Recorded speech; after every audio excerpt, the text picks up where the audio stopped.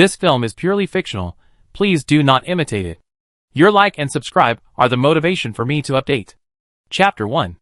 In 2031, human society has entered the apocalyptic era for nearly 20 years.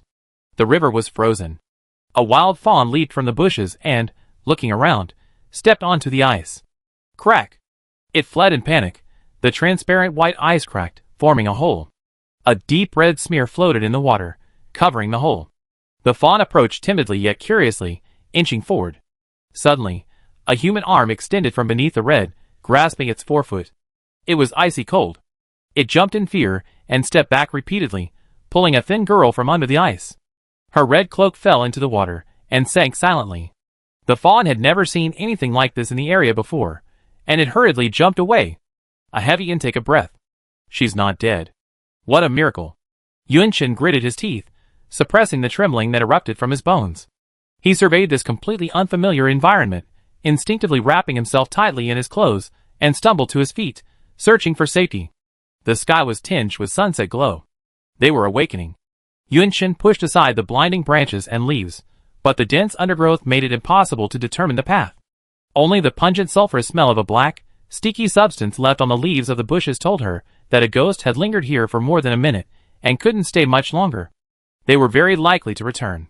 In 2012, a large number of strange creatures appeared in the southeastern cities of Kyushu continent on the planet Telos. They possessed humanoid upper bodies and a black, gaseous lower body. Unfazed by gunfire, they slaughtered humans indiscriminately, bringing about a horrific apocalypse.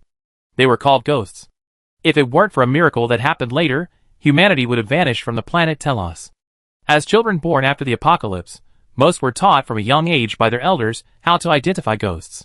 Even Yun-chen, who had previously lived in a safe environment, was subject to constant instruction. She had always shrugged it off, never believing she ever encountered a ghost. It was too late to regret now. She had never imagined she'd fall prey to such a terrible prank and end up in this state. Yun-chen stood behind a sturdy tree and noticed the dust, some of it large, floating in the air. She immediately pulled her compass from the ETC bag strapped to her thigh. The needle on the dial wobbled, unable to locate it, and her face instantly darkened. Only where ghosts gather in large numbers can they affect the planet's magnetic field and gravity. This place is extremely dangerous. Yun-chen suppressed her panic, her clothes still wet. The cold December temperature seemed to freeze her brain along with it. The more dangerous the situation, the more calm you must remain. Her sharp eyes noticed an area among the trees, the ground sparsely covered with weeds, a scene of being overgrown. Whether it was traces of human or animal remains, it should be relatively safe there. Ghosts are only interested in humans and won't harm animals, but animals dislike such lifeless creatures and will deliberately avoid ghosts. Yun-chen trotted, trying hard to suppress his breath, his panting growing louder as the sunset light faded. Night is when ghosts are most active, and she had to find a place to hide before darkness completely fell. When humans encounter ghosts, barring lucky luck, there's only one way out: death. Yun-chen bent down to make her way through the narrow passage of branches and leaves, making it difficult for her frail frame to move. The sharp thorns of the bushes scratched her clothes and the exposed skin on her hands. She had been extremely careful, but the bushes still clung to her blood, and ghosts are very sensitive to the smell of blood. Behind her, in the shadows of the trees, she thought she could hear the piercing screams of a ghost awakening. Yun-chen bit her lower lip and quickened her pace. The passage widened, suddenly opening up. The buildings, overrun by vegetation, were either collapsed or standing. Even in winter, the plants were still lush and beautiful. Yun-chen's heart sank. The sight before her indicated that there weren't many humans gathered here. After a moment's thought, she settled on a direction of escape. There were 3 paths ahead, moss-covered and with flipped tiles, but the original appearance of the roads could still be seen, paths left before the apocalypse. Yun-chen moved forward a bit, gaining a clearer view of the 3 roads further inland. A faint odor of sulfur wafted from the road directly ahead, and grayish-white particles could be seen floating up and down on the roads to the left and right in the light. Whether turning left or right, the compass needle spun rapidly, unable to locate its position. Yun-chen, Humans have developed 3 rules for encountering ghosts. 1. Smell sulfur or see a black, viscous liquid, run. 2. The air is filled with dust, and the compass needle is malfunctioning, run. 3. The temperature plummets below 0, run. Has she fallen into a swarm of ghosts? Suddenly, Yunshin spotted a green flag hanging on the wall of a building covered in vegetation on the right side of the road.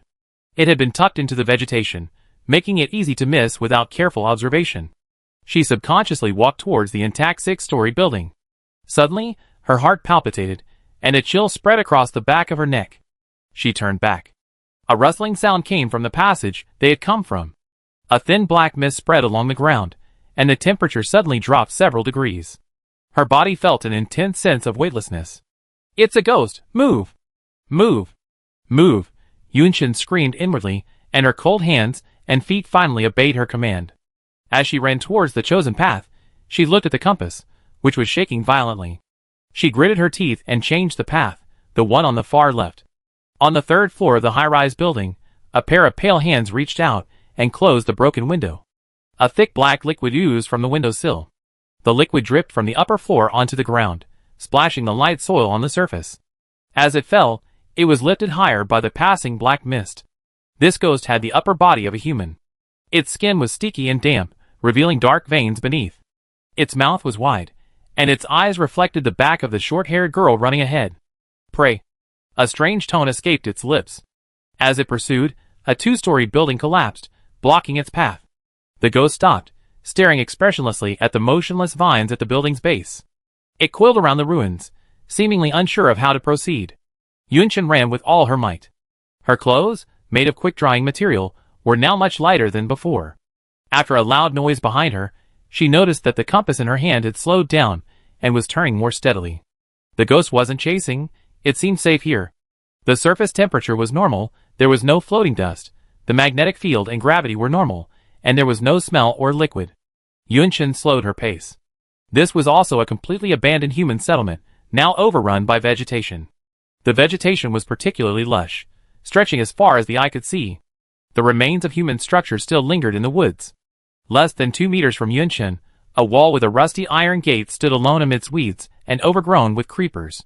A few meters behind the wall lay a half-collapsed brick house. She stepped forward and stumbled. Looking down, she saw several thick vines that had suddenly appeared, one she was certain hadn't been there before. Could this strange sight be? Yunshin had a guess in his mind. "Hello?" She greeted the vines politely. "This is my first time here, and I'm not familiar with your offerings. If you let me stay for a while, I offer my most devout offerings every day." The vines, as if startled, stood upright, their branches trembling slightly. Yunshin was also startled, having not expected the other person to be so timid. She reached out her hand and cautiously approached the vine. "You can feel my sincerity." The vine froze in place, allowing the girl's fingertips to touch its body. The entire vine trembled, and in the area touched by the human's body heat, a small white flower shyly blossomed, petals wrapping around the fingertip. Yunshin stared at the flower embracing her index finger in confusion. She couldn't tell whether it agreed or not, and her finger was still stained with blood. The winter sky darkened suddenly, and the temperature dropped significantly. Yunshin heard another rustling sound behind her, and a scream close at hand. Her cheeks itched, and her eyes tilted slightly. A pale face pressed against hers, a smile radiating from its brow. She felt a gentle touch on the back of her neck. Ghosts at night were even more terrifying, elusive, and seemingly unpredictable. A tug at her fingertips brought her back from her shock, and she dashed behind the iron gate in the wall ahead. The iron gate shook with a clang. The wall served as a dividing line, and the ghosts were grouped outside, repeatedly striking the invisible wall of air. Night had fallen completely, and Yunshin could see a dense circle of ghostly figures on the periphery. Human faces, one after another, pressed against her, staring longingly at her, leaving her with less than 200 square meters of living space. This time, Yunshin wasn't afraid at all. In the half-collapsed masonry building, a soft light emanated, dispelling the gloom of doom.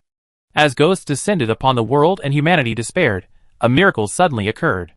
The will of the first city, Xinjing, awakened, providing humanity with a refuge impervious to ghosts. More city wills gradually awakened, allowing humanity to find respite in the apocalypse. In the brick house ahead lay an awakened city will. Yunshin collapsed to her knees, exhausted.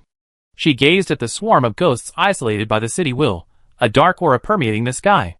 That a city will could even exist in such a ghost-infested region was truly a miracle. A vine poked Yunshin's arm. She looked over. The vine was holding her EDC bag. The strap had snapped at some point, tearing the bag open, and the contents spilled onto the ground. "Thank you." She picked up the items, and the vine helped, pulling over the farthest photo. It kept moving, and the small flowers growing on the top slowly fell.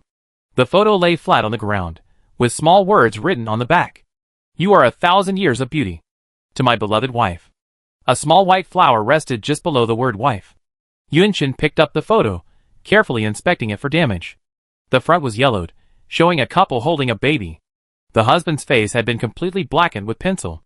She put the photo into her coat pocket, gently smoothing it out. With a bright smile, she said to the vine, "Thank you for letting me stay temporarily. What kind of offering would you like?" The vine remained motionless. Yunshin waited. Silence. A long silence. Only the ghost screamed outside. The vine moved. It pointed at Yunshin's coat. "Yunshin, my coat?" The vine shook. "Is that the photo?" The vine continued to shake. Yunshin asked several questions, but none of them were correct. She jokingly asked, "Could it be me?" The vine immediately moved up and down. Chapter 2. My name is Yunshin. I'm 15 years old, and I'm from Zhongzhou. Like you, he's also a city. After the apocalypse, humanity still uses the previous Gregorian calendar to calculate years. Starting in March 2016, the original concept of a city was abolished, and only areas with a city will could be called cities. Humans living and receiving shelter in a city are obligated to pay tribute to the city will. Different city wills have different preferences for offerings, but they all share one thing. Yunshin introduced himself in a low, tentative voice. The vines, their slightly yellowed branches, stood upright, like a student listening attentively in class. As expected, no city objected to cultural offerings. City wills loved hearing humans talk about all kinds of things. Living environments, customs, even trivial matters. Yunshin immediately raised his voice full of interest. "I don't know why I ended up here. I only know that just when I thought I was going to die, a flash of color flashed before my eyes, and then I was in the river." She made the sign of 1 with one hand, then 5 with the other, her eyes wide. "If that little deer hadn't broken the ice, I would have been 15. The vine slowly tilted, approaching the girl's sign of 1, then retreating, then approaching the sign of 5, then retreating again. Then 2 new vines appeared, forming a gesture that looked like they were folding their arms around their chests in front of the upright vine. Yunshin rubbed his chin, trying to guess what she meant. Suddenly, her eyes lit up, and she clenched her left fist and tapped her right palm. "Don't you understand what 15 means?" A small flower popped from the top of the vine. Yunshin explained, 15 is my age. Every additional year I live, starting from the year I was born, adds a year." She saw the branch in front of her tilt to the side, then 1 branch perched on one side, and then 5 on the other. "Yunshin, are you 15 too?" The vines stood with their hands on their hips. Yunshin stared at the lively vines, lost in thought. She recognized the childlike city will. Zhongzhou will never showed such outward emotion. It was more mature and steady, having served as the missing father figure in her life as she grew up. For this reason, she felt very close to the city will when she met it. Zhongzhou will took good care of her, because her parents had saved their lives through their city will. City wills were chosen agents of the city will, and only they could communicate with it. The Zhongzhou city will was called Ming Ranlin, and she called him Uncle Ming. When she was little, Uncle Ming had always been kind to her, granting her and her mother all kinds of special privileges. After her mother passed away a few years ago, she noticed that Uncle Ming didn't seem to like her very much. Uncle Ming had a son, 2 years her junior, who had always disliked her. This time, she fell into the ghost swarm because they had taken the relics left by her mother and thrown them out of the city. As she was picking up her belongings, a large number of ghosts suddenly appeared, surrounding her. She heard their cries for support and help, and the next moment, her nose filled with icy river water. In this completely unfamiliar area, full of ghostly traces, Yunshin reached under her collar and grasped the necklace inside. It was proof of the promise she had made to her mother. She would live a healthy and happy life, no matter where. A vine tugged at her pinky, bringing Yunshin back to her senses. She said, "I'm sorry, I was thinking about something else. It's so cold, I tend to get distracted. Can I start a fire here? It won't be too close to you." As she spoke, her gaze traced the vine's source, each one entwined with a light source. That should be where the city statues were.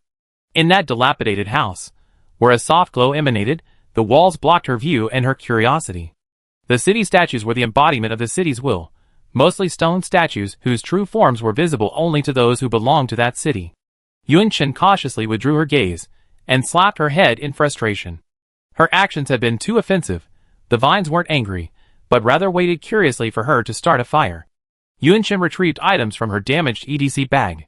It contained 2 magnesium rods and flints, a saver card, and a palm-sized piece of hard, dried meat. The bag wasn't waterproof, and all the items had been soaked by the river, but fortunately, they didn't affect their usability. The magnesium rod's ability to ignite wouldn't be affected by water. Yunshin had already observed the surroundings. There was plenty of dry grass on the ground, and wind-blown branches in the corners, sun-baked and dry. The vine swayed as Yunshin picked up rocks, hay, and firewood. As he scraped the magnesium powder off the magnesium rod with a metal sheet, the vines nodded up and down. Scrape, tap. Scrape again, tap again. Sparks flew from the hay, and the vines stood upright like frightened groundhogs. Yunshin carefully fanned the fire, added dry firewood, and formed a fire break with stones. The fire grew stronger. Ghosts hate light. Many drifted away, and the remaining ones seemed indifferent to the light source. The vines, like curious babies, tried to touch the flames. Be careful. Yunshin immediately stopped her. It burned you, it hurt. The vines understood the pain and curled up, moving away from the campfire. The flames brought more light and warmth to the quiet night. Yunshin took off his outer layer of clothing and placed it by the fire to dry, while briefly tending to his wounds. Seeing the vine's confusion, she explained, I fell into the river today. Although my clothes are dry, they're still cold. If they're not completely dried, I have a fever. Seeing the vines grow more sluggish, Yunshin repeated, humans can get sick, and a fever is a type of illness. A person with a fever has a high body temperature, and they shiver from the cold. She minded shivering. If the fever persists, the person could die. The flowers on the branches fell, startling the vines. It's not that scary. Yunshin comforted the vine. People with a fever should drink plenty of hot water, cover themselves with several layers of thick quilts and blankets, and get a good night's sleep. They'd be fine. The vine turned its back to Yunshin angrily, even though it looked the same from the front. Yunshin said, Do you want to hear about Zhongzhou? The vine twisted its branches and lay down beside Yunshin. Zhongzhou is a place where everyone does everything together. We farm together, make clothes together, eat together, and even the able-bodied children work together, except me. Seeing the vine lift its branches slightly, as if looking at her, Yunshin raised his fingers and scratched his face, turning over the clothes lying by the fire. I'm not being lazy on purpose, they just won't let me do it. I know a lot of words. Then she muttered quietly, although others don't have time to learn, my mother says it's impressive that I know so many words. By then, her clothes were completely dry, so she put them on. The night was cold, and even with clothes on, she felt the chill. Ghosts were still floating outside, and Yunshin swept them over and wrapped his clothes around her. She spoke in a light tone, Zhongzhou's braised noodles are especially delicious. The uncles and aunts make their own seasoning, and even noodles this wide can be cooked to perfection. But noodles are a luxury, usually only available when the supply team has a good harvest. I always manage to snag 3. And there's more. Tung Man listened quietly to Yunshin. There was much he didn't understand, but he knew he would soon understand. As Yunshin spoke, the light on the other side seemed to grow brighter. Yunshin fell asleep as he spoke, his hand still pressed against the patch of clothing on his chest. She huddled beside the embers, tiny and fragile-looking.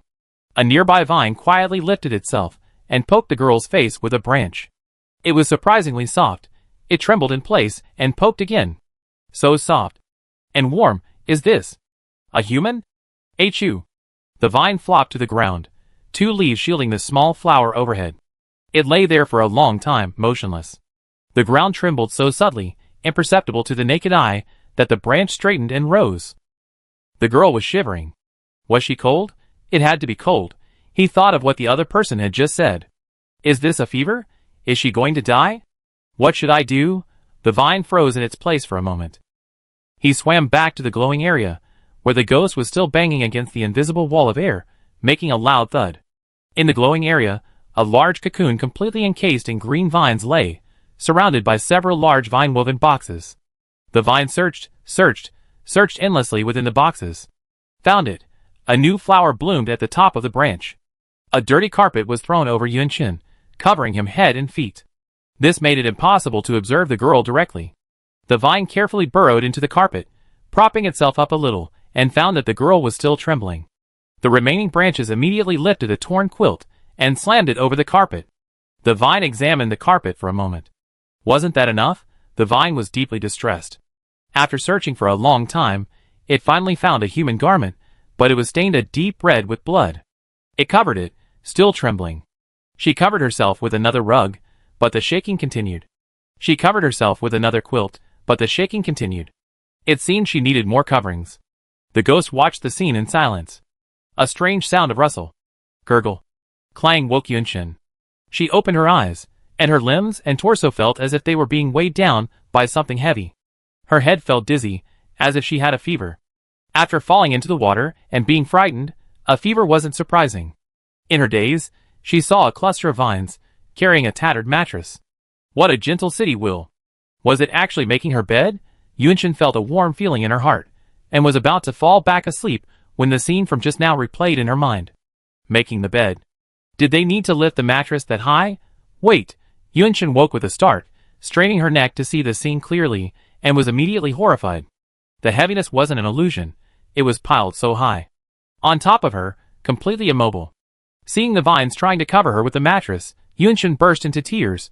Just tell me you don't want me to stay here. Don't bury me alive. I can leave right now. Vine, shock. Chapter 3. Yunshin woke up. The sun was bright, shining through the half-broken roof onto her face, a warmth so intense that she didn't want to move. She stared at the roof for a long time. Was this a dream? Why was there such a large hole in her room? Oh right, she wasn't in Zhongzhou now, but in some unfamiliar place. She had nearly drowned in the river, and then nearly been pursued by a ghost. Finally, she was sheltered by the kind will of the city, and stayed there for a night. Yunshin sat up in a daze, thirsty and hungry. She touched her forehead. It felt a little warm. Did something else happen yesterday? Yunshin, shock. Yes, the will of the city wanted to bury her alive. Yunshin looked around in horror.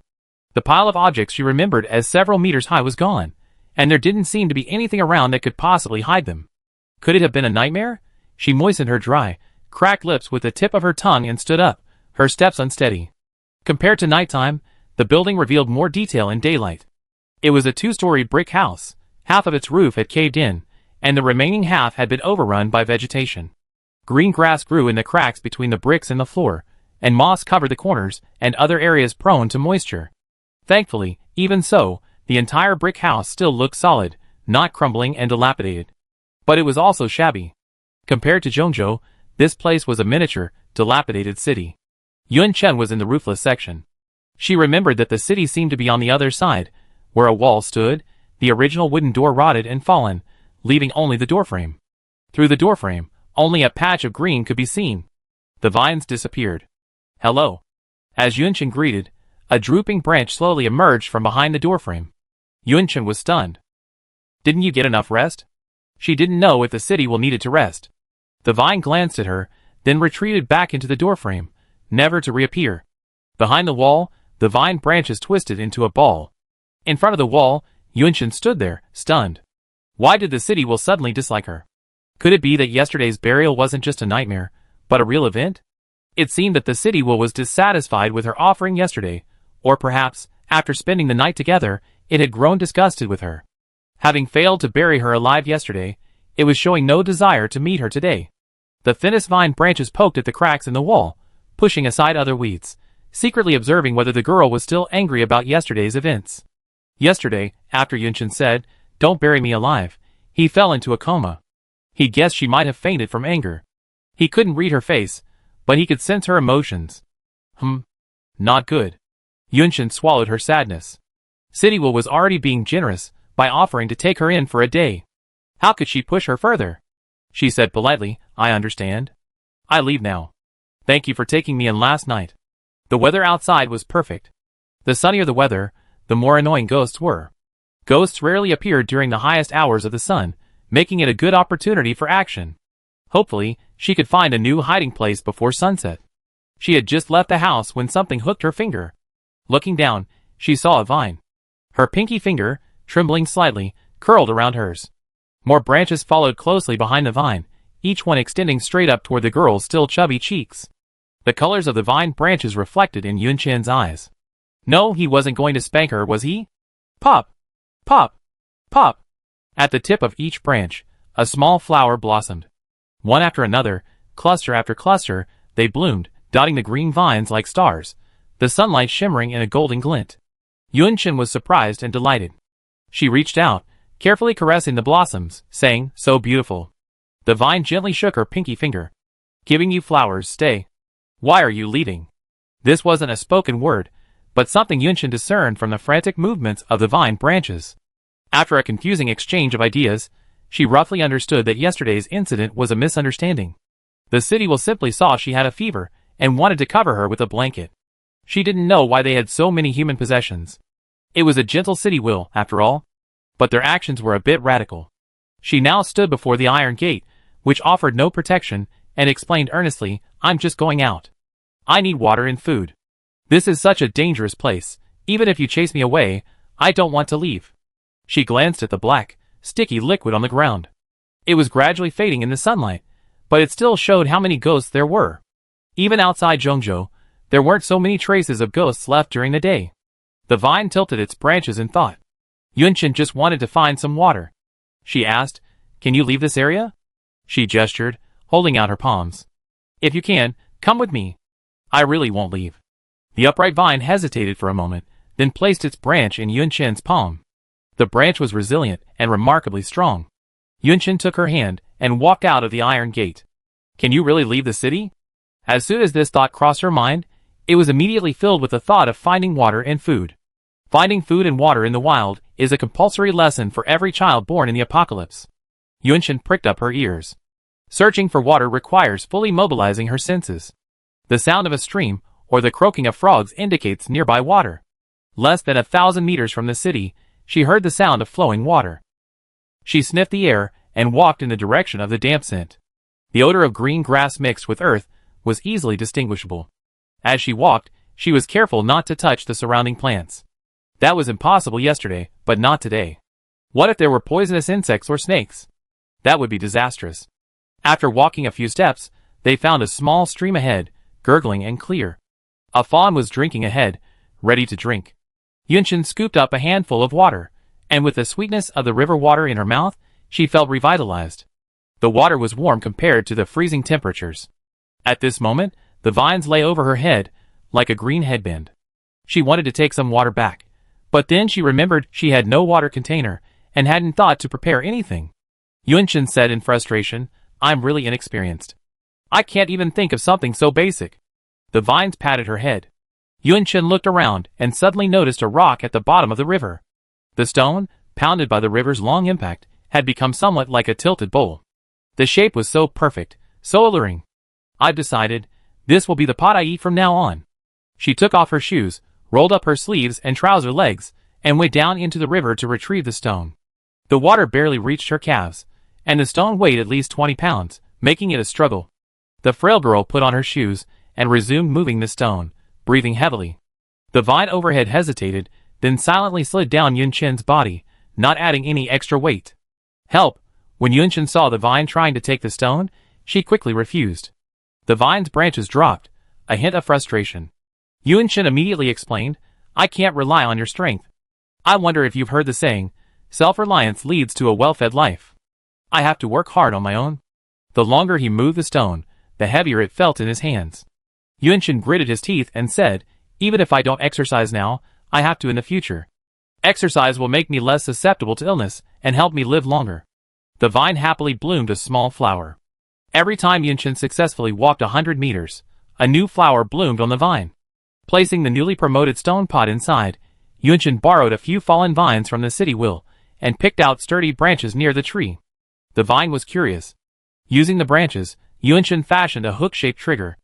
As he tied it with vines, he said, "I'm going to make some traps. These are called elastic noose traps." She had noticed the rabbit holes when she arrived. Just make a few more traps and place them nearby. With luck, a rabbit would eventually take the bait. Seeing that Yunchen was working very hard, Vine enthusiastically pulled off a lot of branches and handed them to him. "Yunchen, thank you, thank you." Relying solely on traps wouldn't work. Yunchen went back to the woods and picked a handful of fruit. There were monkeys among them, so she chose the types they eaten, taking home several large leaves, each half the size of her. While she was pulling leaves from the water container, she discovered some scattered bamboo nearby that could be made into tubes. With a few more tubes, she could bring back a good amount of water. By the time she finished, It was almost dusk. Ghosts were gradually awakening, screams were heard everywhere, a dark aura spread, and an incomparable chill swept across the continent. Yunchen sat in front of the fire, happily showing off her harvest to the city will. First, let's look at our shining star today. Clang, clang, clang. It's Mr. Stonepot. She spread her hands, gestured to the large rock she had picked up from the river, and said with great emotion, "What gives our Mr. Stonepot such a perfect shape? It's fate.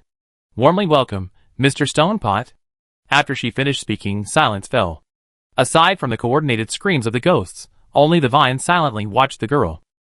Yunchen coughed softly and whispered, "You should clap your hands and help me at this moment, or I'd be embarrassed." The vine tilted its branches as Yunchen demonstrated clapping, swaying up and down. Yunchen enthusiastically continued, "Look at our bamboo tube lady. Her remarkable figure and beautiful coloring make it clear at a glance that she's a treasure capable of shouldering great responsibilities. The water known as the source of life is within her. Welcome, Ms. Bamboo Tube, to join us." Crackle, crackle, crackle. The sound was like a burst of firecrackers, and Yunchen nearly jumped up in fright. The loud applause barely frightened her to death. After calming himself, Yunchen said, "You're very cooperative." She remembered that she didn't know the other person's name. "What should I call you?" The vine tilted its branches again. Yunchen said, "Just your name." "My name is Yunchen, and the Zhongzhou will is Zhongzhou. What's yours?" She watched the vine stand there for a long time, the firelight reflecting off it. Then, it slowly swayed from side to side, and lay flat on the ground, motionless. "Would you mind telling me your name?" The vine swayed from side to side. "Don't you have a name?" The vine nodded up and down. "I heard that after the city will awakens, you know your own name. Would you mind it?" The vine withdrew. "You can also give yourself a name. Names are there to address you, anyway. Don't take it too seriously." The vine remained withdrew. Yunchen scratched his head and said, "How about I just come up with 2 nicknames for you, and you choose?" Swish. Idiman waited expectantly. Yunchen, Problem, big problem. "Your Excellency, sir or madam, great immortal, Jade Emperor, great king of hell, great Rakshasa, little Mimi, little dog, little broken city." Cough. Yunchen stopped abruptly, almost biting her tongue. She looked at City Will guiltily, her hands unsure where to put them, and came up with a lame explanation, "My nickname is Little Death Star." Idiman didn't care at all. He just knew. The girl's tone was most pleasant when she said Little Broken City, a smile in her eyes. It was teasing, a carefree tone. "I like it." As Yunchen made the bed, guilt welled up in his heart. She had actually nicknamed City Will Little Broken City, and demanded she call him that. She was a sinner. What if the other party eventually acquires a city-loving member, and acquires a deeper understanding of human vocabulary? Will she need to apologize? Looking at the simple bed made of large leaves, Yunchen felt a wave of grief. He had originally wanted to ask to borrow a blanket, but now. She lay beside the leaves, a bonfire burning nearby, and a stone pot filled with gathered fruits. Soon, she fell asleep. Her breathing was steady, and she occasionally muttered in her sleep. A vine sprouted a branch from behind the doorframe. It reached forward stealthily, tugging at the leaf beneath Yunchen. Pull it. The leaf moved with Yunchen, just what the vine wanted. Pull it again. He didn't stop until the leaf and Yunchen were pressed tightly against the wall. The vine happily slid back into the doorframe. Behind the wall, a large green cocoon of vines opened a small opening, revealing a stone statue hidden within. The city suddenly brightened considerably, and the ghost retreated. A timid gaze peered at Yunchen through the opening. The round stone statue's grayish-white surface gleamed with a hint of pink, and then the opening closed, forming a large, enclosed green cocoon. Yunchen awoke, feeling quite dazed. She knew she slept poorly after relaxing. But she hadn't expected her sleep to be so bad that she rolled around in the room. Yunchen sighed at the wall in front of her. Why am I the kind of person who rolls around in bed when I sleep? The large green cocoon behind the wall trembled. A vine stretched out, pointing outside. Yunchen's attention shifted, and after that taking in the scene beyond, her brows relaxed, her face filled with joy. One of the bungee traps she set yesterday had actually caught a rabbit. A big rabbit. Chapter 4. It was a gray, adult hare, its back a tan and yellow. It lay on the ground, exhausted and breathing weakly, apparently having been trapped all night. The hare must have weighed at least 10 pounds, and she hadn't expected it to be caught in her crude trap. Just as Yunchen was feeling proud, she approached the trap and noticed something strange about the hare. The tips of the grass blades near the hair were stained with a subtle reddish-brown hue. Her trap wouldn't harm her prey. Yunshin paused, picked up a wind-broken tree trunk from the grass, and poked the hair from a distance. The hair flipped over, revealing a nail embedded in its hind leg, hidden beneath its belly. The nail was halfway embedded in the hare's leg flesh, and the fur nearby was prickly, indicating the bloodstain on the grass tip. Why is there a nail in the rabbit? Yunshin was puzzled. The nail was on the outside of the thigh. It couldn't have been the hare's accidental step. The vine shook its head, indicating it had no idea what was going on. Yunshin grabbed the hare by the ears and led it to the fire. He pulled out the nail through the leaves, and the rabbit kicked its hind legs violently. She took the vines left over from yesterday's trap, tied them together, and tossed them aside. She lifted the nail and examined it closely. The surface of the nail was smooth and rust-free, but visible signs of manual reworking were visible, and its sharpness had been significantly increased. It must have been used as a blowgun. The range of a blowgun depends on a person's lung capacity, so it couldn't have been far. Were there any other humans around here last night? Yunshin asked the city will, her tone filled with the surprise of seeing a kindred spirit. The vine tilted its branches to the right, swaying back and forth. He saw no human. Yunshin was the first human he had seen in so long since waking. For the rest of the time, he was alone, feeling his energy dwindle amidst ghostly screams, growing sleepy and perhaps falling back into sleep. Until her appearance, a new touch of color graced the black world, energizing him. Yunshin, not disappointed by Vine Man's denial, enthusiastically discussed with him, if there are other humans nearby, can they come in? At the thought of other humans coming in, Vine Man froze for a moment, then excitedly declared that if there were more, he would welcome them. Yunshin held Vine Man's hand, his expression etched with "I get it," and said, "It seems we both enjoy the hustle and bustle." Vine Man agreed, but when he heard Yunshin's intention to search for other human traces, he strongly disagreed. Vine Man acted out a melodrama. Branches stood scattered, representing the jungle. A short branch walked through the jungle, and several fierce branches sprang out from the side, knocking the short branch to the ground and tearing it apart mercilessly. The surroundings were utterly silent, the only sound being the wind stirring the greenery. Yunshin pondered for a moment, then suddenly puffed up his face furious. The vines were shocked. He waved his branches. Was he angry, because he wouldn't let her find other humans? He was about to bloom when he heard the girl's voice angrily ask, "Why is the one representing me so short, and the other so tall? Do you think I'm just a dwarf?" The vine silently raised the one representing Yunshin considerably taller. Not particularly tall, but taller than the tiny girl before them. Yunshin was satisfied. She wasn't as short as the cities will made her seem. She was clearly a tall person. She said, "Don't worry, I don't plan on going looking for them. That's too dangerous. Ghosts at night are life-threatening enough, and the dangers lurking in the bushes during the day are equally serious."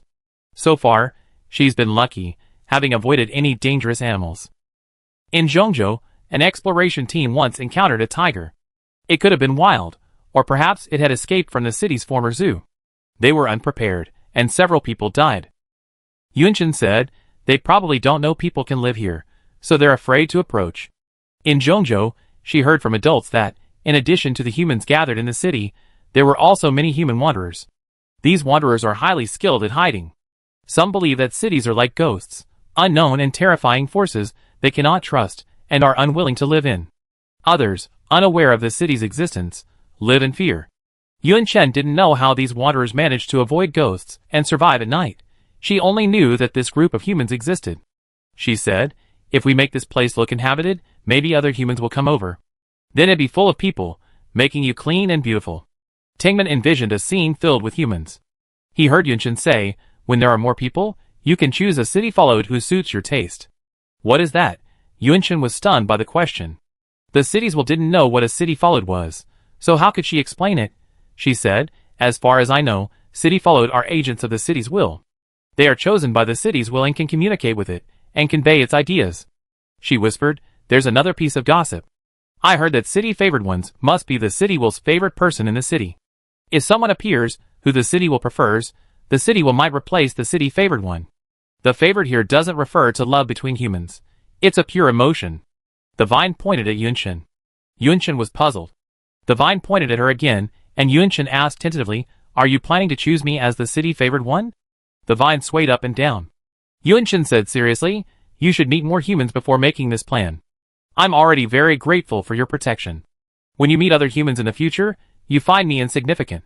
The vine, confused by Yuan Chen's words, shook its branches anxiously. No matter what kind of human appeared in the future, there would be no one she liked more than him. The flowers bloomed, conveying a heartfelt message. After his mother's illness worsened and she passed away, Yuan Chen believed that no one in the world would ever love him again.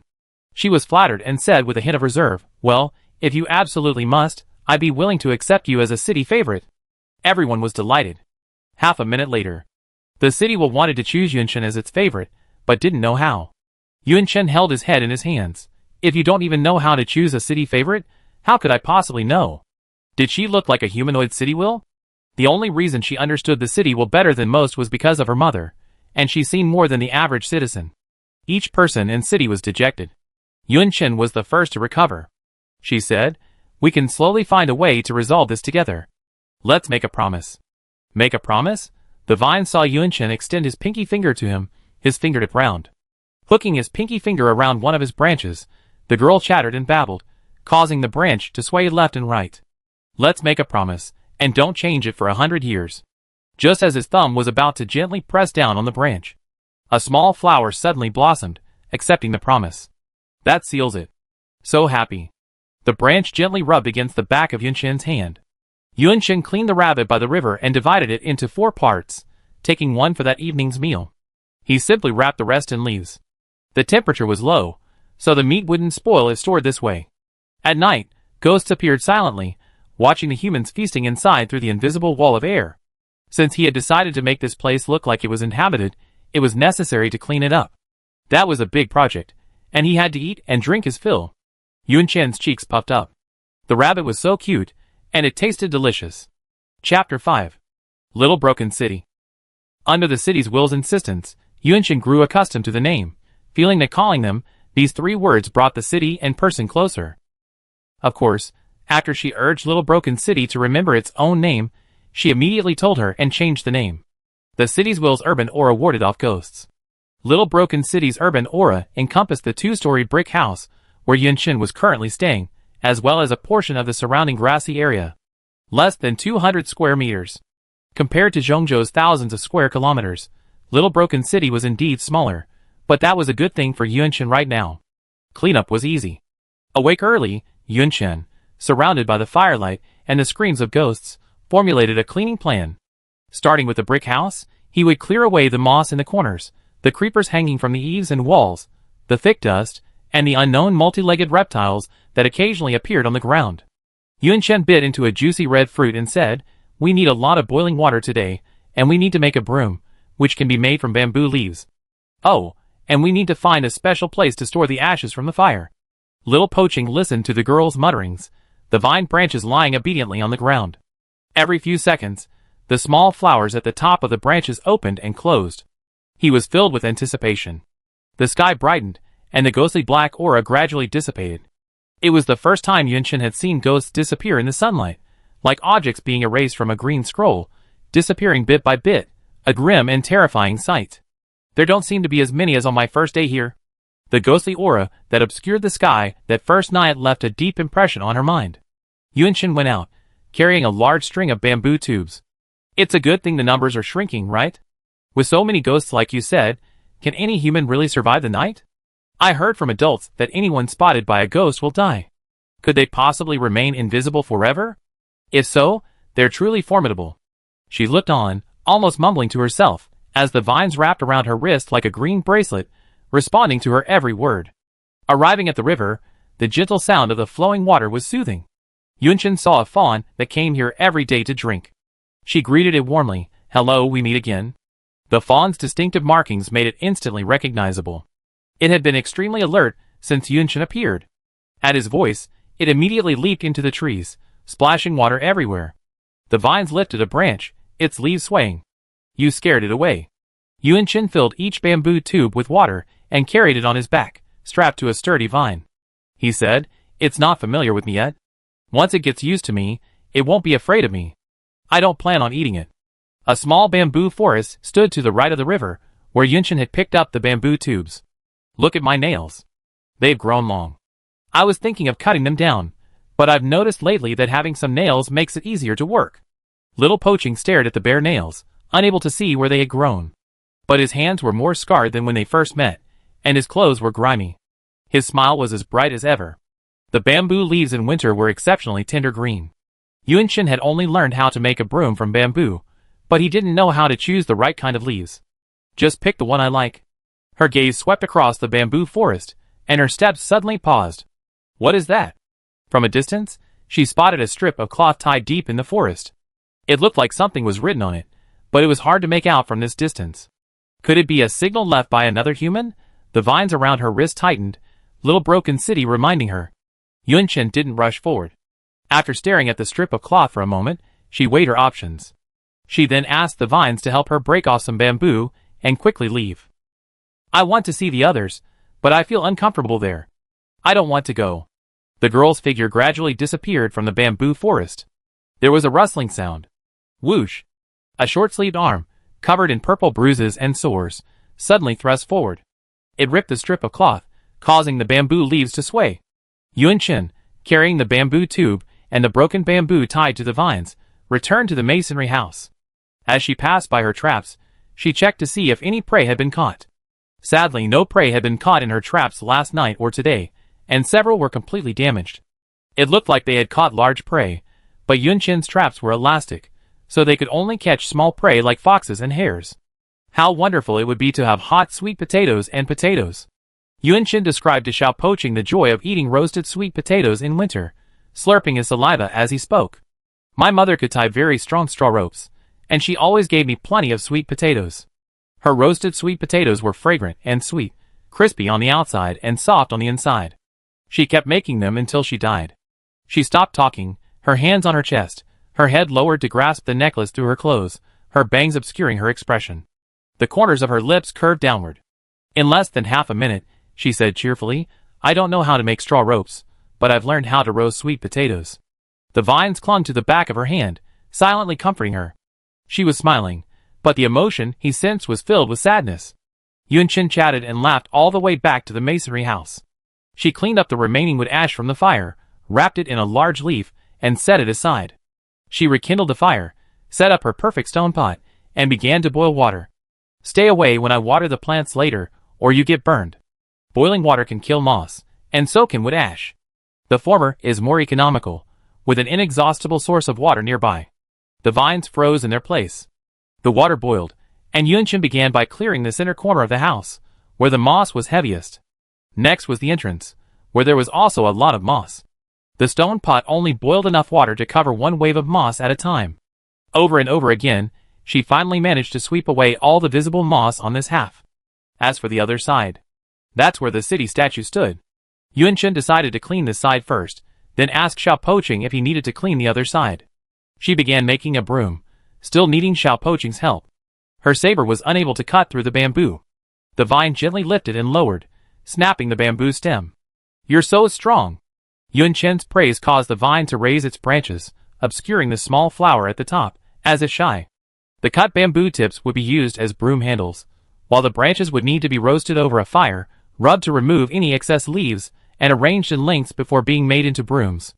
It was impossible to complete all of this in one day. Yunshin could only roast the branches today and finish the broom tomorrow. At night, ghosts appeared on schedule. Sitting in front of the fire, watching the ghosts outside with Little Poaching was Yunshin's only entertainment before bed. Ghosts were all human-shaped from the waist up, ghostly from the waist down, with pale skin and ferocious expressions that were chilling. After watching them for so long, Yunshin grew accustomed to their terror, and even managed to tease them. They all looked the same, but which one can fly? At dawn, Yunshin yawned and continued making brooms. After spending the entire morning, her bamboo broom was finished. While it had many imperfections, they were still usable. The moss that had been doused with boiling water yesterday vanished with a single sweep today, revealing the original concrete floor. The bamboo broom swept the accumulated dust out of the house, and Yunshin gradually pulled out the green plants growing in the cracks in the wall. The house, once invaded by plants, was now filled with a scent of human life and gradually returned to its original appearance. Little Poaching danced with joy as the house became increasingly clean. Vines drifted across the ground, leaving no dust or dirt to cling to them. Originally, there were only plants and dilapidated walls, but now there was a kitchen with a fire and a stone pot, a bed made of large leaves, bamboo tubes hanging from the wall like ornaments, and a corner filled with miscellaneous items. The vibrant atmosphere of life told him he was no longer alone. Someone was there to keep him company, offering to clean him. The vines drifted across the ground again, inspecting the kitchen, bedroom, and storage room. Over and over again. At this moment, Yunshin was pulling weeds from the steps leading to the brick house. She was so tired that she couldn't stand still and sat down on the steps, her stomach rumbling. The vines immediately came to her side, touching her arm and massaging her feet, anxiously. Yunshin said, "It's okay, just rest for a while. I've been doing too much today." The vine burrowed under Yunshin's palm, propping it up. Then, with two other branches, it wrapped around her, gently massaging her. Yunshin paused for a moment, then felt the support on her back again. She leaned back. After a moment, her head tilted, resting against the flowering branch. "I miss home." The vine paused in its massage. "Home is where my family and friends are. After Mom passed away, I had no home."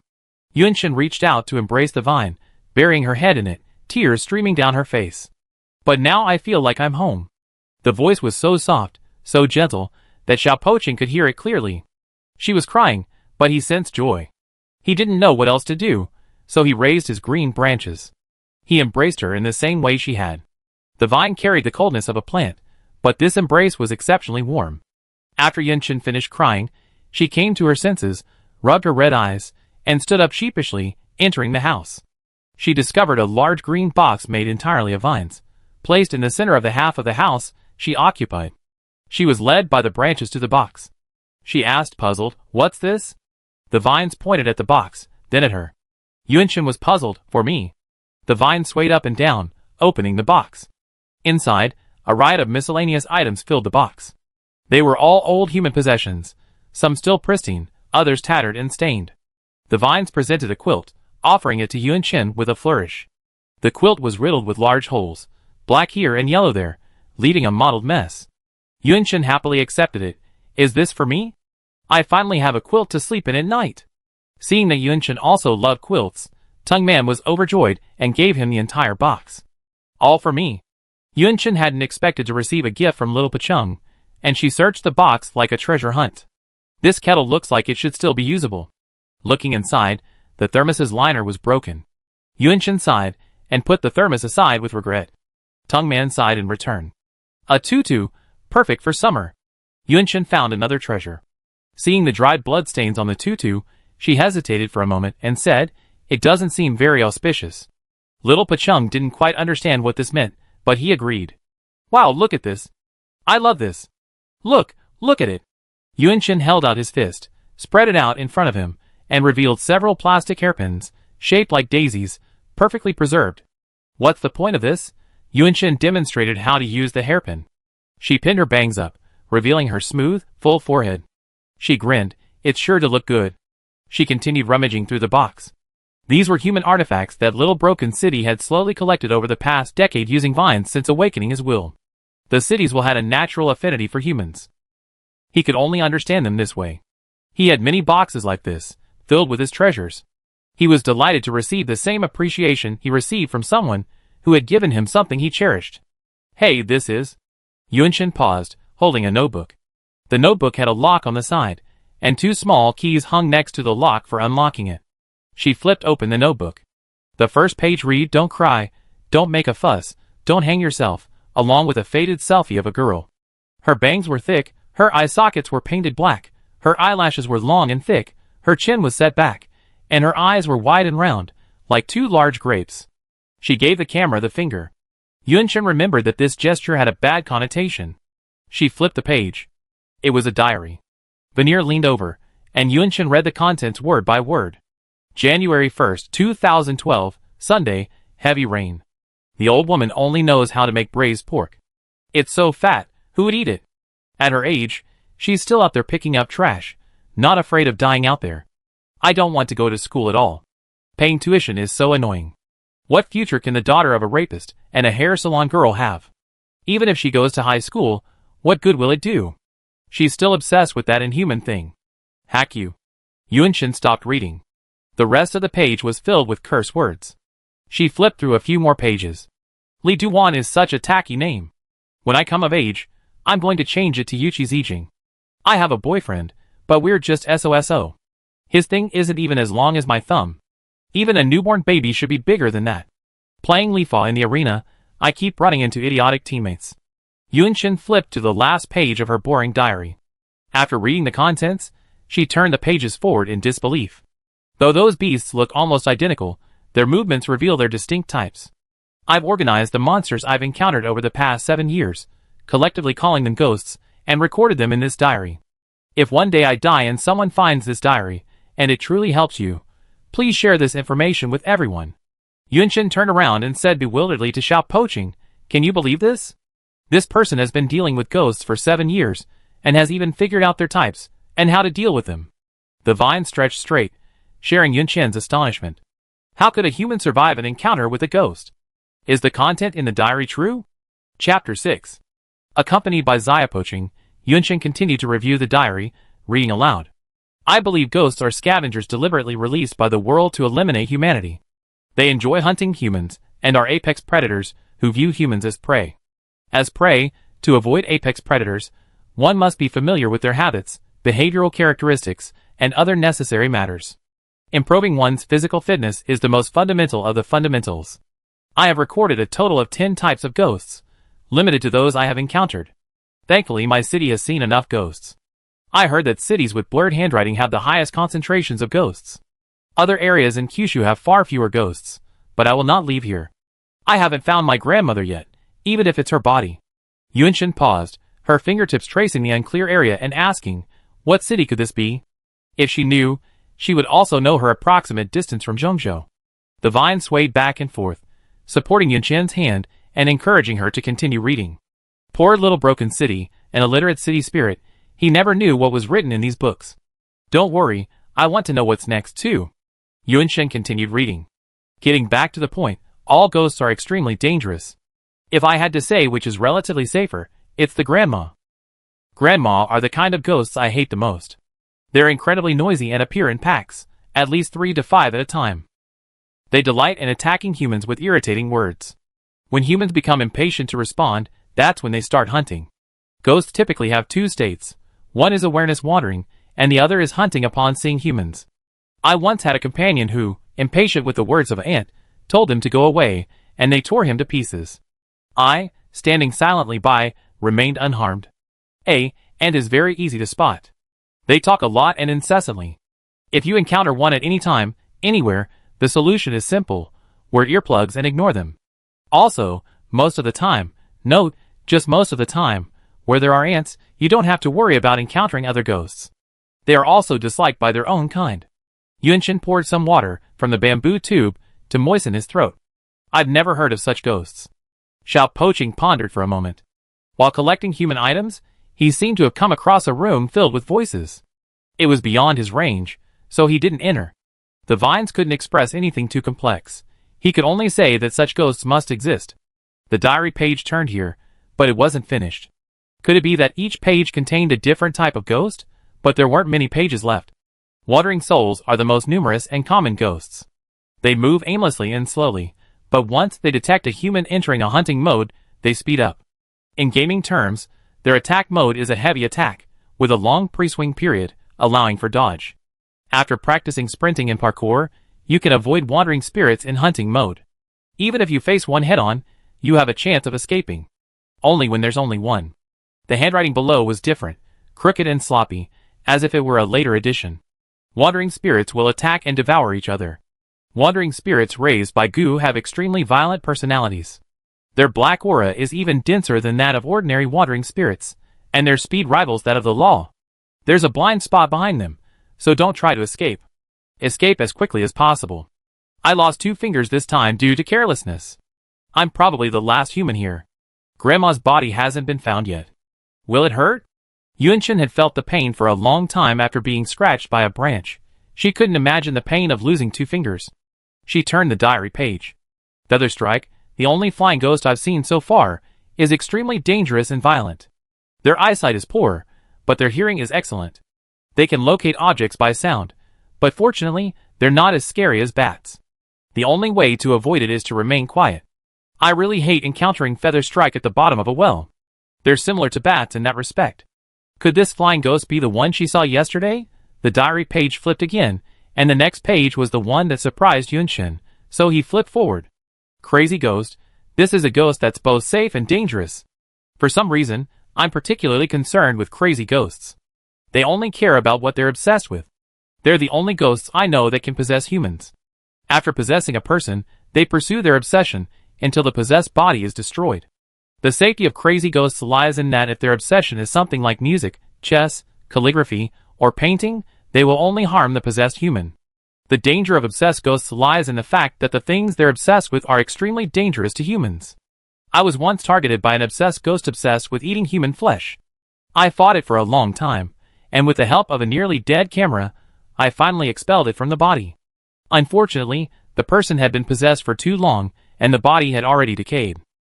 By the way, obsessed ghosts that possess humans can move during the day.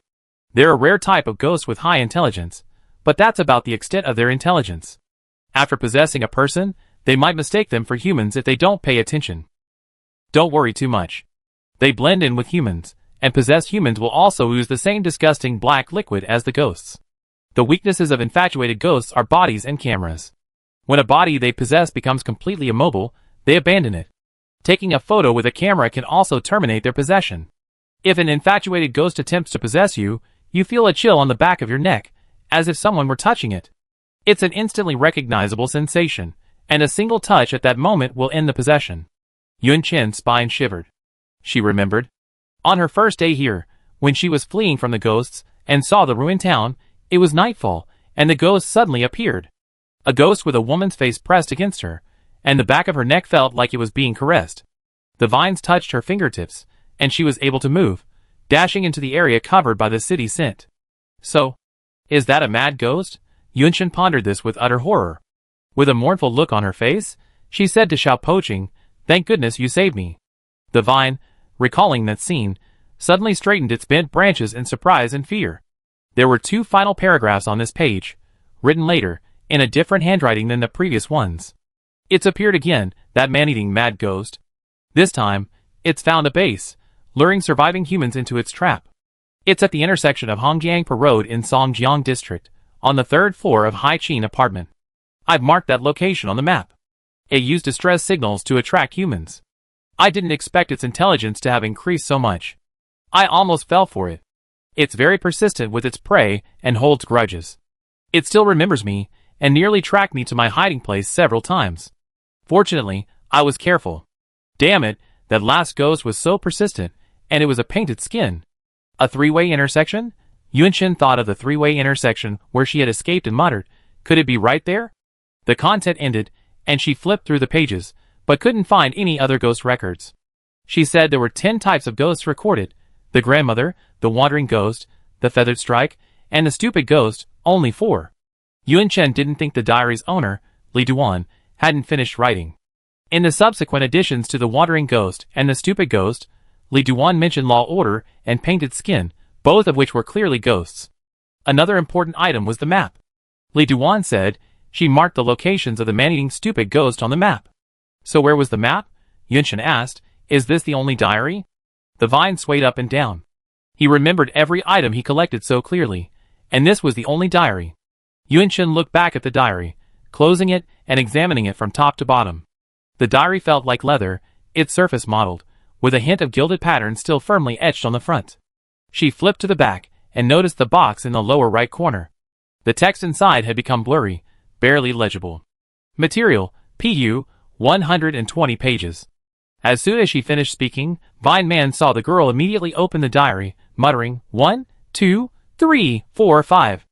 Yunshin counted the pages and said, 62, only 62. The diary had coils inside, so tearing a page wouldn't leave a mark. She hadn't considered the possibility of missing pages. It now appeared that the diary was incomplete.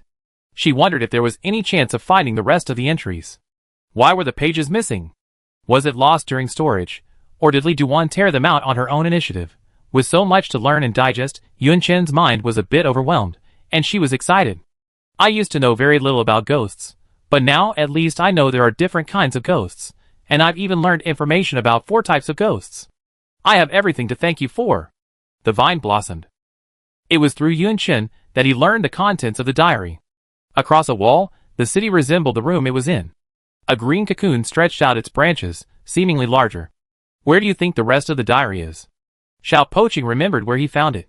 It wasn't far from here. He could take Yunqin there tomorrow. Yunqin immediately sang, "Is there anything better than you in this world?" "No." The vine raised 2 leaves, blocking the small flower at the top, and twisted its branches left and right. It was late at night. Yunqin took out a piece of rabbit meat and stuck it on a branch next to the fire. Sizzle! The fat dripped into the flames, and the ghosts outside the city screamed. Yunqin spotted the flying ghost again, half a body taller than the others, floating in the air. "Is this the feather strike? My eyesight isn't great, but my hearing is good. I give it a try." Yunqin picked up a round stone, waited twice, raised his arm, and threw it. Swish! The stone hurtled towards the iron gate. Swoosh! The vines rushed toward the stone. "Hey, wait! This isn't for you." Yunqin watched helplessly as the vines caught the stone and swam toward her. The stone returned to her palm, and the vines were already sprinting. Yunqin, Chapter 7. It was a new day. Yunqin woke up with a sore arm, the result of throwing too many stones last night. If she hadn't been so sleepy she couldn't open her eyes, Xiao Poqing would have been still interested and planned to keep playing this new game with her. The sun was halfway up, hanging on the horizon. The ghosts surrounding the brick house gradually disappeared. Amidst the screams left behind before disappearing, Yunqin picked up the enamel basin and poured some water from the bamboo tube to wipe the wounds on her body. The enamel basin was from the vine box Xiao Poqing had given her. It had a red rim and 11 character printed on the inside. It was well preserved and had not rusted.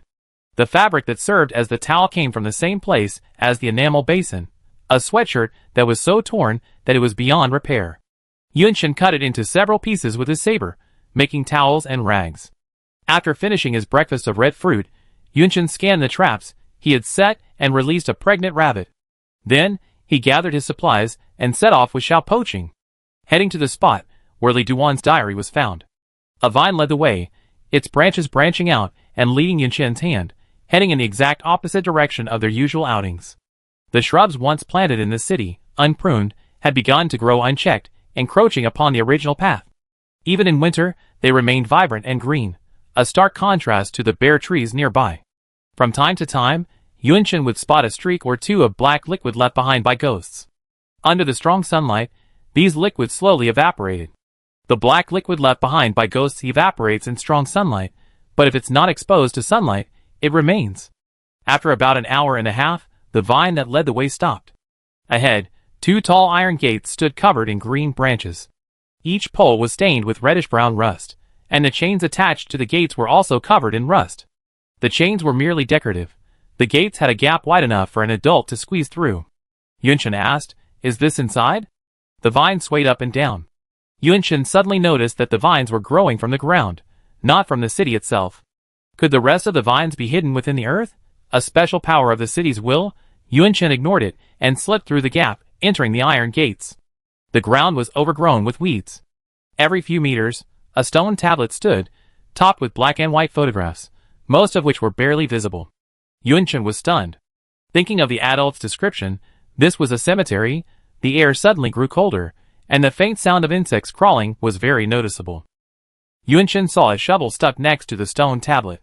It was intact, except for a slight break in the wooden handle. Without hesitation, she pulled out the shovel. It was hers. The little broken vine swam forward, as if worried Yunqin wouldn't be able to distinguish vines from other plants. It deliberately sprouted a small flower at the tip of one of its swaying branches. The only flowering branch here. Yunqin, amused, picked up his shovel and immediately followed. A moss-covered dry well, with a stone slab lying beside it. Vines were moving the slab, also covered in moss. Yunqin noticed what looked like writing on the slab. She squatted, setting the shovel aside, and took out her military knife to scrape away the moss. The dent reappeared, and the writing emerged. It read, "Secret. I like having a well near the campsite. I can get water instantly without having to search for a source. Thirst, hunger, and fatigue, sometimes I can just endure it. But I can't bear the dark despair. When will the road to hope open?" Yunqin silently recited these words. She didn't know when the road of hope would appear. Why was it called a secret? Suddenly, a nearby vine reared up, drawing Yunqin's attention. After the stone had been removed, a rectangular pit, over a meter deep, lay empty. Nothing remained. This little, shabby city truly hadn't left anything behind. Is there anything surprising about this pit? The vine shook its branches anxiously. Yunchen asked, "What's wrong?" The vine gathered a pile of fallen leaves with one branch and placed them in the pit. Pointing to Yunchen's pocket, it used another branch to scoop up half the leaves. After a moment, a third branch scooped up the remaining leaves, covered the stone slab, and then opened it again. The vine was shocked. Yunchen understood. "You mean you didn't take everything back then, so there should have been quite a bit left, but now it's all gone?" The vine nodded. Yunchen rubbed his chin. Could it have been discovered and taken away by other humans? The vines were dejected, and the little flower was withdrawn. It had been a wasted trip. Nothing had been discovered. It had been meaningless. Yunchen comforted him. "We can't demand a reward from everything we do. The very fact of being here is meaningful. Look, didn't I pick up a shovel?" She pointed at the shovel on the ground. Pop! The little flower bloomed again. Yunchen walked to the dry well beside the stone. Not far away stood a stout tree, its trunk thick enough for several adults to hug. The well was deep and completely dry. The walls felt dry to the touch, but moss covered the mouth and rim. She had looked in that direction because Li Duan's diary mentioned the well. Looking down from above, the dry well looked unremarkable. Yunchen walked to the side of a large tree. The trunk and bark were unremarkable. She walked back and looked at the stone slab again. The words on the stone slab remained unchanged, but her perspective had changed. The vine saw the girl standing there in a daze. Then, picking up a dry branch from the ground, she scratched a diagonal line across the stone slab. He heard her say, "So this is the secret." The dry branch scratched from the last character Jing on the first line to the previous character Xia on the next line. Each line progressed one character further, until the final line came out. "There's a secret passage under the well." This was the message Li Duan had left on the stone slab. This must be referring to the dry well. Yunchen gathered a lot of dry grass, rolled it into a small ball, lit it, and threw it into the well. The ball touched the bottom of the well, and the flames were still burning. Yunchen pondered how to get down. The vine volunteered, demonstrating how to throw a branch high up into the well. After reading this, Yunchen was silent for a moment. He said, "Even if I wouldn't have died by jumping straight down, you have killed me by throwing me down like this." Xiao Poching, shock. He humbly asked for advice. Yunchen brought some materials to start a fire, tied a vine around his waist, and used another vine to climb, all of which were fixed to the outside. She grasped the vines with both hands, and slowly descended along the wall of the well. The wall was not slippery, and there were a few subtle indentations in the fixed areas, but they were clearly footholds. She became more and more proficient in her descent. The further she went, the smaller the area of light she could reach. Yunchen reached the bottom of the well, and crushed the grass ball she had just thrown into ash. He then stepped on the circular spot of light and observed his surroundings. The bottom of the well was dark, but Yunchen seemed to see a path, its pitch blackness terrifying. The branches of the little poaching vine wrapped around her wrist, giving her a lot of courage. Yunchen quickly lit a small grass ball stuck on the branch. The flame illuminated the surroundings, and the brick pattern of the well wall was clearly visible. To her right, in front of her, was a door half a person's height, simply latched. She unhooked it and pulled it upwards. The faint flame of the grass ball peeked inside, barely revealing the outline of the interior. Yunchen was astonished. Was that actually a room? She held the door with one hand and slipped inside. When she loosened her grip, the door closed automatically. The simple torch in her hand had consumed its last bit of life. Pitch blackness. Little poaching, shock. Yunchen felt her wrist tighten. What's wrong? Is there something strange? Is this unsafe? She quickly lit a new fire, and saw the vines following her were trapped by the door, which had automatically closed. Yunchen hurriedly asked, "Did it hurt?" The vines swayed. He didn't feel any pain, just a start. Yunchen, understanding the meaning of Little Broken City, said, How come you're even more timid than me?" In the dim light of the fire, Yunchen discovered a spacious space. In front of her was a table with a kerosene lamp on it. She had seen kerosene lamps in Zhongzhou, and knew how to use them. There was still oil in the lamp. She lifted the wick and lit the lamp, brightening the room considerably. It was about 5 square meters. There was a small table, a small bed, piles of miscellaneous items, and a narrow hallway. The height was about 60 feet. Don't ask how Yunchen knew. She could walk up right here. The top was exactly a head's height above her. Is this where she lives? The quilt on the bed was neatly folded and covered in dust. Yunshin took a few steps and noticed something on the floor. She picked it up. It was a plastic bag containing several sheets of paper. On the paper was Li Duan's handwriting. She removed the paper from the plastic and read it. My compatriots, when I wrote this letter, I had already decided to set off. I suppose I should have made better choices than most people would, but as my grandmother often said, I'm inherently restless, and I want to explore everything. This is one of my bases. If you find this place, and can understand this letter, you're human. You may take this place and all the supplies.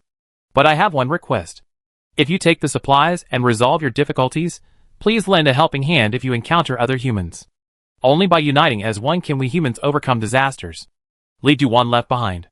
The second piece of paper read, if I hadn't returned, the things under the bed would still be there. Yunshin murmured, she's really changed.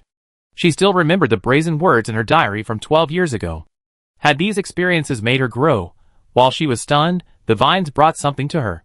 It was the thing she had found under the bed, stored in a plastic bag. Xiao Poching saw that Yunshin wasn't happy, and he couldn't understand why. He opened the plastic bag, revealing 3 items.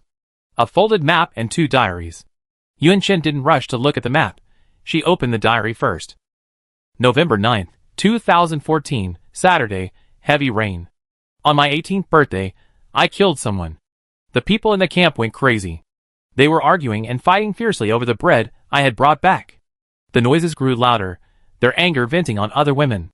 I watched coldly as they attempted to demonstrate their conquest with their genitals, slashing their necks with knives. Everyone turned away from me, voting for me to leave the camp. They said, "You're a beast like your father. Your father is a rapist, you're a murderer. It's too dangerous for you to be here." I looked at the women, but they didn't dare look at me. They didn't remember me teaching them how to avoid ghosts, or how I found the resource points marked on the map, or how I rescued them from monsters and built this camp. I survived because I have experience, strength, and skill. They survived because of me. Humans are disgusting. I can live better on my own. I know my goal clearly. Survive, find my grandmother, and live a better life with her. And at the bottom of the page, new words appeared. 18-year-old me, you're strong. We started in hell, and perhaps the end will be hell again. But while navigating hell, I encountered countless beautiful things, and I believe miracles will eventually happen. I will redouble my efforts to survive in hell and witness miracles. P.S. That camp was discovered by ghosts, and everyone was dead. The day I found out, I happily ate 4 potatoes. The following pages are blank, followed by Li Duan's summary of survival techniques. Be prepared for danger in times of peace. Don't let a comfortable environment ruin your awareness of danger. Only your own strength is worth relying on. Yunshin flipped through a few pages, and suddenly felt deeply ashamed. Li Duan was so desperately trying to stay alive in such danger, but what about her? I want to live too. Xiao Poching stared blankly at the girl, her body ablaze with flames. She swept through the room, like a whirlwind, wrapping all her belongings in sheets and fortifying them with quilts. The enormous package, larger than she was, pressed against the narrow space, crushing her petite frame. Sister Duan, you are my role model. I want to become as strong as you. She dragged herself forward, struggling to make her way to the door. As she was leaving, the sheet of fate caught her neck, threatening to suffocate her on the road to success due to her lack of intelligence. Yunshin waved his hands. Help, help. Xiao Poching, Chapter 8. Before leaving the well, Yunshin tore off a blank page from her diary, wrote a note with a pen that came with it, and sealed it in a plastic bag on the table. Hello, I'm Yunshin. Thank you very much, Sister Duan, for your help. I will always remember your kindness. She had brought back many items from Li Duan's underground base, all extremely helpful survival tools. With Xiao Poching's help, Yunshin carried the heavy package all the way back to the masonry house. She eagerly counted the items. There was a kerosene lamp, not the one on the table, but one piled among the miscellaneous items. Yunshin didn't take the kerosene lamp on the table. She believed that Sister Duan, so formidable, might still be alive. If she couldn't light it when she returned, she wouldn't be able to see the note she left. The kerosene for the lamp was also in a long, red barrel, overflowing with kerosene. The fuel was there, as were the fire starters. Over 20 palm-sized matchboxes were sealed in a plastic bag, each match still damp and ready to use. 3 clean metal cans, tied with wire for hanging, could be used for boiling water or other purposes. Yunshin lifted the cans and gently shook them, the clanging sounding delightful. "Look, I have a new kettle." She was delighted. The vines lay nearby, clearly a pile of human belongings, yet their spirits were low. Yunshin ignored her as she continued to count the items. 3 tins of compressed biscuits, each weighing 4 kilograms. Although long past their expiration date, as long as they hadn't spoiled, they were still edible. 2 boxes of Sunfu Mountain Spring mineral water, for 5-liter bottles per box. 2 ropes with locking buckles at both ends, 2 long spools of fishing line, and a hand-cranked multifunctional flashlight. Yunshin had seen similar supplies in Zhongzhou, and could name them all. She knew how precious these items were in this end-of-the-world world plagued by ghosts. Xiao Poqing stared curiously at the flashlight, which resembled a small brick, in her hand. The hand-cranked flashlight was rectangular, slightly larger than her palm. It had several rotary knobs and numbers on the front, seemingly functioning as a radio. The back had a hand crank, and the side had a flashlight on-off button. She cranked the handle for about a minute, then pressed the button, and a bright light shone from the circular tip of the flashlight. The vine stood upright, startled. He extended a branch and gently touched the flashlight's glowing spot. It retracted in less than a second. Yunshin pressed another button, and a beam of light shone through the gap in the flashlight. She flipped it up and discovered it could also be used as a small desk lamp. Good baby. Not sure how long the battery life would last, she tested later. She turned off the flashlight and was about to put it away when the vine rested on her hand, pointing to 2 round buttons on the flashlight. Yunshin said, "This should be a radio. I wonder if it works." She pressed the button on the front of the flashlight. The sound of electricity continued. Xiao Poqing had never heard such a sound before, and he spun in circles excitedly. Yunshin rotated the 2 frequency tuning buttons on the front. ZZ. ZZ. ZZ. Oh, ZZ. Was there a sound just now? Yunshin paused, staring blankly at the upright vine. Xiao Poqing wasn't sure either. Yunshin carefully tuned the frequency for a long time, but there was only a buzzing sound. She only stopped when the battery she had just cranked ran out. I must have misheard. Yunshin shook his head, ignoring the matter. The flashlight, cranked for 1 minute, lasted about 10 minutes, better than she expected. She put it in her trouser pocket and continued to organize other supplies. She was about to reach for the newspaper wrap bag on the striped cotton sheets, but her arm brushed against 2 long leather objects, causing her to stop and pick up those first. She opened them, her eyes awestruck. 2 sharp straight knives. When the children of Zhongzhou took survival classes, the adults who taught them always said that a survival knife was essential in the wild, and a good one could be a great convenience. Most of the straight knives people have today are from before the apocalypse, and every broken one is a lost cause. As the knife before her scabbard emerged from its leather sheath, a sharp, cold light flashed, and Yunshin realized once again just how powerful Li Duan was. She could so easily give such a knife away. The straight knife on the left was entirely black, even the blade. The handle had 3 noticeable screws, and a hole at the end allowed for hanging. The entire knife was about 26 centimeters long, with a drop-shaped blade that occupied half its length. The knife felt perfectly weighted in his hand. Yunshin swung it twice through the air, happily saying, "I'm telling you, this knife is incredibly handy. Look at its length. It's perfect for skinning rabbits. It's even better than my saber." Xiao Poqing saw the girl's bright smile as she said skinning rabbits, and the vines trembled for some reason. Yunshin then looked at the other straight knife. It had a silver-black blade. The handle was about the same length as the previous one, but the blade was longer, more slender, and grooved. It was a combat knife. Its handle was made of thick leather, and it felt heavier in the hand than the previous one, making a duller sound when it swung. Yunshin couldn't stop laughing. She sheathed the 2 straight blades and held them close to her chest, pressing them against her face, grinning idiotically. Xiao Poqing, The remaining items, except for the hoe and shovel, took up very little space. Yunshin opened a paper ball, revealing a coiled nylon rope. She untied it, and saw it was a belt.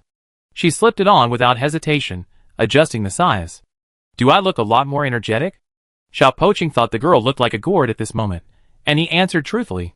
Yunshin, Xiao Poqing didn't understand why the girl suddenly turned her back on him and stopped talking. The other paper balls contained a pair of brass knuckles, elbow and knee protectors, wrist bandages, a blanket, several rolls of bandages, and 4 packets of seeds. The seeds were packed individually in plastic bags, each labeled radish, chrysanthemum garland, and green vegetables. They were then packed together in a larger plastic bag. Yuan Shen looked at the house, which had filled half its space with supplies, and was deeply moved. Thank you, Sister Duan, thank you, little broken city. I, Yuan Shen, will be able to live a good life in the future thanks to both of you. The vines swayed their branches slowly, listening to the girls chatter until night fell. I want to exercise. I want to farm. I want to hunt. I want to make this place beautiful. Yuan Shen, chanting from heaven to earth. Yuan is number one, faced her homemade lever, beaten black and blue by fate's pull-ups. She couldn't even do a single pull-up. Her ideal, a girl effortlessly completing dozens of pull-ups, sweat dripping down her face, a carefree expression. Her reality, a girl clinging to the pole like a stubborn frog, refusing to let go, her face flushed and ears nearly collapsing. Xiao Poqing watched Yuan Shen, bewildered, struggling to hang from the pole, wondering what he was doing. Was the pole fun? I can do it! She roared, exerting her upper and lower arms, moving her body upwards 2 centimeters. Damn it! Snap, snap! The vines clapped. Branches reached out to the pole, mimicking the girl's movements, gently lifting one after another. Yuan Shen, She suspected Xiao Poqing was mocking her. Despite this provocation, she successfully completed 3 pull-ups. Even the ghosts outside the city screamed for her, though they screamed all night long. Yuan Shen happily washed up briefly. Tonight, her bed was luxurious, with a single quilt beneath and another intact quilt covering her. Before falling asleep, she rested her head on a vine branch and retrieved Li Duan's diary from its plastic bag, her pen resting at the bottom. The diary contained not only Li Duan's entries, but also her summary of training and survival techniques. These 2 diaries didn't record the remaining 6 types of ghosts. Yuan Shen placed the first diary with the others, flipping through a random page as she read to Xiao Poqing. Keeping a diary is a good habit. It helps me reflect on what kind of weirdo I was in the past, how many mistakes I've made. Most importantly, it allows me to leave a trace of my existence in this world. My name is Li Duan, a local. I was born in a toilet. My mother's name is Li Weiying. I heard my mother wanted to drown me in the toilet because she was raped while working the night shift at a barber shop and got pregnant. My grandmother couldn't bear it, so she saved me and raised me. I remember she would go out every morning at 4:30 to help other people sweep the floors and wash dishes. After sweeping, she would pick up trash. She earned 30 yuan a day, and she gave me 20 yuan, telling me to save it and study hard to become a successful person. She said my granddaughter was so talented, she would definitely get into a good university and get a good job. She couldn't imagine that a monster would one day appear in the world. The day the ghost appeared, I stayed up all night in an internet cafe. When I got home, I couldn't find her. I regretted day and night. I feel so sorry for my grandmother. Yuan Shen touched himself, the outline of the last few lines of text blurring. She said, Sister Duan was very sad at the time, maybe even crying. Little Poqing still had a vague understanding of the contents of the diary. He leaned against Yuan Shen, feeling her shared sadness. Yuan Shen took out a pen from the bottom of the plastic bag and turned to the last blank page of the diary. He wrote as he spoke, My name is Yuan Shen. I was born in Zhongzhou. I don't know if I'm actually from Zhongzhou. My mother's name is Yun Zhongshu. She passed away 6 years ago. She loved me very much and said my birth was a miracle. My father abandoned me and Mom when I was just 1 year old. Mom said he was going to do something important. What important thing could be more important than family?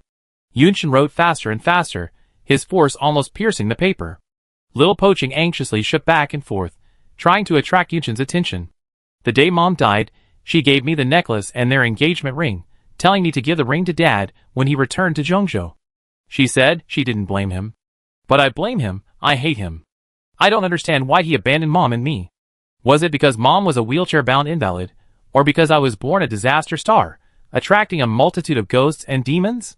The pen ran out of ink, unable to write any more. Yuan Shen paused and closed her notebook.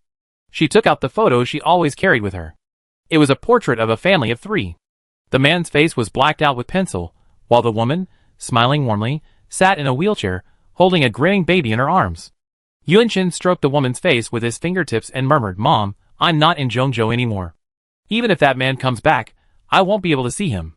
Will you blame me? She pressed the photo to her chest and closed her eyes. Her hand moved.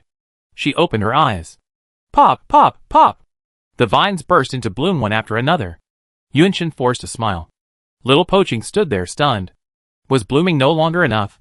He pondered for a moment, then pulled Yunchen towards the other side of the wall. Yun Chen's attention immediately shifted, her eyes sparkling. Wasn't that where the city statue was? What would Little Poaching's city statue look like? She had only seen copies of the Zhongzhou city statue, never the original. She heard the original looked different from the copy, and since Little Poaching had such a lovely personality, the city statue must be adorable too. Yun Chen's eyes were filled with anticipation. You can walk faster. I'm feeling refreshed and not tired at all. The vine swaying ahead breathed a sigh of relief, and she felt happy again. That was all right.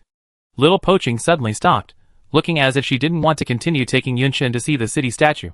By then, the man and the vine were directly in front of the dividing wall. Yun Chen asked suspiciously, "Are you shy?" Xiao Poaching, eh? He released the girl's hand, clutching the small flower on his head, and scampered away. He had no intention of stopping her. Yun Chen leaped up in joy, his hair twitching as he sprinted forward like a vine. He headed for the other side of the house, the one she had been unable to visit. Chapter 9. A sea of green filled the view. The walls were covered in branches, and even the stairs leading to the second floor were completely blocked by roots. The tendrils on the ground were as intertwined as the roots of a tree. Yun Chen could easily step on a vine, and she had to carefully find the right gap to step on. Leaves hung from the ceiling, playfully brushing Yun Chen's cheek. Yun Chen chuckled, shrugged, and wiped her face. She moved closer to the center of the room, holding a photo of her family of 3. All the vines stretched to the same point, dragging a large green cocoon. The green cocoon was tall, reaching the ground below and reaching the ceiling above. It was composed of countless tendrils and moved slowly. It seemed to have risen from the ground. The ground beneath the cocoon cracked and spread out in all directions, and gravel was mixed with the vines. In the corner of the room, there were many boxes made of vines. Like the box that Xiao Poaching had given Yun Chen a few days ago, they might also contain human items. Yun Chen, amazed, circled around the green cocoon. I didn't expect you to be so tall. The green cocoon swayed in place, a faint light filtering through the vines, dimming and brightening, as if breathing. Several branches extended from the edges of the cocoon, like tentacles crisscrossing the room. Yun Chen felt as if she were in a dense forest, her nostrils filled with the scent of grass and earth. She loved this close-to-nature scent. As she immersed herself in the soothing atmosphere, the green cocoon suddenly dimmed, then, after a long pause, slowly brightened again. She saw the large green cocoon facing her, slowly opening. The intense light blinded her eyes, and for a moment, she could not see clearly what was inside. After the light faded, and she adjusted, she finally saw clearly. The girl's eyes couldn't help but widen, her mouth opening into a round shape. A bun! It's actually a bun!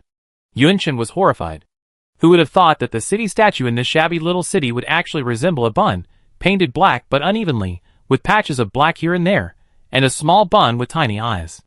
The stone statue grew on a vine base, like a bun with tentacles. The large green cocoon, upon seeing Yun Chen's amused reaction, immediately began to close.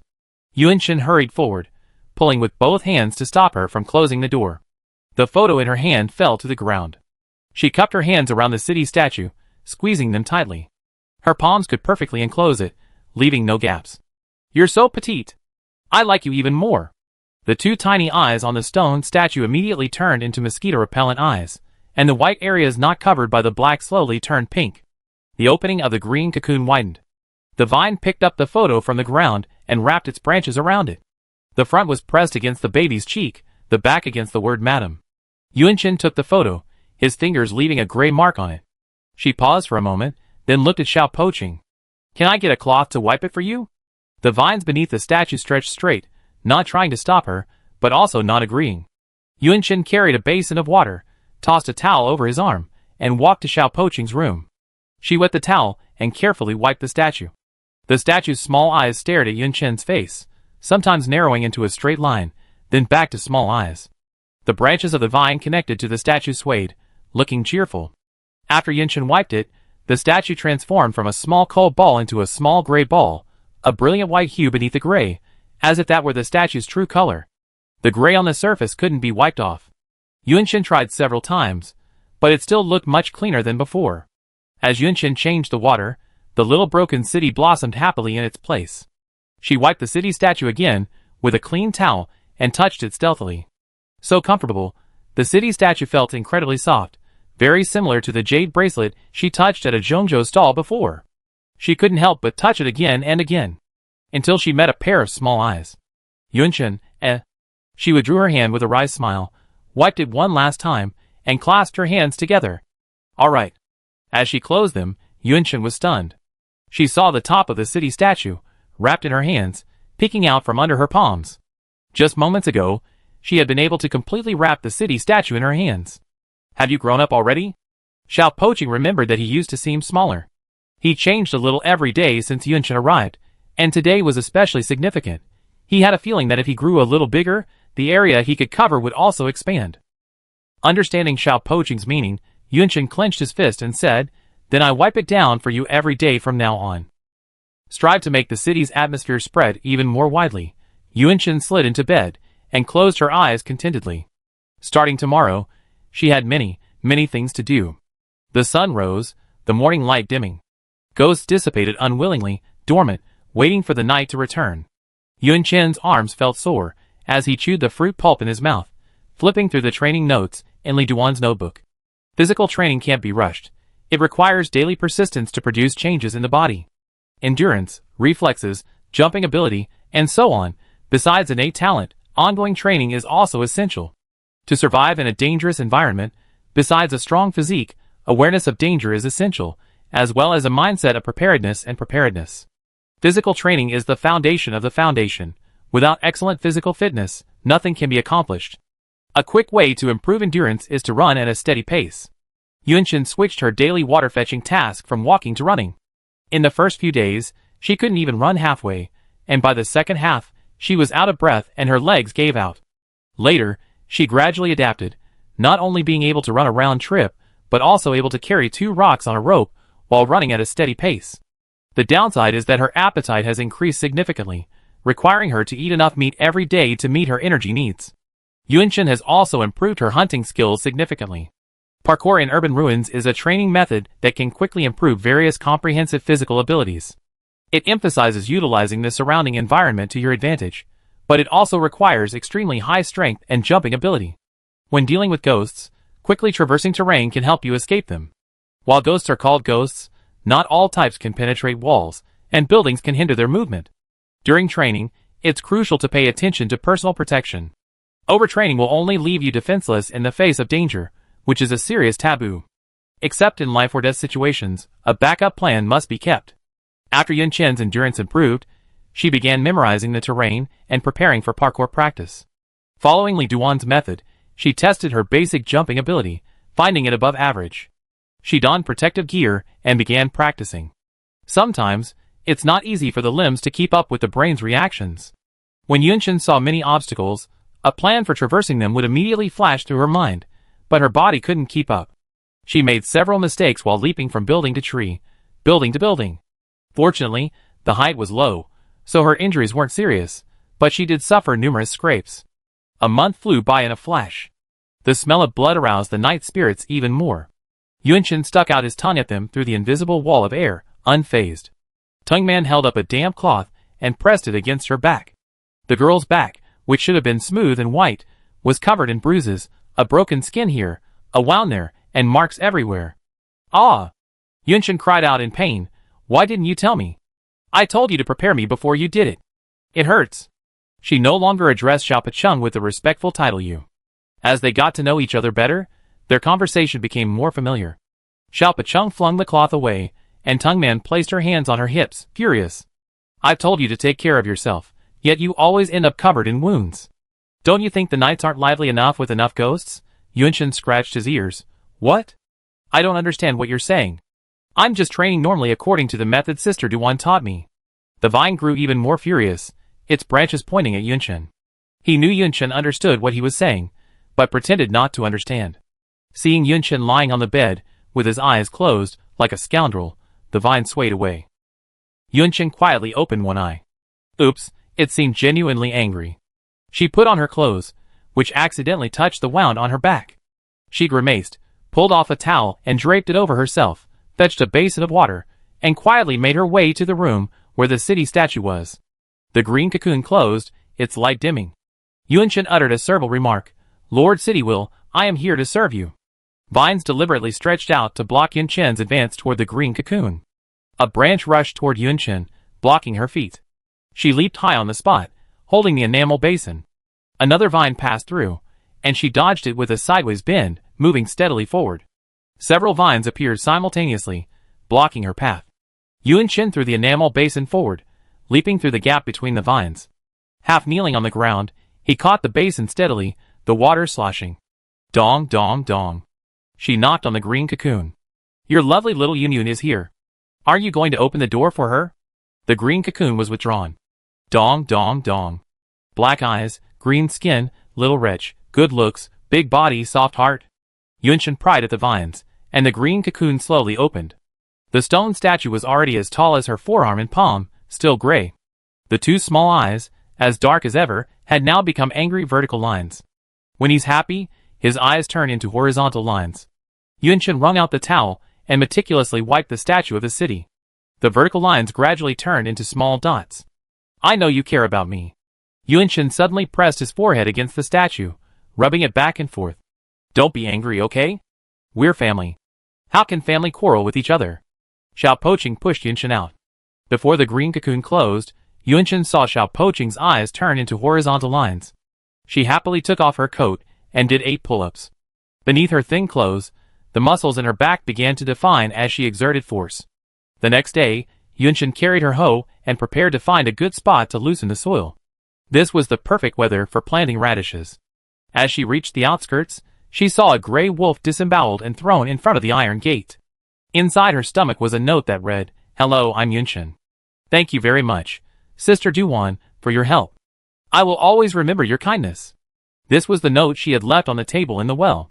Yuan-Shin called Xiao Poqing to join him in the observation. The gray wolf had been killed brutally, its head smashed in. Her face was solemn, and she hesitated. What do you think the likelihood is that Sister Duan is still alive, saw the note, and sent me a wolf as a gift? Xiao Poqing, If it were a human, he would surely have sensed even the slightest movement. Last night, he hadn't sensed anything. Chapter 10. After receiving Xiao Poqing's reply, Yuan-Shin felt a chill run down his spine. The wounds on the gray wolf didn't look like those inflicted by an animal. This place was inhabited only by humans and ghosts. Xiao Poqing was definitely not human, so only ghosts remained. He would descend to the bottom of the well, retrieve the note she left behind, hunt down the gray wolf, and deliver it to her camp, as a deterrent and a warning. This purposeful ghost's actions reminded Yuan-Shin of the intelligent man-eating idiot ghost in Li Duan's notes. Li Duan's map showed 2 major 3-way intersections, one northwest on the left side of the map, and the other southeast on the right. Both intersections had rivers near them. The northwest fork was marked with a large circle. It must be the location of the man-eating idiot ghost. Based solely on the map's topography, Yuan-Shin couldn't determine which side of the fork she was at. She had been slowly exploring outward for the past month, trying to determine her location through the remaining buildings, but hadn't yet succeeded. Yuan-Shin preferred her to be located northwest on the map. She remembered her first arrival here, fleeing at a fork in the road and hastily choosing an apartment with signs of human presence. A wave of unease and a confused compass led her to change direction, only to see the small, dilapidated city. The rabbit shot by the blowpipe and the strip of cloth deep in the bamboo forest later struck a peculiar chord after reading Li Duan's diary. When Li Duan wrote about the type of ghost, she had already been dealing with them for 7 years. The ghost appeared in 2012, meaning the idiot ghost added later in the diary must have appeared in 2019 or later. Yuan-Shin muttered to himself, I arrived here from Zhongzhou on December 1st, 1931. I've been here for 45 days. Now it's January 1st, 1932. Could it be the same idiot ghost from 10 years ago? After she figured it out, she was no longer afraid. Sister Duan, without the protection of the city's will, remained unafraid of ghosts. She was protected by the city's power day and night, so she didn't need to worry about ghosts suddenly appearing in the camp. The only time she was in danger was when she went out to forage for supplies or train. In the apocalypse, her safety factor was already extremely high. Even if it really was that man-eating mad ghost, her fear was useless. The most important thing now was to find a way to deal with it. Lil Poqing silently used vines to push the gray wolf's corpse away from the iron gate. There was no place for such strange things on his territory. At the same time, another branch slowly rose. Following the girl's now roughened fingertips, it slowly encircled her wrist, patting it reassuringly. Yuan-Shin gave him a bright smile, returned to the house, put down his hoe, and instead picked up an axe and a large tool bag containing wire cutters and other tools. She wore a belt around her waist, hung with 2 straight knives, a climbing rope, a slingshot and blowgun she had made herself, and a small waist bag with her tool kit slung across her body. Yunshin said, "I won't be farming today. I focus on something else first." The toolkit had come from a rubbish heap 2 weeks ago, when she was practicing parkour in the ruins of the former city. While jumping between buildings, she accidentally missed a step and fell. As luck would have it, she found this treasure in the trash. Most of the tools were rusty from lack of care, but they were still usable. The axe was also found nearby. The small, broken city was a bit confused about what to do. Yunshin shouldered the axe, grabbed the gray wolf's tail, lifted it up, and dragged it forward. We should also repair the wall and enclose the area. If a concrete wall isn't feasible, a wooden fence is a good option. The girl who once struggled to lift even a rock could now easily drag a wolf weighing dozens of kilograms. Xiaopoqing sighed, then froze. Was this emotion truly emotion? He followed Yunshin as usual. Yunshin dumped the wolf's body in the bushes. A short while later, the bushes rustled, and the scent of flesh and blood attracted a flock of wild dogs. They were of varying sizes, their eyes fierce, and they watched Yunshin and the vines rising tall behind her with vigilance. After humans vanished from the city, the pet dogs once kept by residents either starved to death or escaped, becoming part of the city's stray canine population. Over the decades, their wildness returned, becoming one of the creatures fighting for survival in the ruins of the steel behemoth invaded by greenery. These wild dogs were not particularly malicious. A few were quite kind, perhaps retaining the docile genes honed by centuries of human domestication. Yunshin always threw the remaining carcasses after skinning the prey to them. She watched the wild dogs devour the gray wolf carcass and walk away, their tails wagging, carefully noting which ate more and which ate less. When Yunshin went to cut down trees, she tended to quickly build a fence with sticks and bamboo poles. The bamboo forest was only near the stream. "Hello." She greeted the familiar fawn, but the fawn ignored her, drank its water, and slowly walked away. Yunshin said proudly to Xiaopoqing, "Look, it's become familiar with me now." The vines clapped perfunctorily, but Yunshin's indifference was more concerning to him. Yunshin had read Li Duan's diary to him. A possessed mad ghost could even appear during the day. What if it really was a mad ghost, and Yunshin was beyond his protection? What would he do if he ran into danger? If only his protection range could be a little wider. Yunshin shook her head and smiled. Suddenly she paused, staring at the dark, freshly loosened soil among the fallen leaves. The tools she now possessed were sufficient to create a medium-sized trap. Many medium to large-scale underground traps required disturbing the soil. Yunshin scanned the ground. There were obvious signs of fallen leaves piled up in front of her. The crowns of nearby trees, large and small, were touching. She chose a nearby tall tree and quickly climbed up its trunk. High above, the trap on the ground was clearly visible. It was a chain of traps that hadn't been fully deployed. Yunshin imagined the scene of the trap being triggered. There should be a trigger point under the fallen leaves. If she stepped on it, bamboo javelins mounted on a nearby tree would fly towards her from 3 directions. She could only dodge in one direction, and that direction was the trap. If she stepped on it, she would be hung upside down from the tree. There were more trap trigger points, but the mechanism was not yet complete. Yunshin sat cross-legged on a tree trunk, her chin pinched between her thumb and index finger, thinking. A vine clung to her shoulder. She had been visiting the bamboo forest every 5 days to replenish her bamboo tubes, a practice she had followed for a month. The area covered by the trap mirrored her fixed monthly route to the forest. If no other humans regularly followed the same route, this would be a trap for her. It had only been 2 days since her last visit, and she was absolutely certain the trap hadn't been there the day before. Yunshin sighed, "I'm so touched. A human, or perhaps a ghost, could secretly think of me and silently prepare such a lavish gift for me. I must give something even more lavish in return." As soon as she finished speaking, Xiaopoqing hurriedly extended a branch and placed it on Yunshin's forehead. "What's wrong with you? Someone's trying to harm you, so why do you think it's a gift from someone? Are you sick?"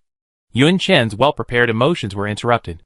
She explained, in human language, "This kind of speech must be understood in context. The way I used it is called irony.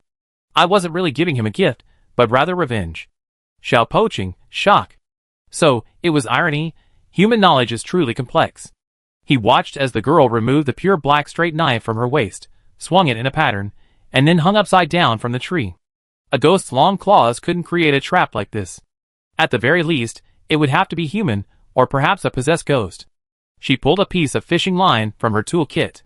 The transparent line gleamed in the sunlight, and a sly smile played at the corner of her mouth. Anything that exists will fall into the trap. It's called reciprocity. Xiao Poqing tapped the branches. So that's what reciprocity meant. He understood. Chapter 11. Bang, bang, bang. As the sun set, Yunchen hammered the last bamboo pole into the ground. Fortunately, the original cement floor near the masonry house had cracked, stirring up a lot of soil. Otherwise, securing the fence would have been difficult. From the iron gate fence, extending to both sides, leaving a 2-meter gap behind the masonry house, she inserted bamboo poles at roughly equal intervals. Today, I didn't have enough time to modify the trap in the bamboo forest, so I could only chop some poles.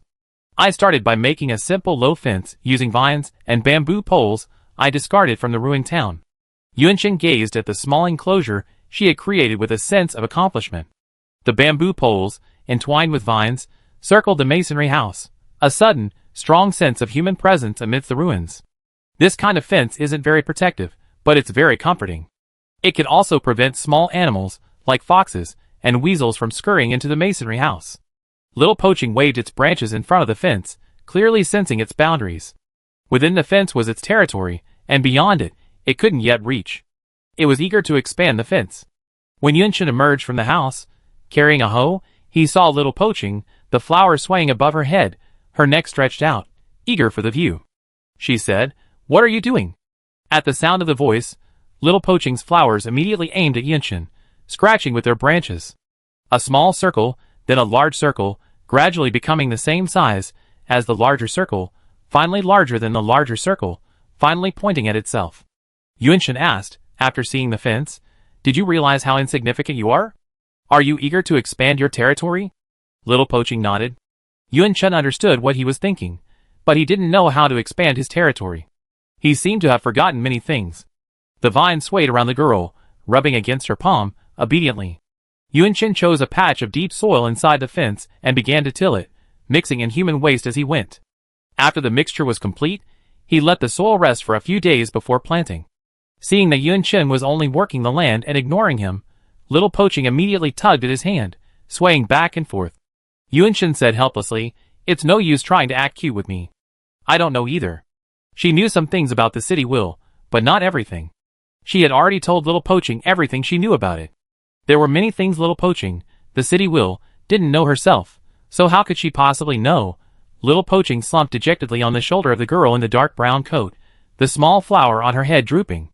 Today, as Yunchen was setting traps in the bamboo forest, he suddenly realized that in just a few dozen days, she had grown considerably, while he remained motionless. He would surely grow up. He still remembered the moment he first awoke, darkness all around him. He was powerless to struggle, and it seemed he would soon fall back asleep.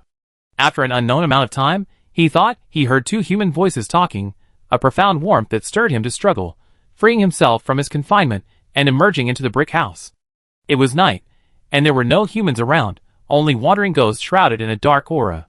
He had a natural dislike for these things, knowing full well they were no good. They showed no interest in him, but they kept bumping into him while walking. At that time, he could only barely protect his city statue. A voice inside him told him, "Don't let them touch the city statue, or it will fall asleep again." Later, he was able to protect more areas, and control more vines to search for human-related items, but he never saw humans. He felt lonely. He grew desperate. He wanted to fall asleep again more and more. Darkness encroached, until one day, he felt the same warmth he had that day again. He controlled the vines to look, and a beam of light tore through the darkness, rushing towards him. Behind the light was a nasty creature. He unleashed his power for the first time, using his vines to knock down buildings and stop the ghosts from pursuing her. "Don't worry. Look, your city statue has grown quite a bit.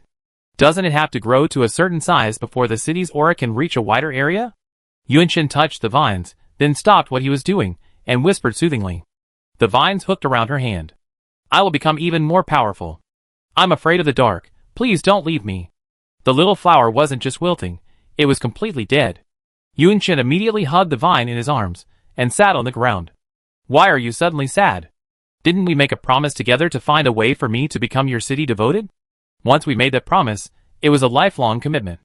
She asked in surprise, "Are you going back on your word?" The little broken vine immediately reared up its branches, and swung them wildly. The withered flowers fell to the ground, and new ones bloomed. Life. He understood. The vine jumped off the girl. It couldn't cry here anymore. If the other city's willpower worked, why couldn't he? There must be something he overlooked. He needed to find it. Yunshin watched the vine swiftly depart, bewildered. As he swam, his two rather anthropomorphic branches served as hands, occasionally stroking the small flowers above him, matching the twisting of the branches. She seemed to see the adults in Zhongzhou dancing the Yanko dance beside their fields to ensure a more auspicious rice planting. The movements were about 70% similar. Yunshin shook his head. Little poor Chung was so moody. How could he survive without someone as reliable as her to take care of him? She sighed like a child. Having a child at home really forced one to mature. Even she suddenly felt a heavy responsibility on her shoulders. Raising a family wasn't easy. How could she be so amazing? Yunshin suddenly covered his mouth and smiled foolishly, his usually round eyes curved into crescents. She hammered the wall, stamped her feet, clutching her stomach in uncontrollable joy, not knowing what she was laughing about. After finishing her laughter, Yunshin put her hands behind her back and walked into the house. As the only adult in this family, she had to think about future plans, like the hidden threat, should she proactively attack or... Oh no, I forgot my hoe outside. Yunshin turned and retrieved it, putting his hands behind his back again, his face solemn. It's normal for a mature adult to occasionally forget their hoe. It's not a big deal. What had she been thinking about? Night hadn't yet fully fallen when a dark aura enveloped the earth. Ghosts suddenly appeared on the continent from the depths of the earth, wandering aimlessly until they found their prey. Other ghosts had found their target and frantically attacked the invisible air barrier, claws like humans, yet more like beasts, tearing through the air, wanting to destroy anything that got in their way as they rushed into the brick house, where the flames flickered. Yunshin set up a stone slab over the fire, where rabbit meat sizzled, next to a pile of washed wild leaves. She stared at the ghosts outside, wrapped the meat in vegetables, and stuffed it into her mouth. She mumbled, "Look how excited they are. I've gone 10 days, or half a month, without meat in Zhongzhou, and never seen them like this. Their saliva is dripping down the floor." A vine suddenly tugged at her arm. Yunshin's expression changed slightly, but he quickly regained his composure and said, "Has anyone appeared in the bamboo forest?" The branches flickered. The vines in the small, broken city can observe different locations. That's how he had seen Yunshin earlier at the fork in the road. Out of caution, after setting the trap, Yunshin left a vine on a tree to watch over the area, to see who was up to something. The environment was dark, and a cold wind rustled through the forest, rustling the leaves. A figure approached from a distance, carrying the stench of decay. Chapter 12. That could no longer be called human. It was merely a living corpse. Half of its face had been torn away, maggots crawling on the white bones. Its left leg had been completely lost from the mid-thigh, replaced by a crowbar driven into the base of its leg. The upper body remained relatively intact, but was also covered in purple welts and pus-filled sores. Despite its battered form, it moved swiftly, a bone-chopping knife in its right hand, and the bracelet on its wrist jingled with its movements. The remaining half of its human face stretched into a smile of enjoyment. Soon, its trophy would add a new tooth. The prey needed to be warmed up before its flesh became even more palatable. The vines following the food were too much of a hindrance. Its face darkened, maggots dropped, and its pace quickened. As long as it finished setting the final part of the trap, even that thing wouldn't be able to stop it. It dragged its crowbar-carrying legs across the ground, leaving a trail of dirt. It then used its machete to cover the leaves, deepening into the bamboo forest. It brushed past the vines lying on the ground, oblivious. The branches slowly followed, climbing a tall tree, quietly observing the drama unfolding. The lead actor, let's just say it was the man-eating lunatic.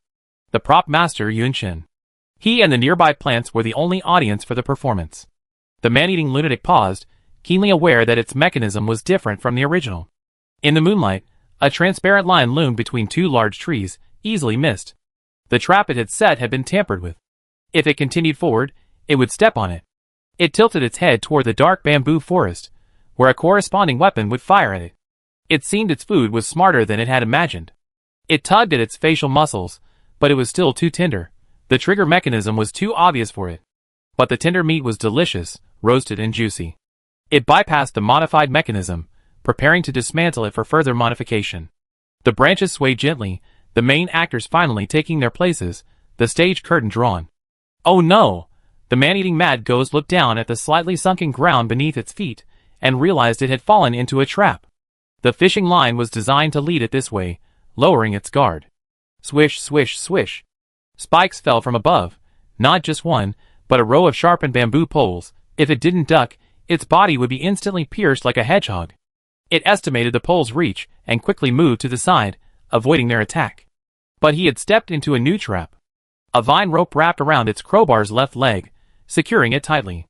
The sound of a mechanism being triggered echoed nearby, and a vast web of vines was lifted from beneath the fallen leaves by 4 thin, transparent threads. And it was right in the center of the vine web. Xiao Poqing was astonished. So this was the final form of Yun Chen's mechanism. No wonder she needed so many vines, and even his help in placing them. The man-eating mad ghost swung its bone-chopping knife, attempting to cut through the vines. The moment the bone-chopping knife touched the vines, black air filled the air, and a sticky liquid cascaded down into the fallen leaves. The suspicion that it was a ghost was now truly confirmed. It slashed at the vines with all its might. Again and again. No matter how hard it tried, the vines remained sturdy. Those were the vines of the small, broken city. Even though they had recently fallen off, they still held the city's power. How could a ghost like it easily sever them? It had lost count of how long it had spent trapped in this damned web. It couldn't delay any longer. The cannibal ghost, its skin peeling off, glared fiercely at the vines. It seemed to be chewing something, its hands gripping the bone cleaver simultaneously. A faint red glow shone through the black air. A powerful chop. Crack! The vine snapped with a sharp sound. Several vines snapped, and the giant vine web dispersed. The cannibal ghost freed itself, only to fall into the next and final trap. The darkness before dawn is the most unpredictable. The cannibal ghost thought the giant vine web was the final step in the trap, but it didn't expect the axe that followed would be the final blow. The axe blade was rusty, but it was still a blade. Falling from a height, the axe blade pierced the ground at an angle, the wooden handle and blade having separated during the rapid fall. The axe had accomplished its purpose. Half of the arm, along with the bone-chopping knife, fell to the ground. Daybreak was approaching. The man-eating mad ghost cast a deep gaze in the direction of the brick house. Without hesitation, it turned and left the bamboo forest, disappearing at the end of the fork in the road. Xiao Poqing informed Yun Chen of the result. Yun Chen had waited all night, and upon receiving the news, she breathed a sigh of relief, yet her heart was simultaneously pounding. A ghost moving in a decaying human body was undoubtedly a mad ghost, and one that would set traps and throw prey to her. Perhaps it was the man-eating mad ghost from Sister Duan's diary. Being targeted by a man-eating, lunatic ghost that even Sister Duan finds troublesome is no good. Its body is rotted away, one leg gone, and now an arm too. Yun Chen sat on the doorstep, gazing at the gradually rising sun, pumping his fist excitedly. Luck seems to be on our side. As long as its body is completely destroyed, we won't have to worry about its threat. Xiao Poqing, for once, didn't agree. His branches drooped, and he looked sullen. Yun Chen, what's wrong? Xiao Poqing described the red glow within the black air. He pointed at the ghost, which hadn't yet completely dissipated, then approached the fire where sparks still lingered, pointing to the black air branches forming a circle, encased in flaming embers. Yun Chen was horrified. Can that lunatic ghost breathe fire? No wonder it was able to break free from the net. Sister Duan's diary didn't mention the lunatic ghost breathing fire. Is there a new intelligence update? Xiao Poqing placed the vines into the fire. The flames died down, but they were still hot, and could burn the plants. Yun Chen was about to exclaim when she saw the vines hadn't budged at all. She said, "So you're not afraid of fire at all? Then why did you hide under my coat every time I lit a fire?" Little Poqing, He turned Yun Chen's attention back to the idiot ghost. After a long effort, he finally made the girl understand that the ghostly black energy contained a power he had never seen before, capable of counteracting the city's power, and thus damaging his vines. Little Poqing suddenly realized that not being able to speak was a serious problem. When would he be able to speak like a human? The city trembled silently like a large green cocoon within the room. The information from the ruined city sent shockwaves through Yun Chen's heart. Cities are humans' refuges from ghosts. If ghosts possess power that rivals the city's might, what should humans do? No matter how many deep breaths she took, the fear this brought was hard to shake. The sun reached its zenith, its warmth dispelling the chill from Yun Chen's body. She relaxed and said, "If it can neutralize the city's power, it should just rush in and capture me. There's no need to set a trap in the bamboo forest. Of course, we must also prepare for the worst." Yun Chen scooped up a bunch of vines, rubbed them against his face, and said, "No matter what the outcome, we face it together." Pop! A small flower blossomed. Yunchen took advantage of the bright sunshine to visit the bamboo forest. A devastating scene. Only one trap remained untriggered. She gathered the recyclables and stuffed them into her waste bag, her eyes fixed on what looked like the remains of a human arm among the scattered vines. It was rotten, smelly, and unrecognizable, practically a pool of rotting flesh. The bone-chopping knife was well maintained. It seemed the mad ghost had a good whetstone. She wrapped the knife in leaves and picked it up, noticing the bracelet amidst the rotting flesh. She frowned subconsciously. It was a bracelet made entirely of teeth, human molars, highly recognizable. She picked up the bracelet with the bone-chopping knife and headed to the old cemetery, where she buried it. She found another stone and placed it on top. She wanted to carve something with the knife, but she didn't know what to write. Rest in peace.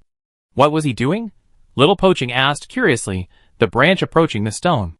The old trees in the cemetery remained standing. Yunchen stood up and explained, there's an old saying in Jiuzhou, rest in peace. It's not only for the deceased to rest in peace, but also for the living to find peace of mind.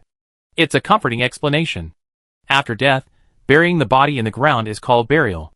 This is partly to protect the body from damage.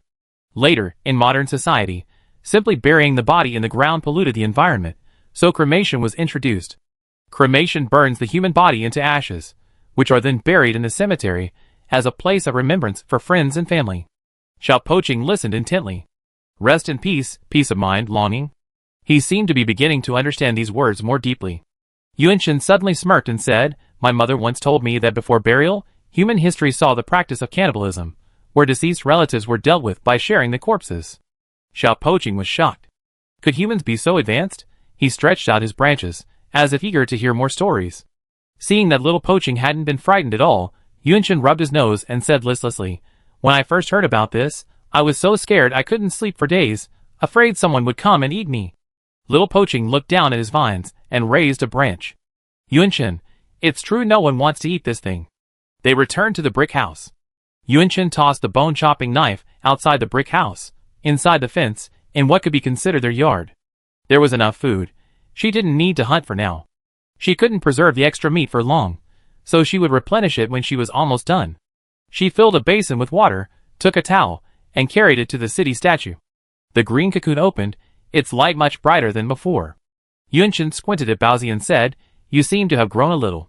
The branches swayed, and Yunchen half dampened the towel and wiped the city statue. Every day, a layer of gray rubbed off the city image. It was usually sheltered from the sun and wind, so how could it be so dirty? Yunchen was puzzled. As she was wiping, her hand paused. Something felt off under her hand, not smooth anymore, like there were dents. Yunchen looked closely, and saw that they were indeed dents. She immediately took 2 steps back to examine the city image as a whole. There were more than one dent. The palm-sized city image was now half her height, much paler than it had been at first. Its eyes were wide open, and it sat quietly on the vines. Yunchen inexplicably wanted to describe it as graceful and graceful. The city image was still shaped like a bun, but with those dents.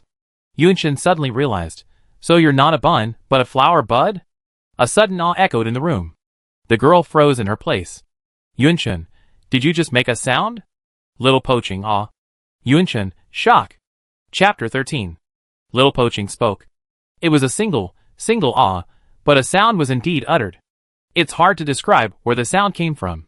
It didn't come from the city statue, nor from a single location. Instead, it echoed right beside my ear. A gentle breeze tickled my ears. It was as if the city you were in was whispering softly to you. The girl approached the city statue with joy and said, it's really you who's speaking. We can chat together someday. Hey, why are you suddenly able to speak? Little Poaching city statue's small eyes narrowed into 2 horizontal lines. He said, ah.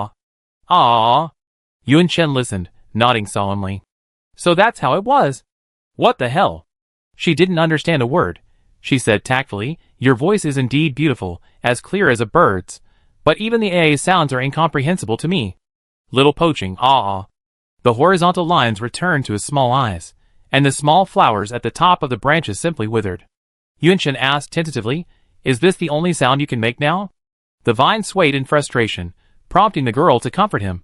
Actually, this is quite normal. Children can only pronounce simple syllables when they first learn to speak. You've only just begun to make sounds, but with diligent practice, you'd be able to speak fluently. Little Poaching was delighted again, moaning on non-stop, clearly enjoying his newfound voice. Yun Chen was equally delighted. His good friend had a new ability. It was a great thing. Little Poaching had a voice, but currently could only pronounce one syllable. He couldn't express his thoughts verbally, and he still needed to use the vines to communicate with Yun Chen. According to Xiao Poaching, while discussing the red light with Yun Chen in the cemetery, he had repeatedly failed to communicate, and the desire to speak to Yun Chen had arisen. Perhaps this was the reason he could make sounds. It's also possible that the city had grown to a certain size, and he, at this point, had indeed reached the stage of possessing voice. There were many possibilities, and Xiao Poaching himself wasn't certain. He only knew how to use the ability now that he had it. Yun Chen stood with his hands on his hips. From now on, let the great and knowledgeable teacher Yun teach you to speak. I guarantee you pronounce words correctly. Xiao Poaching, ah. He shook the vines expectantly, and followed Yun Chen out of the room. It was nearly dusk outside, and the plastic covering the shabby roof rustled in the wind. Yun Chen and Xiao Poaching had barely stepped over the wall when they were stunned by the scene beyond the fence. Beyond the simple fence of the brick house, a variety of animals, from small to large, from herbivores to carnivores, were silently waiting. The scene was a sea of black, a truly spectacular sight. Even the ferocious tigers and cheetahs sat silently. It was Yun Chen's first time seeing so many wild animals. Although they seemed harmless at the moment, she still felt a strong sense of oppression. The power of the city kept out ghosts, while wild animals needed physical defense, fences. Her fence was merely a decoration. Xiao Poaching sensed Yun Chen's fear, and the vines silently moved in front of her. The movement of the vines also moved the animals. First to come out was a chimpanzee, holding a large leaf in its hands. Inside the leaf lay a mass of fruit, which it placed in front of the fence. After it performed this gesture, the other animals followed suit. A monkey offered fruit, a great tit brought a branch, a tiger retrieved a dead deer, and a black bear deposited a honeycomb. All piled up in front of the fence, slowly forming a small hill in the setting sun. The animals nodded slightly toward the small, ruined city statue, and then departed. Yun Chen stared blankly at this fairy tale-like scene, puzzled, and asked, "What are they doing?" The vines remained frozen in place for a long time, as if waking from a dream. They heard the sounds of the city approaching. They knew that when the city reappeared, human footprints would gradually spread across this area. They pleaded with the city to leave them a place to live while it expanded its territory. That was their offering.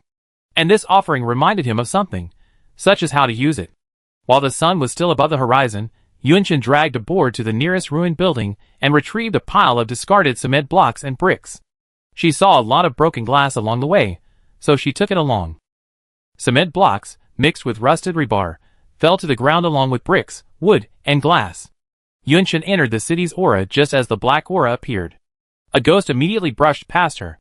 She said to the ghost waving its claws at her from outside through the fence, "I guess you're a wandering spirit." After saying this, she walked around the pile of rubble ahead and asked Xiao Poaching, "I brought the things in, just as you asked. Is this enough? What surprise do you have for me?" After the wild animals collectively giving gifts incident, Xiao Poaching seemed to recall something significant. He mysteriously asked her to go collect the bricks and rubble, and then kept her waiting outside, barring her from entering the house. Little Broken City waved a vine, signaling Yun Chen to offer him an offering. Yun Chen lamented the strange preferences of the city's will, even wanting ruins and garbage. She solemnly offered the offering. "Yun Chen, I will offer you all these things I left behind." Little Broken City, ah. The night was as dark as water, and a ghostly, piercing scream shattered the silence, a whirlwind rising from nowhere. The girl's clothes fluttered, her face shrouded in fear. She had to raise her arms to shield herself from the sudden hurricane. Stone chips swirled in the wind, occasionally brushing her cheek, like a massive sandstorm suddenly sweeping across the brick house, blinding her. The vine shielded her from the wind, preventing her from being blown away. The wind gradually calmed, the gusts becoming gentle, the sounds of the city whispering softly in her ears. Yun Chen opened his eyes, his lips slightly parted, his breath catching. Was this a miracle? The two-story brick house had collapsed in half, its roof covered by a large plastic sheet Yun Chen had found. The remaining half, still intact, had shattered glass, rotted wooden frames, and greenery growing in the cracks of the walls. The moss that covered the house had been completely cleared by Yun Chen not long ago. Now, the brick house looked brand new. The damaged structure had been patched up, and the brick walls bore the marks of time, dotted with ivy. The wooden windows, framed by clear, clean glass, offered a clear view of the furnishings within. The intact, clean brick house stood out amid the ruins, striking and beautiful, while the tattered bamboo fence surrounding it made it look unsightly. Yunchen was stunned. A vine gently brushed her cheek. You give me the resources, I give you the finished product. This is the true power of the city's will. Chapter 14. Incredible. So incredible. Yunchen stared at the perfectly intact brick house, the word incredible running through her mind. This is it, the surprise you gave me, my surprise? She was so surprised she couldn't even speak clearly. Little Poaching proudly placed his hands on his hips. Do you like this surprise? Yunchen was more than happy. She was deeply moved. In the apocalypse, humans could receive help from beings like the city will. Was this the hope God had bestowed upon them? She happily twirled around, pulling on the vines. Little Poaching, you're amazing. With a wave of your little hand, the house is brand new. Humming a tuneless little song she made up, Yunchen suddenly stopped spinning. A scene from her childhood flashed through her mind. If it hadn't been triggered by the scene before her, she wouldn't have realized anything was wrong. She asked, does the city will have this ability?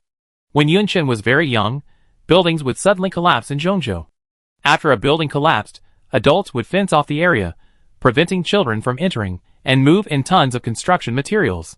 Soon, a brand new structure would rise. One of these buildings, 20 stories high, is now Zhongzhou's trading building. Zhongzhou had no currency, aside from a fixed supply of food coupons redeemable in the city center. Barter was the primary means of exchange. People would sell any and used supplies at the trading building, and would also buy anything they wanted. The trading building was the tallest building in Zhongzhou. To her childhood, it seemed like a behemoth that could support the world. She admired the nimble hands of the adults. Such a tall building, and yet it could be built in just half a day. Now that I think about it, that wasn't a building built quickly with only human effort and few tools. Could it also be the work of the city's will? The vines of the small ruined city flickered. This was one of the city's will's basic abilities, nothing special. He hugged Yunchen's arm again, somewhat distressed. He could clearly sense many memories he hadn't recalled. He wished he could grow up quickly. When he grew up, these memories would return bit by bit. Yunchen asked, do you know your name? The small ruined city shook its branches, indicating an absence. However, it seemed to have originally been a city in eastern Kyushu. Eastern? Yunchen was stunned. Zhongzhou was in the center of Kyushu, and had been a city in the heart of Kyushu before the apocalypse. How had she gotten from the central region to the eastern region so quickly? When the ghosts descended, eastern Kyushu was the first to fall. Ghosts swarmed, and few humans survived, having fled to different regions. Now it seemed to be true. The number of ghosts here far exceeded that of Kyushu itself, and it was as dangerous as the adults had said. Yunchen clenched his fists. So what if they were in the east? She was living a comfortable life now. In her heart, she once again expressed her gratitude to Xiao Poaching and Sister Duan. Xiao Poaching wanted to pull Yunchen inside to see. As Yunchen approached, he noticed something odd about the brick house's shape. Is this second floor? Missing half? Xiao Poaching aw. He waved his vines and explained excitedly that Yunchen hadn't brought enough materials to build the house. He could only use the city's energy to process existing materials. He couldn't create new materials out of thin air. When the city's will aided in construction, it also adhered to the principle of equal exchange. What they could do was more like assembly than creation. That's impressive too. As Yunchen entered the house, she gazed with emotion at the roof, which provided shelter from the wind and rain, and ran from one end of the room to the other. Little Poaching ran after her, the two of them excited like two absentee huskies. Window! Yunchen pushed it open and tapped on the sturdy glass. There's still glass. What a luxury. She ran into the room where the city was. The broken staircase had been repaired, and the new space on the second floor was ready for daily use. The second floor was only half finished, with 2 rooms, quite bare, neither of which had doors. The door frames were wooden, and she hadn't brought enough wood today, so Little Poaching couldn't install the doors. We have so many rooms now. It's time to divide them into different functional areas. Little Poaching, follow my instructions. Yunchen stood on the stairs, commanding his troops with all his might. The vine stood upright, like students in military training. The second floor will be used as a bedroom, and for storing important supplies. The first floor will be used for daily training and cooking. Let's move the city statue upstairs first. Action begins. The perfect plan always fails from the very first step. The city statue couldn't be moved. The vines beneath the flower-bud stone statue dug deep into the earth, creeping downwards. their depth unknown. A long silence passed between the two. Yunshin slowly spoke. People either fail or are on the path to failure. It's not a big deal. Just move my bed upstairs. It was called a bed, but it was actually just a few large leaves and bedding. Little Poaching stood still. Yunshin turned around. What's wrong? Little Poaching hesitated. Yunshin slept next door, and the city statue could see him every day. But if she slept upstairs, she wouldn't be able to see him. Seeing that Xiao Poaching didn't respond, but the vines were already twisted into a knot, Yunshin asked, What's going on? We need to be honest about everything, and not hide anything from each other. Xiao Poaching then spoke. Yunshin sighed, I really can't do anything about you. She acted like an adult, carrying the blanket and trying to throw it back, but Xiao Poaching suddenly stopped her. The vines blocked her way, and the girl looked at them in surprise. She saw branches dancing and weaving in the air, and soon, a suspended vine hammock appeared beside the green cocoon. Unlike ordinary narrow hammocks, this one was a full-size bed, like an oversized swing hanging in the room. The hammock also resembled a cocoon, its upper part hollowed out like a green gauze curtain. The vines that served as the bed's surface were sturdy and flexible, infinitely better than the hard leaves and the ground. Is this a surprise for me too? Yunshin sat on the vine hammock. Small flowers bloomed on the hollow ceiling. She was surrounded by vines and flowers, and the hammock swayed slowly beneath her. She giggled with delight. In the fairy tales her mother told her, a princess married a prince she had only met once to repay a favor. To win his favor, she asked her magician friend, who she had grown up with, to cast a spell. Whether it was a gorgeous dress that would stun the prince or a piece of one-of-a-kind jewelry. She had always believed that the princess and the prince were two fools, one obsessed with looks, the other with money, their souls far less interesting than the magical magic of their magician friend. She had never imagined that one day she would witness magic with her own eyes. She saw the city image in the green cocoon, and her eyes curved into a smile. Little Poaching was stunned for a moment, and then his small eyes turned into horizontal lines. Every gift he gave was met with such enthusiastic response. He was delighted. The city seemed to radiate a shimmering white light, its radiance seemingly even stronger. Yunshin rose early, braving the ghostly gazes, and calmly began to turn the soil in preparation for planting vegetables. After mixing the soil with natural fertilizer and resting it for 2 days, it was ready for planting. Yunshin planned to plant radishes first to test the waters. She had little experience in farming and only had some theoretical knowledge. She remembered that radishes, compared to other plants, required less maintenance after planting and could be harvested in 5 to 10 weeks. They were generally suitable for sowing in spring or autumn. The plot of land Yunshin had chosen was located to the right of the brick house, where it normally received ample sunlight. She dug trenches and formed beds, evenly spread the radish seeds, and covered them with a thin layer of soil. About a centimeter should be enough, Yunshin muttered, removing some of the thick soil. Watering wasn't necessary the first time she covered the soil, and the soil shouldn't be too thick, otherwise the seeds wouldn't germinate. After completing these tasks, she returned to the house and began her morning exercises with her homemade tools. A wooden stick strung with stones on both ends was a barbell, and a pair of tattered clothes filled with stones, and tied to her legs with ropes, was a weight. She carried weights daily to quickly build strength. Whenever her muscles ached or her training felt too tiring, she would read Sister Duan's diary. Remember the mantra, be prepared for danger in times of peace, and face it positively. After breakfast and fruit, daylight dawned, and the ghosts vanished. Yunshin changed her plans. Her main task today was to bring the rubble home and have Xiao Poaching build the remaining second floor of the masonry house, adding a stone wall. She needed wood, cement blocks mixed with rebar, bricks, iron, and so on. It had to be cement blocks mixed with steel bars, or bricks coated with lime. Ordinary stones lacked the necessary materials for building a house, making them useless. Unless Yunshin had to get another bag of cement specifically for the small, ruined city.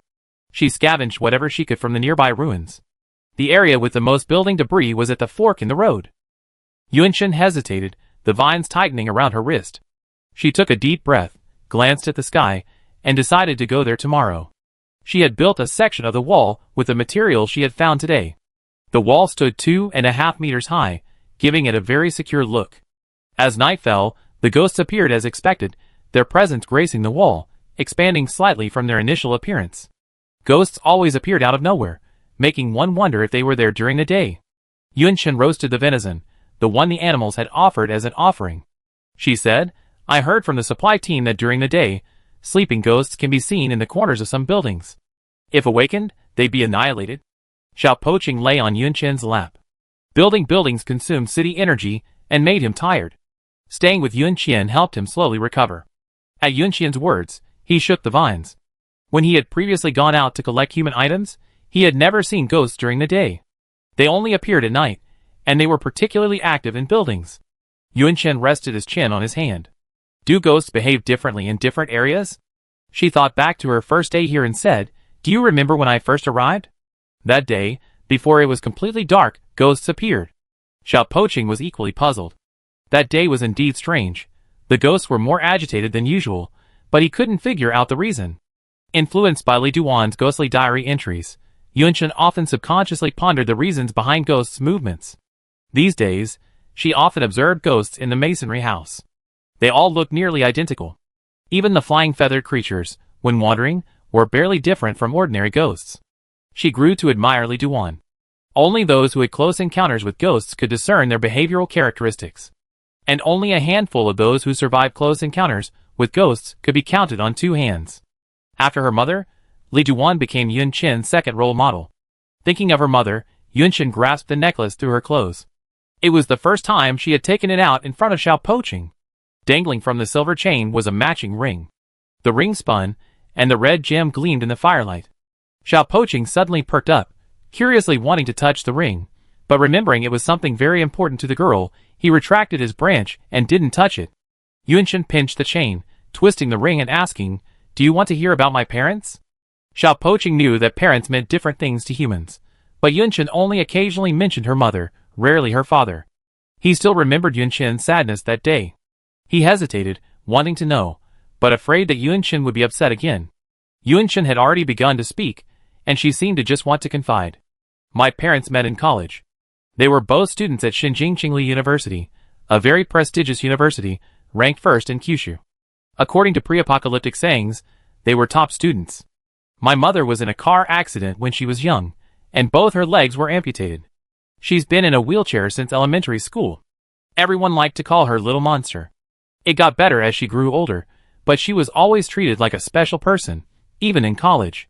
Due to her health, she had to go to the infirmary every day, and there she met that person. She said that person was the only one who treated her like a normal person, that he saw everyone as human. He also liked her very much. They got married before they graduated, but not long after, the apocalypse arrived. They fled from Xinjiang, then to Ruhr, then to Yubara, then to Qianhu, finally stopping in Zhongzhou. My mother said that person always protected her well. Their journey was like an adventure. They had to stop in Zhongzhou because she was pregnant. In 2014, the second year after the apocalypse, she became pregnant with me. Her pregnancy was a miracle, and my birth was also a miracle. Do you know why? Little Poqing waited anxiously for the reason, but the girl suddenly fell silent. Yunqian put the necklace back into her clothes and fanned the flames with a branch. After a few minutes, she said, I was born in 1916. Little Poqing didn't understand. On a new day, Yunqian, fully armed, headed for the fork in the road. She remembered the direction of the fork. She had a natural knack for finding her way, and she could memorize most terrain and roads after just one look.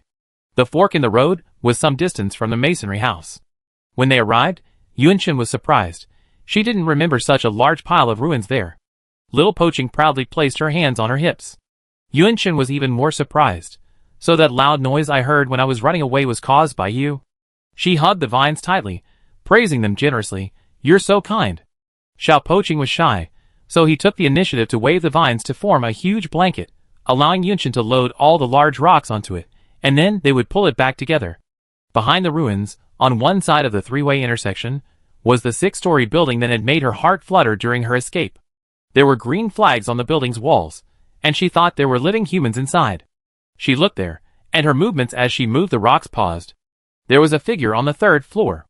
Even though the building was some distance away and covered in greenery, she could still see a figure by the left window on the third floor. Perhaps because of her sight, the figure disappeared. Her intuition told her it was the man-eating ghost. Goosebumps spread across Yunqian's arms. She told herself there weren't any traps here, and the enemy couldn't reach her at that distance. Swoosh! A piercing sound. Yunqian dodged sharply, and an arrow grazed her clothes before piercing the ground behind her. The man-eating stupid ghost actually possessed a bow with such a long range. It had already lost an arm. Was it an automatic bow? Thankfully, she'd been training, so her reaction speed and limbs were up to par. Xiao Poqing was startled. He hurried to check if Yunchen was injured. It's very persistent with its prey, and it holds a grudge. The contents of Li Duan's diary came vividly to her mind. She had trapped the man-eating stupid ghost's arm and bone-chopping knife, as well as the human tooth bracelet on its wrist. That was most likely its trophy. It held a grudge against her. Yunchen took a deep breath. If she wanted to survive in this area, only one of her and the man-eating stupid ghost could survive. I'm fine. I dodged it. Let's continue picking up, Yunchen said calmly. The more this happened, the more she needed to strengthen her home's defenses. The man-eating lunatic ghost wasn't just a ghost. It had intelligence and ranged weapons. Perhaps it could avoid the city's aura and harm her in the house. Only one arrow was fired, likely a threat and warning from the man-eating lunatic ghost to Yunchen. It's possible it might have fewer arrows. Yunchen and Xiao Poqing returned to their territory, carrying a considerable amount of building ruins. Build the wall first, Yunchen offered respectfully, and suddenly a wind blew. The city's energy enveloped the building's debris, and a fierce wind blew. Stone walls began to fall from the walls already built on either side of the iron gate. As if manipulated by an invisible hand, they seamlessly connected with the previous stone walls. In an instant, a tall stone wall surrounded the brick house. The iron gate was also repaired, and could be locked by inserting a wooden stick at the back. Yunchen pondered for a moment, then dug up more iron from the ruins. She instructed Xiao Poqing to turn them into spikes, and insert them evenly spaced into the wall. Xiao Poqing did as she was told, and the spikes appeared one by one. Halfway through, progress came to an abrupt halt. The vines twisted themselves wistfully around Yunchen's arms. He was running out of energy, and needed a break before continuing. The city's will to build buildings required not only raw materials, but also their own city energy. Buildings of varying difficulty consumed different amounts of energy. As for how to replenish that energy, Xiao Poqing only knew that it would increase slightly each day. He was indeed too weak. He couldn't even build a wall in one go. Yunchen was already quite satisfied. She looked at the rising walls on all sides, and the safe area marked out in the middle. She picked up the vine and said affectionately, "It's great now. Let's learn to talk now, okay?" Little Poqing, shock. Oh right, he still needs to learn to talk. In front of the city statue, Yunchen opened his mouth. A little Poqing, ah. Yunchen, oh little Poqing, ah. Yunchen, little Poqing, ah. Yunchen, I little Poqing, ah. Yunchen, you little Poqing, ah. Yunchen, Little Poqing, woo. Undeterred, Yunchen tried again from the beginning. But no matter how she pronounced it correctly, Little Poqing seemed to only be able to pronounce the syllable ah, at best, varying the 4 tones of that syllable. Little Poqing was deeply frustrated. Yunchen encouraged him. A journey of 1,000 miles begins with a single step. A river is formed by the accumulation of small streams. You must be down to earth and take things one step at a time. Don't rush. Soft words soothed Little Poqing. Aoeiu. Ah. The animals living nearby have been distressed lately. They know they should pay their respects when they hear the city sounds. But the city sounds occur several times a day. Which animal can stand that? They're starving themselves, looking for offerings. They can't afford to ignore them. What if the city expands and, as the elders say, leaves them no place to live? They obey the law of the jungle. Whoever has the bigger fist gets the better of him. The city has the bigger fist, so they can only obey its fist. Even the snakes that didn't wake up the first time the city sounds woke them from hibernation were awakened by them. Baldy should have sent something over. If animals had dark circles under their eyes, they would have had big dark circles when they appeared in front of the masonry house. Fortunately, there's only one human in this city, and it doesn't look like any other humans will appear nearby. As the animals waited in front of the brick house, they clenched their fists inwardly. The city will only expand as long as humans are around. If they can outlive this human, the city won't expand anymore. When Yunchen opened the iron gate, he was startled by the swarm of people outside. She stood there for a moment, stunned, and called over to Little Poqing, "What's going on? Why have they been coming here so often lately?" After Little Poqing finished explaining, Yunchen hesitated for a moment before saying, "I heard that after the apocalypse, many animals that were on the verge of extinction are thriving. Do they, like ghosts, wish humans away?" Little Poqing didn't get a response from the animals. He simply told them not to come again. He didn't need their offerings. The animals exchanged glances, then took their offerings. When the sounds of the city returned, they watched from afar. Yunchen went to the fork in the road again, looking for building materials. The building debris at the fork in the road was the best material, and the houses constructed in the small ruined city would be more sturdy if they were used. Yunchen speculated that the fork in the road was once a bustling area of the city, with many tall buildings. Although now without maintenance, most of them have collapsed. The tall wall blocked much of the light from the radish patch, but even so, the seeds were gradually sprouting. Green shoots broke through the soil, and fully half of the upward-facing seeds had sprouted. It had rained lightly a few days ago, so the radish patch didn't need additional watering. Early in the morning, the vines of the small ruined city squatted beside the radish patch, anthropomorphically making awe sounds, as if singing a folk song. Yunchen smiled at him, rinsing his mouth as he said, "Can you make it grow faster by singing to it?" Little Poaching shook her head. "Radish, radish, grow up quickly. Let Yunchen eat more, become strong, and protect herself. Let her grow taller, ideally as tall as the wall." While Little Poaching was singing farm song, Yunchen removed the latch from the iron gate and opened it. The smell of blood hit her face. She looked down. A deer had been gutted, and inside was a blood-soaked note. The words on the note were printed words cut from newspaper or something else. "Eat more meat, get fat, it's more delicious." That deer was the one she greeted every time she went to the bamboo forest to fetch water. She recognized its distinctive markings. She had been waiting for the man-eating ghost to make a move, and now it had finally done so.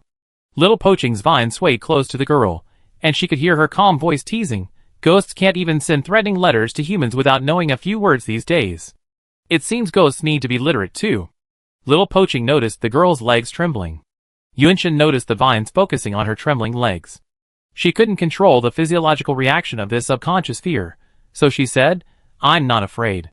Little Poaching anxiously tried to speak, but a short breath escaped. "Ha! Yunchen? ?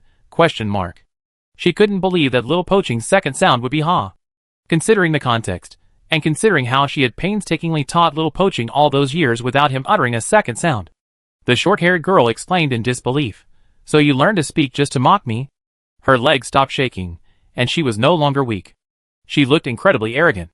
Little Poaching, He would become an exceptionally good talker in the future, he vowed. Chapter 15.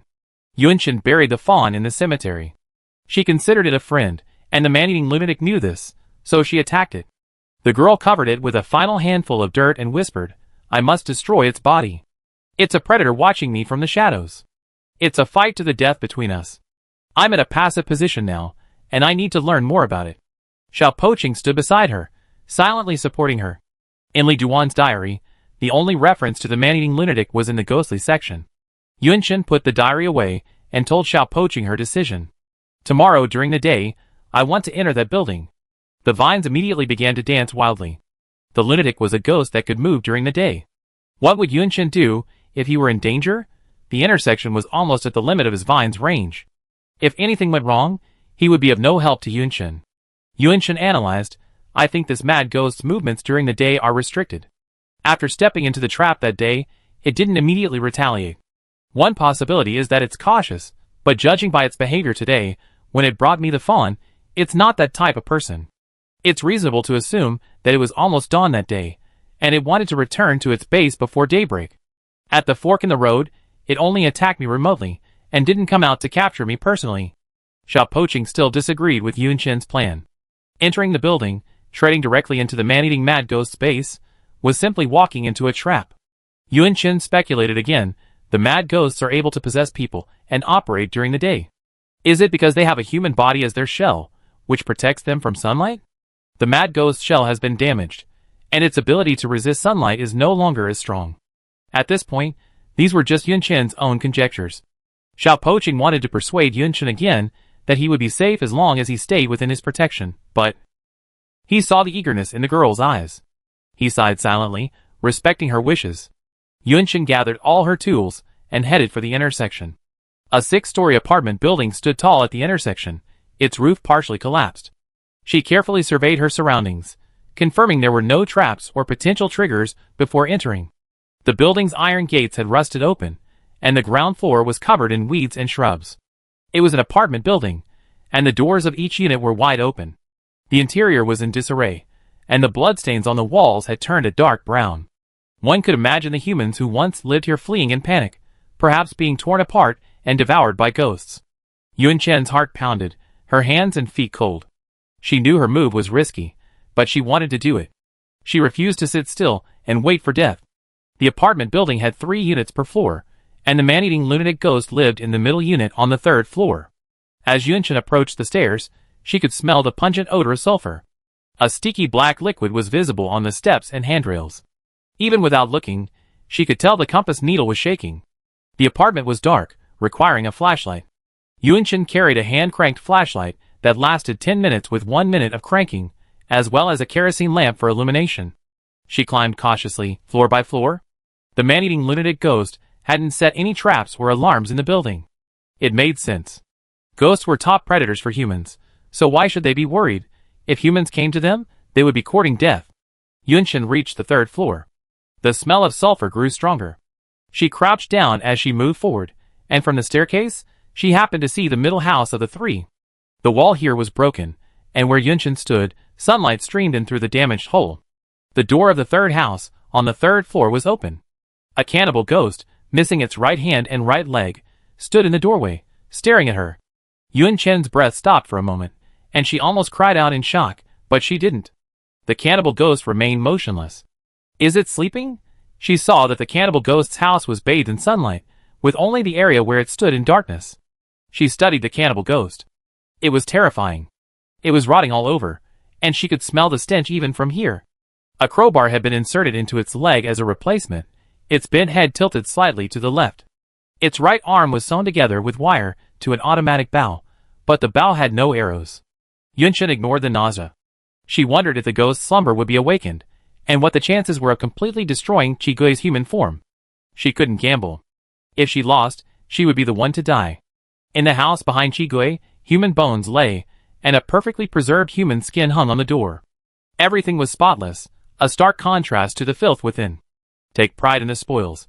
Yun Chen slowly made her way down the stairs. She needed a more comprehensive plan to ensure the destruction of Qi Gui's body.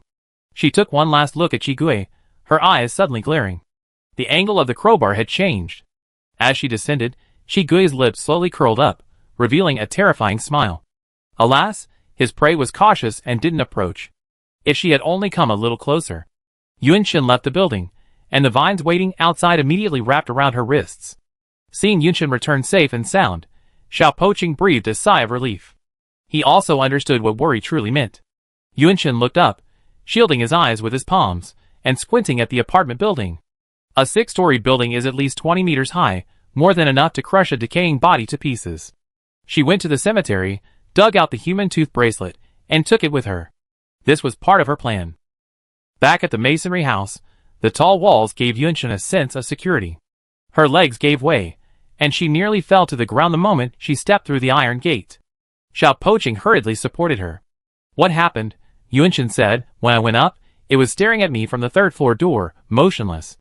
I thought it was asleep, and I watched it for a long time. But when I came downstairs, I noticed the angle of the crowbar was off. I've always had a pretty good eye for that. It wasn't asleep at all, but awake, staring at me. Xiao Poqing was terrified. He hugged Yun Chen, hoping she wouldn't take another risk.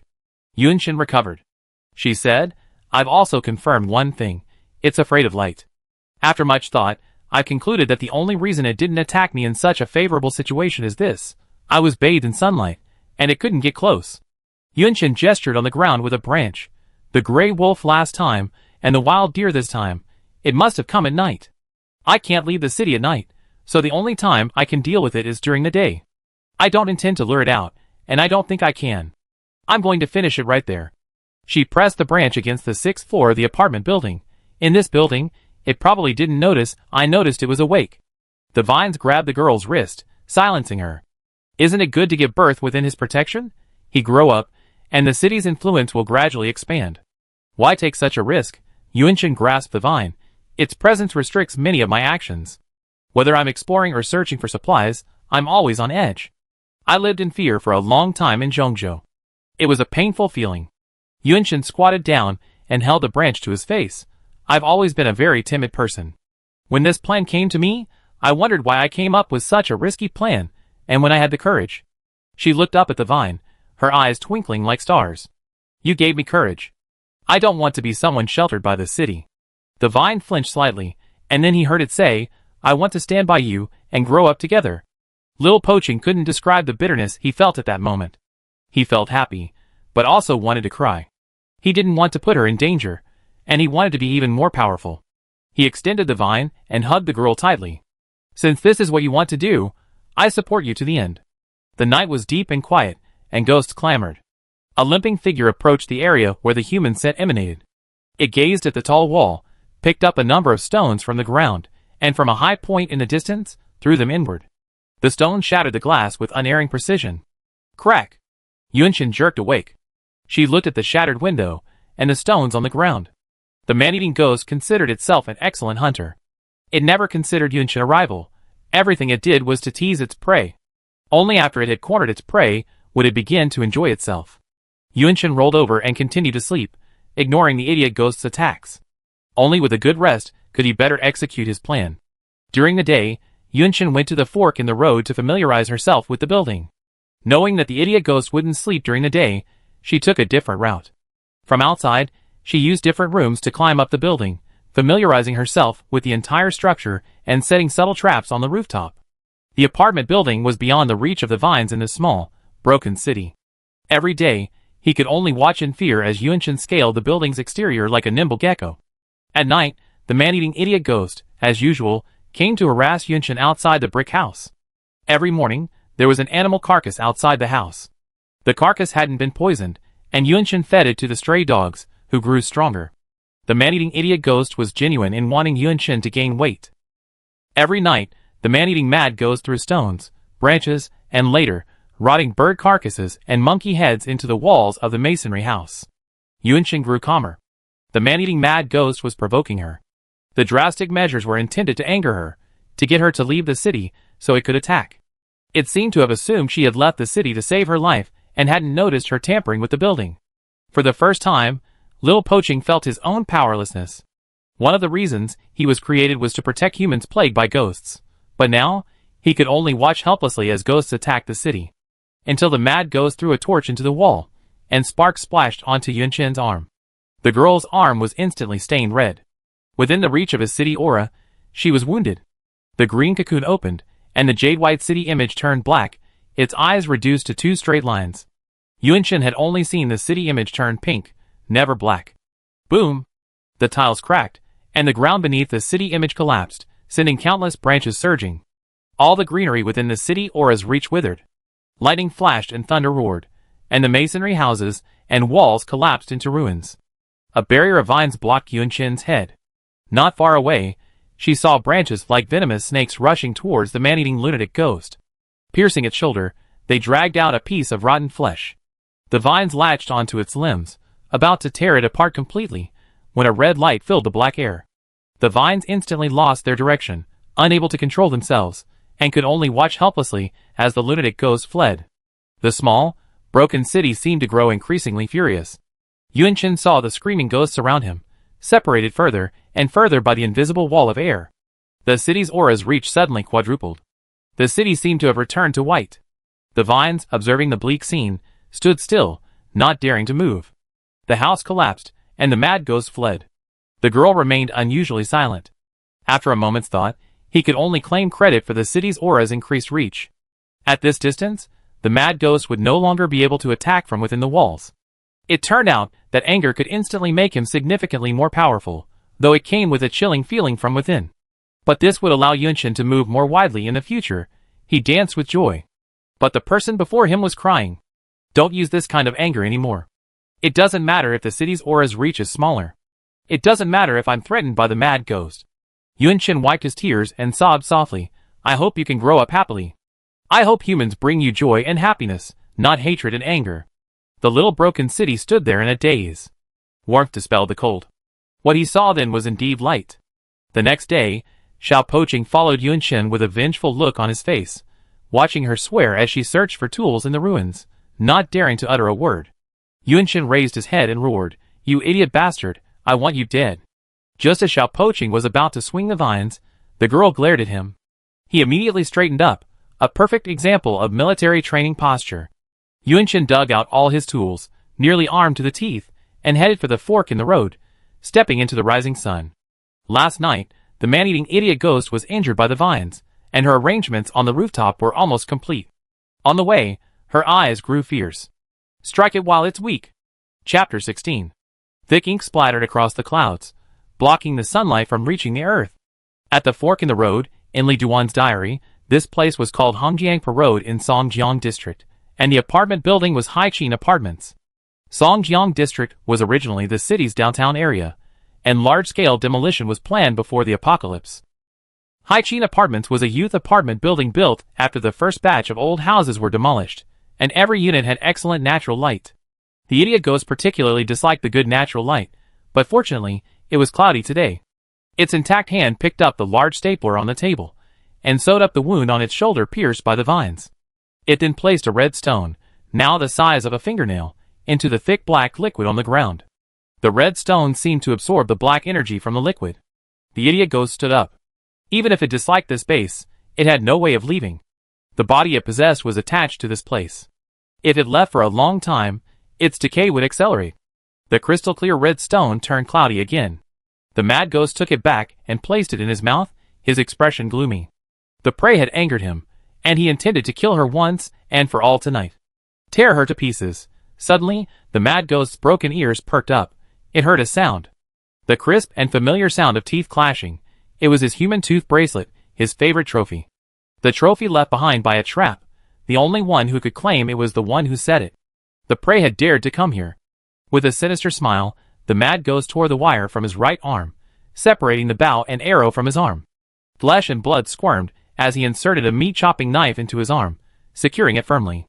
It's going to chop that human into pulp. The mad ghost limped out the door. The short-haired girl was at the corner of the 3rd and 4th floors.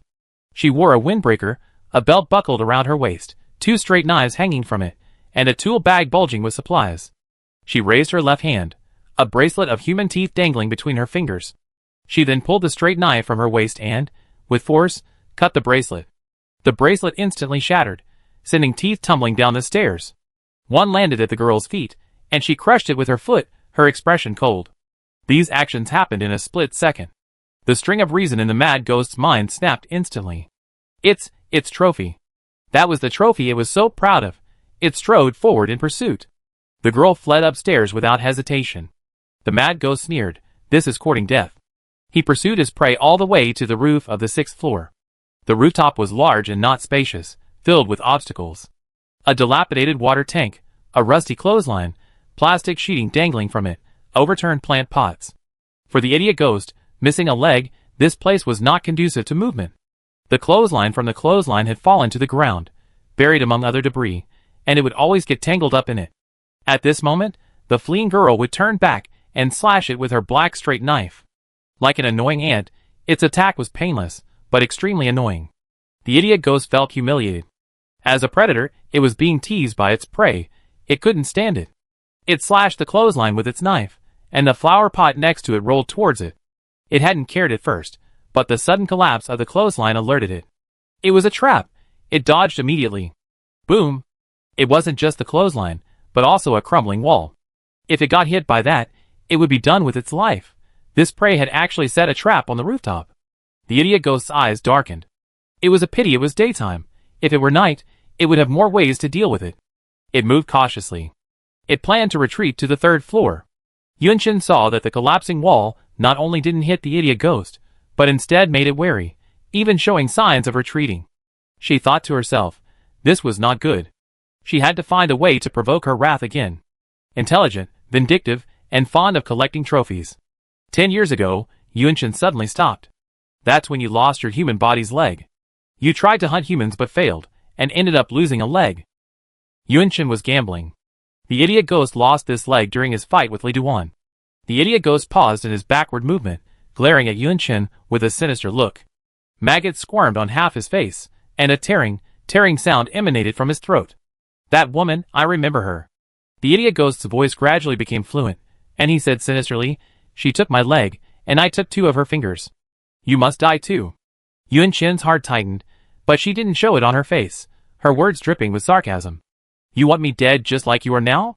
It's wishful thinking. Have you had any effect on me so far? I've taken your arm.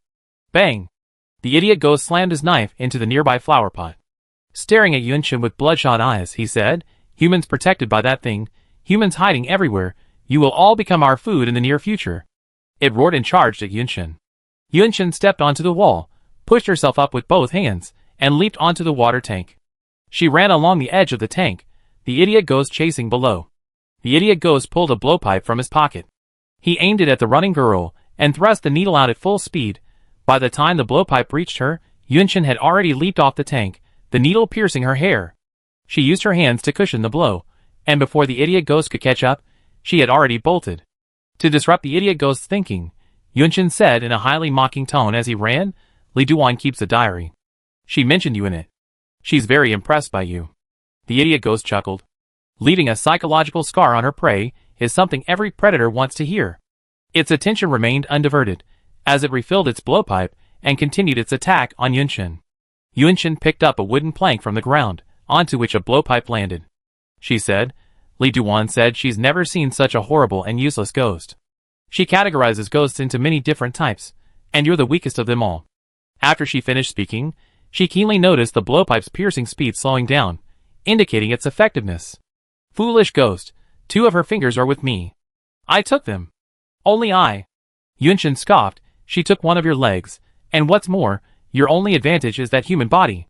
Now that it's rotting, even a child like me has had to deal with it for so long. If Li Duan were here, she'd probably pulverize you in just 2 or 3 blows." Foolish ghost trembled at Yunshin's words.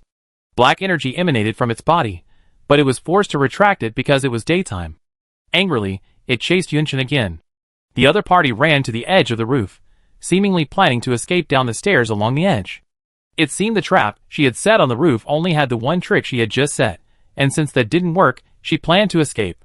No wonder she deliberately provoked him with her words. Was it because she saw it blocking the way down? The idiot ghost believed it had seen through Yunshin's plan, and was going to chase and block the other party first. Blocking its prey's path with its body, the idiot ghost saw a flash of fear on the girl's face, and swung its machete. The black straight knife blocked its attack, with a sharp scraping sound. The girl rushed and fled from under its armpit and behind it. When it turned around, the girl was no longer visible. All around was the sound of the torn plastic sheeting blowing in the wind. Hidden behind the plastic sheeting, the idiot ghost chopped the plastic sheeting apart with his knife, and the pieces of plastic sheeting fell to the ground, but the girl was still nowhere to be seen. Just now, they were at the edge. Did she not run back, but instead change direction and hide downstairs? The idiot ghost noticed the railing at the edge of the roof. It was a perfect spot for someone to hide, hanging by their hands. It saw the faint glimpse of human hands. It slowly approached, right arm raised high, blade flashing with a cold light. Before it could strike, the hand lifted, gripping the hilt, and slammed the ground with its backhand. The idiot ghost immediately felt the ground beneath its feet shake. How could it be possible? Could a human like her have such an impact on the building? Then it was shocked to discover that the area it was standing in was full of cracks, an extremely dangerous area. Obstructed by debris, it hadn't noticed anything unusual. The shadow of the human hand it had seen, the thoughts and inferences it had made, were all part of the other party's plan. She had deliberately lured it here from the beginning. The ground shook, and the mad ghost lost its balance, falling toward the slope. It seemed about to fall, but it grabbed the railing. Its only intact arm clung to the railing tightly. It didn't want to lose this possessed body. Yunshin swung herself upwards with a swift movement, ready to lend a helping hand to the mad ghost. There's nothing in this world worth clinging to. Die! She swung her combat knife, the blade, sharp as iron, easily slicing through the rotting flesh, the bones within the rotten flesh already brittle. Yunshin's eyes reflected the mad ghost's descent. A dark aura emerged, and suddenly, a pair of intact ghostly arms appeared. Unable to withstand the daylight, the ghostly arms appeared for only a second. But in that second, it grabbed her arm and yanked it with hatred. The immense force and chilling sensation left Yunshin no time to resist, and she tumbled over the railing. Xiao Poqing watched helplessly as the man-eating lunatic ghost grabbed Yunshin's arm and dragged her down from the 6th floor. Bang! With a loud bang, the human body possessed by the man-eating lunatic ghost collapsed into a pool of rotten flesh, blood bubbling and maggots wriggling, a horrific sight. A pure ghostly body couldn't stand the light of day, even on an overcast day. The lunatic ghost let out a piercing scream, and the black energy dissipated, vanishing from its spot, its whereabouts unknown. On the ground, only the lunatic ghost remained. Yunchen didn't fall. Xiao Poqing immediately looked up. Sunlight pierced through the dark clouds, revealing the girl dangling from the edge of the apartment wall, swaying in the wind. She had left a lanyard there in case of emergency. Yunchen swung a rope and leaped onto one of the balconies, saying with lingering fear, "Luckily I had a last-ditch plan. This idiot is truly treacherous." She leaned over the railing and waved at the vines below, revealing a mouthful of white teeth. She had succeeded. Xiao Poqing was nearly exhausted. The scene had frightened him so much that his vines had faded to a withered yellow. He gazed at the girl's brilliant smile, feeling delighted. The only city standing amidst the ruins seemed tinged with a warm orange, and the air seemed to be filled with sparkling debris. The withered radish sprouts were once again vibrant and lush. At the fork in the road, Xiao Poqing waved a vine, signaling Yunchen to hurry downstairs. The danger was over. It was time for them to go home. Chapter 17. Yunchen walked from the balcony into the apartment. The weather was clear, and the house was also filled with sunlight. The apartment was deserted and desolate. In the corners, where the sun didn't reach, a sticky black liquid clung to it. It seemed that this place was also a favorite haunt of ghosts at night. As Xiao Poqing had said, this place wasn't like Zhongzhou. There were no sleeping ghosts in the buildings during the day. The only mad ghost occupying the apartment was dead, so he could move freely. Yunchen continued to move cautiously. Caution is always a good thing. There weren't many useful items left in the apartment. The building was dilapidated, the windows were broken, and many items had been corroded by the wind, rain, and sun, losing their original usefulness. From the 4th floor onwards, things were a little better. I could barely pick up a few useful items. For example, a moldy plastic stool, an empty beer bottle, a stack of supermarket shopping bags, a small cart, and so on. The items I found fit neatly in the cart. The cart consisted of 2 wheels and a cloth bag, and the wheels were no longer very flexible. Yunchen kicked it several times until it rolled more smoothly. She couldn't help but admire the quality of many items from before the apocalypse, still usable after decades. She pulled the cart downstairs, her steps a little unsteadily. Earlier, when the mad ghost had dragged her down from the rooftop, she had accidentally injured her right foot while pulling on the rope and pushing against the wall. Her shin bone ached. Fortunately, no bones were broken, otherwise she wouldn't be able to walk now. After looting the 4th floor, she arrived at the 3rd. Yunchen paused for a moment at the security door covered with human skin, carefully examining the room for any remaining traps. After ensuring she hadn't missed anything, she entered the house. The temperature had plummeted several degrees. Half the room was filled with black liquid left by ghosts, and the pungent smell made her eyes hurt. Yunchen moved with precision in several directions, picking up a semi-automatic bow, a chainsaw, a regular saw, a military shovel, a large hammer for hammering down walls. She then opened her supermarket vest bag and swept away a pile of unsharpened blowpipes on the tool bench. As she prepared to leave, she noticed a square box, about 30 centimeters long, beneath the bench. She opened the box, revealing a plastic bag and several pages of paper. The paper was written in a familiar handwriting. There was something else underneath the box, but she didn't look at it, taking it along with the box. Reaching the ground floor, behind the 1st floor staircase, was a locked basement. The lock was rusty and looked weak. On the door, a faded lightning bolt logo stood. Yunchen first took her belongings outside the apartment, leaving Xiao Poqing to look after them. Then, with a hammer, she returned to the 1st floor staircase and broke the lock on the basement door. It was dark inside, and the smell of mold filled the air. Yunchen clicked the flashlight several times, its diffuse light illuminating the basement. A series of devices mounted on the floor caught Yunchen's eye. This was the apartment's backup power room. Yunchen looked at the generators, large and small, in the basement. She didn't know much about generators, but she knew she could take the smaller ones, those not anchored to the ground or connected to wiring. She might not need them right now, but she had to have them. In the apocalypse, no one would begrudge having abundant resources. Xiao Poqing watched Yunchen carry out 3 pieces of metal.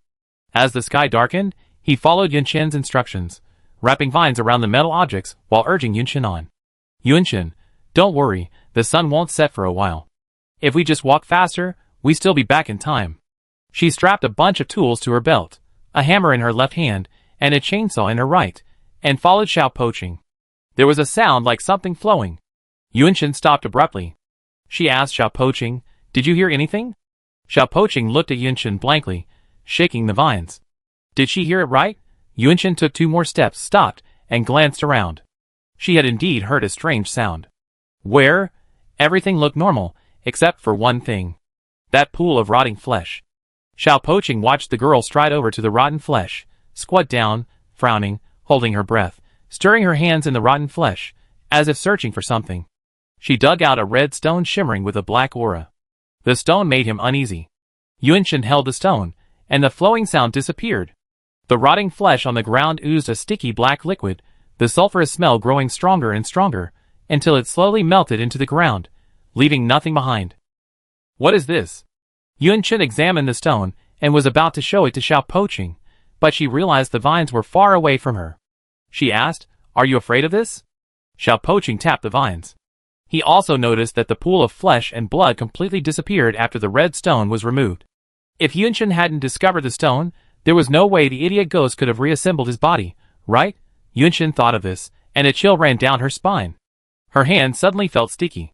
She looked down and saw that the stone was leaking the black liquid, the kind only found on ghosts, and it covered her hand. "Ah!" she exclaimed, throwing the stone to the ground. The stone rolled to the ground. It became crystal clear, like a fine red gem. Xiao Poqing was stunned. At that moment, he felt very fond of the stone. It felt very warm. "You like it again?" Yunshin was puzzled. She took the stone and put it in her pocket, saying, "Let's go back and study it." She and Xiao Poqing hurried home. It was just getting dark when the ghost appeared on time. Yunshin breathed a sigh of relief. "We're home on time." Because of Xiao Poqing's previous anger, this place was reduced to ruins. Yunshin was surprised to find that her radish sprouts had turned green again, and couldn't help but sigh. Radishes are so tenacious. She offered it with the original ruins, and Xiao Poqing mobilized the city's energy to begin repairing the place. Starting with the brick and stone houses, the wind continued to blow fiercely, sweeping away supplies. This time, the hurricane didn't reach Yunshin. A green cocoon of vines enveloped her, offering her a firm protection. Yunshin touched the cool inner wall of the vines, a smile straining her lips. She peered through the gaps between the branches at the ghosts outside.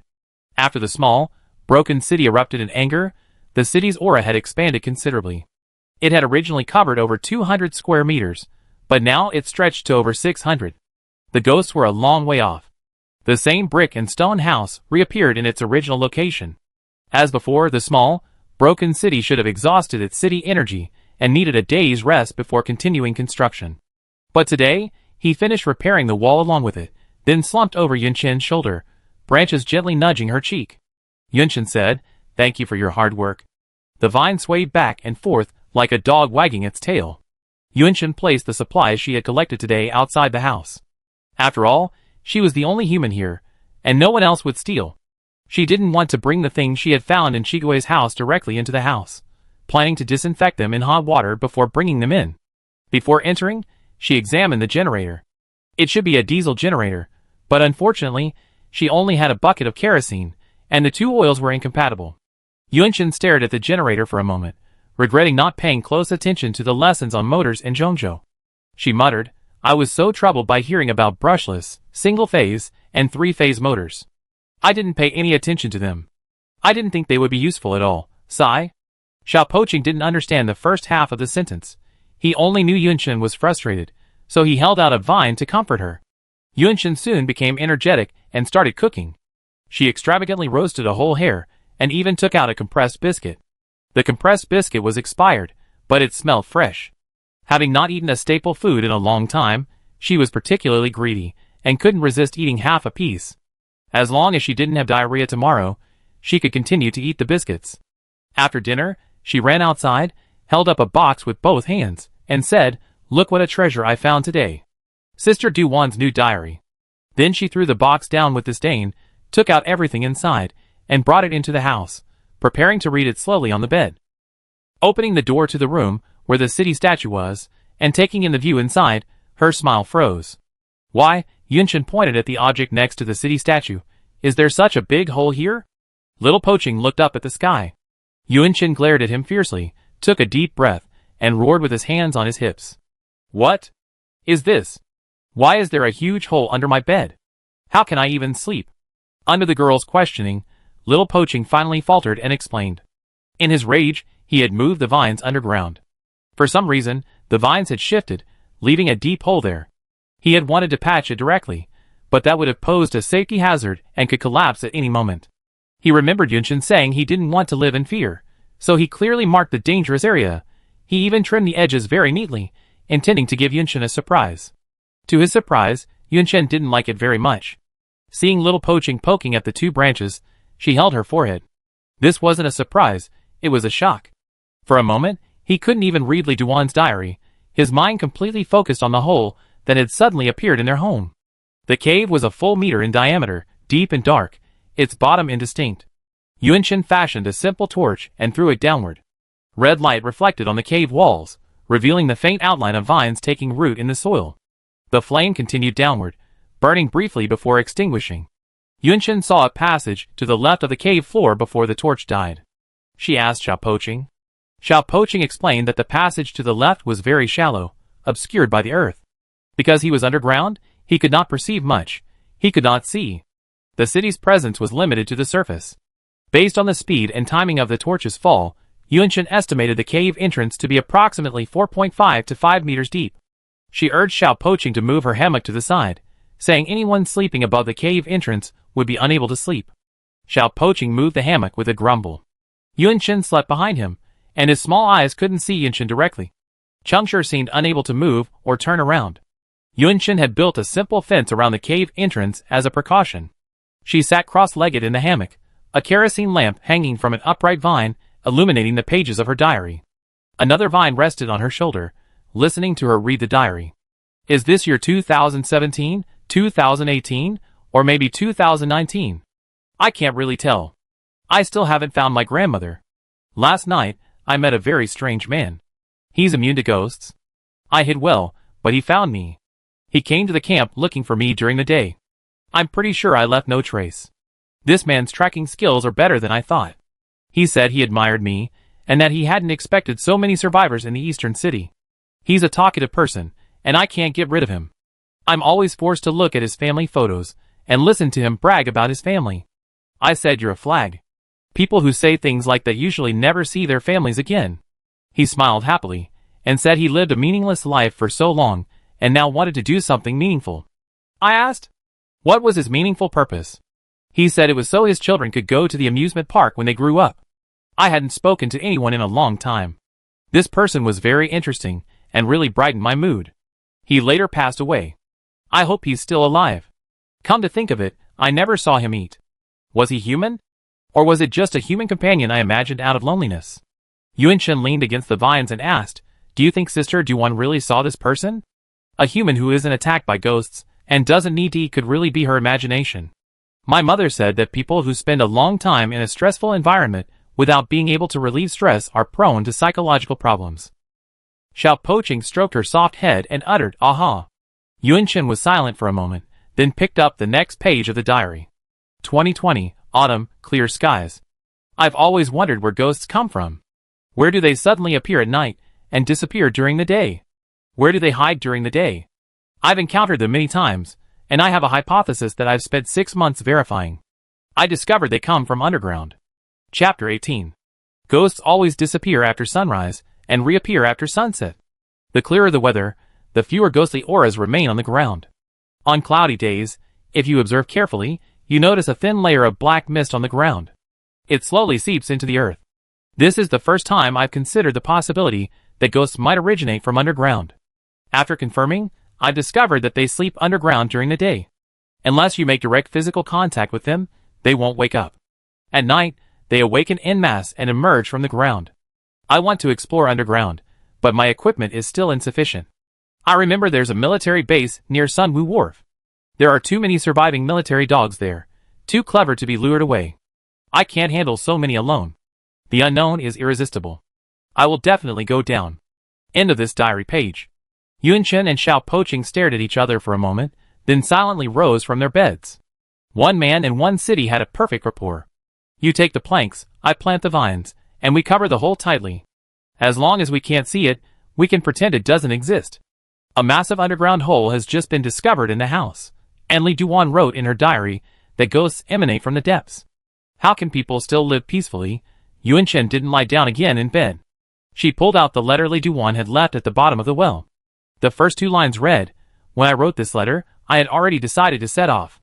I suppose I should have made better choices than most people would consider, but as my grandmother always said, I'm restless in my bones. I want to explore everything." "Did you say, Sister Do-won, really go exploring underground?" Yun-chin found it hard to imagine what Lee Do-won had in mind when she went underground, if that was where ghosts came from, their base camp. But she knew clearly that Lee Do-won was a strong individual, both in her abilities and her character. Her admiration for Lee Do-won grew even stronger. There was only 1 page left in the diary, and Yun-chin's eyes lit up. It was a record of ghosts. She read out the contents. "Law Order, I thought about it for a long time and decided that this name best suited this type of ghost. They are the fastest ghosts, faster than any other ghosts in hunting mode. Law orders generally operate only within their designated territory. Trespassing into this territory will provoke them to attack their prey. Relatively speaking, they move faster at a distance, and the closer they get to their prey, the slower they move. The way to identify them is by their speed. When they're wandering, they're slightly faster than ordinary ghosts. The orders aren't difficult to avoid. They can't see people crouching. This must be a unique rule for different ghost types. Just crouch when you encounter them. Don't worry about being spotted. You must fully crouch. Lying down, kneeling, or even half crouching will all reveal you. The more troublesome part is that there are usually dog rapists near the orders. They're very difficult to deal with. I write about the dog rapists on the back page. Alas, crouching and walking with garlic and oranges hanging from my body is really unsightly. There are only 3 diary pages in total, so there's no way to learn about the ghost dog rapists. Fortunately, Yun-chin learned a new ghostly law, one mentioned in a previous diary page. She also learned the name of a ghostly creature called dog rape, whose weakness, judging by the diary entry, might be garlic or orange. The pages were made of the same paper as the previous diary, and Yun-chin tucked them into the diary. On the cardboard of the last page, Lee Do-won's early handwriting was visible. Compared to her later, more restrained handwriting, the handwriting now had a sharp edge. She wrote, "Live every day as if it were your last." Yun-chin closed the diary and turned his attention to another issue. The unknown red stone in her pocket. The stone, as soon as it appeared, caught Xiao Poching's attention. The beady eyes on the city statue stared intently at the red stone, and the vine swayed with it. "Why has your attitude towards it changed so drastically?" Yun-chin still remembered Xiao Poching's evasive attitude when he had taken the stone out of the rotting flesh. Xiao Poching himself wasn't sure. He only knew that he desperately wanted the stone. It was a good thing for him. Very much. How could he describe it? Xiao Poching thought of Yun-chin eating delicious food, and he danced with his hands, imitating his eating. He was hungry. Seeing this stone made him hungry, and he wanted to eat. Yun-chin was baffled by Xiao Poching's answer. "Did the city will also need to eat? You have city energy, so it's not surprising you want to eat. Is this thing really okay?" Yun-chin was still a little worried. "I got it from a ghost. It had an effect on you before." As she spoke, her voice trailed off. Little Poching's eyes were truly pitiful. Like the big guard dog in Zhongzhou, Doubt's eyes were filled with tears, staring longingly at the stone in her hand. The vines lay on the ground, rubbing her hand carefully. The sounds of the city echoed in her ears. "Ah! Ha! Woo! Here you go." Yun-chin handed the stone to Little Poching. He immediately caught it with the vines, and placed it next to the image of the city in the green cocoon, like a child with a toy. Yun-chin shook his head. Really, it was so frustrating that he was uttering new syllables. She sighed heavily. It's not easy to be an adult and raise a child. The night passed, and Yun-chin didn't get much sleep. At dawn, the ghostly screams outside had subsided, and she rushed out of bed and lifted the wooden planks that had covered the large hole in the house the previous night. She shook the flashlight vigorously a few times, then lit the kerosene lamp. Holding her breath, she shone it downwards. The light seeped down slowly, into vines, soil, crawling insects. The light in her hand couldn't reach deep enough, so Yun-chin had to light another torch and throw it down. Down and down. No ghosts. Even if ghosts were underground, at least they weren't hiding in this area. Yun-chin's heart, which had been tense all night, finally relaxed. She hummed a little tune as she did her morning exercises, then had breakfast. Strange, why didn't Little Poching bother her with the vines today? Little Poching went to bed like her at night, but usually when she got up, he would get up too. Yun-chin asked, "Are you sleeping in today?" The green cocoon was quiet, and so were the vines. Yun-chin felt something was wrong. Could there really be something wrong with the stone from yesterday? She shouldn't have given the stone to Little Poching. She rushed to the green cocoon and pounded hard. What's wrong with you? After a while, the green cocoon opened, and the vines rubbed their small eyes, looking confusedly at the anxious girl. I was dreaming. Yunchen, shock. She stuttered, You can speak now? Not just syllables, but a fluent and flowing conversation. She noticed that the city seemed different again. Just last night, the city was like a tightly closed bud, but today it looked like a bud about to bloom. What happened? Hearing Yunchen's words, Little Poaching was stunned. Can I speak now? He realized, I really can speak now. Can I talk to you every day from now on? I have so many things I want to say to you. Yunchen was extremely troubled by the lack of pauses and inflections in his speech. She said, Speak slowly, don't rush, and pay attention to your punctuation, or I have trouble understanding. Little Poaching said obediently, Okay. His voice was the neutral, unchanging tone of a teenager, a mix of boyish and girlish, with a hint of milky twang. Yunchen asked, Where's the stone? Here. Little Poaching's vines reached out to the side of the statue, then froze in place. What if it's gone? It's gone. I put it there perfectly. Why is it gone? Yunchen retracted his comment about Little Poaching's fluent speech. He still needed to learn how to speak. She helped Little Poaching sort out his thoughts. The stone is in your green cocoon, and only you can touch it. Now your statue has changed so much, and it can suddenly speak. Could it be some kind of energy stone? Have you absorbed the energy within? Yunchen thought it wasn't impossible. Materials like copper ore can be extracted, so it's not uncommon for rocks to absorb energy in a city. Xiao Poaching, how would I know? Yunchen's tone sounded strangely familiar to Xiao Poaching, and she realized it was her usual tone. She felt a subtle emotion. Yunchen, you said you were dreaming. What did you dream about? Xiao Poaching raised a vine and said, It was a very, very, very terrifying dream. Yunchen nodded. Yes, it felt terrifying. What exactly was the dream about? Xiao Poaching, it was so terrifying that I can't remember it at all. Yunchen, Seeing that Xiao Poaching was alive and well, she gave up and said, I plan to go here today. She pulled out Li Duan's map and pointed to a spot about 2.5 hours away. She estimated the time it would take to get there based on the proportional distance from her location on the map to the fork in the road. This map was half hand-drawn, with no scale. Xiao Poaching, what are we going here for? Yunchen said, Sister Duan, this sign probably indicates a small supply point, like a shopping mall or something. I need to find some new clothes. She looked down at her clothes. They were the same ones she worn from Zhongzhou. The quality was excellent, but she'd been wearing them constantly, and they were showing obvious signs of wear and tear. Xiao Poaching waved a vine and pointed at the blue mark on the map that split the city in half. What's that? Yunchen said, It's a river, maybe. She searched for the cities her mother had described to her, but none of the ones she knew had a river running through them. She knew very little about the geography of Kyushu, only the topography of the central region. Xiao Poaching, where we get water? Yunchen shook his head and said, That's just a creek at best. Rivers are much, much larger than creeks. She then realized that Xiao Poaching couldn't reach the fork in the road, so how could it reach the shopping street further away? Xiao Poaching thought for a moment and said, Now it seems I can. I've grown up a lot. Yunchen replied, Those are two separate sentences. When you say now it seems I can and I grown up a lot, you need to pause between them. Now it seems I can.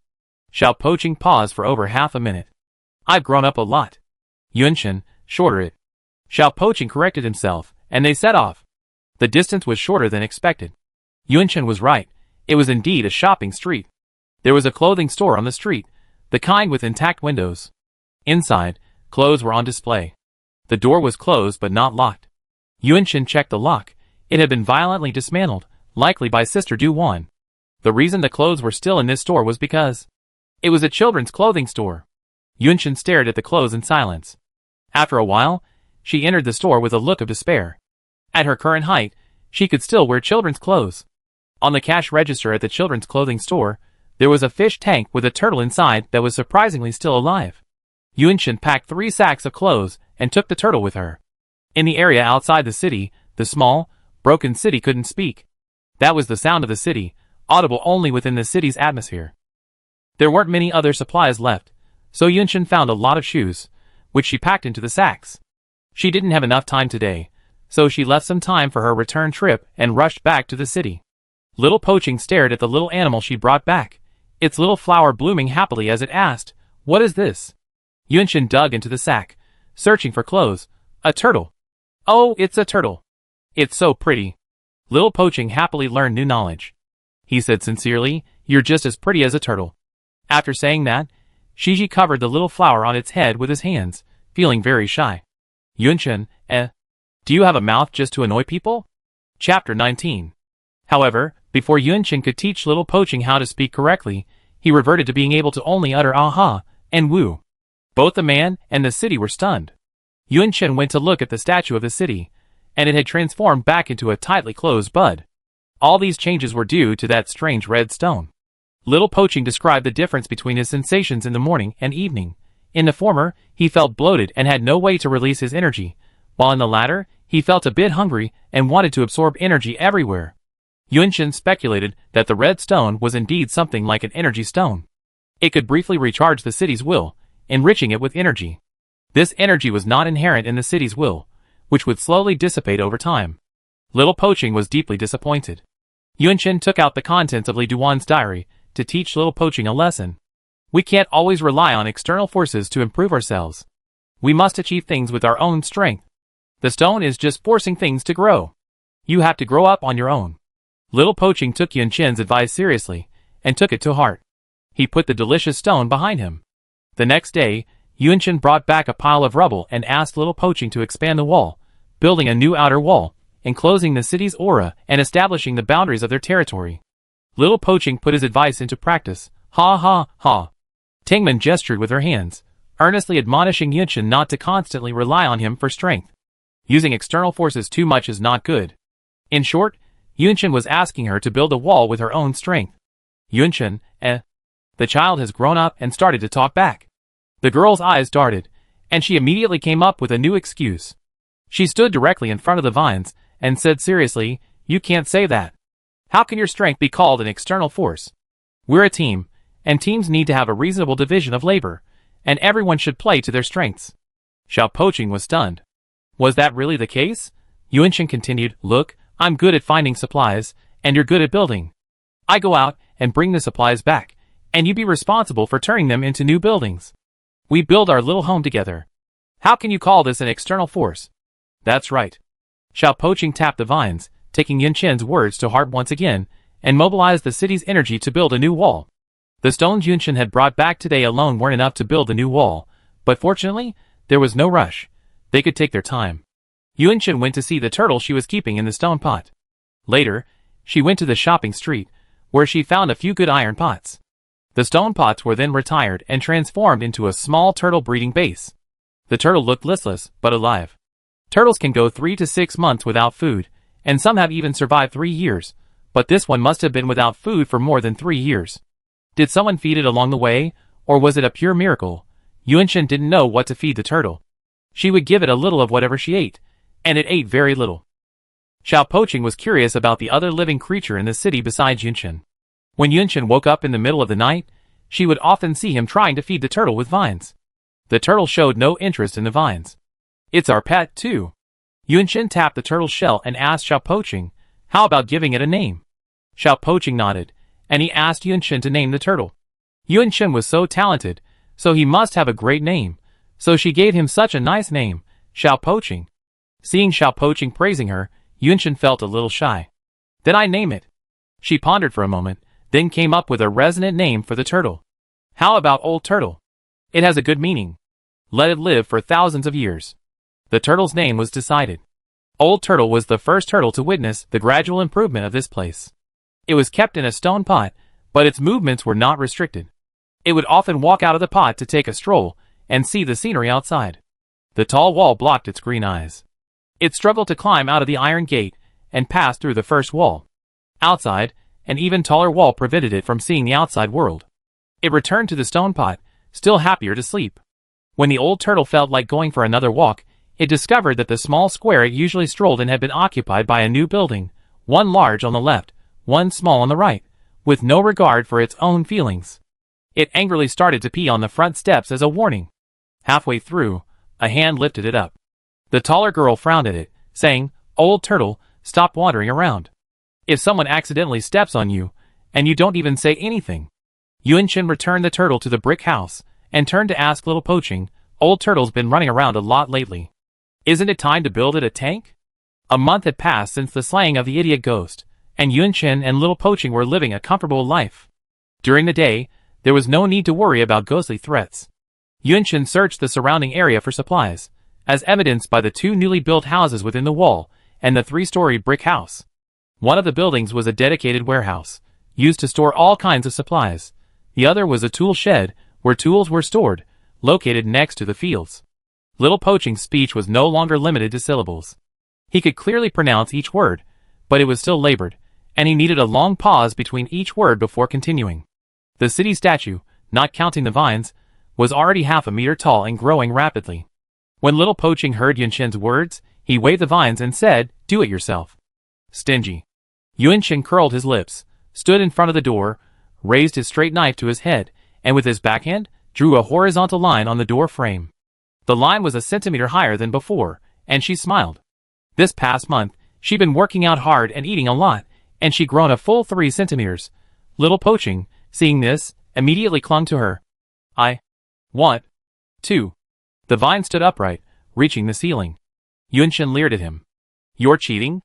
If you want to count the height of your city statue, that's your true height." She then accurately marked the height of the city statue next to her own height line, half a meter tall. Little Poaching, looking at the line that was only 1/3 Yunqin's height, said, "I be very tall." Yunqin immediately said, "I be even taller." Little Poaching, "I am tall." Yunqin, "I'm taller." "I'm taller than you right now." Little Poaching, "Humph." Each one of them turned their backs on the other, ignoring the other. Children's quarrels are always inexplicable. Yunqin went to the radish patch.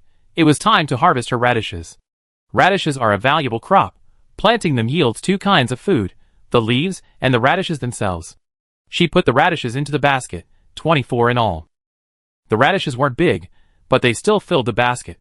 As she carried them into the house, she noticed a vine watching her from the doorway. Yunqin tilted her head to the side. The branches behind the door drooped, playing with Yunqin's fallen hand-cranked flashlight. Yunqin took out a few radishes and squatted in the yard, washing them with water.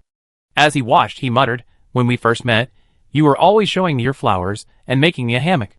Now all you do is show me your broken leaves and won't even build me a fish tank."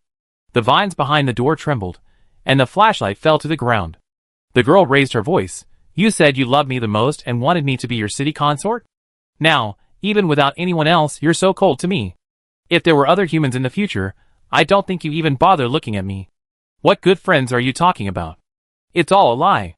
Little Poaching slowly moved out from behind the doorframe, its vine swaying to Yunqin's side. Rubbing her hand. He moved his hand away, snorting coldly. Rubbing her face. He immediately turned his face to the side, his movements softening. He quietly pressed a branch into her hand. She flung it away, but a smile played on her lips.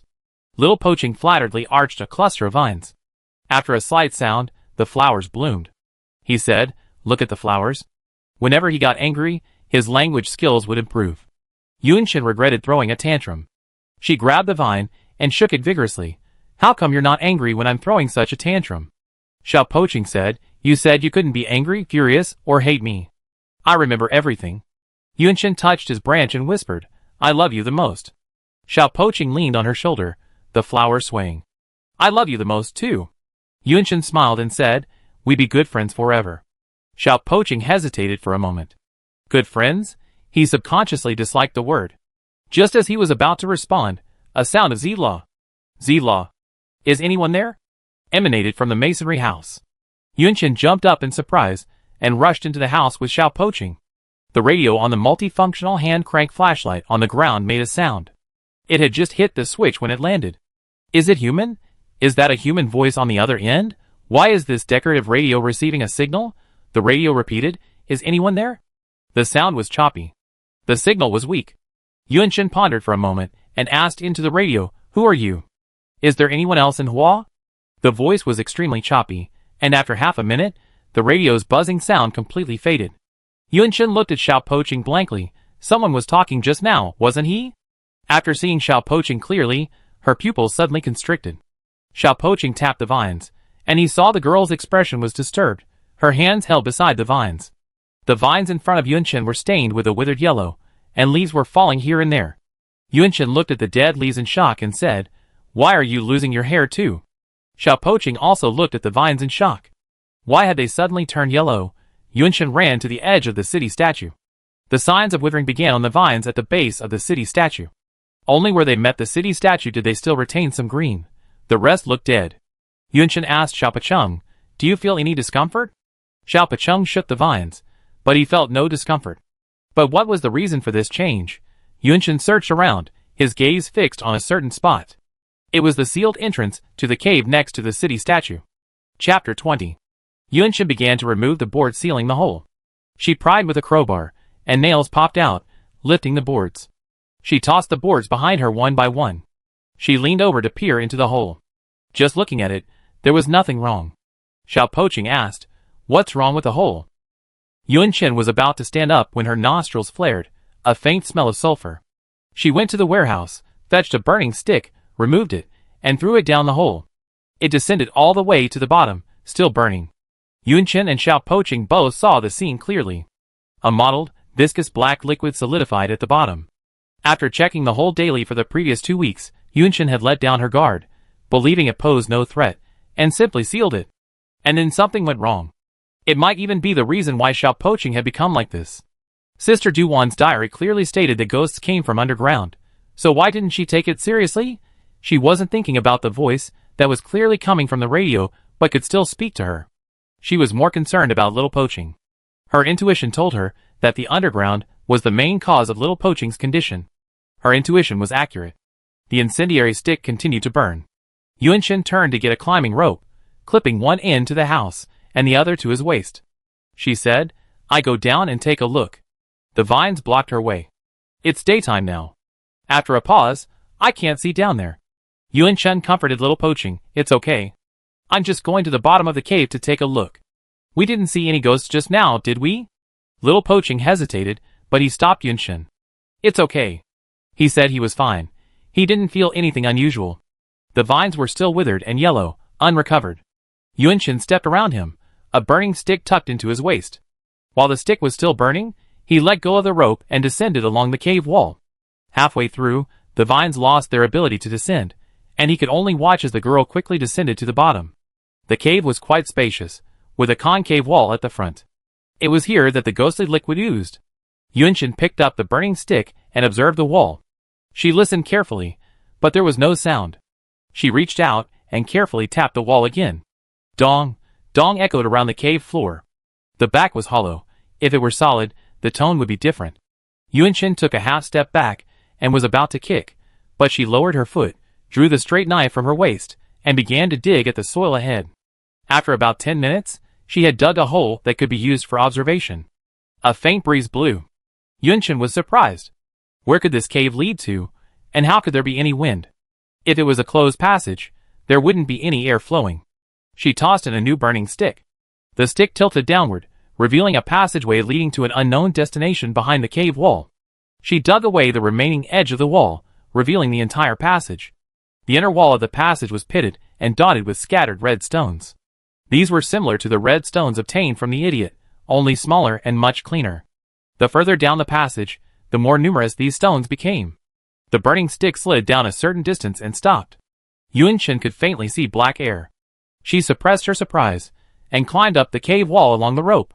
It was as if there was another world underground. Who dug this tunnel, and why did it lead to Little Poqing? After describing the underground scene to Little Poqing, Yunshin asked, "Were there these things underground before?" She remembered that Little Poqing's vines always took root underground. When Little Poqing waved his branches, the city's aura only reached the surface, and the things he could sense with his vines were similarly limited to those above ground. He couldn't sense the underground. Or rather, the city's will couldn't sense the underground. Yunshin pressed his temples, a headache aching. It had only been a month since he dealt with the idiot ghost, and now there were these problems of the underground tunnel and Little Poqing's changes. What should he do? Oh right. Little Poqing could sense her emotions. Out of the corner of her eye, she saw the other vines huddled uncomfortably behind the city, with only one in front of her. The girl put away her anxiety and smiled brightly. "It's not a big deal. I've been to every place within reach. I was just feeling bored and had nowhere else to go. And by chance, there's this underground world I can explore. Maybe it has nothing to do with the underground." Xiao Poqing looked at the lifeless vines with embarrassment. He could control them easily, but they just didn't look that good. She didn't need to take risks. Yunshin noticed that Qingshir's eyes had become less round, and he looked guilty. She squinted and suddenly said, "Are you lying again?" Xiao Poqing, He shook the vines. "Not a big deal, not a big deal." Yunshin asked him why. Xiao Poqing said that after Yunshin broke through the cave wall, he felt like he was connected to another part of his body underground. It was the discomfort there that caused the changes in his vines. It was also the first time he realized that a part of him remained underground. It seemed that when he emerged from the ground, he had forgotten to bring a part with him. Yunshin asked, "Where is that part?" Xiao Poqing said, "Very deep down, it's dangerous." He wondered, as the city will, he couldn't remember many things the other city wills knew, not even their names. Was it because he was missing this part of his body? Xiao Poqing saw the girl's expression of confusion. He whispered, "Something is blocking the outside." He whispered even more quietly, "It's underground. I can't get rid of it myself." That's why he couldn't contact her. Yunshin asked, "Tell me the truth. If I don't take care of it, will it affect you?" Xiao Poqing concealed nothing. He said that after sensing the other part of his body, energy continued to surge towards it. This wasn't a problem Yunshin hadn't encountered since breaking through the cave wall. He previously thought his city's energy was depleting at an unusually high rate, and he thought it was normal. After all, even building a wall required a long rest. If he left it alone, he felt he might fall asleep again. After saying this, Xiao Poqing watched Yunshin leave without a word. He still remembered that radio. It was a talking human. If he fell asleep again, would Yunshin be able to find other humans safely? She was very capable now, constantly training herself diligently. Like Sister Duan, she could live well without the city's will. What was the meaning of his existence? To protect humanity? What if humanity didn't need his protection? The vines froze in place, understanding for the first time what random thoughts meant. The girl returned, all the branches bending toward her. Yunshin returned to the house, holding Li Duan's map. "I've never considered going to Sister Duan's camp and using her supplies, but now there's no way. Exploring the underground requires many tools, and Sister Duan has already plundered much of the surrounding area. We don't have many exploration tools." She spread the map flat on the ground, contemplating the small, broken city. "Don't worry, I'm here. Where you can't go, I go for you." I wonder if Li Duan's map originally contained a map of the entire city. If so, this city isn't very large. At Yunshin's fastest pace, in a completely straight line with no obstacles, she could have traveled from one end of the map to the other in less than a day and a night, enough to show the city's size. Yunshin didn't explore too far beyond the small, broken city. She lived in the city, and now had enough resources for personal survival: a house, land, food, and a pet turtle. She was content with this life. Reality forced her to move forward. Exploring underground, wasn't there a bit of fear? She was terrified, but that fear was far less than the fear of losing the small, broken city. It wasn't the fear of losing the city's will to protect her, but the fear of losing her family. The small, broken city was her family. Yunshin took a deep breath, suppressed his emotions, and spoke in his usual relaxed tone. "Remember the shopping street we visited before? There was a store there that sold wilderness survival tools, but they've been cleared out. Her warehouse contained a lot of items, but they were mostly daily necessities." Li Duan had thoroughly cleared the city, leaving behind virtually nothing of particular practical value, and she had hidden them very well.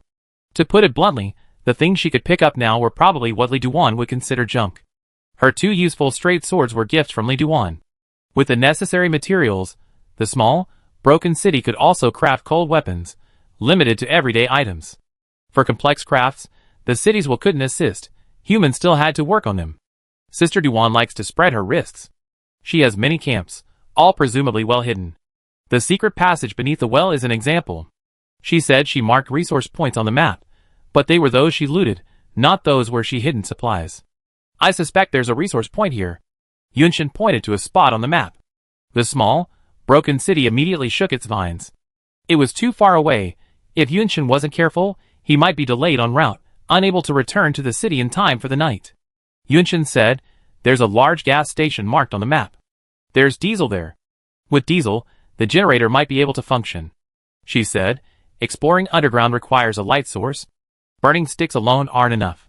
A hand-cranked flashlight won't be very effective down there. I need a headlamp and a high-intensity flashlight, and they require electricity. The gas station closest to us is out of gas." Xiao Poching fell silent. Yunshin pointed to other possible resource points on the map. These places might all have resource points, but I'm not sure. There's definitely one near the gas station. The map shows a watchtower over there. Sister Duwan's camp is either extremely well hidden or very suitable for escape. Vines wrapped around Yunshin's wrist, touching her drooping fingertips. He had no way of reaching there. He couldn't accompany her into danger. I've returned safely from several trips to distant places, and I'd be back perfectly safe this time too. Forget it, better not to say such things. Sister Duwan said it was a flag unlucky. Xiao Poching, Then you say that. Yunshin reached out and slapped the top of the vine. Seeing it slap down a pile of dead leaves, she stuck out her tongue and made a face, which made Xiao Poching laugh. A day later, Yunshin set out from the city just as the sun rose. Xiao Poching followed until he could go no further. He waited there. He watched the sun rise to its crimson rim, then watched the night fall. Anxiety, intolerance, powerlessness. Finally, Yunshin returned, riding a dark aura. A ghost slowly gathered behind her, attempting to pounce on her, but was stopped by an invisible barrier. The girl was carrying a massive backpack she'd never seen before, her entire body bent under the weight. She also held a large bucket in each hand, and the strong smell of diesel wafted through her. Her chubby cheeks were covered in black marks.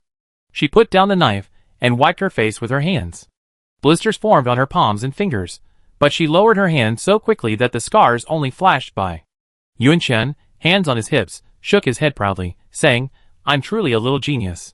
The sentry tower is right over there with one of Sister Duwan's camps. It's inconvenient to carry the oil, so I only brought back a small amount for emergencies. She rubbed her hands, grinning, and walked inside, saying, That's a big warehouse with so much stuff. It would be nice to have a drivable car, but unfortunately, there's only scrap metal around here. I can't drive. I heard adults in Zhongzhou say that cars are so easy to drive. She looked down at the vines that rushed into her arms. Little Poching, you're back. Yunshin, wow, you can say 4 words at once? After the surprise wore off, she noticed a faint hint of tears in his voice. Yunshin heaved the vine over his shoulder, swaying it back and forth, and said earnestly, I'm home. Little Poching, welcome home. Yunshin hummed heavily. Chapter 21. The 3 small generators in the warehouse came from Hai-Chin apartment. After Yunshin added diesel and tinkered with them, 2 of them were working. With the generators, the rechargeable flashlights finally came in handy. Yunshin had collected many flashlights, 3 or 4 of which were functional, which was quite good.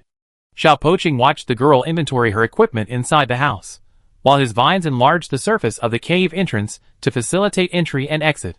Helmet, backpack, water bottle, flashlight, incendiary sticks, food, matches, chalk, candles.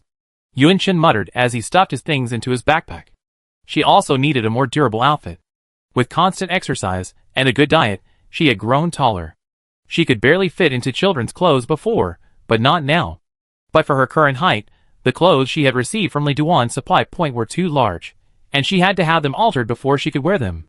What had once been considered handsome outfits, after her alterations, became rather abstract. Yunshin, feeling rather good about himself, stood in front of the city statue and spun around, his rubber-soled shoes creaking on the ground. She asked, How is it? Xiao Poching, beautiful. Prettier than the patterns on an old tortoise's shell. He subconsciously left the second half of the compliment unsaid. Yunshin, somewhat pleased with herself, said, It seems I have a talent for altering clothes. She counted her supplies again, and stuffed a pen and paper into her jacket pocket to draw her route. At night, Yunshin buckled his helmet, lowered the rope, and prepared to set off. Xiao Poching was extremely worried. Are you really going to go down and look for it? Yunshin grasped the rope with both hands, stepped onto the cave wall, raised one hand to her forehead, and waved it at him, Trust me. She descended gracefully. Xiao Poching was worried. Half a minute later, Yunshin climbed up and awkwardly picked up the 2 flashlights on the ground, grabbing them several times before she could lift them. She put the flashlights on her belt and coughed solemnly, This time I'm really going down. Xiao Poching, even more worried.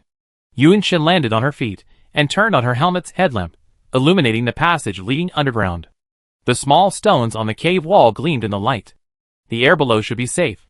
She threw the rabbits into the cave, and after a few days, they were still alive and kicking. Yunshin took a deep breath to calm her heartbeat. She didn't have a clock, so she could only calculate time based on the approximate time. She knew roughly how long a minute was. She had a habit of counting her heartbeats. When she was at rest, her heart rate was around 60 beats per minute. During this season, from dusk to full light, her heart rate was about 40,000. She needed to remember to monitor her heart rate and return home in time. The appearance of ghosts at night was a good opportunity to reach the bottom of the cave. But this was only based on information from Sister Du-won's diary, and Yunchen had no choice but to believe it. Her heart rate stabilized, and Yunchen turned the corner, officially entering the underground passage. The passage was quiet and dark, with only the sound of her footsteps and the rustling of her clothes. Fortunately, her headlamp and powerful flashlight could illuminate a large area, alleviating her stress. The passage continued downward, and it was unknown how much longer it would take to reach the end. The cave wall gradually changed, with more and more red stones on the wall and gradually increasing in size. They looked like gems inlaid in the cave wall, quite beautiful. Yunchen noticed that individual red stones were always grayish, like the one she had just retrieved from the rotting flesh of the mad ghost, but clusters of stones were bright and translucent. She still didn't know what they were, but mentally referred to them as energy stones. Stones that could replenish the city's energy. Since it was her first time underground, Yunchen walked cautiously and not quickly. She walked a long way, and the passageway widened. A vast flat land appeared ahead. On this flat land, large clusters of red crystals were scattered, each emitting a faint glow. A black, viscous liquid was scattered around. Those crystals were simply enlarged versions of the red stones. They were so beautiful, wherever the crystals touched the ghostly liquid, their color dimmed and faded. The flat land connected to different cave entrances, each with varying amounts of ghostly liquid in front. Some had even more, dripping downward. Yes, dripping. Connecting the cave entrance to the plain was a narrow stone pillar, a spiderweb that stretched from the cave entrance to the ground. The light from the crystal shone a pale red, and beneath it lay a bottomless abyss. Yunchen, shocked by the sight before her, involuntarily took a step back. She stepped forward again, unleashed a burning stick, and threw it forward. The flaming red dot of light fell. Down, down, down, until it vanished into darkness. There was no sound of it hitting the ground. Yunchen raised his hand, pressing it tightly against his mouth, suppressing any sound of fear. The more dangerous the situation, the more calm and quiet he had to remain. She calmed down and began to think. Why was there such a place underground? It was as if the ground had been hollowed out. Ghosts had been here before, as evidenced by the dense ghostly fluid. Perhaps they actually slept and rested here during the day. Yunchen glanced around, dazzled by the sheer number of openings. Each opening looked almost identical, size, shape, and even the visible contents. Yunchen took out a piece of chalk and marked the wall of the opening she was in. Not only that, she meticulously observed the entire opening in detail, closing her eyes and redrawing it in her mind. Only after she was sure she had memorized it completely did she move again. The only accessible area was the stone pillar leading to the platform. It was a single plank bridge, too small for both feet to stand on simultaneously. As she approached the bridge, she noticed traces of moss along the edge of the sixth opening to her right, and slender branches that would be overlooked without careful observation. Could it be there? The thought that part of Xiao Ruiqing's body might be there galvanized her into action. Yunchen took out her tools, secured a rope, and buckled it onto her body before beginning to walk along the stone pillar. She had excellent balance and walked steadily along the stone pillar. She secured her safety rope to the platform, then pulled a new one from her backpack and found a spot to secure it. While securing it, she noticed the gray crystal stained by the ghostly liquid and couldn't help but reach out to touch it. The crystal glowed faintly, startling her. Dark mist oozed from the crystal, and drops of black liquid evaporated from its surface, gradually returning to its luminosity. Yunchen's fingertips felt warm, and when she touched the crystal, it was also warm. She thought to herself, this place is truly bizarre. Buckled onto the safety rope, she walked towards the cave entrance lined with branches. She could only take a brief peek before she had to start her return journey immediately, without delay. Climbing the stone pillars was no challenge for her, and she walked quickly. She observed the cave entrance for a moment. A breeze blew, coming from nowhere. She had originally brought a candle to determine if there was enough air underground, but now it seemed unnecessary. She walked inside. The ground was damp, and with every step, she could hear the distinct sound of water. Water dripped overhead. Vines perched on the cave walls, startled by the sudden appearance of life, began to wriggle. They seemed ready to attack. And so they did. If Yunchen hadn't dodged quickly, she would have been stabbed like a hedgehog. Even so, she still received a scratch on her face, and blood oozed. The branches in front of her stood quietly, a hint of red at the top. Red smeared across the branches, and green gradually spread. Yunshin was terrified. Judging from the color of the vines and the baldness of their heads, they must be from a small, broken city. Why was their character so brutal? For a moment, she didn't know whether to retreat or advance. The vine froze in its place for a moment, then, as if realizing something, retracted its branches and looked uneasily at the person ahead. Yunshin ignored the stinging pain on her face. She saw that after the branches had retracted, countless vines stretched out at the end of the passage. They seemed to support the entire passage. Some vines were tangled and intertwined, with verdant and withered vines juxtaposed. Yunshin noticed that the withered and yellow vines were mostly splattered with a black and red liquid, as if something had exploded there. Is that the reason for the withering? Seeing the vines showed no sign of continuing their attack, Yunshin moved closer, briefly observing that area. During this moment, she felt a sense of being watched. Turning back, she saw it was the thickest vine. She took out her straight knife and scraped the liquid from the surface. It was no use. It had already seeped into the interior. As she did this, the withering spread.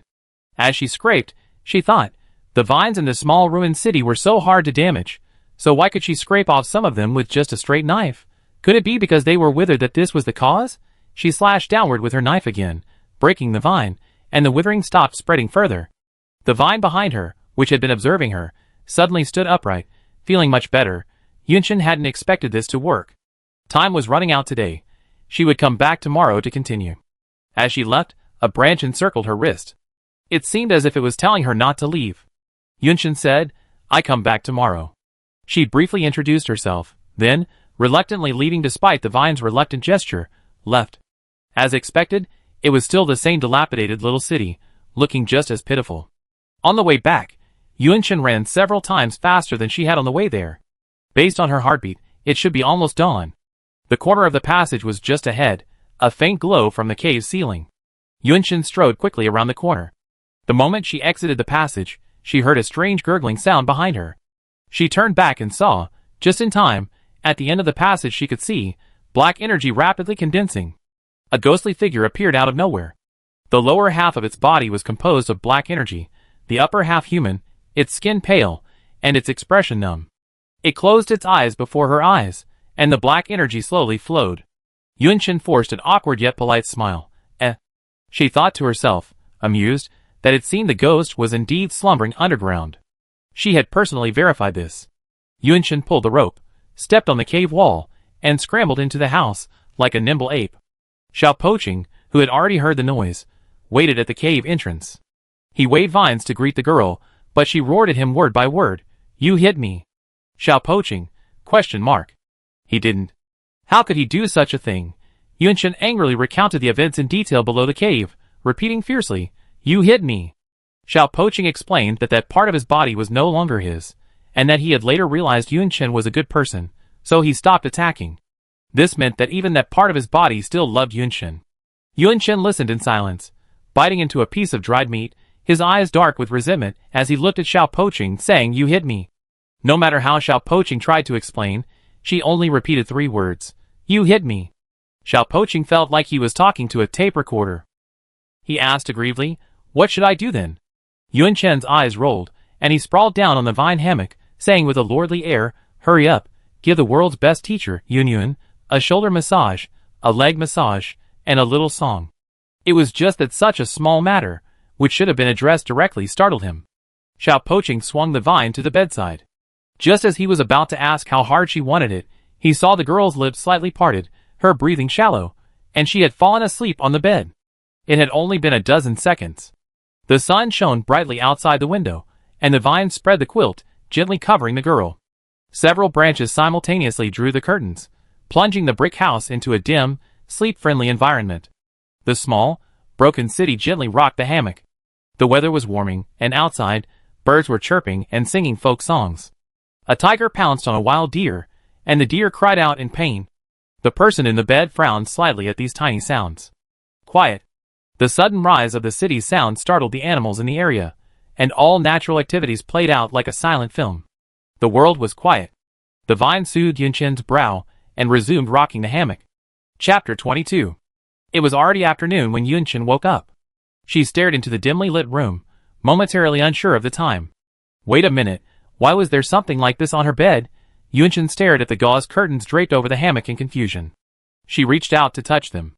The gauze was as soft as white clouds, its layers adding a fairy tale feel to the hammock. You're awake. Xiao Poqing's branches pulled back the gauze, and the curtains elsewhere in the room followed suit, letting in sunlight. He said, I made this with energy. Can it be made without offerings? Yunchen fondled the white gauze, unable to let go. Now the hammock looked like a beautiful princess bed from a bedtime story. Xiao Poqing said, leftover materials. Yunchen understood what he meant. It was leftover scraps from a previous offering. As she got out of bed, the branches came over with an enamel basin. The basin contained lukewarm water and a face towel. Shiji wanted to help squeeze the water out of the face towel, but unfortunately, he couldn't quite get it right. Yunchen, watching his antics, couldn't help but laugh as he stopped him, saying, You don't have to do these things. I can do them myself. She wiped her face and body briefly, put her clothes back on, and said to Xiao Poqing, Actually, I don't like the life I had in Zhongzhou. No one let me do anything. They didn't show it on the surface, but deep down, no one liked me. Xiao Poqing was puzzled. Why? Yunchen looked at him. I don't know. She didn't know why everyone in Zhongzhou had to work, but she didn't have to do anything. Even if she asked, she would be rejected. She didn't know why she was disliked. No, she could probably guess. Little Broken City tilted his branch for a moment, then patted the girl's shoulder. You have me. I like you very much. Yunchen's eyes curved with a smile. Thank you. Soon it was night again. Yunchen set out for the underground.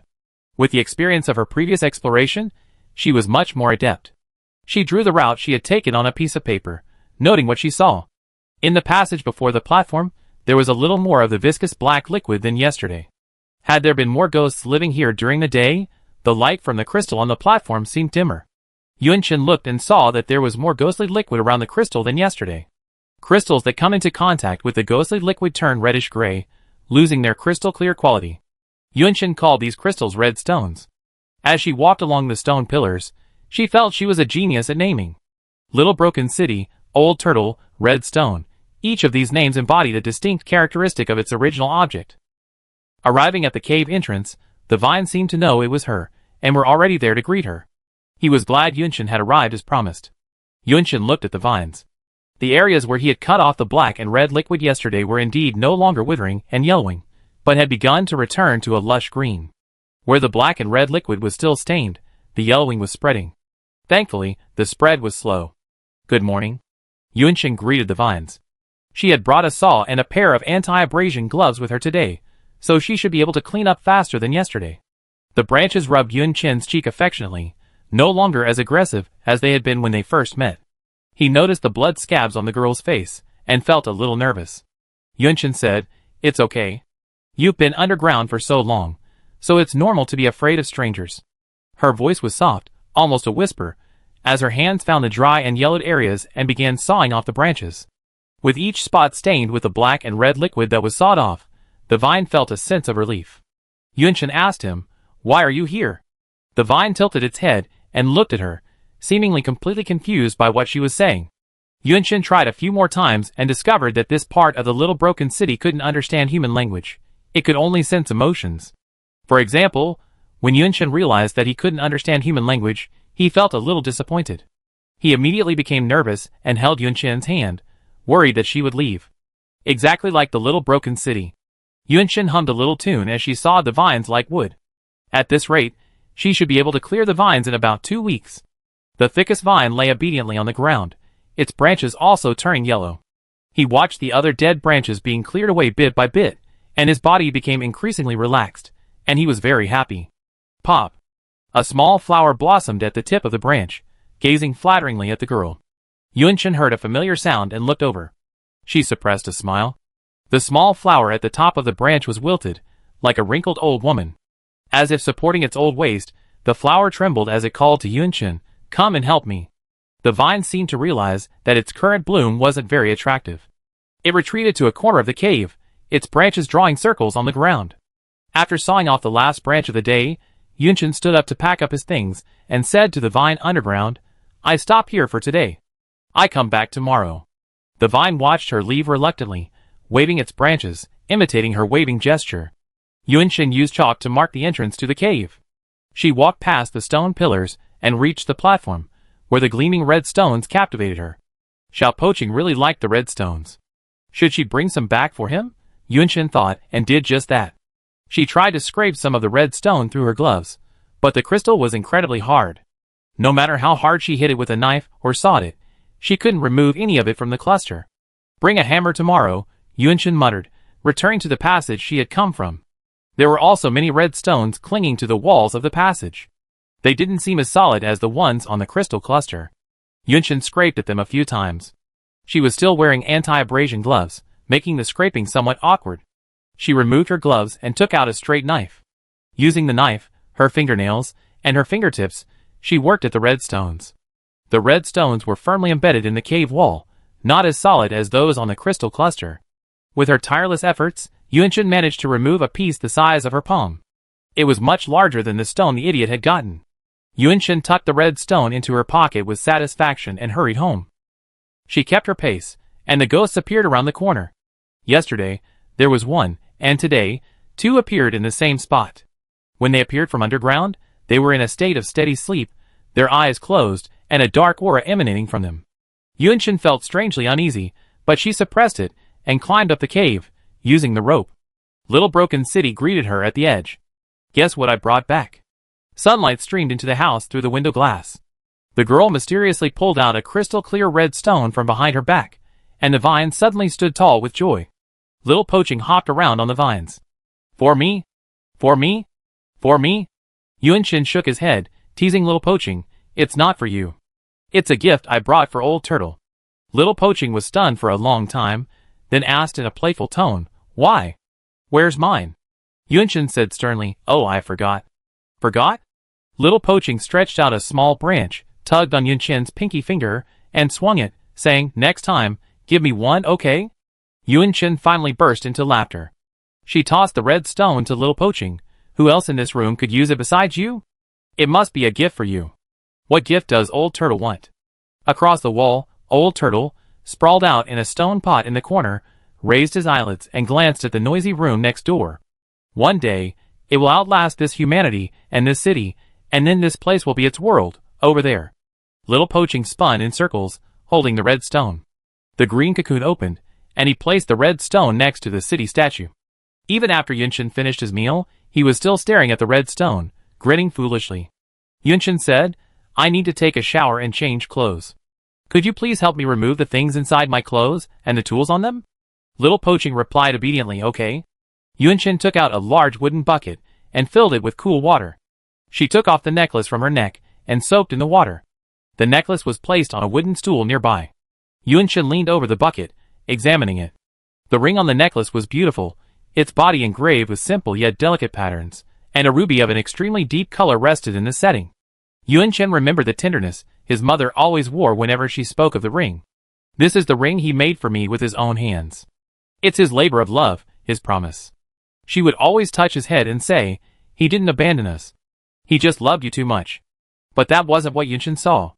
To her, his father was just a symbol, a memory he had no memory of. Because his mother was thinking of him even before her death, she even harbored resentment towards him. Yunshin lay buried in the water, bubbles bubbling to the surface. Through the simple curtain, Vine meticulously checked each pocket, removing everything. Xiao Poqing had hoped Yunshin might have hidden other red stones in his pockets, but sadly, there were none.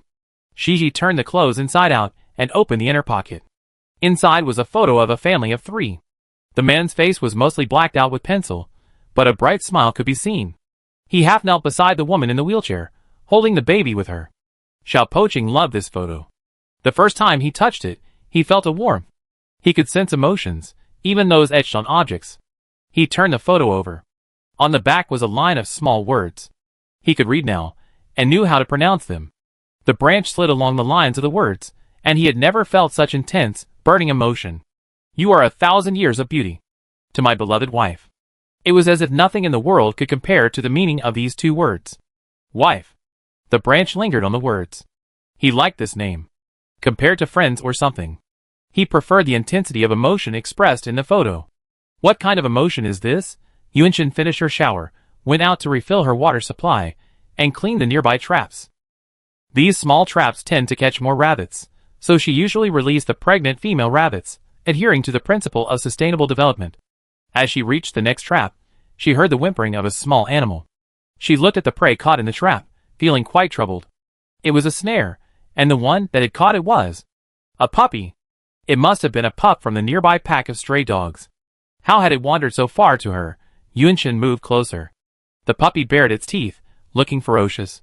She grabbed the back of its neck, pinned it to the ground, and released the trap. The dog's leg was badly injured, so Yunshin carried it back into the house. Xiao Poqing looked at the great puppy in surprise. A new family member? Yunshin yawned. Exhausted, she nodded perfunctorily. After briefly tending to the puppy's injuries, she tossed it to Xiao Poqing to play with. I'm going to rest first. Xiao Poqing preferred this little dog, whose tail wagged when attracted by a vine, to the old bastard who ignored him. Even though he knew the dog couldn't speak, Xiao Poqing still asked enthusiastically, "What's your name?" "Puppy, woof woof woof." Xiao Poqing, I know. You don't have a name. She give it to you. Puppy, woof woof. Xiao Poqing, woof woof woof. Puppy, woof?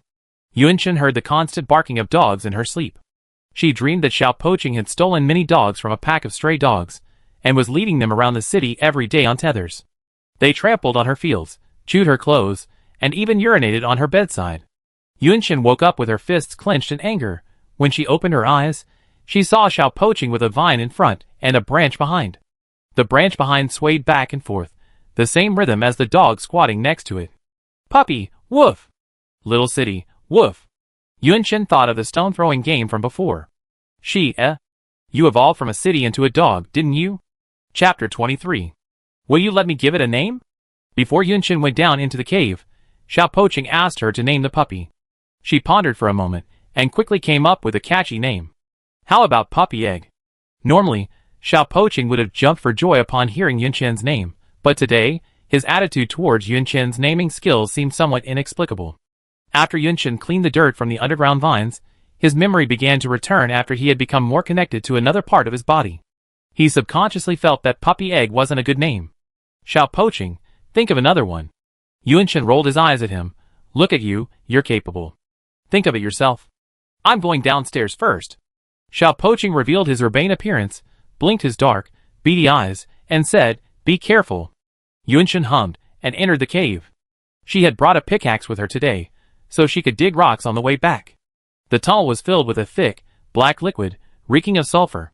Yunshin tilted her headlamp illuminating the direction she was facing. The cave walls and the ground were covered with dense, sticky black liquid. They were the distinct marks left by ghosts, who had stayed in a certain place for a while. Just as the temperature drops in areas where ghosts have appeared, this was a way to identify the presence of ghosts. These liquids were harmless to the human body, but once contaminated, they were difficult to clean.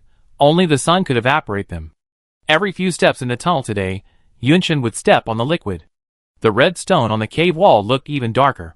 Yunshin paused, noticing that the red stone, now a darker shade of gray, was showing signs of peeling from the wall. Ghostly fluid wouldn't harm humans, but would it affect something like a power stone to the city's will? Yunshin didn't think too deeply about it. She still had to help clean the stains from the underground vines. Speaking of which, was there a connection between that thin black-red fluid and the ghostly fluid?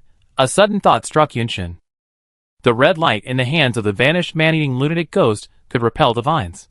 After the red stone was taken from its corpse, its body immediately rotted and disappeared. While the stone existed, the rotting flesh seemed to still be alive. What was that sound she heard then? Yunshin looked at the red stone on the platform. Could stones make sounds? Like the city's will?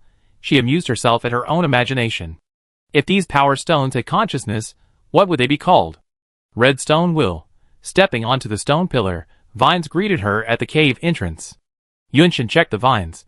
New branches had sprouted from the place where they had been cut the day before, and no new ones had withered. The yellowing, withered leaves still slowly spreading, she picked up the saw and began to work. The underground vines, like a small, broken city, clung to her shoulders. Compared to the vines above ground, they were incredibly thick.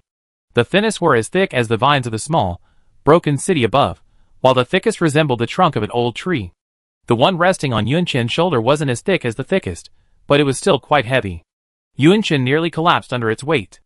No matter how cute or pitiful the vine appeared, she firmly refused to let it rest on her shoulders. Her small shoulders couldn't bear such a heavy load. Yunchen only needed to clear the obstacle blocking the underground vines, and the rest of the broken city could be dealt with on its own. He said that as long as he could reconnect with his underground body, it would automatically rise and connect with him. Then, with his full body in his possession, he might be able to regain his memory. Which city in the east was the broken city? She knew there were 7 cities in eastern Kyushu before the apocalypse, but she only remembered the names of 3, Chafu, Jiangyu, and Dongqiao. The others, having been heard since she was very young, were not clearly remembered. She only remembered one city, often mentioned with regret by adults. Many people's families were there. I can't remember it at all, Yunchen muttered, giving up on trying to recall it and speeding up the sawing of the vines. She carried the cut vines outside and threw them into the abyss. Vines with red and black liquid on them couldn't be left there. They would still infect other vines. The vines were thrown silently. As Yunchen gazed at the boundless darkness from the edge, she felt a constant fear that ghosts would suddenly crawl out from below. She shuddered at the images she imagined. As she lifted another vine, she suddenly caught sight of a glimmer of silver in the soil. She discarded the vines and returned to dig something out of the ground. It turned out to be a lighter. Has anyone been here before? Yunchen wanted to ask the vine that stayed there, but it stood there with a silly look, so she gave up the idea. Having completed her task of sawing the vines for the day, Yunchen said goodbye to it, and picked up the pickaxe to dig for the crystal cluster. Alas, she still couldn't dig. It seemed she would have to work on the red stones in the cave wall. Yunchen returned to the passage, digging as she went. The smaller the bright red stones, the easier it was to dig. The larger ones were more difficult. If she hadn't been wearing gloves, the effort would have likely rubbed the skin off her palms. She gradually dug further ahead. There was a lot of ghostly liquid here, and most of the grayish-red stones on the cave walls were showing signs of falling off. She figured the red stones she obtained from the idiot could return to their normal state, so these should be able to do the same, saving her the trouble of digging. Yunchen dug through her gloves to dig for the red stones. She didn't even need to dig. A gentle stir, and they fell from the wall, large and small. Yunchen placed a large number of grayish-red stones in her backpack, separating them from the normal red stones in her pocket. She left the cave. Before climbing up, she said to Xiaopoqing, who was waiting above, "Stay away from me. I brought back those gray stones today. They might need some sun exposure." But as she climbed up, Xiaopoqing pounced on her. If she hadn't dodged quickly, she had been nearly pounced on. She dodged little Poqing, but not the puppy. The puppy lay on her lap, wagging its tail frantically. It knew the person before it had rescued it from a trap. Yunchen muttered, "I set that trap." She rubbed the puppy's furry head, and was about to go outside to place rocks when a resentful gaze passed from behind her. "Little Poqing, what about me?" "Yunchen, do you really want to fight with a dog?" "Little Poqing, what's the difference?" Yunchen helplessly held her forehead. She said, "Wait until I wash my hands and put the things away." Little Poqing followed the girl eagerly, and behind the vines followed an equally eager puppy. Yunchen opened the door. She was about to dump the contents of her pockets onto the ground, but after a moment's thought, she left the city's atmosphere, built a fence, and dumped the stones inside. She waited for the sun to warm them properly. Xiaopoqing's vines followed her. The red stone she had given him yesterday was gone. His city image had grown half a meter taller, but it soon returned to its original state. The only slight changes to the image were minor. The red stone was a fast-charging stone, capable of rapidly increasing the energy of the city will. This energy wasn't absorbed entirely by the city will, only a portion remained. This was the conclusion Yunchen came to after observing and questioning Xiaopoqing. The sunlight was shining brightly on the red stone. Yunchen asked Xiaopoqing, "Have you chosen a name for the puppy?" Xiaopoqing flicked the vines, promising to tell her when Yunchen returned to the city. Yunchen was quite surprised. She hadn't expected Xiaopoqing to actually name the puppy. She was half expecting it, perhaps a name like Shizhen or Taizhu. She had already thought of how to comfort little Poqing. Under the sunlight, the red stone remained unchanged. Huh? Sunlight isn't working? This wasn't what Yunchen had imagined. She recalled the scene underground. Even if there were ghostly liquids around the clustered red stones, they wouldn't turn so gray. But if they were single red stones, the mere presence of ghostly liquid would turn them filthy. Yunchen took out a clean red stone and placed it among the graying ones. Soon, the clean one was stained black. Little Poqing froze in midair, nearly crying. "His stone! Oh, isn't that so?" Yunchen was stunned. She took out a new red stone, then a grayish-red stone, and placed the two together. This time, the grayish-red stone gradually became clean, slowly oozing black liquid. Yunchen went to wash her hands, but when she returned, the stones were still not completely clean. Strange. Yunchen simply picked up the two stones. She wasn't wearing gloves, so the stones came into direct contact with her skin. Suddenly, the grayish stone on her left hand became sticky. Looking again, the stone had become completely clean. This was very similar to the change in the stone found in the mad ghost's corpse last time. Yunchen stared at the black liquid in her palm. The red stone's cleansing wasn't due to sunlight, but to her. The stone that the city will love but dared not approach. Could a human touch make it clean? Yunchen tested a few more red stones, and they all became clean again in her hands. She was overjoyed, suddenly realizing something. The cities will can protect humanity, and humanity can also help the cities will purify the polluted red stones. Truly, humanity and the cities will are natural friends. At the word friend, Little Poaching's branches swayed lazily. Unlike usual, he showed no sign of agreeing with the girl's words. Yunchen didn't notice Little Poaching's change. She was frantically touching the stones. Only after cleaning them all and giving them to Little Poaching did she wash up and rest. Little Poaching held a pile of gleaming red stones and stuffed them all into the green cocoon of the city statue. A vast, abundant energy surged into the city statue, and his connection with his subterranean body seemed to grow even stronger, flooding back with blurred memories. He tried to clear the fog, but even the slightest effort to thin it completely drained the red stones of their energy. Even the abundant energy within the city image had been used up. He heard the sound of waves crashing against the rocks. Little broken city, He lay beside Yunchen, feeling aggrieved. The city's energy was recovering at a faster rate. Yunchen glanced at his city image. The green cocoon was empty. She was silent for a moment, then said, "If you always eat so much, I can't afford to feed you." Xiao Poaching carefully gestured to a palm-sized red stone, pressing a branch against the girl's calf, gently tapping it. "Then I eat this much from now on." Yunchen was surprised. "You speak more coherently," Xiao Poaching said. "The city's aura has also spread much wider." Yunchen immediately clenched his fist. "Even if Teacher Yunyan dies of exhaustion in the underworld, I will bring you red stones every day so that you can grow up quickly." Xiao Poaching didn't want Yunchen to be so tired.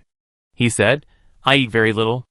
After a brief pause, she asked, "Does the wall need to be expanded?" "The last offering hasn't been used up yet." Yunchen had already laid down. She waved her hand. "No, the outer wall is big enough now. Why expand it? We take up too much space, and they have nowhere to live." She was referring to the animals, who had come to offer sacrifices before. Xiao Poaching moved the vines and, like the girl, laid down on the pillow. The puppy lay dozing beside the bed, occasionally glancing warily toward the cave entrance. Yunchen, who happened to be sleeping on her side, burst into laughter when she saw the vine's movements. She then reached out and touched the tip of the branch. "What did you name the puppy?" Xiao Poaching saw the girl yawn loudly, and the branch lowered the thickened curtains again.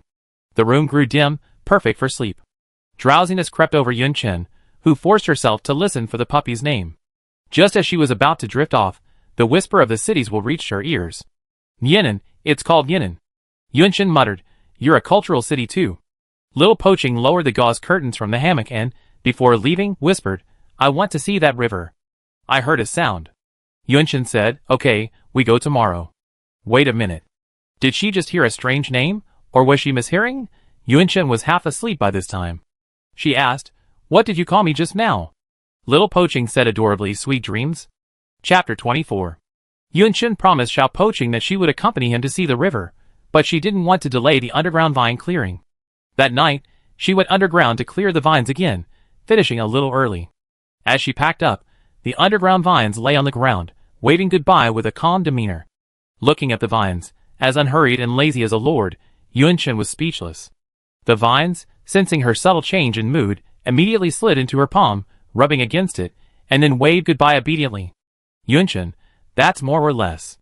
As the clearing progressed, the underground vines became more closely connected to the small, broken city above, and the underground vines seemed to have regained some of their intelligence. In the dim passage, only the flashlights above the girl's head and in her hand shone. Light shone on the cave walls, and the increasingly dense and viscous ghostly liquid made her frown. Are the ghosts here becoming more numerous? Yunchen noticed that many of the red stones were missing from the cave walls, and none were on the ground. She was certain that there were definitely more red stones than before she left yesterday. Yunqin walked out of the passage with worry. She didn't leave the cave immediately, but waited there, waiting for dawn. Ghosts appeared at the end of the passage. This time, there were 8 of them. Suddenly, Yunqin noticed that the black energy swirled violently from the lower body of one of the ghosts. It wasn't a sleeping ghost. It moved very slowly, as if its movements were slowed down. It was some distance above the ground compared to the other ghosts. The ghost that could fly was Yuji. Yuji had keen hearing. Yunqin hid quietly without making a sound. She didn't flee immediately, but watched from around the corner. She spotted the ghost picking up tiny pieces of red stone from the ground. As it picked them up, a thick black liquid oozed from between its nails. It completely enveloped the red stone and gulped it down in its mouth. Its slow movements became agile, slightly slower than those of the night ghosts. Maintaining this stone-eating, walking pattern, it flew into the tunnel. Its figure gradually expanded like a balloon, disappearing at the end of the tunnel, its whereabouts unknown. The other ghosts remained slumbering. Yunqin left the cave, feeling heavy-hearted at the ghost's unusual behavior. Could red stone even be useful to ghosts? The vines had arrived to warmly welcome the returning girl. Sensing her emotions, Little Poaching paused. "What's wrong?" Yunqin looked at him and recounted what had happened at the bottom of the cave. Little Poaching tilted his head for a moment. "It seems like something serious. Let's go see the river." "See the river, see the river, see the river." Yunqin, The other person's heartless expression completely dispelled her anxiety. There was no point in dwelling on it. Little City couldn't control what the ghosts were doing underground, and she couldn't just rush up to them and yell, "Stop!" She'd probably be torn to pieces right there and then. So why bother thinking about it? She could face the problem head-on when it arose. For now, all she had to do was stay in top shape. Yunqin smiled and said, "I change, and we be off." Little City swung the main vine while she picked out clothes. A branch quietly reached down into the hole, attempting to peer down. City's will couldn't reach the ground. Its vine, halfway up, stopped like a normal vine. How does the underground part of the body control the vine's movements? The girl in front of him was already changing clothes. When she first arrived, she was thin and petite. Now she's taller, her body noticeably more robust, and as she puts on her clothes, her muscles become more pronounced. Each person sets out for a city. The river that runs through the city is in the center of the map. The vines of the small, broken city couldn't reach that distance before. Now he can. Yenin wanted to go out with them, but his leg hadn't healed yet, so he had to stay inside the wall to recuperate. Once the iron gate closed, he was so angry that he started digging in Yunqin's vegetable patch. The vines wrapped around Yunqin's hand, forming a green bracelet that swayed with her arm. It was far away, so Yunqin would have to jog there. It was a shame he couldn't find any convenient means of transportation. Before she reached the river, she could already hear the powerful sound of water lapping against the shore. The small, broken city clasped the girl's hand tightly. It was that sound, the sound he had heard over and over in his memory. A tall fence stood before her. Yunqin, bracing herself with both hands, leaped over it. She saw a broad river, roaring and sweeping across its banks. The river was hundreds of meters wide. A bridge had once spanned it, but now it had broken down in the middle, rusting and covered in moss and greenery. The buildings on both sides of the river had mostly collapsed, creating a particularly desolate scene. Yunqin also saw the wreckage of more than one broken ship on the surface. The wind was strong near the river, blowing her hair completely up. The distinct smell of mud and sand was unmistakable in the breeze. A river this wide, running through a city, was rare. It must have been a landmark. Which city was it? Yunqin couldn't recall. Unfortunately, people in the post-apocalyptic world don't need to learn about different cities. You can leave their cities remotely, and no one wants to leave the protective sphere of their city's will. Yunqin was the same. Her knowledge of other cities came from her mother's bedtime stories. The vines of the small, broken city rose, staring blankly at the dilapidated buildings on both sides. "Is this sudden surge of emotion what humans call sadness?" Yunqin said. "I wonder if you can fish here." "It's too far. When you're more exposed to the city's atmosphere, maybe you can come here more often." The small, broken city pressed against Yunqin's face, gently rubbing it. He wanted to go back. The road was lined with broken walls, and dried blood could be seen on some of the buildings. The dense greenery buried any traces of human life in the city, leaving everything desolate. And so he walked a few steps forward. A tall wall stood in the woods.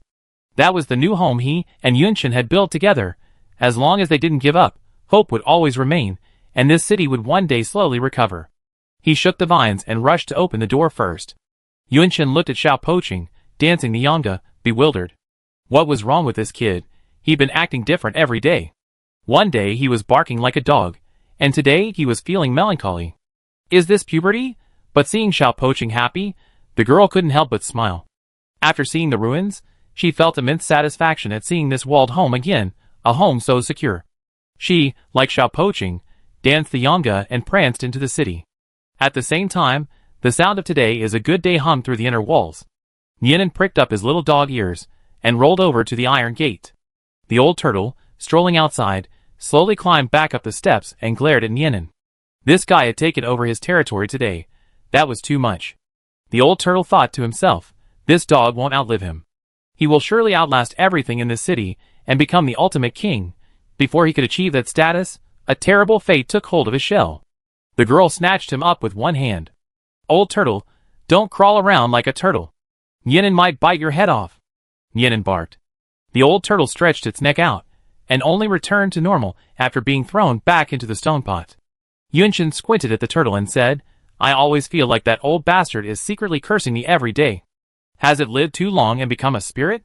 Xiao Poqing asked, puzzled. What does it mean to become a spirit? Yunshin said, something that originally had no thinking ability suddenly develops its own thinking ability, the same as humans. That's becoming a spirit. Xiao Poqing pondered for a moment. Am I a spirit? Yunshin, the city's will doesn't count. She changed the subject.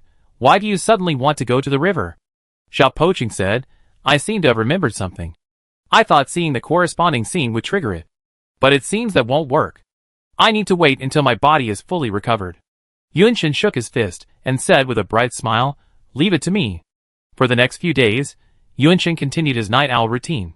During the day, when ghosts slept, she slept too. At night, when ghosts moved above ground, she took the opportunity to move underground. Day after day passed. Yinan could now walk on his hind legs. He hadn't fully recovered, but he no longer had to lift his toes to walk.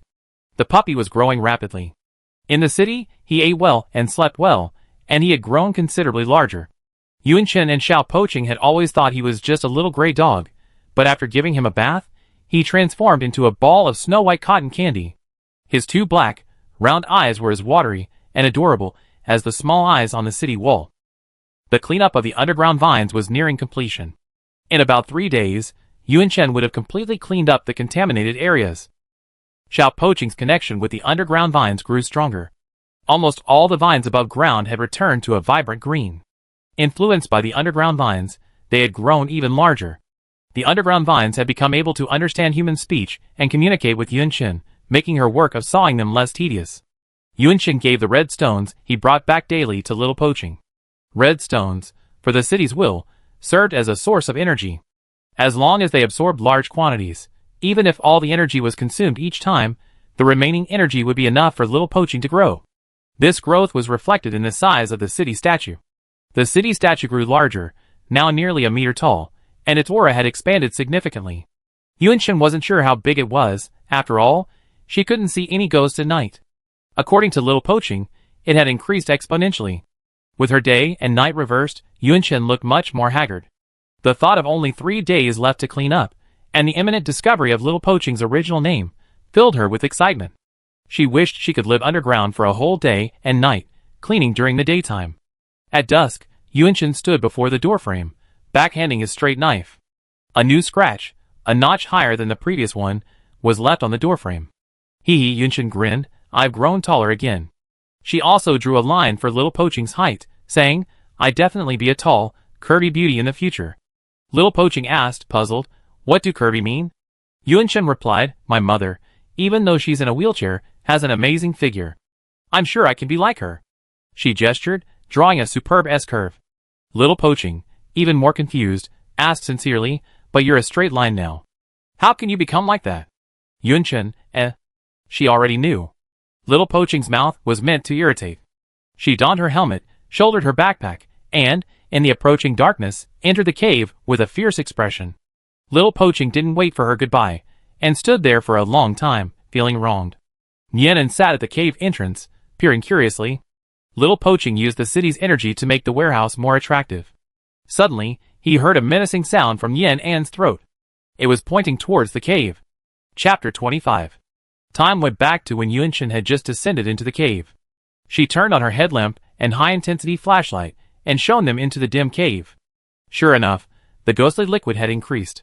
Yunshin wasn't surprised. The ghostly liquid on the cave walls had been increasing daily, from a sparse amount at first to almost nowhere to step on.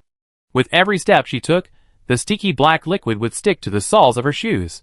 This somewhat hindered her walking speed. There were only a few red stones left on the cave walls. Yunshin had taken most of them, and the rest might have been taken by ghosts. She still remembered Yuji, who had vanished at the end of the passage after devouring the red stones. Today, Yunshin felt particularly nervous. The surroundings were clearly no different from usual. The only sound in the silence was her footsteps. She simply felt a sense of unease. With this unease, she walked through the passage, past the stone pillars, and reached the platform. The faint glow emanating from the crystal clusters reassured Yunshin. She actually felt an inexplicable affinity for the red stones. Unlike Xiaopoching, who relished the energy within the red stones, she simply felt the subtle warmth they gave her. Attaching one end of the rope to the carabiner, Yunshin walked toward the entrance of the underground vine cave. The branches danced in greeting. Yunshin said, "Good evening."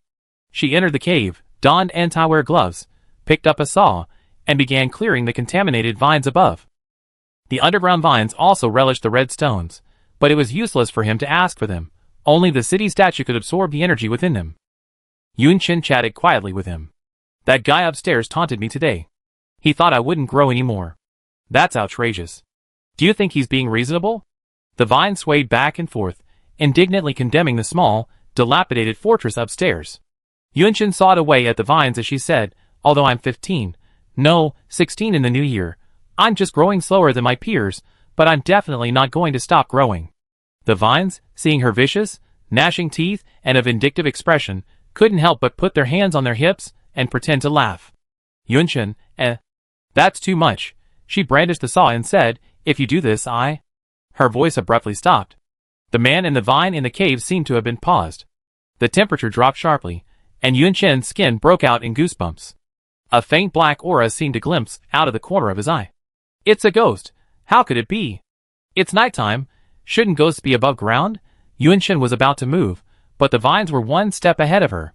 A vine completely enveloped her. The vines tangled between the ground, and the wall slowly parted, revealing a tiny crack in the wall. The vines hurriedly tucked the girl into the crevice. Then, along with the tools she had brought, were hidden within the vines. Before the vine wall closed, Yunshin saw several ghosts fly in from the opening. The branches attacked them without hesitation, but to no avail.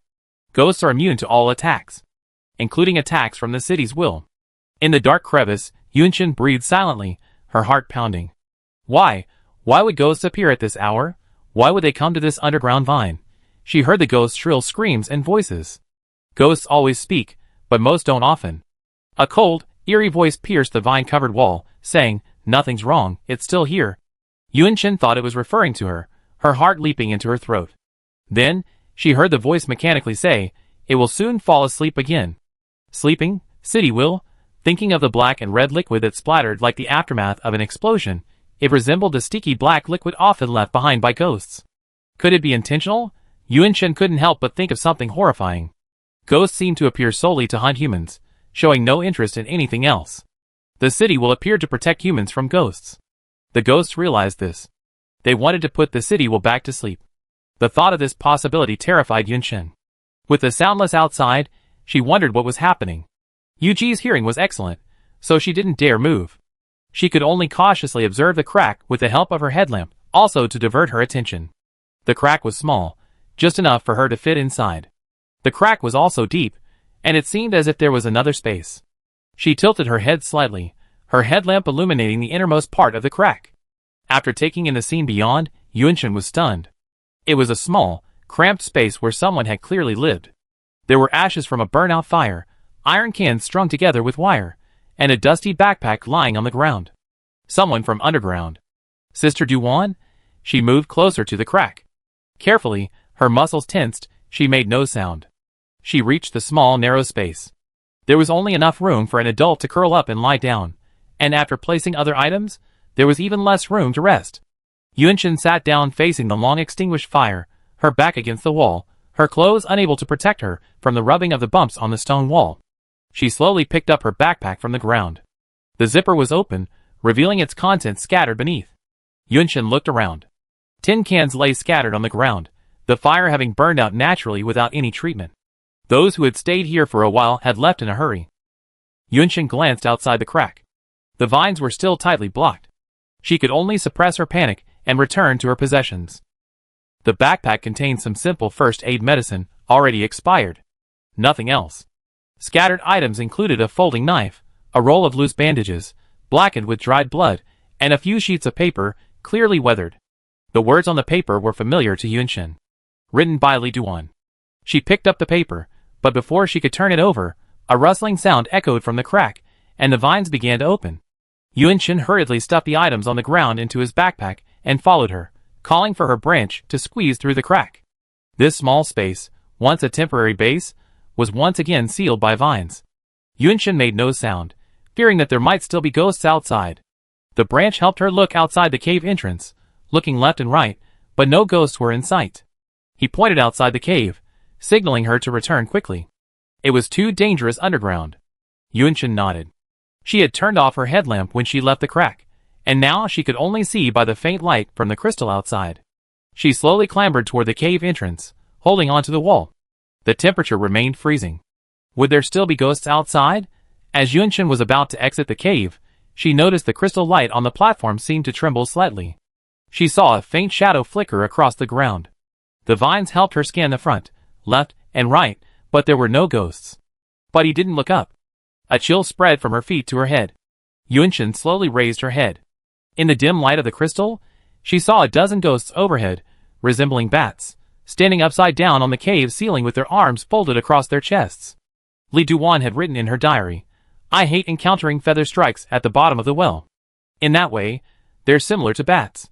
At that moment, Yunshin's pupils dilated widely, and she pressed her hands to her mouth, suppressing the scream that threatened to come. Her pupils reflected the scene above her. The feather strikes indeed resembled bats. It was a humanoid bat, pale-skinned, with lifeless eyes and an expressionless face, hanging upside down overhead. Its ears twitched slightly, as if listening to the surroundings. The string of fear in Yunshin's mind completely snapped, and he regained his composure. Amidst Ivy's confusion, Yunshin lowered his hand and retreated calmly back into the cave. She explained with gestures, then sat cross-legged on the ground, counting the food, water, and other tools in the bag. Ivy rushed out of the cave, looked upward, and then returned. He gestured anxiously. "What are you going to do?" Yunshin had already counted the supplies. She had a pretty good idea of what she had brought, and a second count would give her peace of mind. She tilted her head to one side, her arm resting on her knee, the back of her hand cupped against her face, the other hand silently tapping her leg. The hand tapping the top of her leg moved from index finger to pinky, then from pinky to index finger. The vines were nearly driven to death. Yunshin put her hand away, stretched, and relaxed. She stood up and unhooked her homemade hunting slingshot from her belt. Feather strikers have sensitive hearing, but just how sensitive is it? What's their hearing range? She walked to the edge of the cave and considered using the slingshot directly, but then remembered that a slingshot also makes a slight sound when it's fired. She also noticed that when she walked, the soles of her shoes scraped against the ground, and the fabric of her clothes rustled. These sounds were faint, but the feather strikers outside weren't coming towards her. That way, the sound of the slingshot firing wouldn't be detected. To be on the safe side, Yunshin threw a small stone onto the opposite platform. She controlled the force well, and she expected the stone's impact to be slightly louder than the friction between her clothes and shoes. The feather striker at the top made no sound. Yunshin wasn't overjoyed. She calmly tried again and again. Through experimentation, Yunshin had a rough idea of the volume and range that would alert the feather strikes. Their hearing was sharp, but far from abnormal. With a little caution, perhaps they could bypass them and return to the surface. Another safe bet was to hide in a crevice and wait until the feather strikes disappeared. Her food and water would last for a few days. But no one knew when the feather strikes would leave. After dawn, the number of ghosts underground would increase, and she couldn't guarantee that she wouldn't be discovered by any of them. She was very worried about the small, dilapidated city above ground. The feeling of unease grew stronger. Yunshin pondered for a long time before opting for a high-risk, uncertain plan. She sat before the vines, closed her eyes, and recreated the entire underground terrain. A three-dimensional map of the terrain appeared in her mind, and she controlled her imaginary figures to run across it. She simulated the route. The platform was the most dangerous spot, where the crystals would occasionally make a crackling sound, a volume that would be noticed by Yuji. She had to recall which crystals were most likely to make the sound. She couldn't make any mistakes on her return route. The girl's eyes twitched beneath her eyelids, a sign of her rapid thinking and calculations. The vines had no idea what the girl was doing, but they were also working hard to inform the people on the surface of the situation underground. Their communication was always intermittent. She wondered if the message had reached them. The vines were of no help. Their branches could only reach the edge of the cave entrance, unable to cross the deep ravine. He anxiously swung the vines, trying to push the girl back into the safe crevice. The other person suddenly opened his eyes. Those were eyes that, in the darkness, were incredibly bright and clear. Yunshin stood up, walked out of the cave, and went directly to the stone pillar. She couldn't clip the rope to the safety buckle. The sound would attract Yuji's attention. Yunshin glanced at the abyss below and walked forward with a firm step. Chapter 26. The stone pillars were narrow, only wide enough for 1 foot. Walking across them was like walking on a single plank bridge. Below lay an endless abyss with no visible bottom. Even with protective measures, most people wouldn't dare cross. Yunshin walked steadily and slowly. She couldn't rush. She had to be careful, absolutely not making any noise that would attract Yuji's attention. As she walked, she felt fortunate that ghosts wouldn't attack until they spotted humans, a significant advantage when avoiding them. Perhaps there were ghosts that could smell humans. Yunshin thought of the dog trader mentioned in Li Duan's diary. Because the ghost's name contained the character dog, and considering Sister Duan's naming style, she couldn't help but wonder if it had a keen sense of smell like a dog.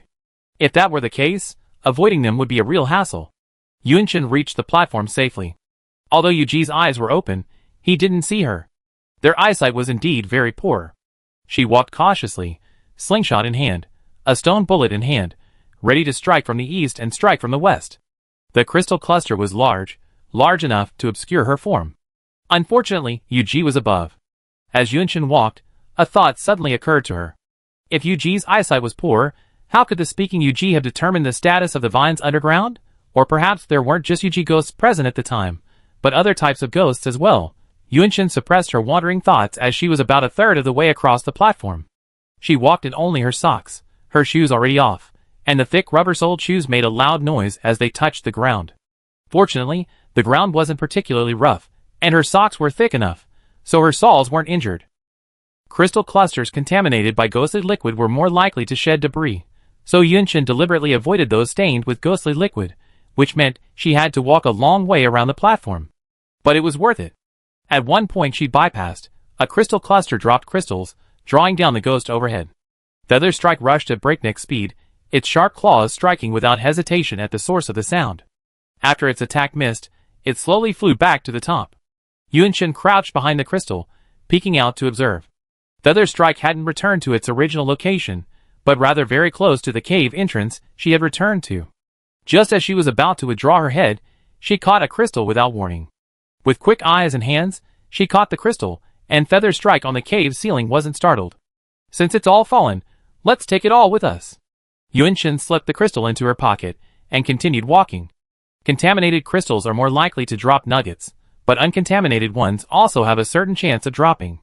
Straight in front of her was a crystal about to fall. Before it fell, Yunshin fired her slingshot into the distance. The stone bullet hit with a bang. The feather strike from the cave ceiling all flew over. Before the crystal hit, they would hear the sound and fly back. Yunshin trotted behind another crystal. The crystal fell, and the feather strike flew back. Their attack struck the crystal cluster hard, causing it to vibrate twice, but not a single fragment fell. The feather strike flew back to the cave ceiling. In this way, Yunshin reached the place where the platform connected to the stone pillar safely. Just as she was about to step onto the stone pillar, she saw a black aura filling the passageway ahead. The aura grew thicker, and she could see pale blue arms swaying.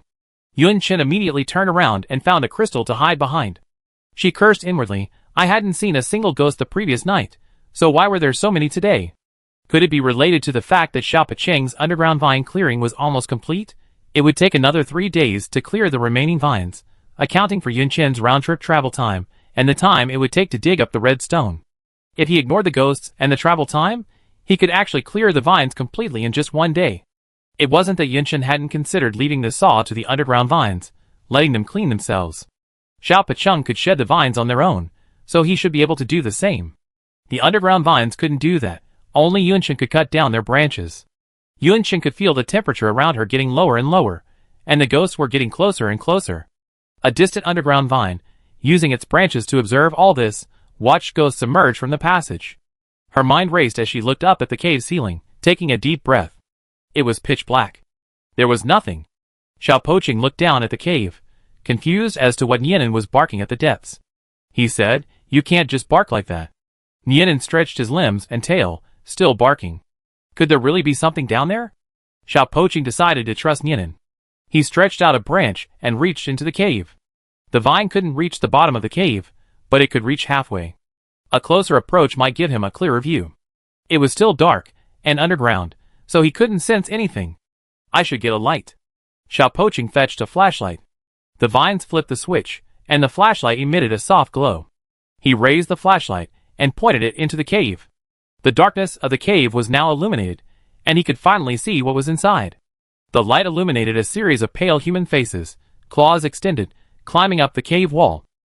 Seeing the light, they flashed a grim smile at the vines and the puppy at the edge of the cave, their eye sockets and nails filled with a sticky black liquid. Yunchen was still down there. It was night, so why were there ghosts underground? Xiao Poqing, from the branches outside, saw that the ghosts outside the city's atmosphere were still numerous, showing no sign of decreasing. The ghosts climbing up the cave were blocked by the city's atmosphere covering the surface of the ground. Their faces pressed against the invisible air barrier, their grins grim, as they scraped their hands along the cave wall, and the black air beneath them swirled violently. Each of their hands glowed with a thin layer of red light. They were extremely lethal to vines. Little Poqing was terrified. The underground cave was right next to the city statue. In his memory, if the city statue was touched or damaged by ghosts, the city spirit would fall back into slumber. He remembered something. When he was a child, ghosts had attempted to attack his city statue, which was why he had wrapped it in a thick green cocoon. At some point, the ghosts had developed a strong desire to attack the city spirit, seeking to force it back into slumber at any opportunity. Thankfully, the city's aura could hold them back, even if they launched a surprise attack from underground. But what about Yunchen? She was still underground. What should they do? Anxiously, Xiao Poqing noticed the ghosts in the cave had stopped attacking. They left and returned to the passage. He murmured, "Is everything all right?" Xiao Poqing tried hard to spread his vines underground, but he couldn't. He was the will of the city. Wherever he awakened, he could only stay fixed there, and most expanding the range of his aura. He desperately wanted to move, to find Yunchen, whose fate lay uncertain. No matter how anxious he was, the city seemed unable to move even an inch. He mobilized all the vines, and the branches in the soil rolled downward, but they couldn't penetrate deeper into the earth. Was he left to wait helplessly like this? Suddenly, Xiao Poqing sensed the vines beneath the ground. They said, "Yunchen is in danger. Many ghosts are emerging from the passage, and it's difficult for her to hide from them from her position." Woof woof woof. Xiao Poqing looked at the snow-white puppy and said, "Nianen, I wish you well. I hope you're well." He closed the green cocoon without hesitation, wrapping the remaining vines around it until it grew so thick that it burst through the house. 2 more branches emerged, lifting Nianen and the old turtle, respectively, and carrying them outside the inner wall. Nianen lowered his head, meeting the old turtle's green eyes. Woof! It grabbed the old turtle, and tried to move inside. The old turtle struggled mightily, flailing its limbs, like a woman being forced into a coercion. Boom! From within the inner wall came the sound of a house collapsing. Nianen's hair stood on end, and he turned and screamed into the air. Countless ghosts approached, unstoppable without the air barrier. Behind Nianen, a massive green cocoon rose in the wall. Xiao Poqing withdrew its city aura, not even leaving a trace of it outside the city statue. To the ghosts, he was now a sweeter treat than even humans. Xiao Poqing breathed a sigh of relief as he saw many ghosts flying and crawling out of the cave. This should keep Yunchen safe, right? Ordinary ghosts couldn't harm the vines, but those from the cave were different. They had the same red glow as the idiot ghosts. They could easily tear through the vines. A black aura filled the air, covering the sky and the earth. Countless black auras flashed before Yunchen's eyes. She watched as the black aura, about to reach her, suddenly vanished. The feather strikes on the cave ceiling, as if sensing something delicious, rushed into the passage. The uneasiness within her was intense. What had happened above ground? How was Xiao Poqing now? She stood up from behind the crystal and glanced around. There were no ghosts left. The fate of the underground vines seemed designed by the ghosts. The ghosts wanted to put the city's will to sleep. Could she even think that, because the underground vines were almost cleared, and the small city would soon possess a complete body, they didn't want it to recover? Do ordinary ghosts possess this kind of thinking ability? They were clearly more like beasts driven by instinct, and shouldn't have this ability. Their actions were unified and planned, as if someone was telling them what to do. What should she do now? Return to the surface to check on the small city? Or take this opportunity to completely clear the underground vines and allow it to fully recover? Yunshin clenched her fists, her nails piercing her palms. She turned around without hesitation, following her instincts, and cleared the underground vines. She was gambling, betting that things would turn around after the small, broken city recovered. The passage was filled with ghosts, so what could she do if she went there? She even wondered if the small, broken city had sensed her plight underground and lured the ghosts away, wanting her to be safe. If he knew, he would have done it. The small, broken city wouldn't let her fall into danger. Yunshin knew clearly that she had to do what she could do now. Halfway up the stone pillar, wisps of black air emerged from the endless darkness beneath her feet. Several bluish-white arms emerged from the darkness, turning their heads to look at the girl on the stone pillar. The ghosts came from underground, the real underground. Yunshin's muscles tensed, but he could hear the ghosts chattering. Why do we have to come up here, and not chat down below? There are no humans here, so why are we sitting up here? Why can't we go somewhere else? There's a human behind you, staring straight at us. It makes me feel awkward. I haven't seen a human here in ages. She's a little girl. I love the tender, juicy taste of little girls. I can't resist. Look, I love the way a human stares at us in fear. When do you think she talked to us? Little human girl, if you just say, please, let me go, we pretend you didn't see anything. Just give birth to more humans, so we can have enough to eat. Yunshin looked at these suddenly appearing ghosts, and walked forward silently. There was a glint in her eyes as she thought, miracles do exist. Otherwise, how could she have happened to encounter a grandma's aunt? This was the only ghost in Li Duan's records that was completely harmless. They could only hunt if they responded to them. Yunshin ignored them, picking up his saw and rapidly cutting through the vines. These gossipy ghosts followed the cave entrance and surrounded the girl. They, perceiving the human heart, gave a sinister smile. Grandma's aunt knew exactly how to get humans to respond. She simply needed to pinpoint their weaknesses and attack them repeatedly. They began to imitate various human voices, all the same conversations Yunshin had heard before. Yunshin, I know about that little girl Ming Ranlin takes such special care of. I just got here. Can you tell me about it? Don't everyone in Zhongzhou have to work? Why don't these mother and daughter have to? This makes me feel a little uncomfortable. What else could it be? If I were to ask, it's that woman in the wheelchair who's amazing. She doesn't have to work all day. She just reads a few sentences from a book, and she's got Ming Ranlin completely captivated. Doesn't Yun Zhongzhu have a husband? What's his name? Xia Fengyan. I remember they were very much in love. Xia Fengyan saved old Ming, so I guess he takes such special care of him.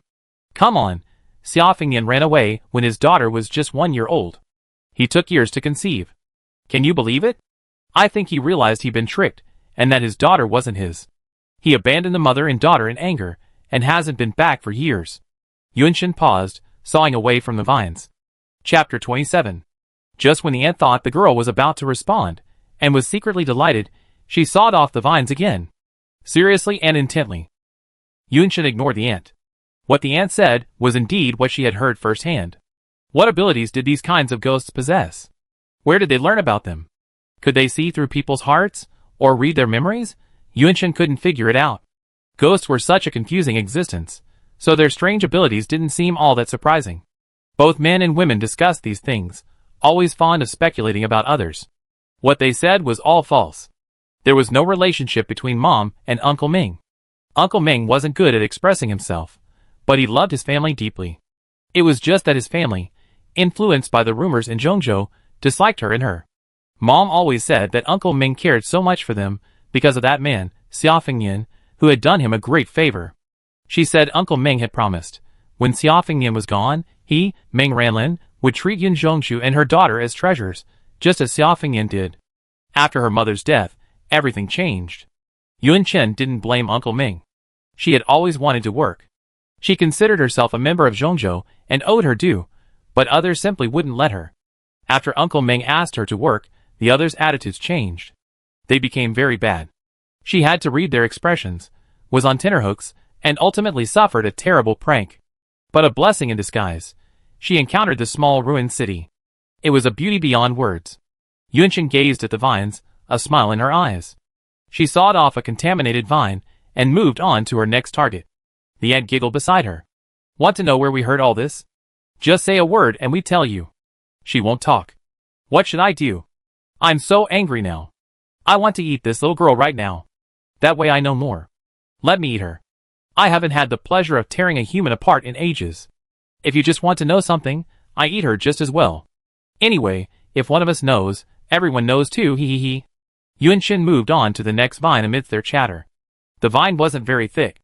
It wouldn't take long to saw through. She noticed that the ant's hands hadn't yet displayed the sharp claws that were unique to ghosts. Did they wait for her to respond before those claws appeared? The ants followed Yunshin. The temperature remained consistently low. One of the ants suddenly imitated the girl's cries. Mom, Mom, please stay. Don't leave.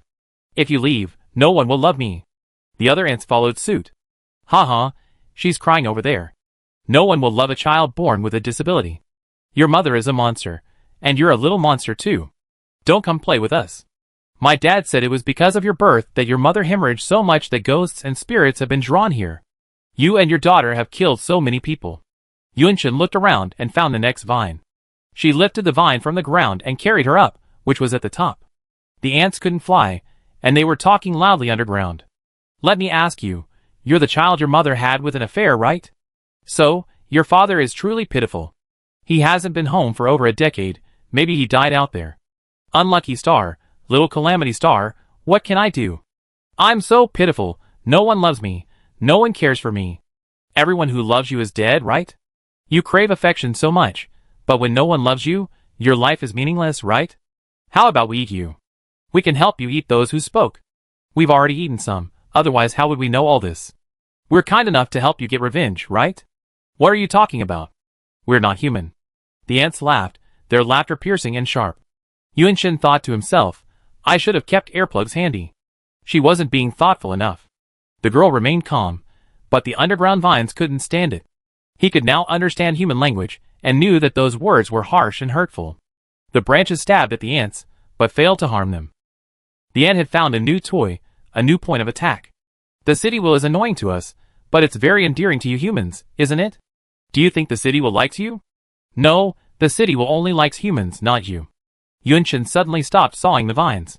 The ant spoke even more enthusiastically, no matter what your personality, as long as you are human, you will be welcomed by the city will. There haven't been humans here for a long time. Now that you are the only human, you will naturally be treated like a treasure by the city will. When humans become more numerous, will you still be the city will's favorite human?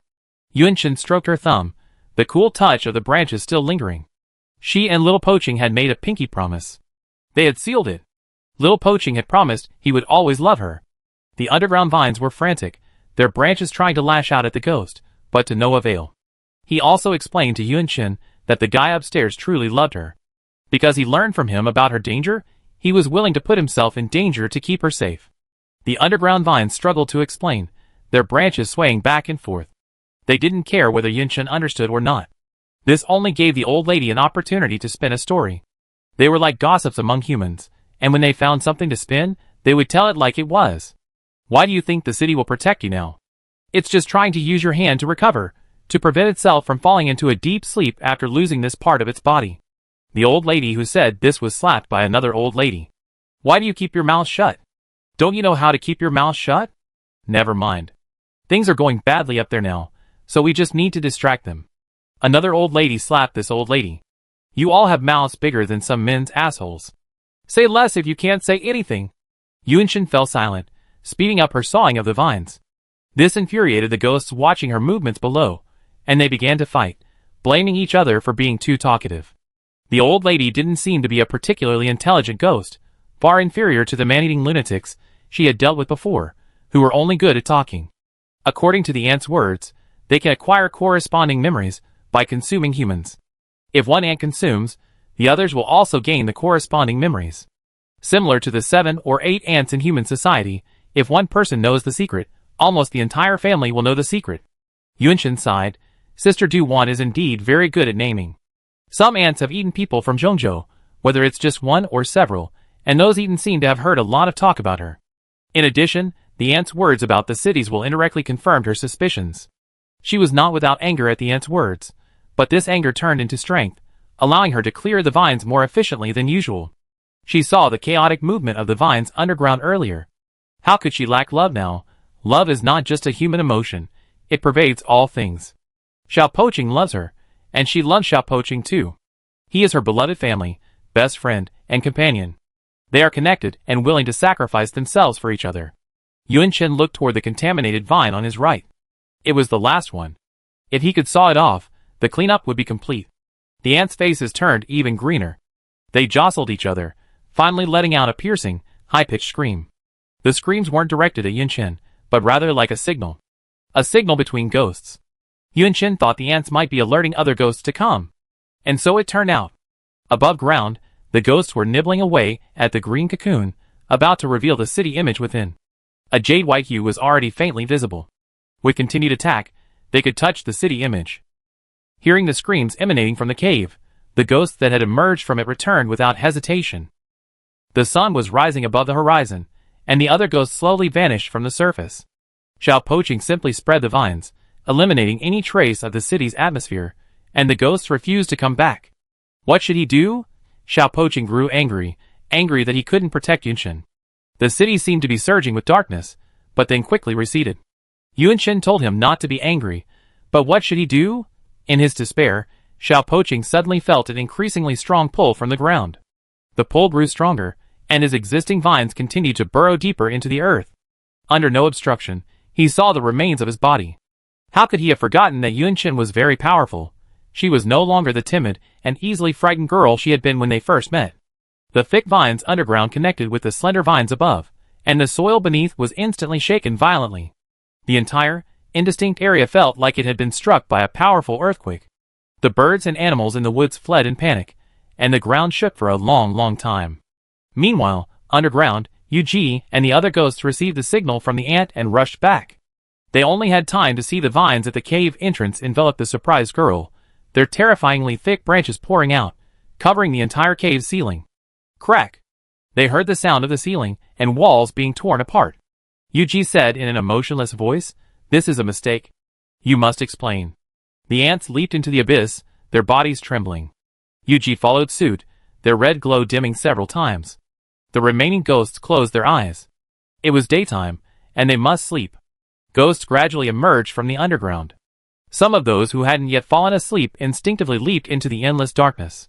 Mid-leap, they seemed to remember something and returned to the upper level, standing beside the crystal and falling asleep. The entire underground was densely packed with sleeping ghosts. What was different from before was the lush, vibrant green vines that covered the entire cave ceiling. They possessed immense strength, as if they were holding up the entire land. The vines moved slowly, making a clanging sound. Inside the vines, Yunshin was blinded by the dazzling light. After being wrapped like sushi in the vines, she was then coated in white light. She completely melted into the white light, and in a trance, she saw the city before the apocalypse. It seemed like a memory of the ruined little city. Chapter 28. Yunshin suddenly found herself standing in the middle of a wide crossroads. Tall buildings lined the road, and the traffic was bustling with pedestrians. Some wore smiles, some looked numb, and some seemed sleepy, as they passed Yunshin one by one. One person rushed towards her. Yunshin instinctively raised her hand to block the blow, only to see the person pass right through her. These were only phantoms in her memory. She looked around. This had once been a highly developed city, with all-glass office buildings filled with men and women, their work badges dangling from their fronts, dressed in the most elite manner. Suddenly, the scene around her accelerated. Buildings, vehicles, and people all became blurred lines, yet she could still see them clearly. Her perspective was peculiar. She seemed to be overlooking the entire city, yet she could also experience every tiny corner of it. Early in the morning, people in the alley were drawing water from the well. One hurriedly put on his shoes, buttoned them, and said goodbye to his family. "Mom, why didn't you call me? I'm too late for work." A woman scrubbing clothes on a washboard by the well muttered, "You came home late last night, so I wanted you to sleep in a little longer. Hey, breakfast, have some. I made you some porridge." No, I go buy you some fried dough sticks." Boss, 2 fried dough sticks, and some soy milk, the kind you get in a steamed bun. I put the money in the can. The man trotted down the brick-paved road and took a bite of the fried dough stick. The crumbs fell to the ground with a crisp sound. A stray dog in the alley, smelling the food, licked the crumbs clean, along with the dirt and sand on the bricks. This small amount of crumbs wasn't enough to fill the stray dog's stomach. It needed more food. So it barked and ran out of the alley. Yun Chen's perspective followed the stray dog's movements. The alley was a dividing line. Behind it were low, old houses, and in front was a modern, steel-built behemoth. The stray dog wagged its tail at the passers-by. Slurp, slurp, little doggy. I'm almost late for work, and you still have the mind to feed the dog.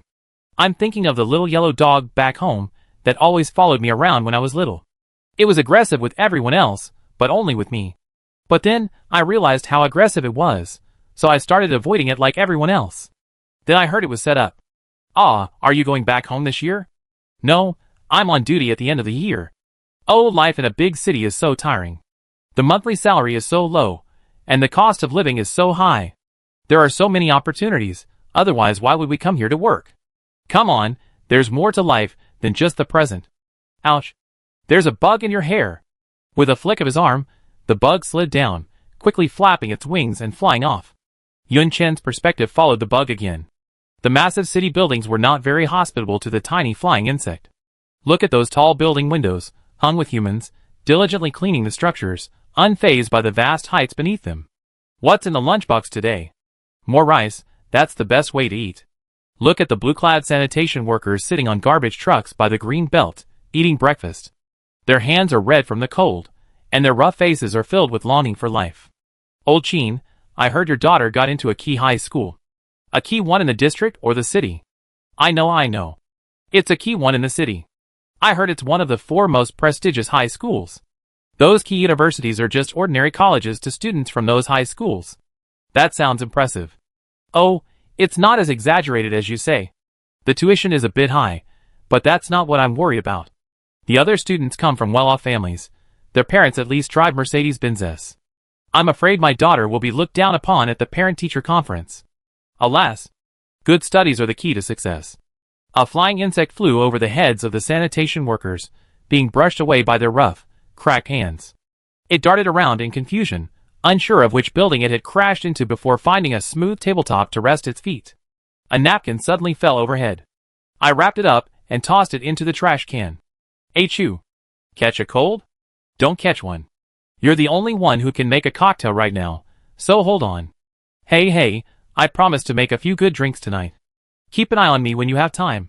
Why don't you go check out the new DJ? He seems down. Yun Chen looked at the colorful lights and wanted to ask where this little city was.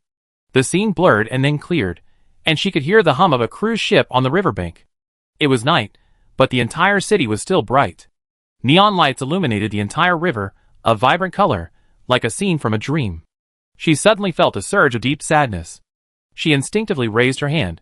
Her cheeks were wet, tears streaming down her face. This wasn't her sadness. It was the sadness of this city. Black air slowly emanated from the holes in the manhole cover. The city was the first to notice something was amiss. The city tried to warn the people living there, but no one seemed to notice. People continued their lives, oblivious. In bars, they danced to the music, on cruise ships, enjoying the river breeze and the nightscape. In office buildings, they battled through difficult tasks, and in their warm homes, they watched variety shows with their families. A pale arm lifted the manhole cover, and the first ghost appeared in the dim alley. It slowly approached a window. Warm yellow light shone on its face. Through the glass, a child inside saw this strange person and pointed at it, asking, "Dad, who is that?" The man, upon hearing this, saw the man standing outside like a psychopath. He immediately opened the door and cursed, "You've got your brain kicked in by a donkey, standing in front of my house?" His voice trailed off, as he noticed it didn't seem like a person. The ghost's face flashed with a ferocious grin, its claws extended. Blood and scraps of flesh splattered against the windows. Inside, the television was still playing a comedy variety show, and the invited audience roared with laughter. The black aura grew thicker, and ghosts appeared one after another. On the crowded shopping street, pedestrians gazed curiously at the group of strangely dressed, motionless people. "Are you filming a movie? How did you get that black fog effect? It's so realistic. Hey, Could you please not stand in the middle of the street? That's disrupting public order. These people remained motionless. Some people pointed and laughed at them, thinking they were performance art, while others, finding them strange and creepy, called the police. Police cars' sirens blared, and officers arrived after receiving the alarm. The ghosts also moved. No one on this street could escape. The air above the city was thick with the smell of blood, and humans fled in panic, hiding everywhere. They made phone calls, posted messages online, and sought help everywhere. The military was dispatched to search for the surviving humans, but the artillery fire was ineffective against the ghosts, and countless soldiers died. In a corner of the city, a girl in heavy smoky makeup pulled down the shutters of an internet cafe and instructed the others hiding under the counter to remain quiet. The ghosts walked past the counter without noticing them. The girl used a piece of paper to ask the terrified network administrator if there was a backdoor to the internet cafe. She and a group of people, avoiding the ghosts, quietly left. They successfully reunited with a group of soldiers who had arrived to rescue them. A woman who had just finished get-off work hid in a closet, her hands covering her mouth and crying. She'd get a promotion tomorrow, had just paid the down payment on a house, and would soon be able to bring her parents from the countryside to live in the city. Why had this happened? She thought of the rumors of the 2012 doomsday that had been dismissed as nonsense. A pale hand reached through the crack in the closet door, and she forced a wry smile. She hoped nothing was wrong at home, that this was just happening here, and that someone would soon find a way to deal with these monsters. No matter how the city cried out, he could only watch helplessly as the people he lived with fell, one by one, in a pool of blood. Despair, helplessness, a darkness with no end in sight. A bustling city turned desolate and bleak in just one night. It was so painful, there was nothing he could do. Yunshin clutched his clothes tightly at his chest, breathing heavily, like a fish out of water, suffocating no matter how hard he tried. At that moment, Yunshin seemed to have become the will of the city. She could feel its emotions firsthand. The humans living together in a region embody a city's unique ideology and culture. The concept of a city only emerged after humans. Without humans, there would be no city. When the city could only watch humanity suffer, they felt immense pain. A pain that pierced the depths of their souls. At this time, they had no self-awareness, but they already understood what suffering was. The city could only watch, powerless, as humans were hunted by ghosts. It was endless torment, casting a gray hue over even the clearest sky. One day, the city suddenly heard a voice. It was a deep, rich voice, as if it came from the horizon, as if it came from the depths of the earth. Wake up, for what you wish to protect. Wake up! Was it Kyushu's voice? From then on, the city gained self-awareness. The will of the city officially emerged, protecting humanity. They could receive offerings from humans, gaining energy, and using it to help and protect them. The more humans there are, the more culture they help them recall, and the stronger the cities will become. Little Broken City also awoke, bewildered. But there were no humans here anymore. Yunshin returned to reality, and before her stood the city statue of Little Broken City. Amid the cries of pain, she had heard Little Broken City's name. She had never imagined that a city once so prominent would fall to such a state. She looked up at him and said, "You are?" The vines lifted the girl from the ground, branches brushing her hair from her eyes. A gentle, youthful voice whispered in her ear, "So I am Huading." Huading, a city on the eastern coast of Jojo. Originally a small coastal island, it gradually prospered due to the nearby fishing industry. In the decades before the apocalypse, the city experienced a sudden and rapid rise, becoming the economic capital of Jojo. It was also one of Jojo's most prosperous cities. Yunshin murmured Little Broken City's name. Huading? He hummed softly. He was Huading, but not the original Huading. The once bustling, sleepless city of Huading, with its numerous skyscrapers, no longer existed. What remained was just a small, shabby city whose floor space wasn't even a square kilometer. He paused for a long moment, then said, "Madam." Yunshin, Chapter 29. Husband. Yunshin was horrified. Is there something wrong with her ears, or is there something wrong with Little Poaching's mouth? She asked incredulously, "What did you call me?" Huading had expected the girl to be pleased by the name, but her reaction was different. Could it be that the word wasn't quite right? He carefully propped up a vine and said, "I saw that sentence on the back of the photo. I can sense the emotion within it. It's a name for someone very important. You're very important to me." Yunshin didn't know whether to be angry or amused.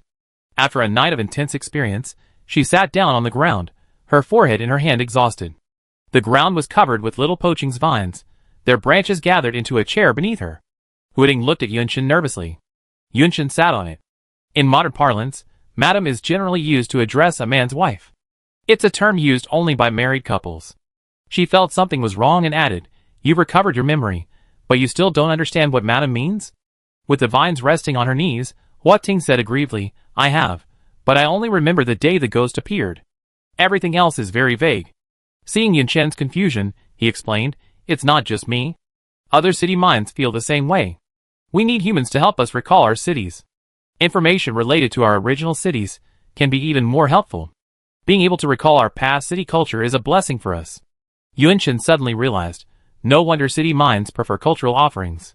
So this is the reason. But the people in Huiting. The girl suddenly fell silent. The first city in the east to fall was Huiting. How many survivors were there? How many people knew about its culture, history, and customs? Yunchen lowered his eyes and saw Huiting lying on her lap, playing with his branches. It was still that small, shabby city, not the renowned, coveted metropolis of the east. How could she help that small, shabby city? The girl gently stroked the vines, the branches and leaves rubbing against her palm like a puppy. She regained some strength and began to survey her surroundings. The sun was shining brightly, and the area was completely ruined, with only a section of the outer wall holding it together. Yunchen, her troubled house. The burrow leading underground was completely buried by the rubble, and she had no idea what its current condition was. She raised her arm and roughly pointed at a few areas that needed repairs, her original image flashing through her mind. The ruins ahead moved, like the scene of a small, dilapidated city using its city energy to repair its buildings. A wind rose from nowhere, enveloping the stones, swirling them ever so slightly. Yunchen, startled, she dropped her hands. Calm returned to the scene ahead. She stood up from her chair and stammered, "What's going on?" Huiting's vines didn't fall to the ground, but instead rested beside her. He said calmly, "You are my city-favored one now. Of course, you can use my energy. A city-favored one is an agent of the city's will. For example, Ming Ranlin was a city-favored one of Zhongzhou." Yunchen had always believed that the role of a city-favored one was to communicate the city's will and needs to others. Only today did she learn that a city-favored one could also harness the power of the city's will, a heavy burden of trust. Yunchen grasped the vine and shook it. "You didn't even discuss such an important matter with me? I didn't even know when I became your city-favored one." Huiting was swayed from side to side by her vine, his two branches swaying back and forth, looking as if he was about to die. "We've made a promise." That was because Yunchen didn't know that city-favored ones could also wield the power of the city will. If she knew. Huiting sensed Yunchen's regret and suddenly felt unhappy. "You regret it." Yunchen kicked the small stone in the cracks of the vines and whispered, "City-favored ones are the city will's favorites. When more people come here, you find that I'm just an ordinary human." After Huiting merged with the underground vines, he knew that his aunt had said a lot of things to provoke Yunchen's reaction. At the time, Yunchen was firm, and he thought the other party wouldn't care at all. Hua Ting said without hesitation, "You're the only one I love most, and there's only us here, no other humans." "No, there are other humans," Yunchen said firmly. "In my memory of the last day, I saw the army. Many Hua Ting survivors were rescued.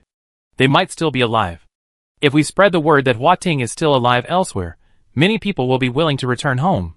Seeing Tung Man's stunned expression, she realized her tone had been a little harsh, so she softened her tone and said, "Don't you want to remember the past?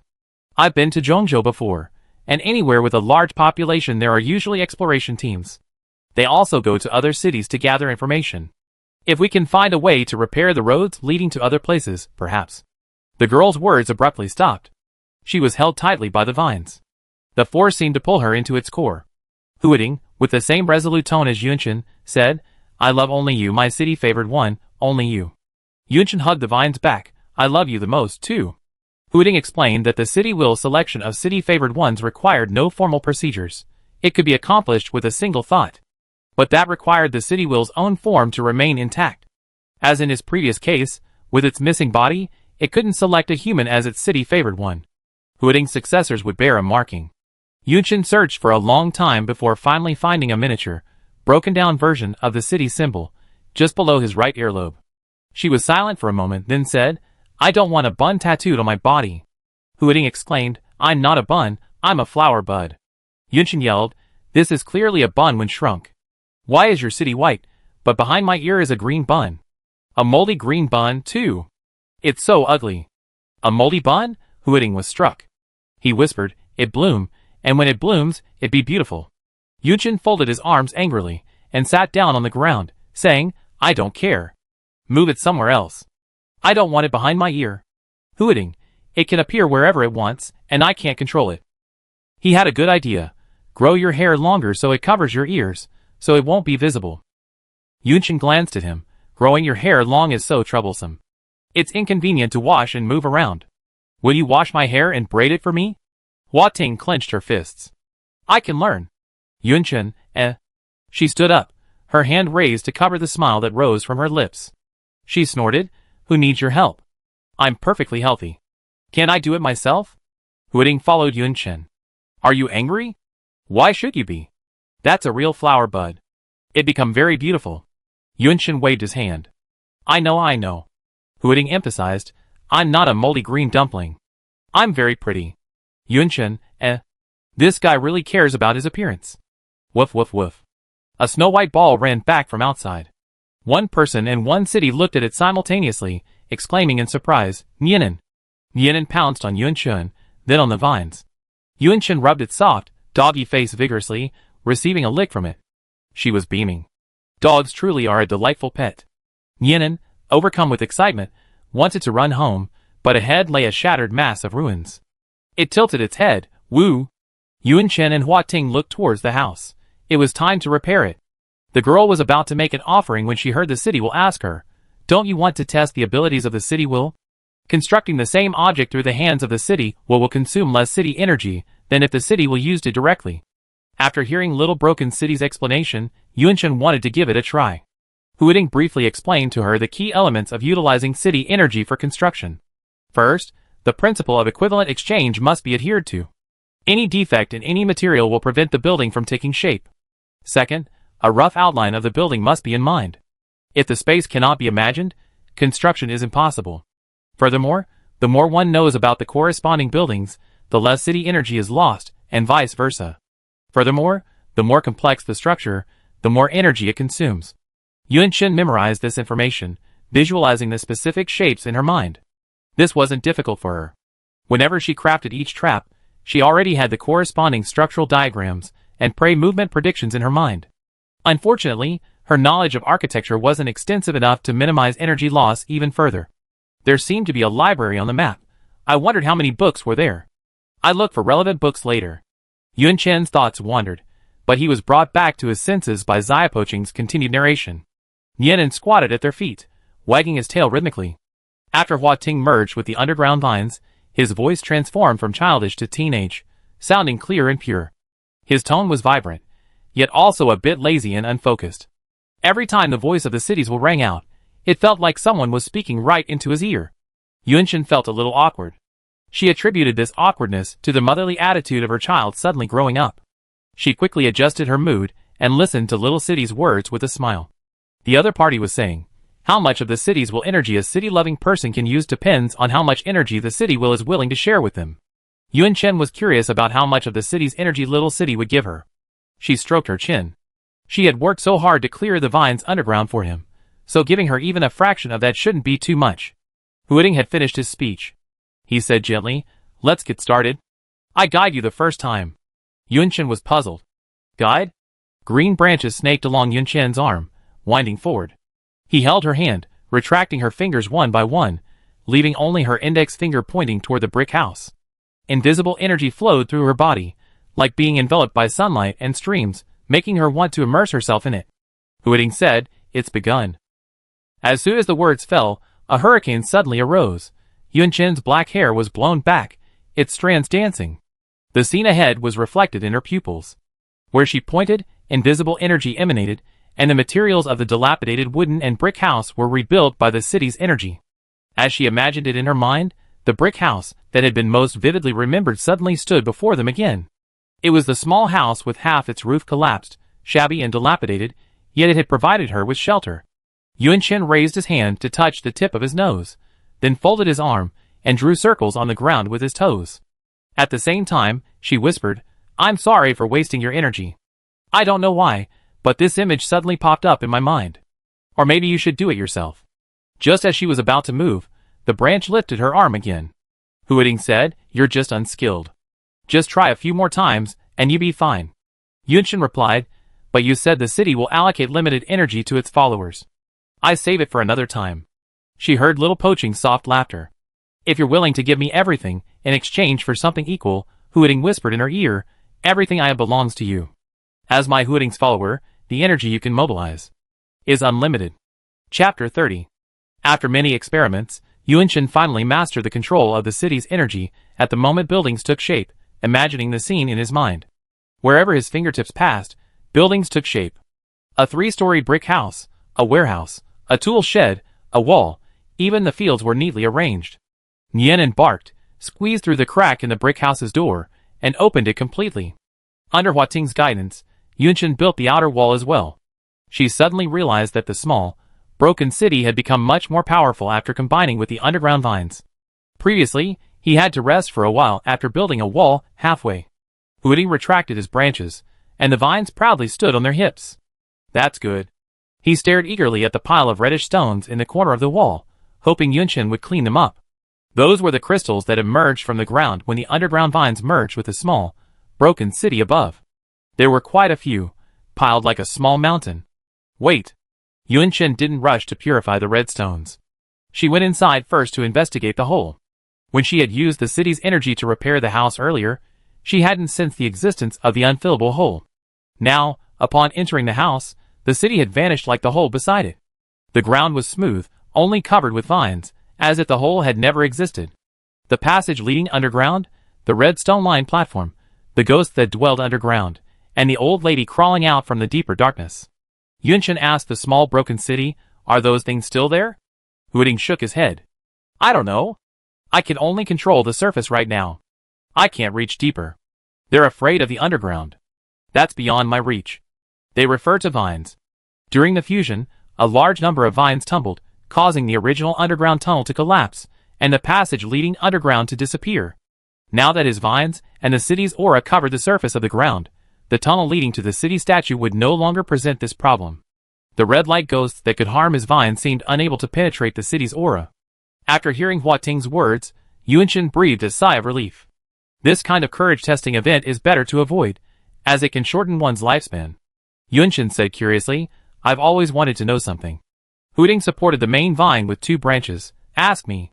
I tell you everything I know." "What's with your vine? I've never seen anything like it in Zhongzhou." Yunshin reached out to touch the vine, and where she touched it, a small flower immediately blossomed. Hua Ting pondered for a moment, searching his memory for the answer. After a long pause, he said uncertainly, "It seems to be related to the city's talent." Yunshin was puzzled. "City's talent? What is that?" Huiting extended a branch to embrace the small flower. "I don't know the specifics. It might require me to grow a little bit." Speaking of growth, Yunshin noticed that the city statue within the half-open green cocoon was already 1 meter tall. Not counting the vine base, the white buds on the upper half alone were 1 meter tall. With the vine base, he was already the same height as the girl, even slightly taller than the pointed tip of the bud. Yunshin said quietly, "You're growing at a remarkable rate. You catch up to me, a tall man, in no time." The girl rubbed her head sadly. It must be because of all the late nights she'd been staying up late recently. She hadn't been exercising, resting, or eating properly during this crucial period of growth. That's why the little city statue had surpassed her in height. If all else fails, could we remove some of the vines that formed the base of the small, shabby city? Yunshin stared surreptitiously at the base beneath the white buds, a rare moment of wickedness stirring in his mind. Hua Ting, He felt strangely frightened. Yunshin took a nap, then woke up to pack up the things in the house and warehouse. The building was being rebuilt, and some damaged materials were missing, making them impossible to repair. After taking inventory, she smiled. Fortunately, most of the items were still fully functional, though their appearance wasn't as impressive. She went to purify the red stones, 1 in each hand, working quickly. Hua Ting was teasing the dog with a branch. Hanging from the branch was a piece of barbecue Yunshin had left over, causing Nian to bark anxiously. Yunshin felt like she was missing something, but she couldn't place it. Since she couldn't remember it, it couldn't be anything important. She placed the clean stones in a small wooden box. As soon as a small wooden box was filled, a nearby vine rushed over, wrapped it around itself, and dragged it into the house, placing it next to the city statue. Yunchen was speechless. She said, eat sparingly. We can't go underground now, and there's only so much stock. Once you finish it, it'd be gone. Huiting seemed struck by lightning, weathering where he stood. Red stones continued to fill the box. Suddenly, a thick vine slumped over Yunchen's knees. The vine sobbed softly, aggrieved. Huiting, wow, am I going to starve forever? Yunchen pushed him away expressionlessly. You're so heavy now, you're weighing me down. Huiting, don't you feel bad hearing about me starving? Yes, I do. Yunchen said gently, hungry as much as you can, and I feel bad as much as I can. Go play somewhere else, and don't mess around here. If you do, I won't help you get the stones. The city's will has no stomach at all, so how can it be hungry? Hua Ting twisted the branch and left, squatting on the ground, saying to Nienan, you've made a contribution this time. Keep working hard like this. When you grow up, you must protect Chen well, okay? Nienan, woof! Yunchen looked at him and asked, his voice drawn out, who is Chen? Hua Ting said, you. Yunchen put his hands on his hips, and said, call me Teacher Yun. Hua Ting did the same, putting his hands on his hips. I don't want it. Your name isn't nice. The little brat had grown up, and was still talking back. Yunchen threw the stone in his hand and yelled at him. What's so bad about my name? Is yours better than mine? Nienan, I chose it. Hua Ting gave a serious example. Red stone, old turtle, you chose it. Yunchen snorted, then I named it Little Broken City. Isn't it nice too? Hua Ting was suddenly speechless. After a moment, he hesitated, then said in a slightly milky voice, it's very nice. The branch was timid and shy. He loved it most when Yunchen called him Little Poaching. Wait a moment. Yunchen realized something and asked Little Poaching seriously, have you seen Old Turtle? Huiting was silent. Old Turtle, it seemed like he hadn't seen it all along. Go find him. Old Turtle, an ambitious tortoise, who had lived for who knows how long. When he saw the brick house and the wall crumble, he knew it was time to seek a wider world. He glanced disdainfully at the barking puppy nearby and turned away. He, a tortoise with a broad mind, felt freedom calling him.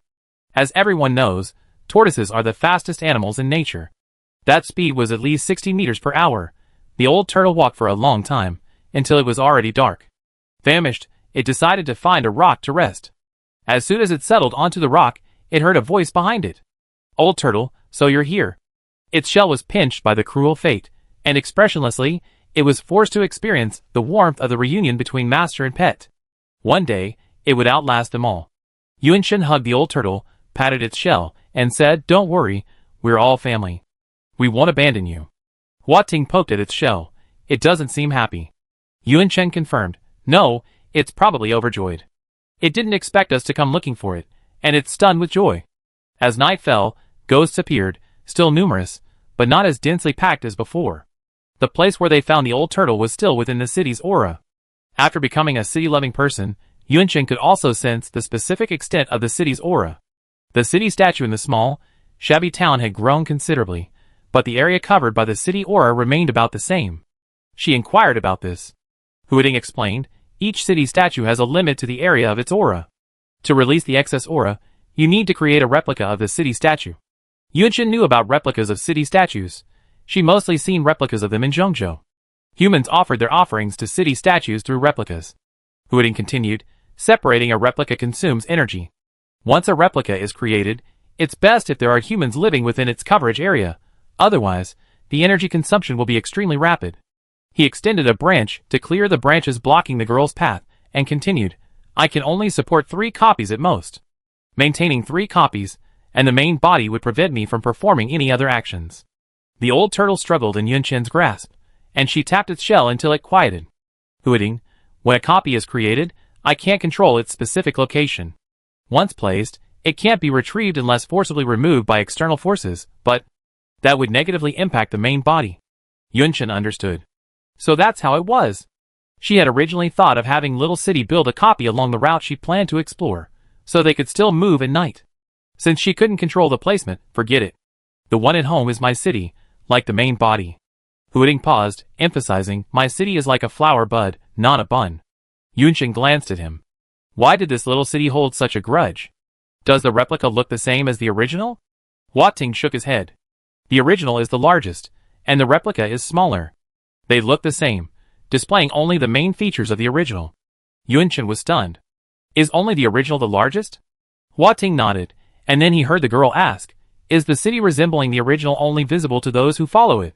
"Yes." Yuanchen whispered, "I think I've seen the city resembling the original, the Will of Zhongzhou." She remembered it as a massive, half-unfolded, faintly glowing, ancient-looking scroll-shaped stone statue. Hua Ting exclaimed, "Hey, normally the original isn't shown to others. Zhongzhou must really like you, otherwise he wouldn't have shown it to you." Yuanchen, noticing his familiar tone, couldn't help but ask, "Do you know Zhongzhou?" "We haven't met, but we know each other." Hua Ting said calmly, "We were all awakened by the city will of Jiuzhou. Including me, all 35 of Jiuzhou's original cities should have awakened." Jiuzhou? Jiuzhou is the country they live in. "Does Jiuzhou have consciousness?" Yuanchen asked. "Is that the voice?" When she was reading Little Poching's memories, she heard a deep, rich voice, indistinguishable between male and female. By now, they had reached home. Yanin pounced, guiding him aside with a branch, and pushed open the door. Hua Ting hummed, speaking in a calm tone that moved Yuanchen deeply. "You are children who grew up on this land. Jiuzhou is simply protecting its own children." Yuanchen couldn't help but ask, "How is Jiuzhou now?" Hua Ting said softly, "Shattered." Yuanchen gloomily boiled water. Little Poching was behind her. The vine swayed back and forth. His branches embraced the vines, like a human's chest-wrapping gesture. If only she had known better. She shouldn't have told Yuanchen about Jiuzhou. Yuanchen planned to make carrot and rabbit soup. The warehouse had plenty of well-preserved salt. She absent-mindedly placed all the ingredients in the stone pot, and stood up to get the salt. Old turtle, If the vines hadn't been quick to connect, this would have been turtle soup, hooting comforted the old turtle. "It's okay. She just wasn't paying attention. She wasn't trying to eat you just because you were running around today. You're still alive, and you definitely live a long time." The old turtle landed, flailing its limbs rapidly before running off to a corner to withdraw into seclusion. The girl quickly emerged from the warehouse. She wasn't holding salt, but a backpack. The backpack she carried when she went down into the cave. When she'd been hiding in a crevice among the underground vines, she'd come across Sister Duwan's diary. Without reading the contents, she stuffed it into her bag. She hadn't thought about it before, but it turned out she'd forgotten this very thing. Huiting asked, "What's in there?" Yuanchen replied, "Sister Duwan's diary." Huiting and Yuanchen, Well, Sister Duwan's diary is nice, sure. That's right, every time I find it, something bad happens within a few days." Yuanchen took a deep breath and pulled the diary from his bag. The handwriting was a little blurry, and not only that, it was extremely sloppy, as if it had been written quickly in a moment of extreme urgency. The handwriting required careful deciphering. The first diary page. The 11th type of ghost, nameless, a leader born from ghosts, highly intelligent, powerful, and capable of command. No weaknesses. It found me. Chapter 31. Gazing at the last few words in the diary, the girl's hair shuddered, and the temperature in the room seemed to suddenly drop several degrees. It found me. Was Sister Duwan found by Wuming? Yuanchen looked at the description of no weaknesses below Wuming. Combined with the teasing tone Sister Duwan had used in her previous diary regarding ghosts, she realized that this must be a very powerful ghost. What would happen to Sister Duwan if Wuming found her? The brick house fell silent. Even Yin En's breathing subsided. Yuanchen remained motionless. Only after facing ghosts directly did she realize how powerful it was to be able to deal with them, identify their behavioral characteristics, and categorize them. Sister Duwan was not only powerful physically, but even more so mentally. That was the person she aspired to be. Having benefited so much from her diary, she had always considered Sister Duwan her mentor. If she hadn't known the type of ghost from Sister Duwan's diary pages beforehand, she would have had a hard time surviving this underground cave incident. She hoped Sister Duwan would survive. Would the remaining pages contain what she expected? Xiao Poching asked at this moment, "Is Sister Duwan okay?" He placed his branch on the girl's shoulder, expressing his concern. Yuanchen came back to his senses. There was nothing else on this page of the diary. Yuanchen turned to the next page, which showed 2 sheets of paper stuck together. The top sheet was blood-stained, with no writing. Unsure of what would happen on the next sheet, she carefully separated the 2 sheets. The second sheet was covered in blood, with writing. The writing had become blurred, and some words were smudged with blood. When the paper was held up to the light, the writing inside revealed itself slightly, a darker color than the blood. Yuanchen took out a fresh sheet of white paper. She placed it over the diary, then held it up to the light again, slowly tracing the blood-stained writing with her pen. A bit tired. This was the first line. Yuanchen continued to trace the outlines of the words. She didn't need to read the diary aloud now. Little Poaching already knew a lot of words. He had a strong ability to absorb them. The pen scratched against the white paper. The old man glanced at the room next door, bewildered, wondering what they were up to. The atmosphere in the room was filled with a quiet and heavy silence. The second line was almost out. Yinan let out a soft hum, and the vine nervously lifted its top branches. Alas, can I hide any more? Yunshin paused, and she continued to make the third line appear. I still want to continue walking in hell. Do miracles really exist in this world? She quickened her pace, and the last line appeared. I really want to eat braised pork again. The paper slid to the floor, and the room fell silent. After a while, Yunshin bent down to pick up the diary page, gently brushed off the non-existent dust, and put it away. He smiled and said, Sister Duwan is so formidable, she'd definitely be able to dodge this time. She smiled happily. But Little Poaching only sensed sadness. The contents of the diary page, as well as the bloodstains on it, hinted at something. Huiding extended a branch, Yunshin. Yunshin counted on his fingers. I arrived here around December of 31. Now it's February or March of 32. Sister Duwan was 18 and 14. If she were still alive now, she'd be only 36 in the prime of her life. After saying this, she lowered her hand and looked toward the small, broken city. There aren't any human remains among the things I found in the crevice. Hua Ting wondered whether to remind her that ghosts are cannibals, and those torn apart by them leave no remains. The underground vines had no memory of the crevice, only that it existed, a crevice where people could hide. He didn't know much more about what lay within. He thought for a moment and said, Sister Duwan will be pleased to know you've been practicing with her diary, and taking care of that troublesome man-eating ghost. Yunshin lowered his head, and clenched his fist. Of course. I hope to meet Sister Duwan someday. Without even glancing at the small, broken city, she skipped her nightly wash and rushed to bed, pulled the quilt over her head, and fell asleep early. The entire city was silent, with only the occasional chirping of insects in the grass.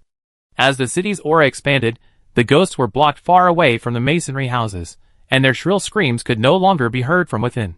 Hua Ting would also rest at night. The city will have 3 ways to restore its energy. The first is time. The city will choose as a time to sleep briefly, slowly restoring its energy. The second is human offerings, which are not material offerings, but energy offerings. The more culturally relevant the offering is to the city itself, the more energy it restores and grants. The third is red stone, which contains energy that the city can use. Of the 3 methods, time restores energy the slowest, while red stone replenishes energy the fastest. The city requires energy to grow, and it also requires energy for everything it does. Hua Ting liked to let Yunshin sleep next to the city statue. Perhaps it was because it made him feel better, and his energy would regenerate much faster. Being by Yunshin's side, he could also slowly regenerate his energy. He loved Yunshin the most. Unfortunately, after he found his name, Yunshin stopped calling him Little Poaching and only called him by his full name. He preferred Little Poaching. There seemed to be a sound. Huiding woke up and heard faint sobbing from under the bulging blanket of the hammock. Is Yunshin crying? Because of Sister Duwan. Why is he so heartbroken? She had clearly never met Sister Duwan. Could she have invested so much emotion in someone just by reading her diary? Huiding couldn't even understand such emotions. He only knew that Yunshin was sad, and he didn't want to make her sad. He wanted to bloom to amuse her, but subconsciously, he chose not to do so. His main vine moved to the side of the hammock. The person under the blanket had sharp hearing, and the sobbing stopped when they heard him moving. His vines hovered above the quilt, then dropped. Gently patting, smoothing. On the day of the apocalypse, he remembered some deeply moving scenes from the city. It seemed as if such actions meant comfort. Gently patting through the quilt, again and again. Yinan, guarding the door outside, suddenly pricked up his ears. Loud cries came from inside. He lay on the ground, whimpering along. The next day, it rained heavily, and the path to the cemetery became muddy and difficult to walk on. Yunshin picked many flowers from the small ruined city, gathered them into a bouquet, and walked along the path. The vines formed a natural umbrella around her, with their clusters of leaves. When they reached the cemetery, the rain stopped. The stone slab bearing Li Duan's handwriting remained the same, its surface smooth after being washed by the rain. The handwriting was even more conspicuous. There was a secret passage beneath the well. Yunshin smiled. The secret code, now instantly recognizable, had required a different angle to spot it back then. She took out a rope and tied it to a nearby tree. She descended into the well and landed on the ground. She turned on her headlamp, revealing a bright light. Yunshin skillfully opened the small door and, after killing the body possessed by the infatuated ghost, she returned to the place and left the same note she had left earlier.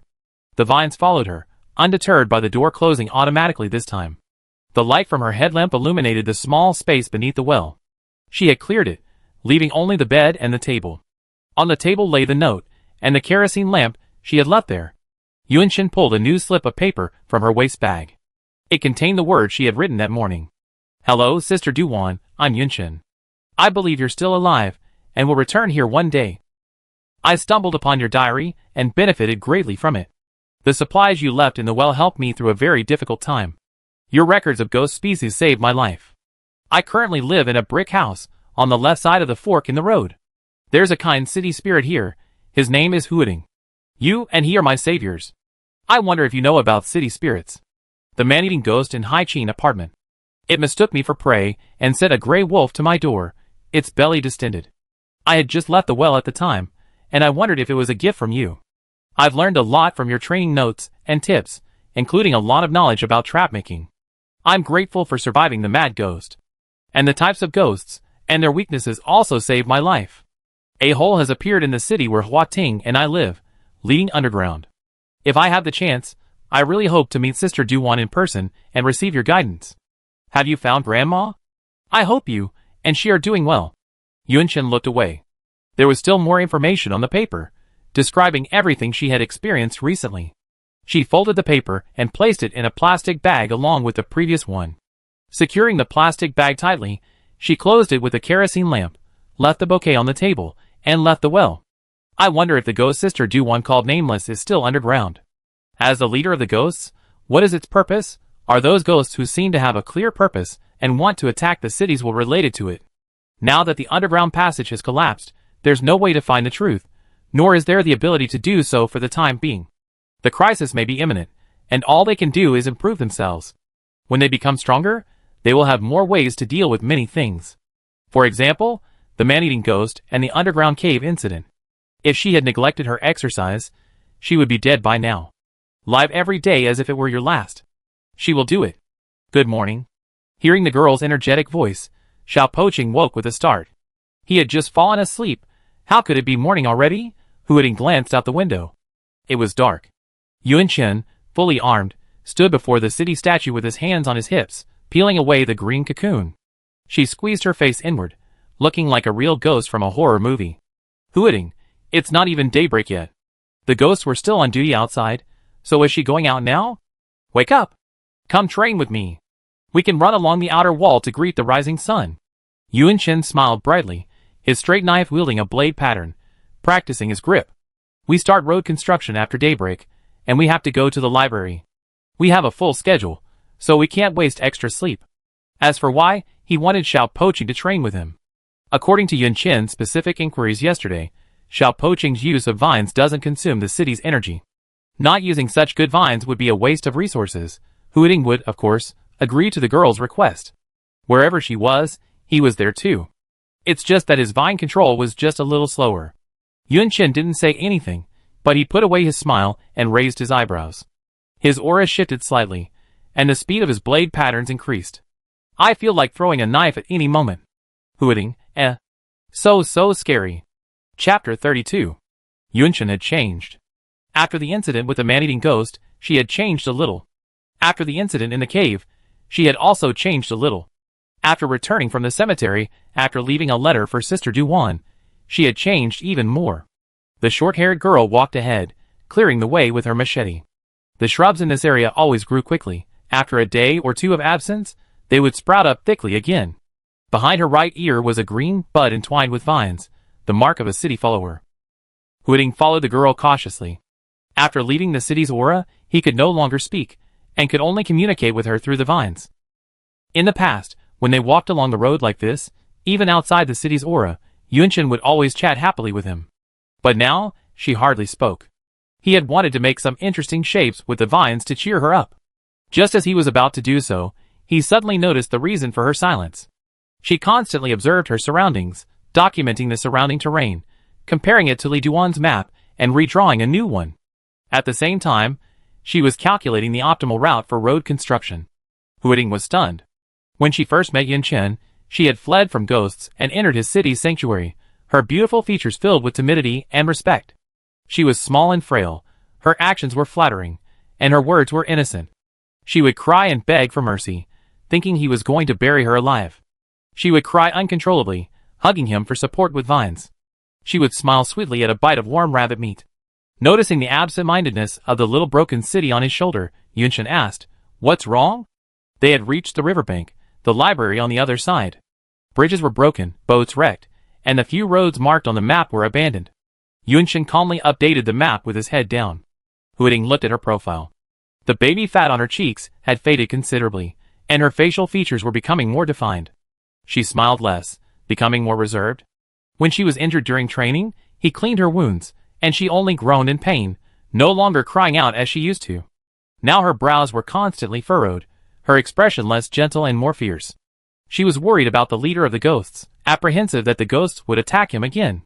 She wondered when she could tell the outside world about his awakening, so that the people of Huiting could return. Huiting slumped against her shoulder, feeling depressed. He had regained his name and had faced crisis with Yunchen, yet every day he only thought about playing with Yunchen, teasing Yinan, and blooming for Yunchen to see. His little friend had suddenly grown up overnight. He still looked like a child. What should he do? It was already afternoon when he returned to the masonry house from the river. Yinan rushed over, his glutinous rice dumpling, now even larger, circling around the girl and the vines. Huiting's mood brightened considerably, and he and Yinan circled in place.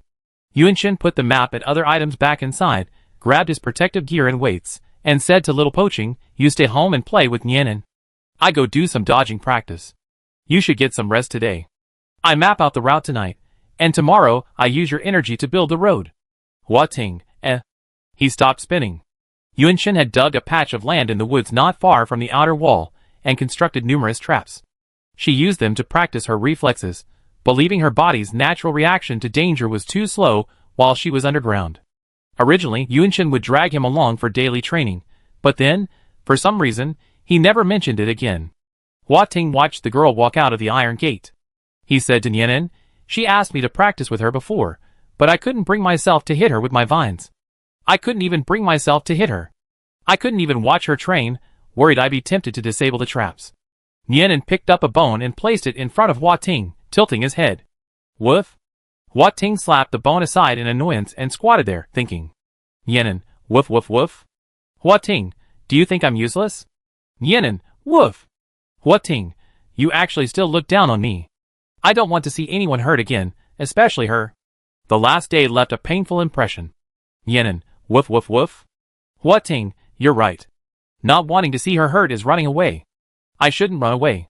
The white puppy stared blankly at the vines that rushed out of the brick house, unsure of what it was communicating with them. It stared at the bones on the ground.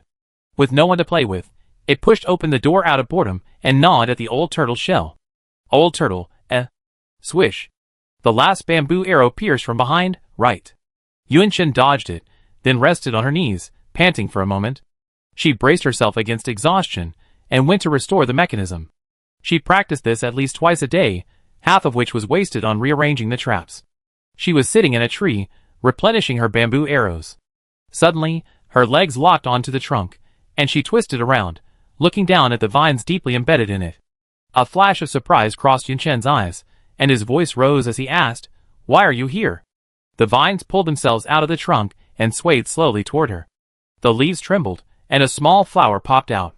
Yunchen was about to laugh when another vine attacked from below. "You're so good at making a feint to the east and attacking in the west."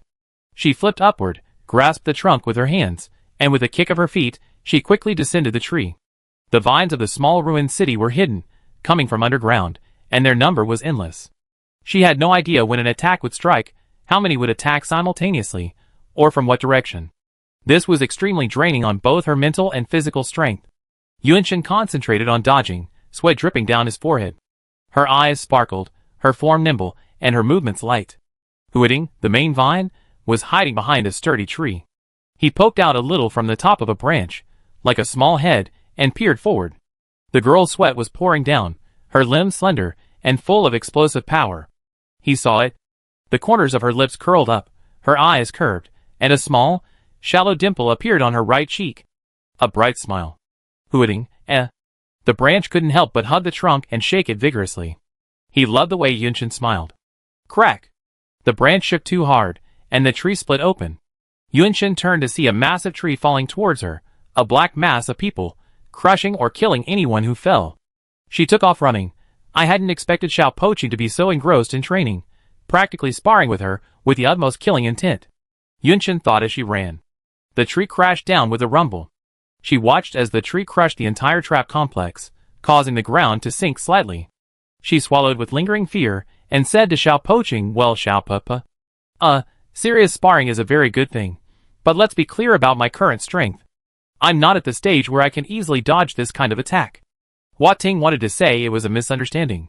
He really hadn't intended to use the tree to attack Yunshin. It was already evening, and they had to get back to the city's aura.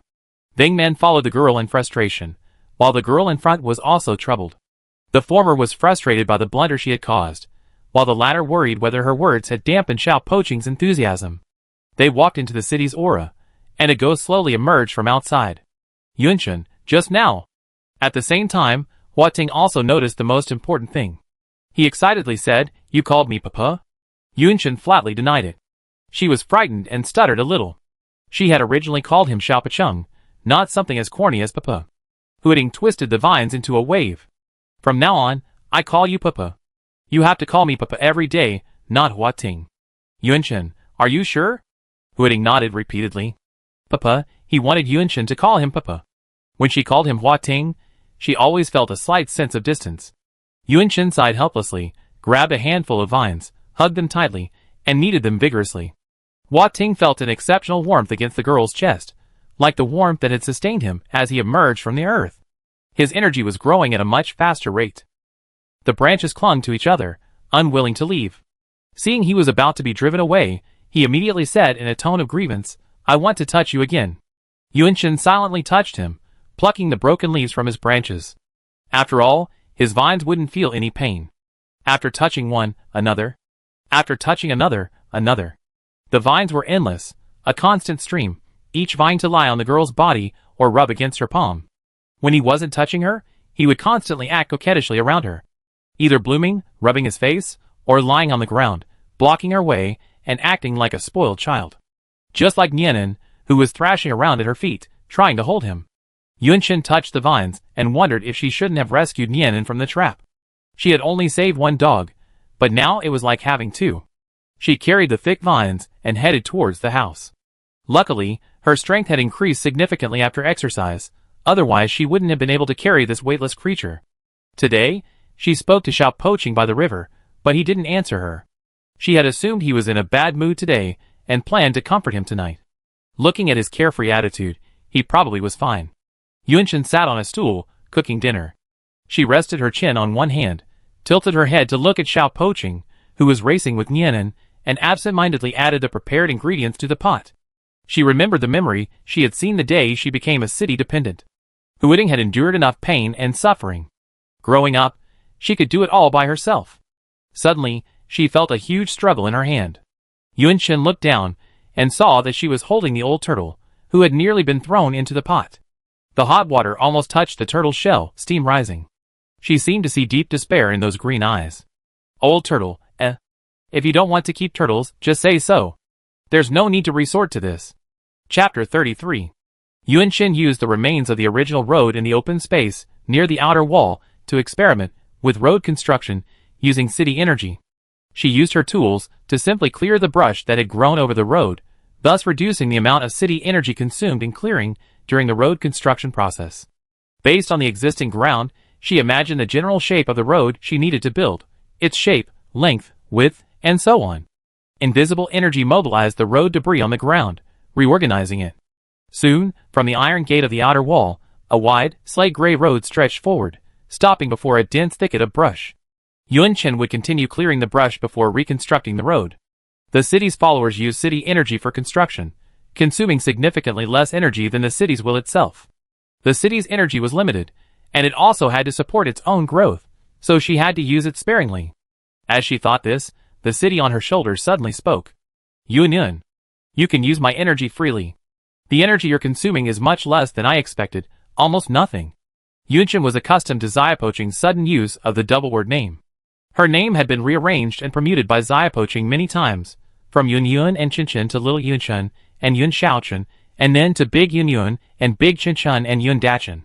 He was just trying to find a name he liked, but it seemed there wasn't one yet. She asked, confused. Really? Why? You only said before that city devotion would reduce consumption a little. Huiting was equally confused.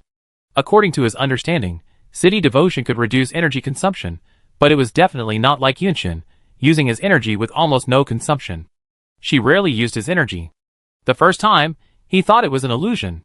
There were red stones next to his city statue, and he assumed the red stones were replenishing his energy. Now, there were no red stones next to his city statue. After several attempts, Yunchen had confirmed that when she borrowed his energy, it indeed didn't consume it. Huiting was confused but also delighted. This meant they could significantly speed up road construction, at least within the city's aura. They wouldn't have to worry about insufficient city energy delays. He said, that's a good thing, anyway. Yunchen thought about it and asked, will it work the same outside the city's aura? One person, one city, decided to give it a try. The city can't use city energy outside the city's aura, but city followers can. The farther away from the city's aura, the faster it depletes. As Yunchen moved away from the city's aura, she drew on her city energy, and the flower bud marked behind her right ear grew slightly warm. The vine on her shoulder patted her in frustration. City energy does deplete, and at a fast rate. Yunchen comforted him. Just one good thing is enough to be content. Xiaopoqing thought about it, and realized that as a person, and as a city, one should be content. He raised a branch and charged. Boom! The trees and bushes in the jungle were crushed by the vines, startling a swarm of birds and beasts. An invisible energy surged from the sky, reappearing along the original path. Then, a hurricane swept up, and rocks, debris, and other debris spread out along the path. Monkeys hidden in the treetops, pythons coiled on the branches, and small deer road ducks hid behind the tree trunks. The animals in the forest watched the scene silently. A wide concrete road suddenly appeared in the dense jungle, a surprise that didn't surprise them. They had previously received notice from the city that a road belonging to the human city would reappear here, but for now, it would be limited to this road, and would not encroach on their living space. This was something they hadn't expected, a true promise. Well, if they could keep this up, it seemed like they could survive longer. The leaves rustled. The little monkeys crouched and the treetops chirped, and most of the animals, with their keen senses, looked behind them. There, deep in the dense forest, there was movement. A thick green vine swished through the air. A strong hand grasped the lower branch, following it, swinging to the top of the tallest tree. The girl stood firmly on the tree trunk, unfolding a map in her hands. The vine lifted the binoculars from her chest and held them before her eyes. From high above, the city was in full view. The wreckage of a steel behemoth, eroded by green, was bisected by a vast river, the two sides equally devastated. A thin gray line rose from the green. It stopped at the river's edge, connecting to the bridge. Yunchen compared the map with the existing roads. She took out a pen and drew a straight red line on the map, leading to the river. In less than 2 weeks, she had built a straight road that ran through half of this ruined city. A faint smile played on Yunchen's lips, but suddenly her limbs tensed, and she turned sharply, looking behind her. The green leaves trembled, and with a squeaking sound, a monkey emerged. It was a small monkey, with round, dark eyes. In its arms was a pile of red and green fruit, strawberries and dates. It placed the fruit on the ground and slowly backed away, clinging to the trunk, its eyes gazing at Yunchen with watery eyes. Is it for me? Yunchen relaxed his muscles, squatted down, and asked the little monkey with a smile. Seeing her friendly attitude, the little monkey put its front legs on the ground and slowly crawled out, extending a paw and shoving the fruit toward her. Seeing the girl accept the fruit, it squeaked twice more and quickly climbed down the tree. Yunchen, it's so cute. Hua Ting, upon hearing this, immediately raised the main vine and leaned coquettishly against the tree. Yunchen, upon seeing his movements, immediately squatted down and hugged the branch beneath him. Sure enough. Bang! The incredibly tall and thick branch shook violently in place. The sound it made like a scream, and all the nearby animals ran away. Hua Ting, He was withdrawn?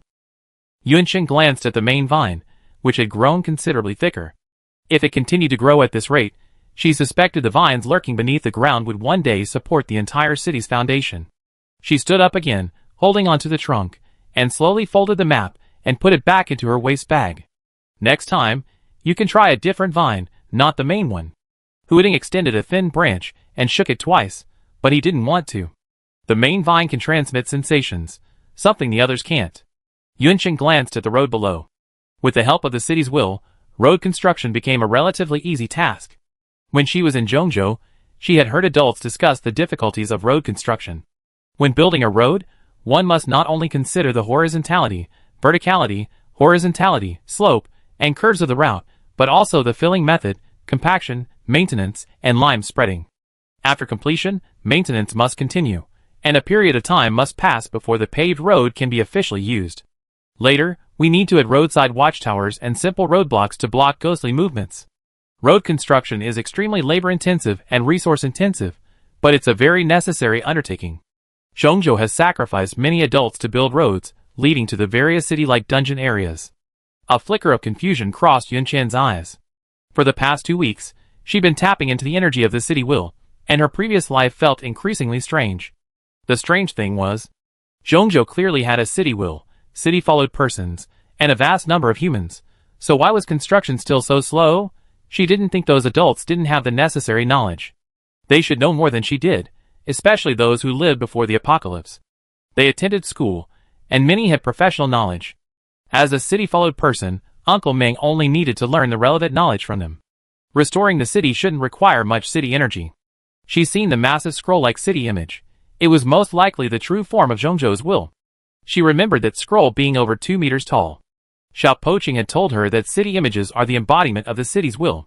Relatively speaking, the larger the city image, the more powerful it is. Why is Zhongzhou still developing so slowly? Is it related to the ghosts that sleep in Zhongzhou's buildings during the day, or is it related to the large number of city image dungeons in Zhongzhou? Yunqian remembered Xiao Poqing saying that city image dungeons require energy to operate. When the human population is large, relatively less energy is used. Otherwise, more energy is used. Furthermore, with the help of the city's will, it should be possible to restore many factories and the city's original infrastructure. How strange. Was there something she didn't know about? Yunqian bit her lower lip unconsciously, thinking, biting harder and harder.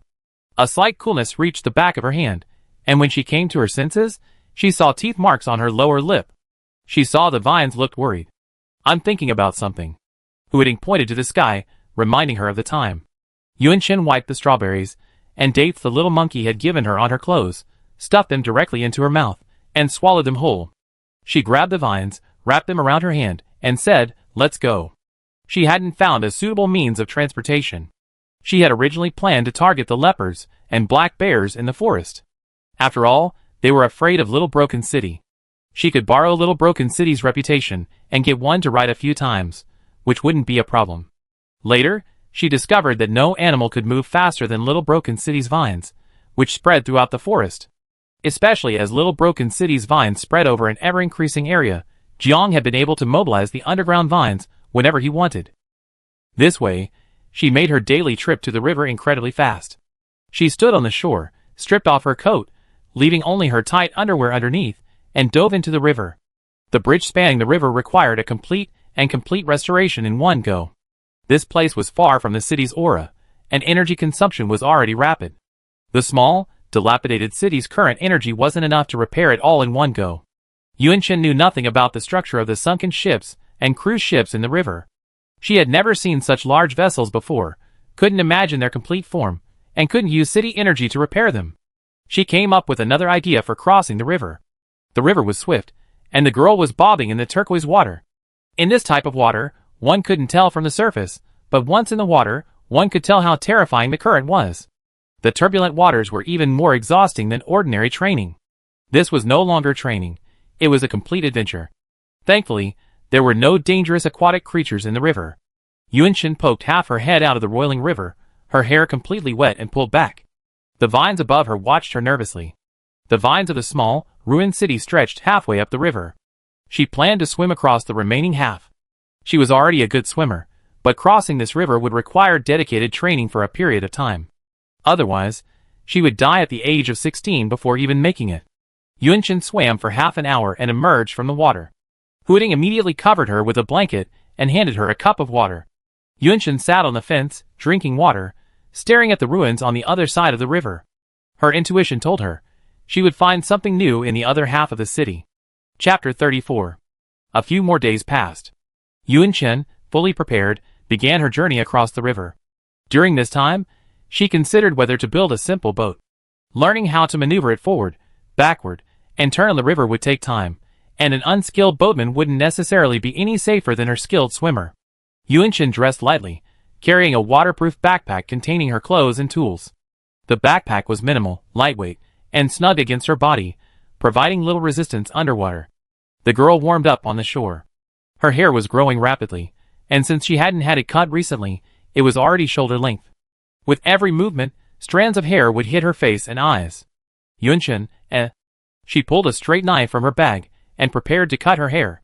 Before the blade touched her hair, vines clamped down on her wrist, preventing her from doing so. Hua Ting detached several resilient branches and wrapped them around the hair of the person in front of him, then tied them together. Each strand remained obediently near the scalp, never darting to the neck or face to obstruct its owner. Yunchen raised his hand and touched it. There were 2 small tufts of hair on the top of his head, tightly tied with branches, neat and clean. Would they fall off in the water? She looked at Xiao Pacheng suspiciously. Where had he learned the art of tying hair? To learn various things, Hua Ting would periodically revisit his memories of the city on the apocalypse.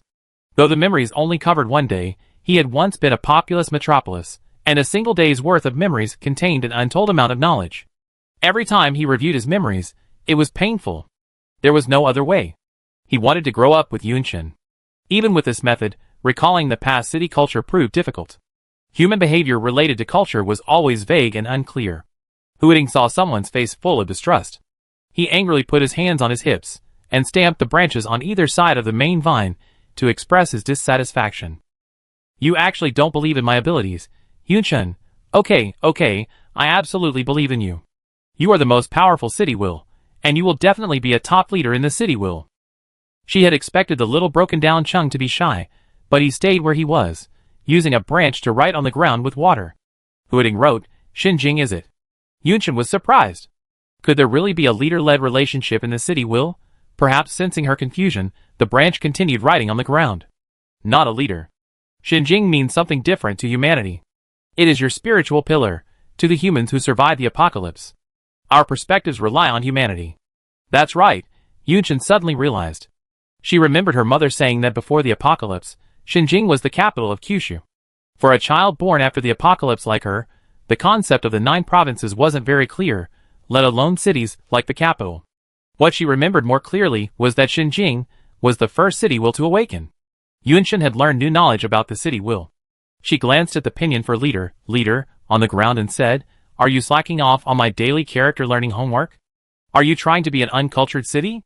It was such a good city will, but even the leader had to use pinyin. How shabby. Huiting, He's simply been absorbing so much knowledge lately that he couldn't grasp it all, and he couldn't remember how to write the characters. He's not uneducated. After some joking, Yunchen turned serious. Take me across. The vines lifted the girl, and with steady movements, they carried her to the center of the river. He gently lowered her into the water, watching her swim as swiftly as a fish to the other side. What could be on the other side of the river? Yunchen swam so quickly that she could feel the occasional slimy graze of fish against her legs. As she swam, she pondered something. Can ghosts cross the river? They're blocked by buildings? Or perhaps the river can block some types? Feather Strike could definitely cross the river. There seemed to be ghosts that could pass through walls. She remembered Sister Duwan's diary mentioning, not every type can pass through walls, suggesting that some could. Thinking of Sister Duwan, Yuan Chen's face darkened. She hoped she was still alive, but the diary entry she read that day. She took a breath and dove back into the water. With one last effort, she swam to the other side. She didn't rush ashore, but instead observed the surroundings from the shore. Ruins and forests, devoid of any signs of human life, seemed similar to the environment on the other side. Yunchen reached shore, facing the same guardrails as on the other side. She half-dried herself, changed into her clothes and shoes, fastened her belt, and began her journey. She briefly consulted the map to determine her location. Her destination, the library, was about an hour's journey from her current location, accounting for the time needed to clear obstacles along the way. The road was covered in greenery and shrubs, with moss creeping quietly across the ground, weaving between the plants as if to infiltrate anyone who accidentally stepped on it. Nearby buildings were either collapsed, overrun by greenery, or both. Every few steps, a ghostly liquid appeared, and the sun was evaporating it. Compared to her previous experience of horror and desolation at the site, Yunxin now had more to think about. In the area where Huading had once stood, greenery was spreading at a rate far faster than in Zhongzhou. Forest after forest stretched across the city, and the entire ruined city looked like a relic within the forest. She wondered if this change in the greenery was related to the vines growing in the small, dilapidated city. Another issue concerned urban architecture. She remembered hearing adults say that without maintenance, the steel in urban buildings would corrode, crack, and wear away, but they wouldn't collapse so quickly. Since she heard this as a child, it was just a casual recollection, so she didn't remember it clearly. The road was quiet, the wind rustling the grass, the chirping of insects and birds. Yun Chen's trouser leg knocked a small insect from a blade of grass off its perch. It fell to the ground and dove into the soil. Ahead lay Yun Chen's destination. Even though it was the place she'd been looking forward to visiting, she stopped dead in her tracks, motionless. What had happened here? This should have been a vast library, majestic and imposing, even in ruins. Instead, it was now a charred skeleton. The library had clearly been in flames.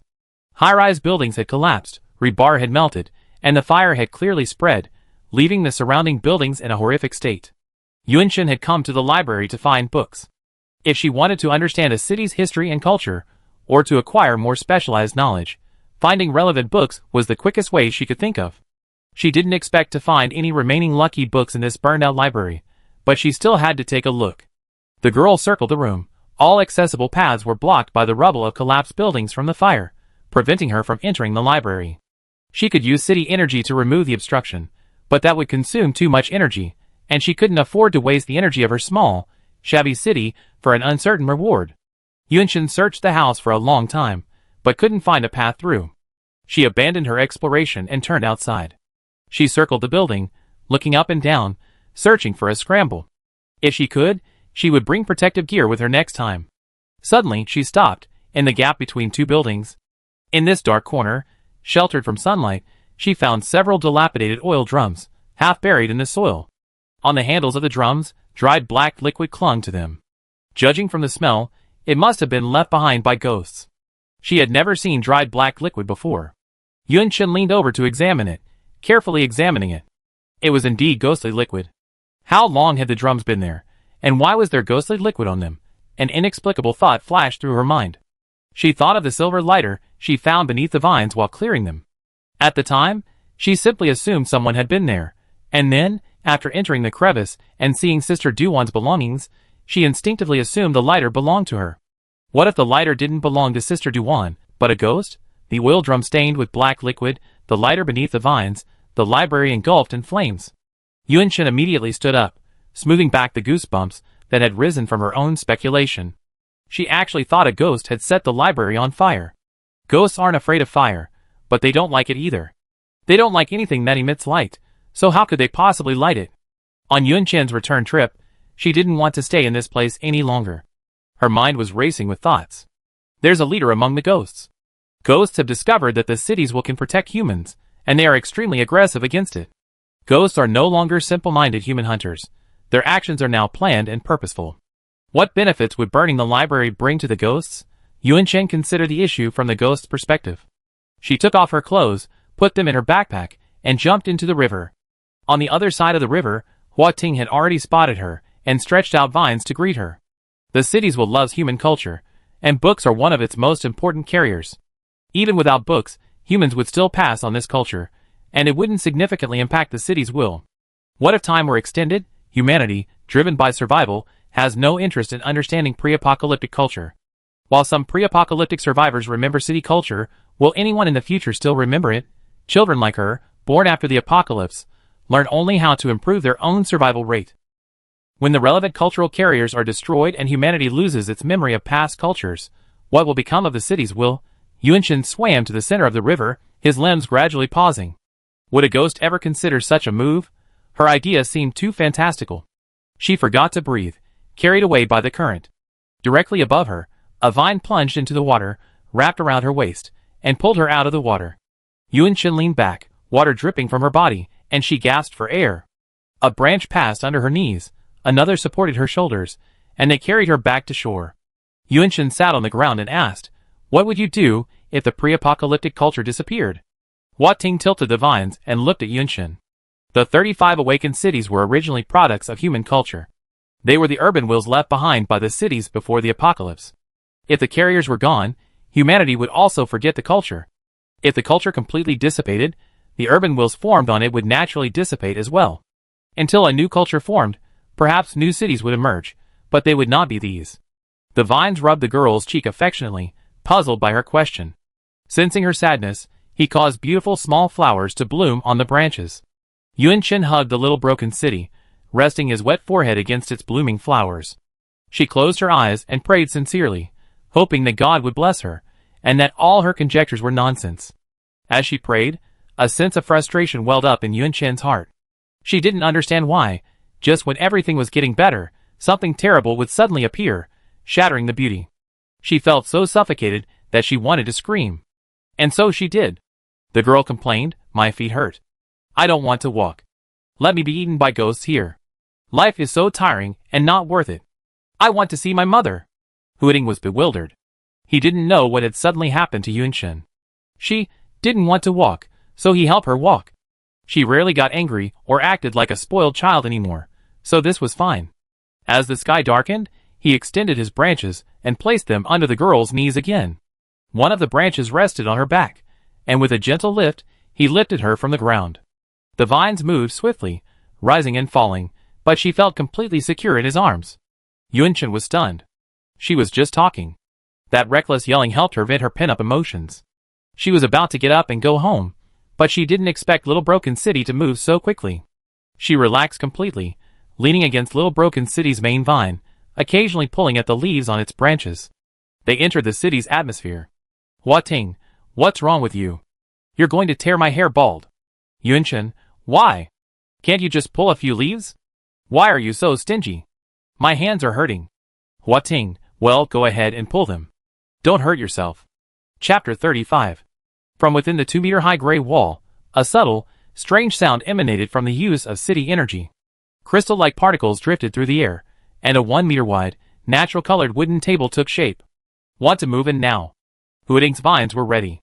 As long as Yunshin agreed, he would immediately carry the table inside. Yunshin nodded and said, "Shake off the sawdust and put it in the study on the 2nd floor." The weather was gradually warming, and a coat was only needed in the mornings and evenings. She wore a thin, unlined garment, and her height increased significantly, revealing her feminine silhouette. "Huiting, okay." The vines lifted the table easily, with just enough force to avoid breaking it. Like a relay race, the branches carried the table to the left-hand room on the 2nd floor.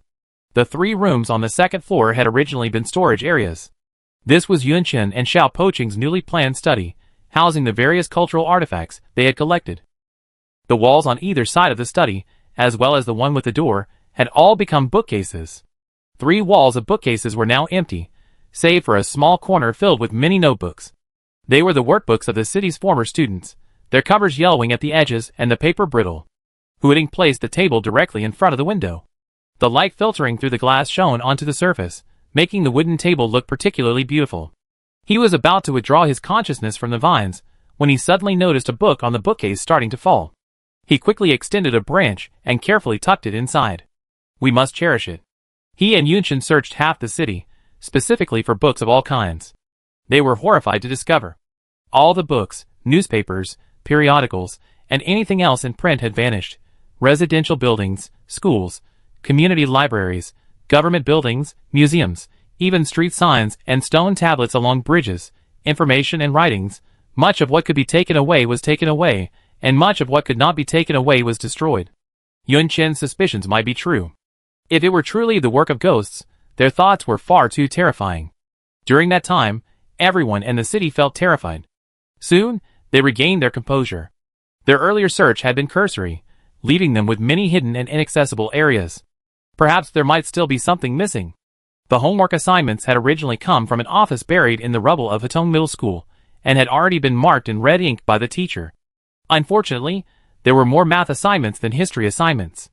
That would have been fine, but the assignments were all filled with errors, and the correct answers were unknown. Later in the search, they discovered good news. All that disappeared were printed books, but many handwritten items, such as exercise books, diaries, and book copies, remained, though unfortunately most were destroyed. Huiting shook his head at this thought. He returned downstairs, where Yunchen was using city energy to craft a second wooden table. As Yunchen's skill and technique in using city energy became more refined, her speed in crafting items grew faster and faster. Within the range of the city's aura, Yunchen's borrowing of his city energy did not consume his own energy. The energy she lent her was stored within her body. She did not consume it. When she was not using it, the city energy returned to the city image. When the city energy passed through her body and returned to him, it actually increased. Ting wasn't sure why. From his understanding of the city's will, choosing humans as its chosen ones wouldn't significantly reduce the city's energy consumption. But this was a good thing. Besides waiting for time to slowly accumulate energy, he had another way to grow rapidly. Unfortunately, Yunchen fatigued easily when using city energy, similar to the physical exertion during high-intensity exercise. To sustain the use of city energy for a long time, and thus enhance the energy of the small, broken city, Yunchen needed to improve her physical fitness.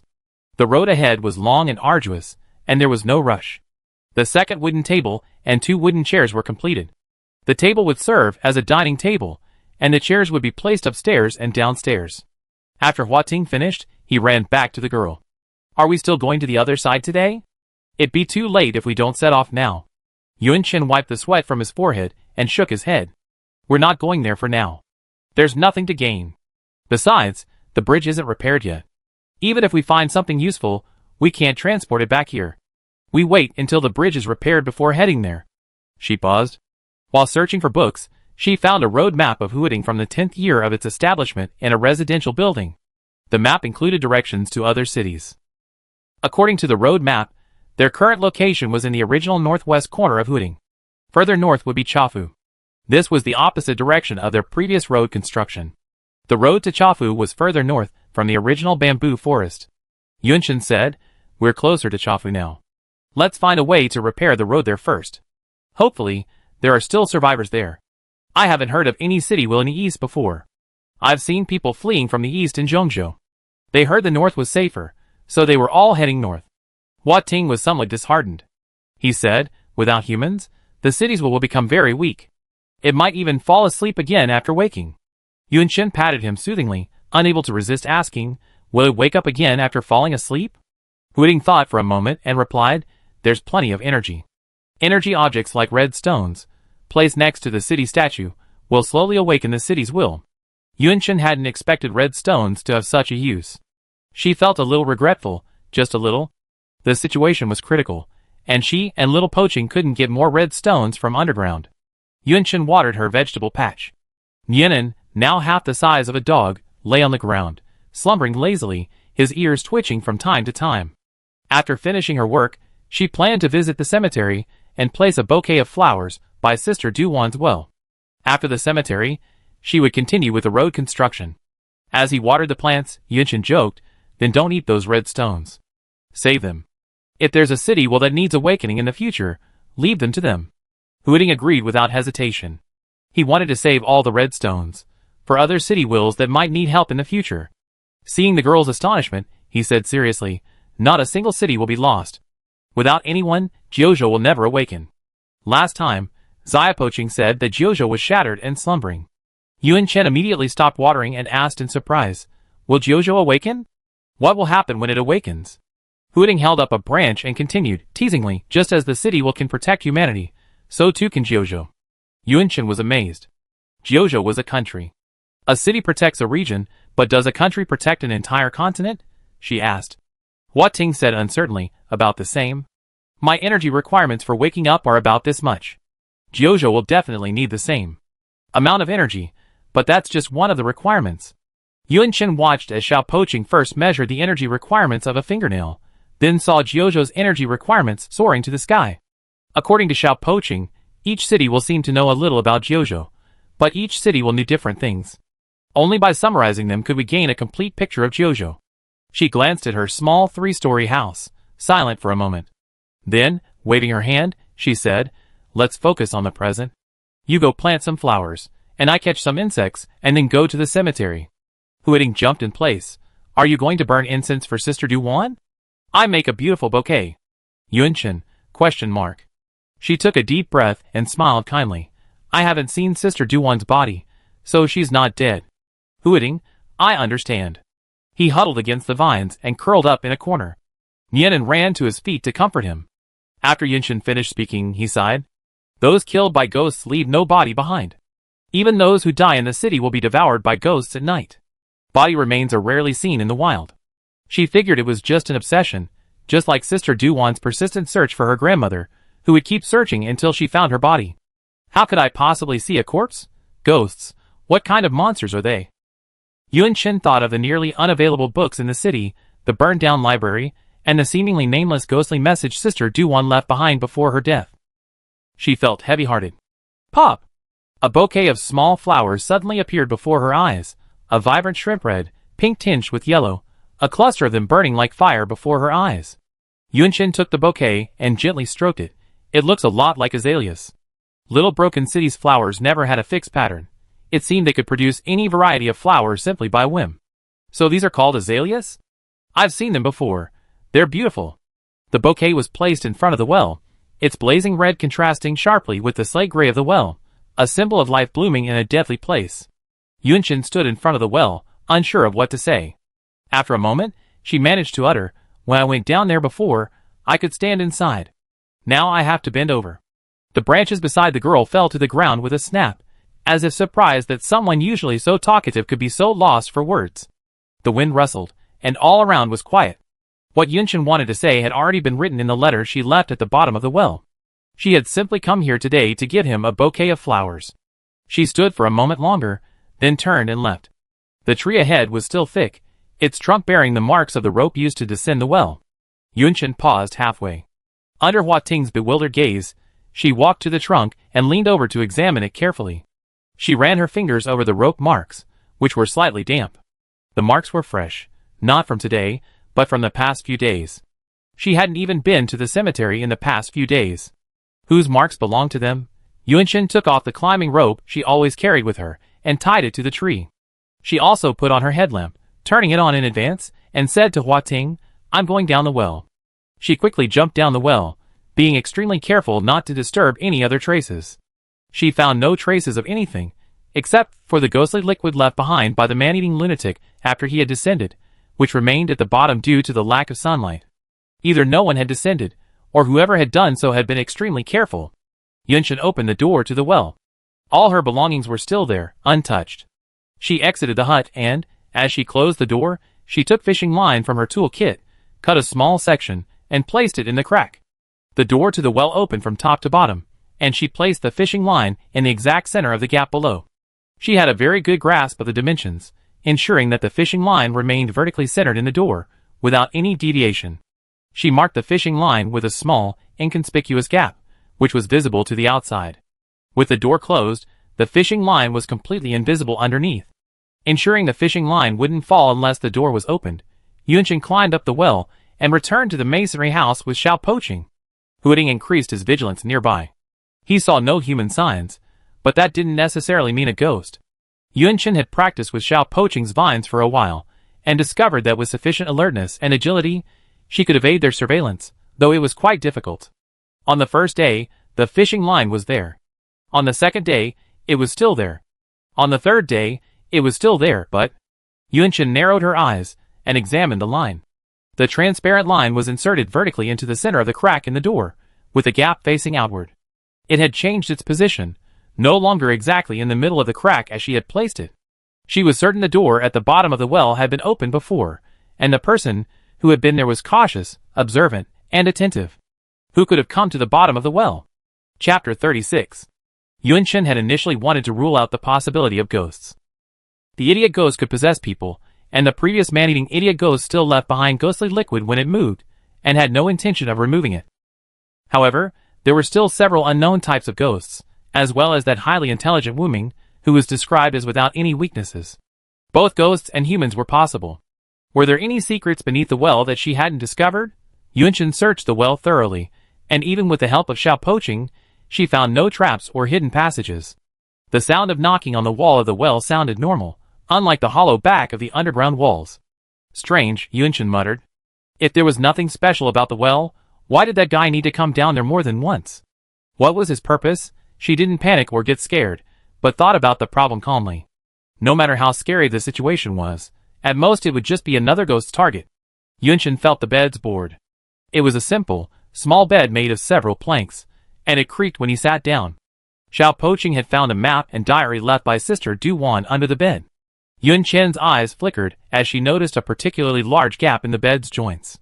Huiting had noticed it too, and with a push of his branch, the wooden bed's various parts came apart.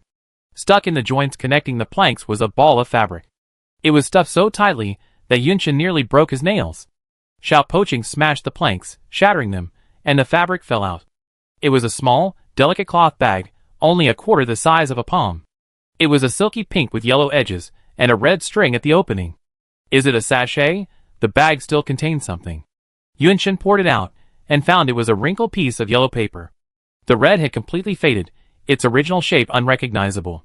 Yunshin, what is this?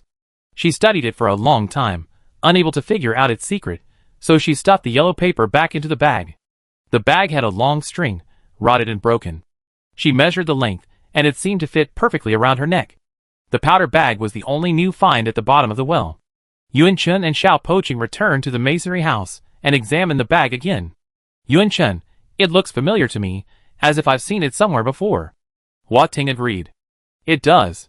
I think I've seen it before too. Xiao Poqing had also seen it. Yunshin asked, is it the memory of the city from the day of the apocalypse? Only that memory of the city would make it familiar to both her and Xiao Poqing. Because that memory was so vast, it would take a long time for each person and each city to recall it. Yunshin pulled out a chair and sat down, closing his eyes to reflect. Huiting's branches rested on her knees, and the house fell silent. Nianan, in the open space in the front yard, saw the girl sitting at the dining table, and, assuming it was time for dinner, rushed over like a white ball. Seeing no food, he angrily bit the old turtle sleeping in the corner. The old turtle, It thrashed its limbs, stretching its neck, trying to fight back against the little white dog. It's the internet cafe. Suddenly, a chorus of shouts erupted from within the house, frightening Yinan so much that she spat the old turtle on the ground, and it retreated into its shell, feigning death. Huiting excitedly shook the girl's hand. It was indeed something they had all seen before. In their memories of the city, they had seen this scene before. In the internet cafe, a girl with heavy smoky makeup directed everyone to avoid ghosts. Hanging from her chest was a pink cloth bag. The pattern, shape, and color of the string were identical. In the memories of the city, everyone's face was blurry, shrouded in a thin layer of white mist, barely discernible. Yunshin walked over to the hammock and pulled Sister Du-Wan's diary from under the pillow. On the first page, besides the words "Don't cry," "Don't make a fuss," "Don't hang yourself," there was also a selfie of the girl. Her large, dark eyes, her makeup equally dark, stared at her thick bangs, and she gave the camera the middle finger. She looked very similar to the smoky makeup girl in the internet cafe in the memories of the city. The internet cafe girl possessed an unusual calmness. Sister Du-Wan's diary entry then mentions the day of the apocalypse. She stayed up all night in the internet cafe and missed her chance to see her grandmother. The girl in the internet cafe is Sister Du-Wan. Sister Du-Wan hid this thing so well, it must be very important to her. Yunshin solemnly placed the cloth bag and diary back into the plastic bag and placed it back under his pillow. She still had no idea what the creature in the well was. Huiting said, "I keep an eye on that place." He added uncertainly, "There shouldn't be any more incidents within the city limits, I suppose." As the city's will, he should have been extremely confident in protecting humanity, but after encountering the man-eating demon and the underground burrow, he couldn't help but begin to doubt the city's existence. Yunshin nodded. "I leave it to you." Huiting happily raised a branch and swayed it back and forth. Out of the corner of his eye, he noticed Yinan also wagging her tail. He coughed softly, and the vine swayed less vigorously. The vines followed the girl, swaying gently. Yunshin filled his water cup with clean water and left with the vines. Even the unexpected situation couldn't stop her from her original plan. She would repair the road between Chafu and Huiting. She believed there were more human survivors in the east. As they walked towards the bamboo forest, before leaving the urban atmosphere, Yunshin asked, "Do you remember the sound your hand-cranked flashlight made the day your vine withered?" Huiting, "Yes, it sounded like a human voice."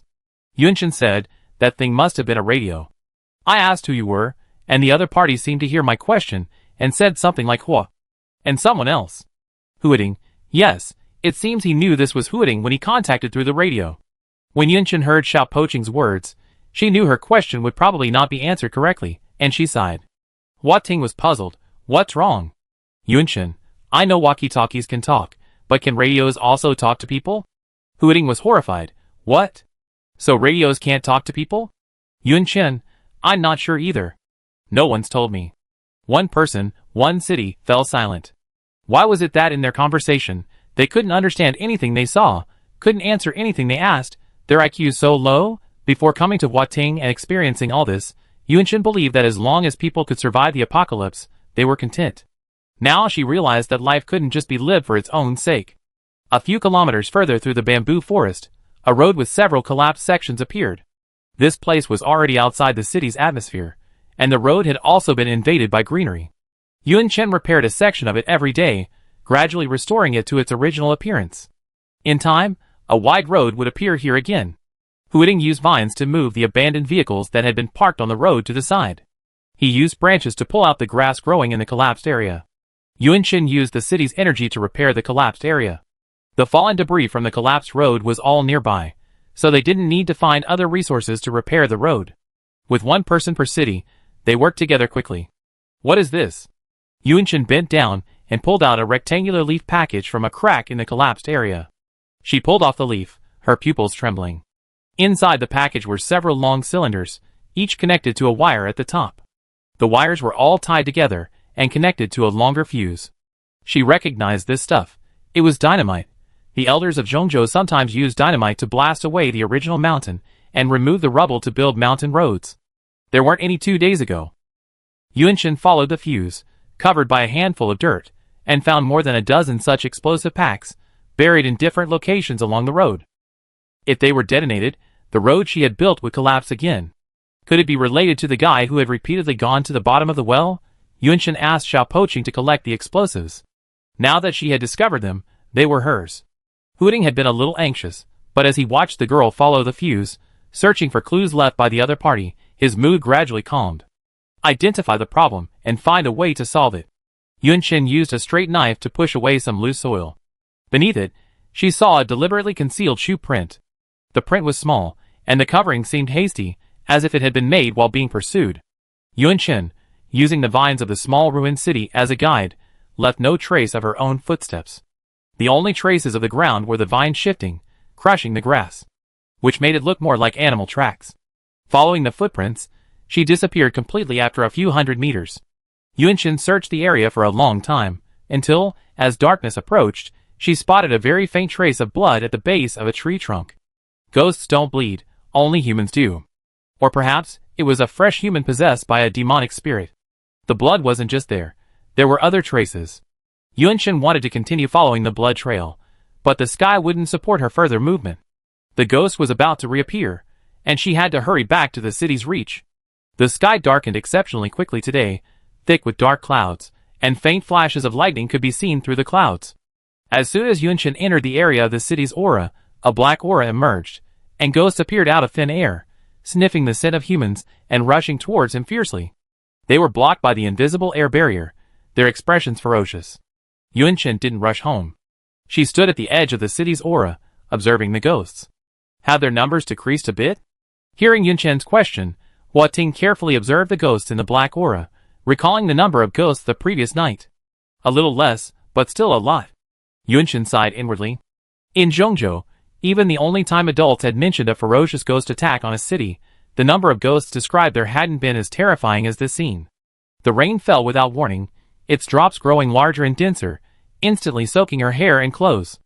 Yunchen lamented that the bloodstains she had discovered earlier would likely be washed away by the downpour, leaving her unable to continue her work at night. As she was about to return, she caught a glimpse of red among the ghosts. Not only did she notice it, but Hua Ting also noticed it. What is that? The ghosts crowded together, and a dark aura drifted in the air. In a gap in the throng, Yunchen and Hua Ting spotted a ghost unlike any they had ever seen before. It looked completely different from the other ghosts, possessing 2 human heads and deep red skin. It moved swiftly among the ghosts. It seemed to notice someone watching it, its 4 eyes shifting slightly, fixating on Yunchen. Yunchen's hair shuddered. The other person paid no attention to her, quickly looking away, intently searching for something. It moved so fast that only its afterimage could be seen. Boom! Lightning and thunder roared. The ghost with two red heads suddenly stopped, frozen in place. Only after the thunder faded did it resume its movement, leaving behind a trail of thick black liquid. When the thunder sounded, it stopped moving. When the thunder died down, it resumed its movement. To get a closer look at the ghost, Hua Ting stretched out her branches and snapped several trees in its path. The fallen trees formed a natural obstruction. Watching it slither through the tree trunks unimpeded, Yunchen instinctively said, "It's hunting." Who was this newly emerged two-headed ghost hunting? Was it heading for the well's depths? Probably not. In the brief moment it paused in the thunder, it left behind a trail of ghostly liquid. Could it be that its target was the one who had been to the bottom of the well? A human? It was a restless night. Yunchen and Xiao Poqing spent the night in a state of unease. When daylight came, they scoured the ghostly liquid left behind by the two-headed ghost as it tracked its prey yesterday.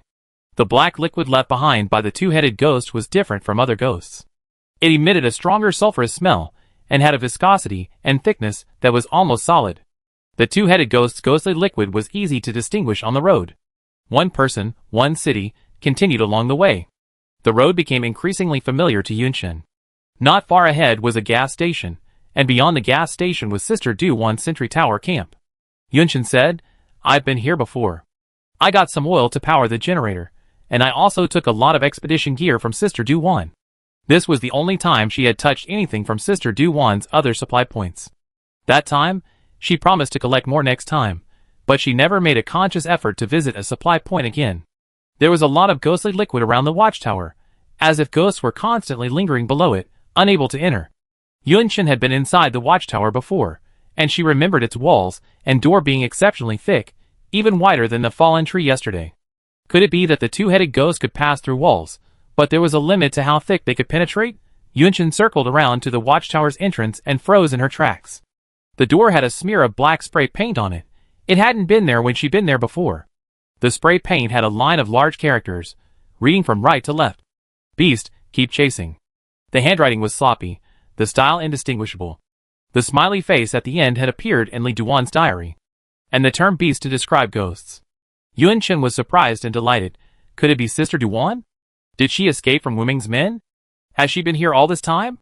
Could she still be in there? Yunchen tried to open the watchtower door, but found it firmly locked from the inside.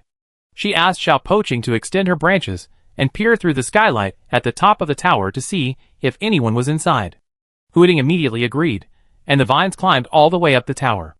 After Yunchen's joy faded, she regained her composure and stopped Xiao Poqing's advance. Huiding retreated, puzzled, and leaned on her shoulder. If it were Sister Du Wan, or another human, why didn't they enter the city? Yunchen stroked Xiao Poqing's branches and said gravely, "Your current urban aura is far from easily overlooked. Our current walls, and the inscriptions on them clearly indicate my human identity." Huiding gently patted Yunchen's shoulder, reminding her of the man-eating lunatic ghost that lured humans. Yunchen's thoughts shifted, having already thought of the man-eating lunatic ghost before Xiao Poqing's reminder. If someone had been ensnared by a ghost scheme, they would indeed be wary. But the wall is within the city's reach. Are they unaware of the city's will, or perhaps even unsure of it? Yunchen asked. "You haven't sensed any other humans besides me, right?" Huiding flicked a branch. After the little broken city merged with the underground vines, its vines had spread underground across half the city. Only when someone touched the vines above ground would they sense it. The little broken city's vines were scattered across half the city. Only by knowing what they were and deliberately avoiding them could they avoid detection. Burying explosive packs under the repaired roads could evade the vines of the city's will. He had visited the bottom of the well at least twice, both simultaneously being pursued by ghosts. Yunchen increasingly believed this person was Sister Du Wan. A normal person doing something like this would have been dead long ago. But if it was really Sister Du Wan, why would she do this? Huiding saw the girl's brow furrow again, and he couldn't help but extend his branch and press it between her brows, moving it left and right to smooth the frown. Yunchen whispered, "You should go up and take a look. Be careful not to be discovered. Look behind the door." The skylight at the top of the watchtower afforded a clear view of the entire interior. She could have forced the door open, but she didn't.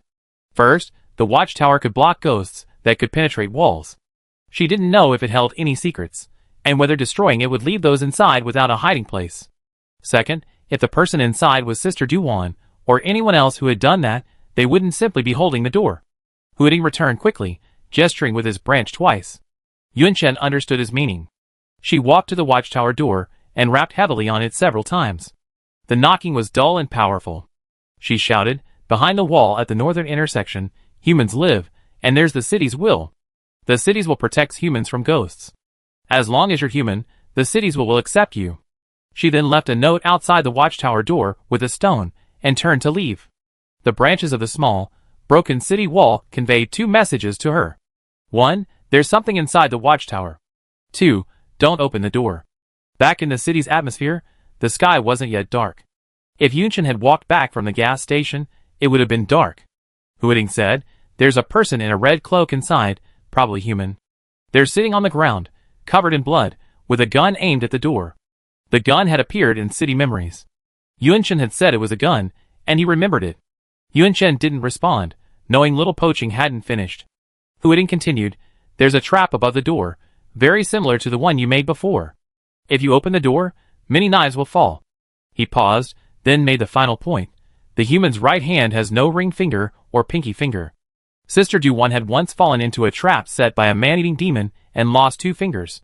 The possibility that the other person was Li Du-1 grew stronger, perhaps even Li Du-1 herself. Huiting said happily, she could very well be Sister Du-1. Yun Chen's initial excitement faded. What was Sister Du-1's reason for doing all this? Why could the Sentry Tower keep ghosts out? Huiting asked cautiously, "Are you unhappy?" Yun Chen nodded, and then shook her head. She unbuckled her belt, placed all her knives on the table, and performed her daily maintenance. She said calmly, "Wait for their response." Huiting's main vine rested gently on her shoulder. Yun Chen's shoulders immediately slumped, and she looked at Xiao Poaching in shock. "Have you gained weight again?" The weight of the weight pressing against her nearly broke her bones. Huiting immediately denied it, saying firmly, "I haven't. You haven't been doing strength training lately, and your strength has decreased." Yun Chen looked at him suspiciously. She felt the muscles in her upper arms. They were clearly strong. Looking at Xiao Poaching again, the vine was twisted, and she looked guilty. Yun Chen, She finally understood. This guy was obsessed with his image. Before, he emphasized being a bud, not a dumpling.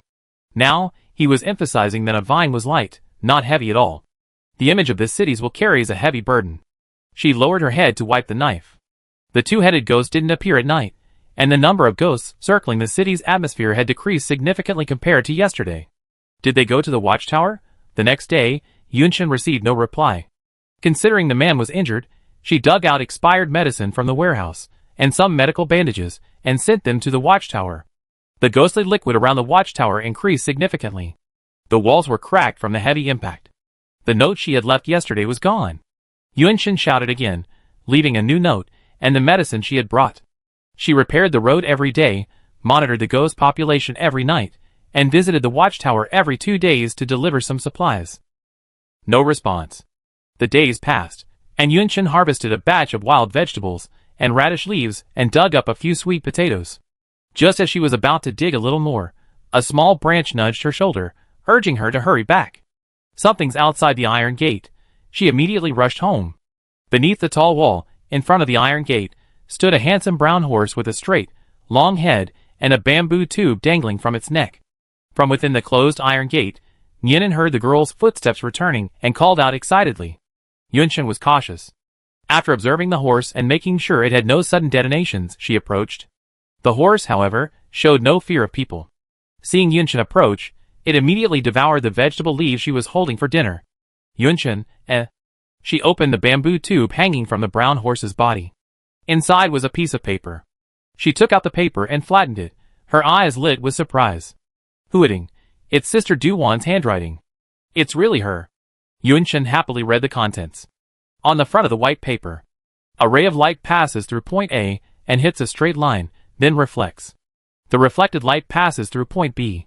Find the equation of the line along which the reflected light lies.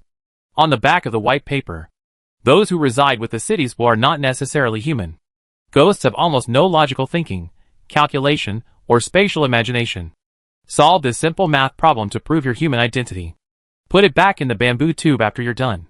The coal briquettes will bring back the answer. The delight of discovering Sister Du-1's handwriting vanished in an instant. Yunchen, unable to even understand the question, said, Sorry to bother her. She doesn't deserve to be human. Chapter 37. Yuan-Shen couldn't solve the math problems on Sister Du-Wan's note, and neither could little Pacheng. Each of them searched through the precious math homework on the wall of second-floor bookcases, trying to understand the theorems, but for a while, they still couldn't figure it out. As long as she could prove she possessed the thinking abilities that ghosts lacked. Yuan-Shen wrote in small characters on the paper, 1 plus 2 plus 3 plus 4 plus 100 is equal to 5,050. A simple miniature perspective drawing of a brick house. She needed this kind of imaginary picture when constructing the brick house, and simply drawing it was easy for her. And how she discovered someone had been down there, by observing the misalignment of the fishing line. She concluded by writing, if Sister Du-Wan wants the things in the bed back, I can deliver them to her. The words she wrote were like micro-carvings on the paper. She didn't use a new sheet of paper. Sister Du-Wan had asked her to write the answer on this sheet. Given her cautious nature, if she had used a new sheet, the paper might never have reached her. Hua Ting said, I thought Sister Du-Wan would be happy to see a human. Yuan-Shen pointed to the first sentence on the paper. Those who stay with the city are not necessarily human, and said, I rather know what happened to Sister Du-Wan. Hua Ting thought the first sentence was just an excuse Li Du-Wan made up. He was puzzled and said, the city will only accept humans. Yuan-Shen said, what if a ghost disguises itself as a human? Hua Ting argued, demented ghosts can possess humans, but the humans they possess cannot enter the city aura. If the city aura can't even distinguish between ghosts and humans, and allows ghosts to enter and exit the city aura, what is the point of their existence? Yuan-Shen vaguely understood Xiao Poqing's feelings. She stuffed the paper into the bamboo tube and hung it back on the brown horse. Thank you for your help. The horse nodded very humanely and trotted away from the iron gate. Why hadn't she seen a horse before? Otherwise, she wouldn't have to worry about transportation. A thought flashed through Yuan-Shen's mind. She said to Xiao Poqing, perhaps the ghosts have found a way to target you. That's why we need to better understand the situation and the reasons behind it, so we can develop a response. At the same time, she gently stroked Xiao Poqing's main vine and straightened his leaves. Hua Ting immediately brimmed with energy, clenching her branches into a ball. That's right. I can keep growing and becoming incredibly powerful, so ghosts won't be able to fool me. Yuan-Shen also said, that's right. She asked, after meeting Sister Du-Wan, did you sense a human presence? Very faint. I only felt it after seeing her. Hua Ting's words brought back memories, and he continued, she also smelled of redstone. It wasn't noticeable, but I could smell it. Could Sister Du-Wan have used this faint human scent to evade ghosts? As for the smell of redstone, it wouldn't be surprising if Sister Du-Wan had been underground. Yuan-Shen said, as long as she's human. Hua Ting reacted, you also suspect she's not human. From what we found in the cave, Sister Du-Wan herself believed she couldn't escape. Based on her diary entries, do you think she says such depressing things? She judged her chances of survival to be almost zero, which is why she left such unprovoked words. Yuan-Shen looked at Xiao Poqing seriously. Did she survive because of a miracle that saved her, or did that highly intelligent ghost let her go? The girl smiled. It seems to be the former now. Hua Ting was stunned. Why? Yuan-Shen said, you said she was human. Hua Ting hesitated. But, what if she really exists, and can deceive me? Yuan-Shen waved his hand, and walked towards the iron gate. I believe you. The vine stood still. After a moment, he pounced on the girl walking in front of him, crying excitedly, Yun Yun. The girl was pinned to the ground by the thick vines. Yuan raised his paws, covering his eyes, not daring to look. In that instant, a human-shaped pit appeared in the ground, cracks spreading around the edge.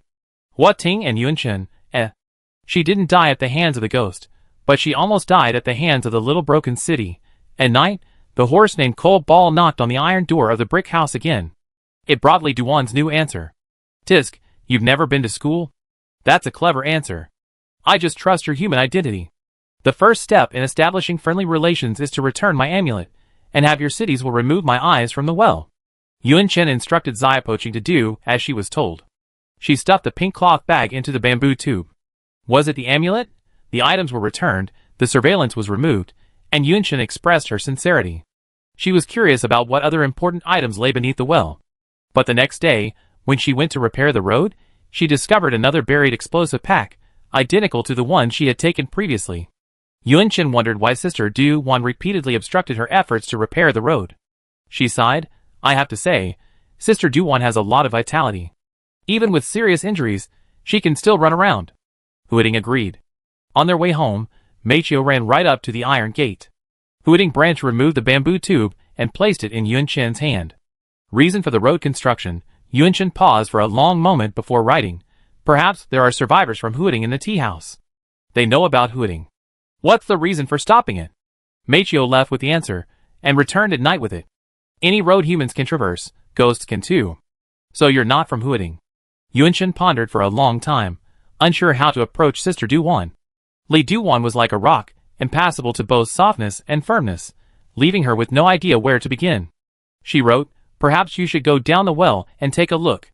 She hoped that the sincerity of the letter she left behind would inspire Sister Duwan's trust. The next day, Li Duwan's reply arrived. "TSK, sure. This time I've transformed into a human, and I'm quite intelligent. You've already spotted me just as I set the trap. You can't escape. I keep a close eye on you." Yunshin clutched the white paper and tearfully said to Xiao Poching, "Sister Duwan never believed I was human." So Sister Duwan's initial announcement of removing the surveillance from the mine was already a verbal trap. Huiting comforted her, "Look at it on the bright side. She's so wary of ghosts, she must be human." Yunshin was worried to death. She didn't reply, instead contemplating how to convince Sister Duwan that she was truly human. Meichio came every day, with threats from Li Duwan. "I'm watching you." First, it was Meichio who brought verbal messages, then arrows pierced the wall. Dangling from the tail of the arrows were white strips of cloth, with messages written in red. "I'm watching you." Yunshin and Huiting, Is Li Duwan really not a ghost? Why does she seem even scarier than a ghost? Yunshin and Xiao Pacheng were certain that Li Duwan would be out during the day. The red-skinned, two-headed ghost would appear at night, and pursue Li Duwan whenever she left the watchtower during the day. Xiao Pacheng's vines hadn't tracked Li Duwan's whereabouts. She was highly skilled at evading ghosts and the city's will. Even though Li Duwan didn't trust them, Yunshin and Xiao Pacheng were genuinely happy that there were still other humans on this land. Each person, each city, firmly believed that with time, Sister Duwan would trust them. With a powerful Sister Duwan nearby, even ghosts become endearing. The sky was clear, and the air was fresh. Yunshin smiled brightly as he carried Xiao Pacheng's main vine, with Nian following behind. After opening the iron gate of the outer wall and strolling through the jungle, they finally left the city's atmosphere. The girl in front suddenly stopped. Her ears twitched slightly. Something's wrong. The sense of danger spread from her feet to her head, and she quickly found a thick tree to hide in. She heard something rip through the air, and the trunk she used as a shield crackled. She rolled over, and the bullet pierced the trunk, hitting the soil beside her. Sister Duwan was going to kill her. Yunshin looked in the direction the bullet had come from. Some distance away, the bushes trembled, and she saw a flash of red moving rapidly amidst the green. That sound again, the sound of a gun being loaded? Yunshin grabbed a vine, and the broken little city, with which she had such a tacit understanding, was already carrying her at high speed. She didn't run, but headed towards Sister Duwan.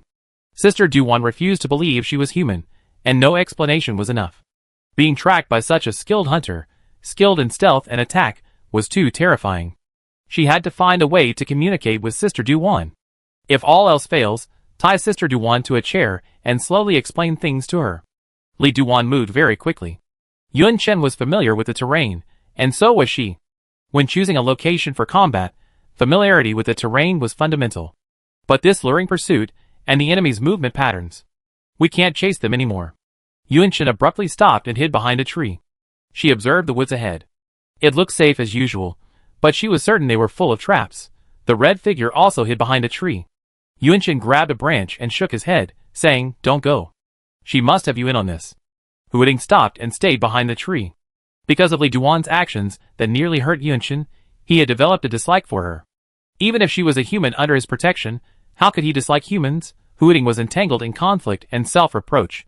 Suddenly, he heard the girl raise her voice and shout, "Sister Duwan, I'm truly human. I came here by accident. When I was being pursued by a ghost, Xiao Poching protected me. He saw me firsthand. Only humans are pursued by ghosts, right?" The tree queen remained motionless. Yunshin continued, "Xiao Poching found the diary you left in the cemetery. The ghost types you summarized there were very helpful to us, helping him and me overcome many difficulties. We destroyed the body possessed by the man-eating lunatic in Hai-Chin apartment, and we also found your final message underground. We thought you were captured by Wuming." The tree queen remained unresponsive. She even heard the sound of a reloaded gun. The jet-black muzzle peeked out from the branches. Hooting vines blocked Yunshen's path. Yunshen hurriedly said, I don't know how I got into this completely blocked place. I was originally living under the protection of Zhongzhou's will. Because of someone's prank, I left the city's aura and was nearly killed by a ghost. I somehow ended up here. The muzzle of the gun suddenly retracted. A slightly low, cold female voice came from behind a tree. Hee, Zhongzhou, Wuming, I will avenge the child you replaced. The muzzle of the gun extended again. Furthermore, Yunshen noticed the faint trace of a fuse on the ground. Could there be explosives buried here? She wasn't sure of the explosives' location or their detonation potential. She couldn't guarantee that Xiaopoching could get her out, or that the vines could withstand the blast. Her scalp tingled, fearing not only for her own life, but also for the information Sister Du-Wan had revealed. Yunshen shouted rapidly, I haven't been replaced. My name is Yunshen. I was born on August 12, 2016. My mother is Yun Zhongshu, and my father is Xia Fengyan. Li Du-Wan repeated word by word Xia Fengyan. Yunshen clearly sensed the other party's relentless attack, but she didn't let up, seizing the opportunity to engage him. Do you know my father? I always thought he was bragging. With a gentle word, 3 fingers grasped something from within his cloak. An object shot out from the other side. It landed right at Yunshen's feet, a contaminated red stone. Use this to prove you are Xia Fengyan's daughter. Yunshen picked up the familiar red stone. The moment she picked it up, a sticky black liquid oozed from its surface, making the stone appear exceptionally translucent. Yunshen noticed that this red stone was darker than the others beneath the ground. She held up the stone and asked, How do you prove it? Across from the woods, a woman in a red cloak stood up, a gun clutched in her arms. She stood there casually, yet she looked like a cheetah poised for action. Her face was obscured by a hood, revealing only a delicate jawline marked by a distinct scar. Yunshen froze. That red cloak was the one she had worn when she appeared there that day. Because she had woken up in the water, the cloak had become so soaked that she had taken it off, sinking into the water. Why is it with Sister Du-Wan? Li Du-Wan said, You've already proven it. It's getting dark. She turned, collected the red stone Yunshen had thrown her back, and seemed ready to leave. Come find me there tomorrow. You only have 1 day, then I be gone. Why? Yunshen asked instinctively. She hurriedly said, If Sister Du-Wan has other things to do, you can stay with us tonight. There are plenty of rooms available. It's too late to rush back to the watchtower now. The red color had drifted away, like an unreachable dream. Yunshen covered his mouth with one hand, holding on to the vines of little poaching with the other, trembling uncontrollably. Her eyes sparkled with stars. Sister Du-Wan, so handsome. Back in the city's atmosphere, Yunshen and little poaching sat down to discuss today's events. Yinan, the dog, had become increasingly timid and fearful as he grew older. Returning to the city earlier than them, he truly had no intention of sharing weal and woe. Knowing he was in the wrong, he held the old turtle in his mouth and lay in the corner of the room, confining himself. Old turtle, Yunshen took out a large wooden board and wrote, and drew on it with chalk. Wuming, Zhongzhou, Li Du-Wan, Xia Fengyan. She circled Wuming. Wuming can transform into a human, can move during the day, and can evade the city's will. Huading also picked up a piece of chalk and circled Li Du-Wan. Wuming seems to be able to be killed when he transforms into a human, which is why Sister Du-Wan is so obsessed with plotting to kill you. You're right. Yunshen circled Xia Fengyan's name again. Sister Du-Wan knows Xia Fengyan. They've met. Is there something strange about Xia Fengyan that would make Sister Du-Wan, who always distrusted me, trust me? Huading noticed that Yunshen now directly referred to her father as Xia Fengyan. He was about to inquire, but after sensing the girl's complex emotions, he gave up. Yunshen said doubtfully, I just held the red stone in my hand. What does this prove? Huading, could it be? Yunshen looked at him. What? At the time, Huading's branches were partially on the tree, allowing him to see more than Yunshen. He saw Li Du-Wan, with her bare hands, pull the contaminated red stone from her red cloak and fling it toward Yunshen. Yunshen noticed the key point Xiaopoching had mentioned, bare hands. When she touched the contaminated red stone with her bare hands, it became clean. Could it be that Sister Du-Wan used this to determine that she was Xia Fengyan's daughter? Couldn't all humans be able to purify red stone? Yunshen pointed at himself and said in disbelief, Am I the only one who can do this? Huating also didn't know. He said, You can ask Sister Du-Wan tomorrow. He looked at Zhongzhou on the wooden board and asked, Why is Zhongzhou still there? Yunshen said, When I mentioned Zhongzhou, Sister Du-Wan reacted strangely. She seemed a little enraged, and her voice was filled with disdain and hatred. Huiting listened quietly. He still didn't understand human emotions well enough.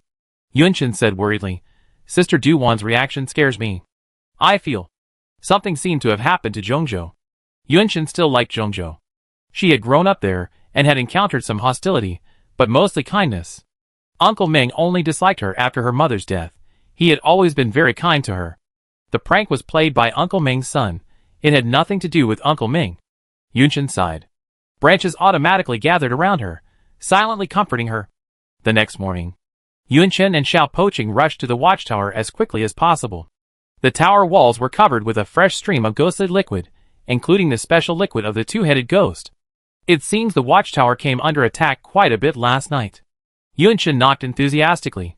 Sister Duwan, I'm here. Please open the door. A moment later, a small hole appeared in the door, and Li Duwan's voice rang out from within. Let me put it this way.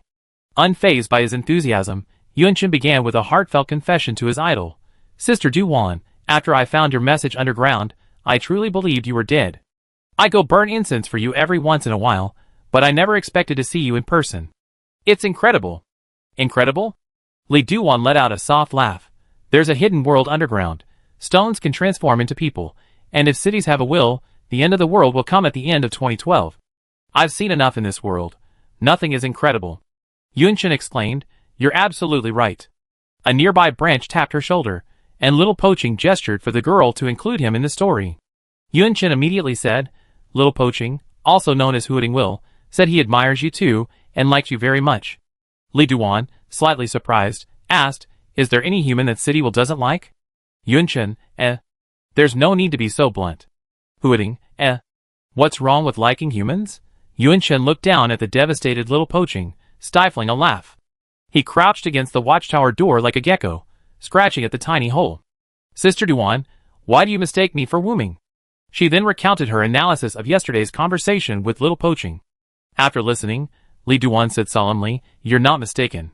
When Wuming disguises himself as a human, it's the best opportunity to kill him. When Wuming is in ghostly form, he possesses all the strengths of a ghost and has no weaknesses. When he transforms into human form, he can be killed, but only with a single strike. He can use the remaining arm to regrow his body. She paused briefly. Compared to Wuming, the name Thousand Faces is more suitable. He can assume the appearance of different humans, and completely assume that human's identity, without any ghostly traits. Even the closest companions of that human would find it difficult to distinguish him from the transformed individual. Wuming's stored human identities are limited, probably around 2 or 3. I'm not sure if he's increased them now. The method to defeat his transformation is simple. Find the original owner and destroy their appearance. Wuming will then be unable to maintain his human form. During the month Wuming transforms into his new human identity, he won't be able to revert to his ghostly form. This presents the best opportunity to hunt him down. But as long as he hides within the city's aura, he won't be harmed. He will be protected by the city's will as if he were human. Yunchen asked, Why don't you communicate with the city's will? Xiao Poqing flicked his vines nearby. As long as he spoke, the city's will would listen. Li Duwan scoffed, The city's will, those who only communicate with the city's followers, is impossible to communicate with. All they have in mind is. She suddenly changed her tone, deliberately adopting a corny and disgusting tone. My human baby has been wronged. I must protect this fragile human. How could there be such a bad human baby in the world? No way, I won't listen. Yunchen was horrified. Could the city's will be so terrifying? She looked at Xiao Poqing. Huiting was silent for a moment, the branches twitching intermittently. City's will, that's not possible. He had the impression that several city minds, after awakening, would likely adopt this personality. Yunchen, observing the little broken city's reaction, fell silent. City minds truly possessed a wide variety of personalities. They possessed a wide variety of personalities. Li Duwan's voice returned to its cold, clear tone, calming, That's just the way it is. As for mistaking you for Wuming, I have a tool that can identify Wuming's human identity. It has a limited number of uses, and it reacted to you. I hadn't considered another possibility. The rest of her voice faded, making it difficult for Yunchen to hear clearly. What did you say? I didn't hear the second half. Enough of the small talk. Li Duwan's voice rose again. Actually, I don't like redundant narration. Let's keep it short. You must remember everything I say next. It's about Zhongzhou. Zhongzhou? Had something really happened in Zhongzhou? Her premonition from yesterday was correct. Yunshin pricked up his ears at the watchtower's door, alert and attentive, afraid to miss a single word. Li Duan said succinctly, Zhongzhou is gone, Wuming's doing. Yunshin, huh? Chapter 38. Wuming disguised himself as a member of Zhongzhou's city goddess, using the pretext of digging for underground energy stones to enhance the city's will. He opened an underground passage, allowing ghosts to destroy Zhongzhou's city statue, forcing it into a deep slumber. Without the protection of the city's will, the survivors of Zhongzhou were attacked by ghosts. The Zhongzhou will didn't fall into complete slumber, but it used up its last bit of energy and sent some humans away. The underground energy stones have become a trap set by the ghosts. They are actually deeper underground. If anyone advises you to dig for energy stones, be sure to be wary of their ulterior motives. Wuming has only one goal, to eliminate humanity. Eradicating the city's will is the means to achieve this goal. What it wants more than anything else is to destroy the city's will. These are the things you need to remember. Li Duan suddenly coughed, her voice growing hoarse. She continued, I followed Wuming's footsteps and found him in Zhongzhou. By the time I arrived, Zhongzhou had already fallen for his trick and sent me back here. I noticed that Thing reacted, so I assumed Wuming had also returned, and that his most trusted ghostly subordinate was chasing me. Now it seems it was just a deception. He knew he couldn't move. Next, I continued chasing him. Wuming is no longer here, so you don't need to worry. As a city-loving person, you only need to do one thing, develop the city, gather humans, be wary of ghosts, and protect yourself.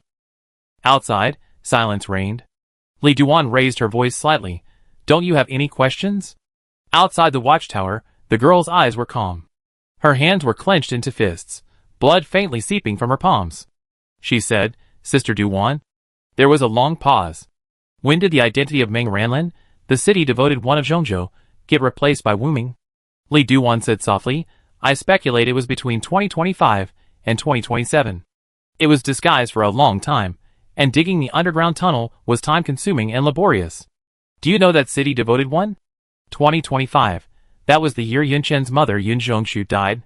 From that year on, Yunshen felt that Meng Ranlin had become strange. Yunshen said, Uncle Meng was a friend of my parents. He saved my parents' lives. After my father passed away, he took good care of us. But shortly after my mother passed away in 2025, he became much more strange.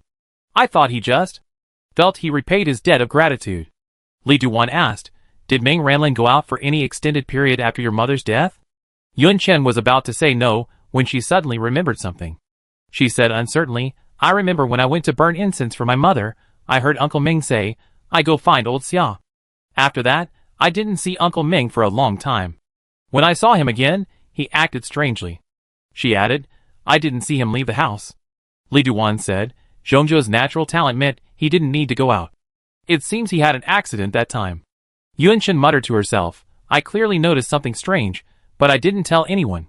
You're blaming me. She had assumed her aunt had eaten someone who knew her particularly well. So, could it be possible that all the people in Zhongzhou were eaten by ghosts? If she had told others sooner about what she thought was Uncle Meng's strangeness, might Zhongzhou have avoided its fate? Don't carry the fate of others on your own shoulders. You can only save yourself. Li Duan's tone suddenly became sharp, interrupting Yunshin's wandering thoughts. They live in the apocalypse, but they've lost the vigilance necessary for survival. What does it have to do with you? She added, Children your age tend to be sensitive and sentimental. Stop dwelling on these trivial things. Yunshin was flattered and asked, Are you trying to comfort me? Li Duan, are there any other questions? Yunshin, what do you mean by Zhongzhou's talent? Li Duan, ask about your city's will. Yunshin, he doesn't know. Li Duan, wait until he levels up before asking him something else. Yunshin asked again, why can this watchtower withstand ghostly attacks? There was a moment of silence inside, and then Li Duan's voice rang out again. I can't tell you yet. After I leave, you should come here less often. Switch. The energy stone, presumably the red stone, was a question Yunshin asked again. After receiving a positive answer, she posed another question. Why do you continue to pursue Wuming? Even for you, this is a very dangerous undertaking. You are truly great for humanity. Don't you want to ask about Xiaofengyan? Li Duan didn't answer Yunshin's question, but instead asked this question. Just as Yunshin was about to ask, Li Duan added, I won't tell you. I don't know him at all.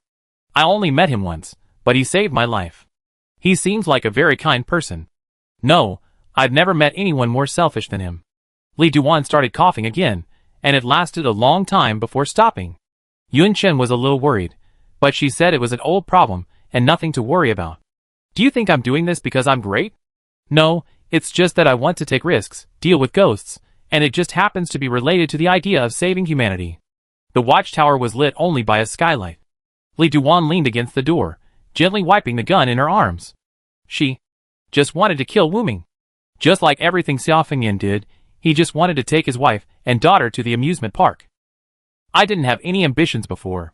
Now all I want is to grow up with this little shabby city and turn it into a big city with many people living here. A young woman's energetic voice came from outside the watchtower. Li Duan chuckled, feeling as if she had grown younger. Is this the reason you're building the road? I believe Wu Ming wants to destroy the city's culture and sever the city's will from its very roots. So, I want to gather more people from Huading and have them tell Xiaopoqing what happened to Huading. I also want to tell the other cities' wills about this. You said building the road will make it easier for ghosts to travel. Is that true? Building the road is fine. Ghosts don't use ground passages to begin with, so there's no impact. So you've also realized. You're doing something great right now. No, compared to what Sister Duan did, this is nothing. I've seen your letter, and you've read my diary. I've killed many people. I'm not a good person. You kill people because there must be something wrong with them. Why do you like me so much? Because you're a very powerful person. Before I read your diary, I was just a living being. I was a crybaby, I was timid, and I didn't know how to harness my own strength. The girl muttered to herself outside. Across the wall, a woman in a red cloak rested her chin on one hand as she listened, a smile flickering in her eyes. That's it, let's go back. She stood up and said to the person outside the wall, I have to go. See you again. Yun Chen's smile faded. She touched the wall of the watchtower and said, Sister Duan, goodbye. From the cave entrance came Li Duan's soft voice. Let's go down to the well and take a look. The watchtower suddenly began to shake violently, and with a loud bang, the entire tower collapsed. The midday sun was dizzying. Yun Chen and Xiaopoqing stared at the ruins before them, bewildered and helpless. The conversation with Li Duan felt like a dream. Let's go down the well. The dead trees in the cemetery sprouted in spring, their leaves dotting the withered wood with greenery, appearing remarkably vibrant in the evening sun. A short-haired girl emerged from the well, built of gray bricks and stones. Her backpack was overflowing with things, and she patted the waiting vines nearby. Sister Duan left me a thick letter. Let's go back and read it. She also gave me a lollipop, saying I could try it if I wasn't afraid of dying of diarrhea. Back home, Nianan and the old turtle were waiting at the door. The old turtle wasn't one to wait for its owner like a dog, it was carried out. Yun Chen lit the kerosene lamp and ritualistically unloaded the contents of his backpack. A stack of papers in a plastic bag. There was another long, rectangular package. Yun Chen didn't open it first. She couldn't wait to see what Sister Duan had written for her. Xiaopoqing leaned on her shoulder, stretching his neck to read the contents. What could it say? The first page was blank, and the second contained a short sentence. To Yun Chen, if a person has enough faith, he can create miracles. Hello, Yun Chen. I'm not one to say corny things to someone's face. It makes me sick. You attribute all your achievements to me, but I want to say, no. My diary entries categorizing ghosts, and my training experiences are merely external forces. The results of your training are the result of your hard work. Your killing of the man-eating lunatic is your ingenuity. Your ability to support the city's will in the cave is your courage and determination. You discovered my tracks in the well, and my traps in the woods.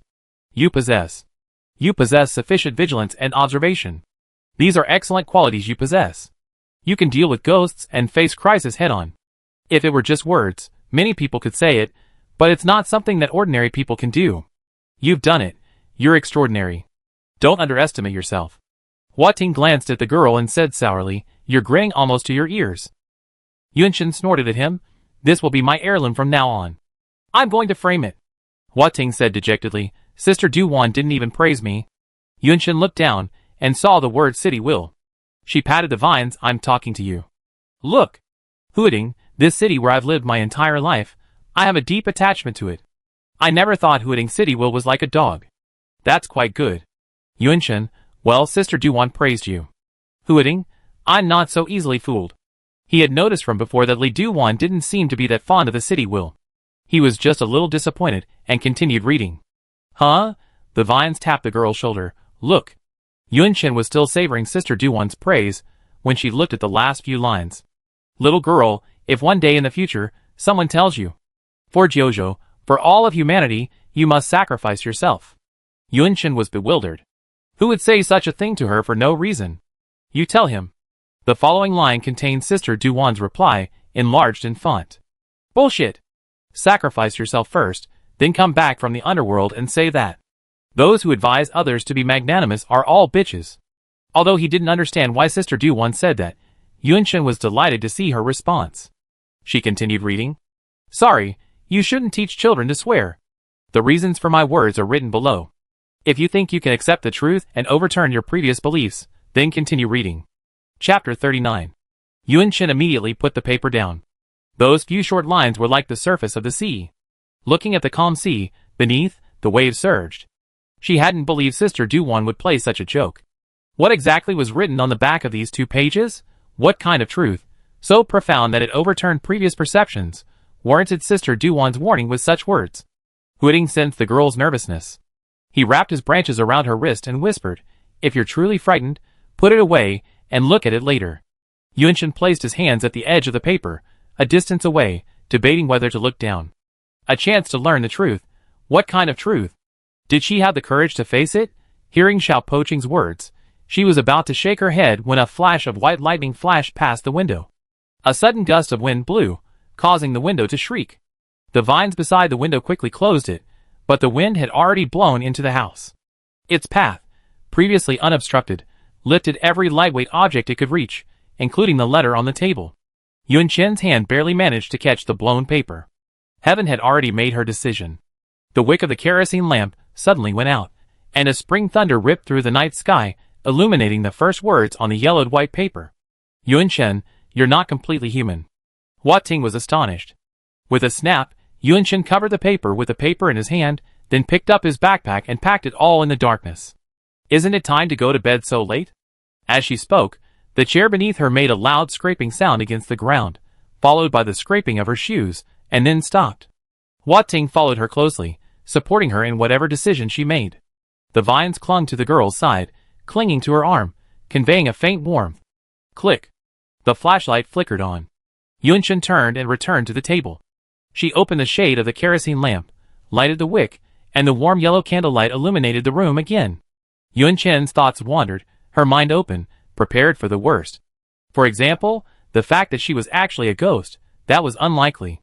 If she were a ghost, Sister Duwan would have smashed her head in long ago. Why would she even chat with her? She pulled the papers from her bag, the smell of burning kerosene lingering in her nostrils. She reread the sentence that had sent shockwaves through her heart. You are not fully human. Having accepted that statement, she would no longer be surprised by anything that followed. After the awakening of the city will, the once scientific world is no longer scientific. The subsurface of the planet we inhabit is as if completely hollowed out, transforming into a new, unexplored world. Ghosts originate from underground, and the majority of the city energy that powers the city will also comes from underground. Therefore, the city will draw on this energy very slowly. The city's aura, which defends against ghost attacks, is nearly equal to the energy drawn from underground. To replenish this energy, they must wait for time or receive human offerings. Yunchen, upon seeing this, wondered, is the city withdrawing energy so slowly? The small, shabby city normally recovers energy very quickly. The rain was falling heavily outside the window, and she continued to peer down curiously. Human offerings can only provide a limited amount of city energy. If humanity can return to pre-apocalyptic population levels, the city can rapidly improve. Otherwise, it will take generations of humanity for the city to reach its peak. Another way is energy stones. I wonder if children born in the apocalypse have read Journey to the West. One of the protagonists, the great sage equaling heaven, Sun Wukong, is a stone monkey. He emerged from the stone and walked the world in human form with a monkey face, living a long life. You've seen the energy stones underground, and you should have discovered something. Place a contaminated energy stone with other normal energy stones, and the contaminated one will gradually become clean. Yunchen's expression gradually became subtle, like the flickering flame of a kerosene lamp. Huiting's branches embraced his main vine, and he also had a guess. For Sister Duwan to immediately confirm Yunyun's identity, Something must be quite special. No wonder he always felt that his energy recovery speed increased when he lay on Yunqin. No wonder Yunqin's energy didn't decrease at all when he used city energy, but instead increased. Yunqin wasn't purely human. She was half human, which was why he chose her as his city favorite. Her other half. Hua Ting stopped speculating and, like Yunqin, continued to look at the contents of the white paper. The next sentence on the paper read, "Only energy stones can purify each other." Having said that, I think you understand. It's clear, everyone in the city understands it perfectly. As a member of the city's family, the puzzlement she had always felt was finally resolved. Yunqin didn't know whether to laugh or cry. She had been human for over a decade, and today she suddenly learned that she wasn't completely human. Hua Ting didn't know how to comfort her, but the girl was already encouraging herself. I've already prepared myself for the possibility that I'm actually a ghost. Look on the bright side, it's a good thing. She looked at the vines with sparkling eyes. With me here, you don't have to worry about the city's lack of energy. Is there anyone more suitable than me to be the city's favored one? Hua Ting didn't seem pleased. He brushed her hair away from her face and said, "That's not why I chose you." Yunqin nodded. "Of course you chose me because of my charisma." "That's right." Hua Ting nodded heavily, then paused in confusion. "What is charisma?" Yunqin glanced at him. Hua Ting slumped back onto her shoulder, feeling aggrieved. They continued to watch the rest of the story. Xia Fengnian, I don't know if he's confident in his plan, or if he's overly trusting of human nature. Judging by his absence from your side, and the energy stone being used by Wu Ming, his plan hasn't succeeded. Xia Fengnian can't die unless he wants to. He must be trapped. Otherwise, upon learning of your mother's death, he would have rushed back to be by your side. I've only met him once, and yet I know so much about him. Can you tell? He's not keeping a secret. Yunqin suddenly laughed. His mother always spoke of Xia Fengnian as a hero, but Sister Duan spoke of him as a child. She traced her fingertips over the previous sentence and asked softly, "Do you think Sister Duan is telling the truth?" Xia Fengnian didn't come back because he was trapped. Hua Ting didn't know how to respond. Li Duan didn't say anything more about Xia Fengnian. You carry your father's blood and possess the same abilities as him. Perhaps one day, you be pushed down a path you don't want to take. You must become stronger, so strong that no one can force you to do anything you don't want to do. Turn back to the previous page, remember that sentence, and throw it to them. Tears are worthless in the apocalypse. People in the apocalypse are not divided by gender. Never show any weakness except to those you trust. Yunqin, let's encourage each other. This was what Li Duan said to Yunqin, and it seemed like she was also saying it to herself. Yunqin took note. She put the paper she had finished reading at the bottom and continued reading the rest. There was still much to read. Sister Duan had indeed left her with many words. You wrote that you wanted my guidance. Here are some of my battle experiences, not just against ghosts, but also against humans. Yunqin glanced through the contents. There were more than a dozen pages devoted to this section, including Li Duan's unique trap-laying techniques. She was deeply moved and waited until daytime to read it more carefully. Next page. Do you want to know if I found Grandma? I happen to have this part of the diary with me all the time. Sister Duan had read every word in her letter, and read it very attentively. Yunqin said, Sister Duan is indeed my favorite person. Hua Ting immediately asked, What about me? Yunqin replied, You are my favorite chum. Hua Ting lifted the branch, rested it on her shoulder, and said, Read quickly. Next came pages from Li Duan's old diary. The handwriting was sloppy, and little chum couldn't even understand some of the cursive. Yunqin read the contents. 20. I can't make out the date. It was windy. On my way to another city, I rescued a brother and sister. They were very young. The sister's name was Yu Qingxia, and the brother's name was Yu Chaojia. The sister is very smart and ruthless. In fact, she could have solved the problem without my intervention. With her personality, she lived a long time. The brother and sister are very wary. They're going to the tea house. Perhaps good deeds truly bring rewards. I learned my grandmother's whereabouts from them. She had previously taken them in, and perhaps fearing I might harm them, they lied, saying she was in a human settlement in Chafu. My younger brother was more compassionate, and after being fed for a while, he told me the truth. Grandma was with a wandering group. She was old and contracted an illness along the way, and died. Her body was cremated because the group leader didn't want her to be eaten by ghosts. After taking my brother and me to verify the situation, I suddenly felt lost. Yu Qingxia told me that Grandma had always taken good care of me, secretly giving me her own food because she thought my eyes resembled her granddaughter's. She hoped that by doing so, her granddaughter would also be cared for in the same way. She wanted you to be alive more than anyone else. Yes, Grandma loved me. By the time I understood how to express her love, she was gone. The rain stopped outside, but it began to fall on the faces of the people inside. Hua Ting immediately grabbed a cloth and gently wiped the girl's face. Yunshin howled even louder. That's a mop. Hua Ting, It wasn't a mistake in a hurry. Yunshin paused for a moment, regaining her composure. On the next piece of paper was written a simple method for identifying Wuming.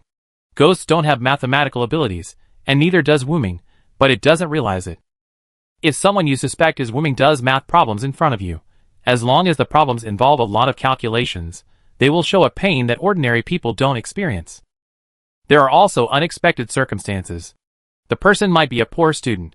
But judging from your situation, children born after the apocalypse don't receive much education, so this method may not be effective. The terrifying thing about the Nameless is that it can disguise itself as anyone, making it impossible for humans to defend themselves. We must remain vigilant. Yunshin sighed. She didn't have to worry about that for now. She was the only human here, anyway. Oh, she wasn't human. At least not completely human. How sad. Only the last 2 pages remained. This is a secret known only to you, a secret not even to the city's will. Only when the time is right can this secret be revealed. Yunshin finished reading, and the small, broken city on his shoulder automatically moved away. Hua Ting, I've turned off my perception. Yunshin read the contents of the paper. It was about the watchtower. Why was the watchtower able to block the ghostly attacks? Why did Sister Do-Won stay there? Why did the watchtower suddenly collapse? Why did Sister Do-Won disappear from the watchtower? After reading, Yunshin folded it up and opened the shade of the kerosene lamp. The firelight shone, and her pupils reflected the burning paper. Hua Ting smelled something and asked, "Have you finished?" Yunshin hummed, "You can come over now." Hua Ting asked curiously, "What is it?" Yunshin touched his vines, laid down on the hammock, and said, "It's a secret we can't touch right now. Good night." Hua Ting lay obediently beside her pillow, not asking any more questions. Good night. The branches drew the curtains, and outside the window, the dark clouds dispersed, revealing a hazy moonlight. Chapter 40. Before dawn, Hua Ting was awakened by Yunshin. The green cocoon opened, revealing the pristine white city statue within. The city statue's bud shape became increasingly distinct, ready to bloom. The young girl stood in front of the city statue. She had already changed into her outdoor clothes, her arms folded across her chest, her chin slightly raised. I need to understand my physical abilities. I've come up with 3 options. The little broken city listened attentively. Yunshin raised a finger. Option 1. As the saying goes, birds of a feather flock together. People of the same race naturally understand each other better. I'm going to seek help from my own kind. My kind? The main hall of the brick house was brightly lit, and soon, energy stones from small wooden boxes were dumped onto the floor. The crystal-clear red stones formed a small stone carpet. Yunshin sat cross-legged on it, closed her eyes, and began to communicate with her fellow tribesmen. The room was silent. The city statue's dark eyes stared at her expectantly. Yunshin, Yenin tilted his head to look at her. It was no longer a small white ball, but a gigantic white ball. The atmosphere in the room was so strange that even the old turtle couldn't help but crawl out of its nest to take a look. The old turtle immediately spotted the black-haired girl sitting on the floor. The red stone shimmered in the sunlight, reflecting off the girl's face, making her complexion look even paler than usual. This stone is so beautiful. I steal one. Just as the old turtle was about to do so, before he could open his mouth, a nearby green branch stared at him intently. Life was boring, and the old turtle lay on the ground, bored. He wanted to see what these creatures could come up with. Time ticked by. The girl remained motionless in her cross-legged position. Yenin shifted from a sitting position to a prone position. Hua Ting hesitated to speak, and Gigi hesitated to touch her. Suddenly, they were all startled. Yunshin abruptly opened his eyes, and stood up with a cold expression. Hua Ting hurriedly asked, "How's it going? Is communicating with your own kind going smoothly?" Yunshin picked up a stone, and held it to his face. Am I really the same species as the red stones? They're just a bunch of stones. There's no way to communicate with them. Hua Ting was silent for a moment, then said, "They are indeed stones." He suggested, "Why don't you try to absorb them?" Yunshin shook his head. "I can't feel anything, let alone absorb them. Put them away. I'm going to use plan 2. Xiao Poching put all the red stones back into the wooden box and asked, What's plan 2? Yunshin walked over to his city statue, patted his body, and said, use an external force to trigger my power, so that I can sense its presence. I need your help. How can I help? To make it easier for Yunshin to get closer to the city statue, Hua Ting spread out the green cocoons, and the vines spread out in a thick layer on the ground. Yunshin said, you can absorb the energy stone by placing it next to the city statue. I place my hand next to you, and feel the energy being drawn away. Hua Ting was about to remind her that the energy stone disappeared after being placed next to the city statue for a while. Yunshin, also remembering this, said, your hands won't work. Hair is part of your body, so use your hair. She picked up a lock of hair, cut it off, and placed it next to the city statue. Based on how long Little Broken City had absorbed the energy stone, the cut hair hadn't been absorbed. She replaced it with new hair, leaving it uncut. She stood in front of the city statue in a very strange position, leaving Yinan and Old Turtle puzzled. After a while, Hua Ting felt a warmth different from the usual energy stone, a warmth like being enveloped by water. He murmured, so familiar, I've seen it before. Yunshin felt a strange sensation within him. She seemed to hear something flowing, a sound like water, a clatter of stones. She had heard this sound before. She had heard this sound before she retrieved the red stone from the pool of rotting flesh left by the man-eating lunatic. The sound was too subtle, and Yunshin instinctively told her that her hair wasn't enough. She stood up, and her hair slipped from the city statue. Hua Ting felt a little disappointed. He still wanted to feel more warmth. The hair didn't seem any different, so just in case, Yunshin decided to try a less important part of his body. The little toe of his left foot. Under the gazes of Yinan and Old Turtle, she pulled a chair and sat down. Yunshin removed his shoes and socks, revealing his feet, which had never seen the light of day, to be even paler than her face. She straightened her instep, the cyan veins prominent, a stark contrast to her skin. Ignoring Xiao Poqing's worried attempts to stop her, she placed her little toe on the city statue. Yunshin said, I hope my toe can be saved. Hua Ting reluctantly lifted a branch to support her calf and foot. He felt strangely uneasy, unsure of what this emotion was. He wanted to ask the knowledgeable teacher Yunyun, but she had already closed her eyes. He decided to ask again if he experienced the same sensation again. Soon, the strange sensation Yunshin had felt before resurfaced, this time with a much stronger intensity. From the forced, tiny flow of energy, Yunshin struggled to distinguish it, familiarize himself with it, and then master it. Her toes were always there, which made her feel more confident in trying to master it. Warm energy flowed slowly into her body, gentler than the energy in the energy stone, as gentle as Yunshin himself, making Chung feel dizzy. The branches that had been raised up couldn't help but fall down, and along with the main vine, they gently rested on Yunshin's knees, rolling slightly from side to side. If Hua Ting knew what drunkenness was, he would definitely use this word to describe himself. After several hours, Yunshin had complete control of her body. There was indeed an energy within her that was completely imperceptible unless she paid special attention. This energy had a certain limit. When it was exhausted, she would feel extremely tired, but her body parts would not change. Yunshin was exhausted at this point. She looked up, stunned.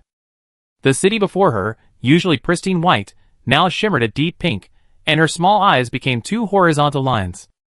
The vines lay sprawled on the ground, their green even more intense than usual, swaying occasionally to assert their presence. Yunshin, what happened to you? After a moment, as she returned the chair to its place, a gentle, young voice echoed in her ears. It's so comfortable, I don't want to move. The newly grown, delicate branches wrapped around her arms. Are you tired? Yunshin shook his head. It's just like my usual training. She pinched the branch, some energy flowing from her fingertips. If it were just like this, it would be as easy as drinking water. Hua Ting, ouch. Yunshin watched, bewildered, as the branch fell to the ground with a snap. She shook her head and said, luckily, plan 3 isn't necessary. Xiao Poqing faltered again. What's plan 3? I was planning to make a small wound and let some blood drain. Yunshin looked at his fingers, frowning slightly. But my instinct tells me it's best not to do that. After all the hassles, a day passed. Yunshin lay in bed, reading Sister Duwan's battle notes by the kerosene lamp. The surroundings were dim, and only her spot was lit.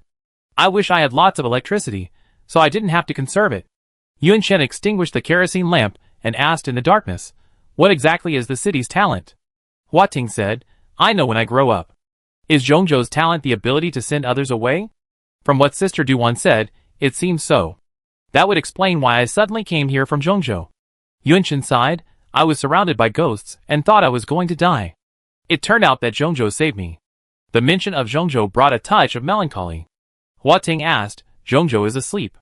Will giving him these energy stones wake him up? Yunshin wasn't sure. She said optimistically, if all else fails, I've got you. Hua Ting immediately replied, I go to Zhongzhou with you too, and protect you. With that, each man and each city fell into a state of distress. The little broken city couldn't move at all. What if Yunshin wanted to go somewhere else someday? Would he have to leave it all alone here? The little broken city cried, I don't want to be separated from you. Yunshin said, work hard. Let the vines grow stronger. One day, you can lift the entire city, even down to the ground, and we can travel together. She laughed as she spoke. Hooting believed her. Then I have to work even harder to grow up. Yunshin, yeah. Don't undermine a child's confidence. Chapter 41. Road construction. Building a road to the tea house is Yunshin and Xiao Pecheng's current primary task. Repairing roads is a tedious task, and Yunshin and Xiao Pecheng spend half a day each day repairing the road to the tea house. With Yunshin's humanoid energy stone, which slowly replenishes Xiao Pecheng's energy through the main vine, their road building speed has increased significantly. The two have a limit to their road building capacity. Beyond the city's energy limit, they can no longer repair. Even so, they have built a very long road. Originally, the road was broken and collapsed in many places, overgrown with brush, fallen trees, and obstacles everywhere. Now, from a distance, it looks like a wide gray stone carpet amidst the green forest, lying quietly on the ground, waiting for humans to use it again. Yunshin looked at the road she had built with a sense of accomplishment, and said with great anticipation, I wonder if anyone will come here. The weather has warmed up, spring has fully arrived, and she is now walking around in only a single layer of clothing. The birdsong in the woods increased, and the trees had already donned their green attire. The low shrubs were also blooming small, delicate forsythia flowers, interspersed with red buds, their yellow and purple contrasting with each other, striking a striking brilliance. Little Poaching joined in the fun, blooming along with the others. He could always produce any kind of flower. Whenever he saw a beautiful flower on the road, he would imitate it and produce a similar one. His branches rolled in the soil of the forest, and Yan'an imitated his movements, rolling on the ground as well. The white dog instantly turned black, and Yunshin, seeing this, wanted to hit him. She said softly, wash yourself clean. Yan'an, startled, immediately ran forward. On their way home, they passed a stream in the bamboo forest. A large dog jumped into the flowing water, swimming back and forth, splashing water onto a small stone statue nearby. It was a stone statue that looked like a pebble in the stream, a replica of the city statue that had been separated from the small, broken city. As luck would have it, the city aura emanating from this replica perfectly connected with the city aura emanating from the main structure, heading north to the edge of the road they had repaired. The small, broken city had grown considerably under Yunshin's energy, and the burden of a city replica without human life was no longer a problem for him. The location of the city replica facilitated Yunshin's daily life. She mostly went to this area for watering or hunting. Yan'an's mud and water splashed onto the city statue replica. Hua Ting immediately pulled a cloth from Yunshin's tool kit and diligently wiped the city statue with a branch.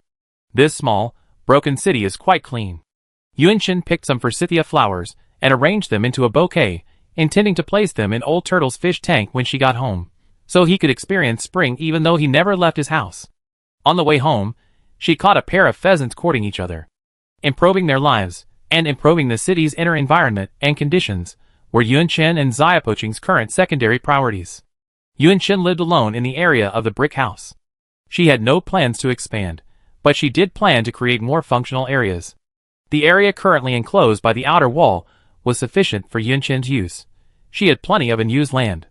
Looking down at the pheasants in her hand, she decided to enclose a plot of land within the outer wall specifically for breeding. It wasn't that she hadn't wanted to breed pheasants before. There was plenty of prey nearby, and she was also honing her hunting skills. Now that her hunting skills were proficient, there was no need to spend any more time hunting for daily food. Raising pheasants and rabbits would be a good idea. Pheasants can fly, so both their and rabbits' enclosures need to be roofed. After Yunshin finished the fence, leaving the chickens and rabbits fluttering in their wood and vine cages, she returned to the masonry house and drew a height line on the doorframe. Compared to the traces she left last month, she had grown considerably this month. Almost 1.6 meters. Hopefully, She'd grow up to be as tall as Sister Duan, at least 1.7 meters. No, 1.8 meters. Yuan Chen's inner thoughts were rich, but she didn't show them on her face. Through careful training, she could control her facial expressions and avoid overexpressing them. Xiao Poching placed the forsythia she had picked in the fish tank.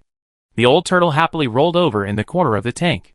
Seeing it was far away from the forsythia, Yuan Chen considerately tucked the flower stem sideways into its mouth. She said, "It looks so pretty this way." Old turtle, This human is always giving it trouble.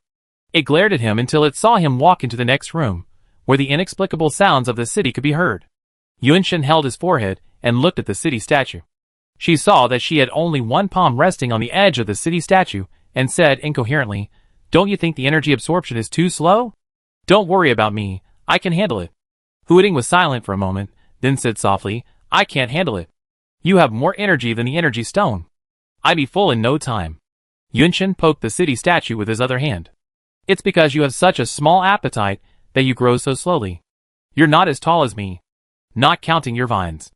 Hua Ting heard her usual mention of her height, but simply ignored it, quietly absorbing the girl's abundant energy. Yuan Chen tapped and tapped, when suddenly there was a crack. She stared blankly at the city statue.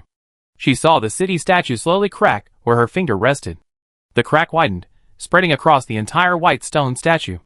A fragment of the statue fell, triggering a chain reaction, sending the rest of the fragments falling one by one. A faint light shone, and a new city statue emerged from the cracked stone. It was still the same flower bud with small eyes, but at the top, the petals were slightly open. The city statue had grown taller. For the first time, Yuan Chen witnessed the transformation of the city statue in the small, broken city. She touched the new city statue, and it felt more like jade. "You've grown up." "Yeah." Huiting's voice remained unchanged, still the gentle and refined voice of a young man. He said, "There's been a little change. Changes in the vines." He could use the vines to search for underground resources, but he still couldn't enter the area where the underground passage once stood. It's a shame that Huiting wasn't originally a city rich in underground resources. Even so, this new ability provided a significant improvement to their daily lives. At least Yuan Chen didn't have to waste time and effort collecting seeds from various fields. The small, broken city could easily provide them for her. For example, he brought back a large number of potatoes in an instant. Yuan Chen looked at the vines, which had grown thicker, and said happily, "Is this your city talent?" Huiting didn't completely deny it. The vines were probably part of his city talent. He said, "Grow up a little more, and your energy and mind should be enough to repair that river bridge." By this time, the vines had reached their limit, nearing the other side of the river. Yuan Chen nodded and put away the hand-cranked flashlight on the table, fearing she might receive another message from another human. They had always kept this radio-powered flashlight nearby, but it hadn't rang since that incident. Yuan Chen tossed her belongings into the warehouse and retrieved her farming tools from the gabled tool shed next to the vegetable patch. She cut the potatoes into small pieces near the eyes and took them to the newly designated farmland along the outer wall, planting them in the spare soil. The small greens nearby had already grown. These leafy greens are very susceptible to insects, and she saw many gnawed at her leaves. Those were her greens. Before she could grab them, branches sprang out from the ground and deftly snatched away the worms, incredibly efficiently. Yuan Chen gave Little Broken City a compliment. She summoned the city's energy, using the mountain of construction waste in the corner of the outer wall, and with a wave of her hand, she built a new house within the inner wall. Living quarters, a training shed, a toilet, a planting area, an escape hatch, and an expanded basement for storage were all protected by vines within the walls. The kitchen was moved outside, with a stove built in a corner where fire risk was minimal, creating a small, semi-open kitchen. The houses were not arranged side by side, but rather located at different points along the inner wall, leaving a wide area in the middle for daily activities. The ground was paved with brick and stone paths, allowing for walking without worrying about getting muddy. Seeing some leftover wood, Yuan Chen built a doghouse next to the brick house and the farmland. Nianan rushed in as soon as he saw the new doghouse. Hua Ting said, "Let's make some more curtains for the third floor." He went into the warehouse and pulled out a pile of jumbled fabric. They looked filthy now, but once the city energy was used and reorganized, they would be perfectly clean. Yuan Chen didn't have to worry about wasting city energy. It actually increased the energy of the small, broken city. She was now using it without restraint. With a wave of her hand, a shimmer filled the air. The fabrics immediately formed new curtains, but they didn't look very pretty. Huiting was at a loss for words. Yunchen was good in every way, except for her aesthetic. He looked at the patchwork khaki curtains, then at the elegant neutral gray curtains on the first floor. Among those fabrics were lovely pinks, beautiful purples, and teals, but she had chosen khaki. Yunchen, what's wrong? Why don't you hang them up? This color is so beautiful. You can wear it even in the jungle without being noticed. Huiting finally understood Yunchen's aesthetic, and he hung the curtains on the third floor. 8 windows can be seen on the front of the brick house. 3 on the third floor, 2 on the second, and 3 on the first. The half-drawn curtains on the first and second floors, in elegant gray, white, and black, contrast beautifully with the hints of green branches lining the windows. Suddenly, on the third floor, the color shifts to a subtle earthy yellow. Yunchen exclaimed, "What a beautiful color." Huiting also gazed at the house. He extended 2 branches to cover the main vine. "It's so ugly, so out of place, change it, and do it secretly." Out of the corner of his eye, he saw the girl next to him, her smile bright, her dimples barely visible. The fussy Hua Ting suddenly turned back into a silly little ragtag. He looked at the curtains again. As expected of Yunchen's choice of color, they were incredibly beautiful and practical. They were nothing like the shabby color he'd chosen, dull and plain, without any character at all. Yunchen put his hands on his hips and said, "I'm happy today, let's kill a chicken and eat." Little Ragtag waved a branch. "Great." The girl went to the fence and snatched up a freshly caught pheasant. She took the knife from her belt and cut its neck, draining the blood. She boiled some water to pluck the feathers. She now had 3 knives of varying lengths hanging from her waist. One of them was a knife, but a bayonet would be a more accurate description. It was a small gift Sister Du-1 had left her in the well. She didn't have much seasoning, so she collected all the spice-like plants in the woods. She liked strong flavors, but the lighter flavors she made were even better. By the time Yunchen finished cleaning the pheasant, it was already dark. She placed the whole pheasant in the pot, boiling hot water, a foul smell emanating from it. She changed the water twice before the pheasant smelled better. She covered the pot and adjusted the firewood under the stove. She swung the spatula, waiting for the delicious dinner. "Yunchen." Huiting's voice became alert. "A human has entered my range of perception. He's coming." Yunchen's eyes suddenly sharpened. She grabbed her tools and strode quickly through the faint sparks of the extinguished firewood. She and Xiao Poaching no longer felt the excitement of seeing a human. The human wasn't necessarily human. It could be Wuming. She raised her hand, grasped the vine, and darted through the woods. The young man walked cautiously through the woods, his movements light and graceful, clearly someone who walked this path often. I hadn't expected Huiting to actually still exist, even possessing such a large-scale urban atmosphere. The young man glanced back at the dense swarm of ghosts behind him, a lingering fear in his heart. There were still so many ghosts here. He hadn't expected the road to Huiting to have been repaired, which made his arrival much smoother. Gololyalu. The young man glanced left and right, hoping to find some fruit to fill his stomach, when he suddenly spotted something that caught his eye. Was it the city wall? But before he could even move forward, the treetops rustled, and someone rushed out. She dangled from the sky, hanging onto a vine by one hand, her eyes gazing at him. He stepped back in fear, bracing himself against the tree trunk, staring in horror at the young woman who had appeared without warning. He was terrified not because he was frightened, but because someone was holding a knife to his neck. Sister, calm down. I mean no harm." He felt an inexplicable familiarity in the fierce aura of the girl before him, especially her eyes. The young man suddenly realized, "Are you Li Duan's daughter? I'm Yu Chaojia. Sister Li saved me before. Is she still alive?" After saying this, he thrust the knife deeper, which had been used as a threat. The vines behind the girl also showed signs of attacking. It was as if his words had struck a dead end. Yu Chaojia, He knew he and Huiting were incompatible. Chapter 42. I'm not Li Duan's daughter. Yunchen didn't tell the truth. She asked, "Who is this person?" Xiao Poaching was stunned. Why did Yunyan say she didn't know Sister Du-1? He didn't expose Yunchen's lie, knowing he must have his reasons. The young man in front laughed. "So I recognized the wrong person. Sorry, don't be nervous. I'm not a bad person. You see, we're all human, all fellow human beings." Yunchen became even more skeptical. Would a normal person introduce themselves like that? She asked, "Who are you?" The young man immediately introduced himself. "As I said, my name is Yu Chaojia, and I'm..." Yu Chaojia was from Chafu. Chafu, protected by the city's will, was currently developing well, a prosperous town comparable to the pre-apocalyptic era. He was a very popular young man there. Having heard that someone was still alive in Huading, he prepared for some time and rushed here without stopping. He came for Li Duan. He and his sister, Yu Qingxia, were rescued by Li Duan over 10 years ago. Li Duan treated them like her own children, meticulously escorting them all the way to the tea house. She has since disappeared. He believes Li Duan may have returned to Huading and come here to repay her gratitude. Yun Qin's eyebrows raised slightly after hearing Yu Qijia's story. If she hadn't read Duwan's diary about the siblings, she would have almost believed her. Huading branches flapped against the ground in disapproval. Born children! Despite all Duwan's praise for Yunqin, she hadn't said much to her face. Yunqin observed Yu Chaojia for a moment. Her intuition gave her no warning. She asked again, "Are you human?" Seeing the other woman's attitude soften, Yu Chaojia tossed his braid behind his head and said, "Of course." This was all within the city's reach. If he wasn't human, could he be a ghost? Yu Chaojia smiled and said, "Can you let me go now?" "What's your name, little sister?" "How old are you?" Yunqin raised his arm. "Tie him back." She took the lead. Yu Chaojia watched in amazement as the vines moved like living creatures, biting him like a dumpling. Nervously, he spotted a mark.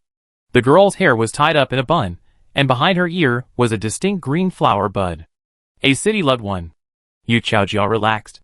Besides anything else, the agents chosen by the cities were generally of impeccable character. He lowered his head. The green vines wrapped around him were unrecognizable as a plant. They looked like a strange mutation. Could this be the urban gift of Huading's will? The scene along the road changed rapidly. Yu Chaojia could no longer see any ghostly figures. Huading's urban atmosphere permeated a wider area than he had imagined. He wondered if there were many survivors in Huading.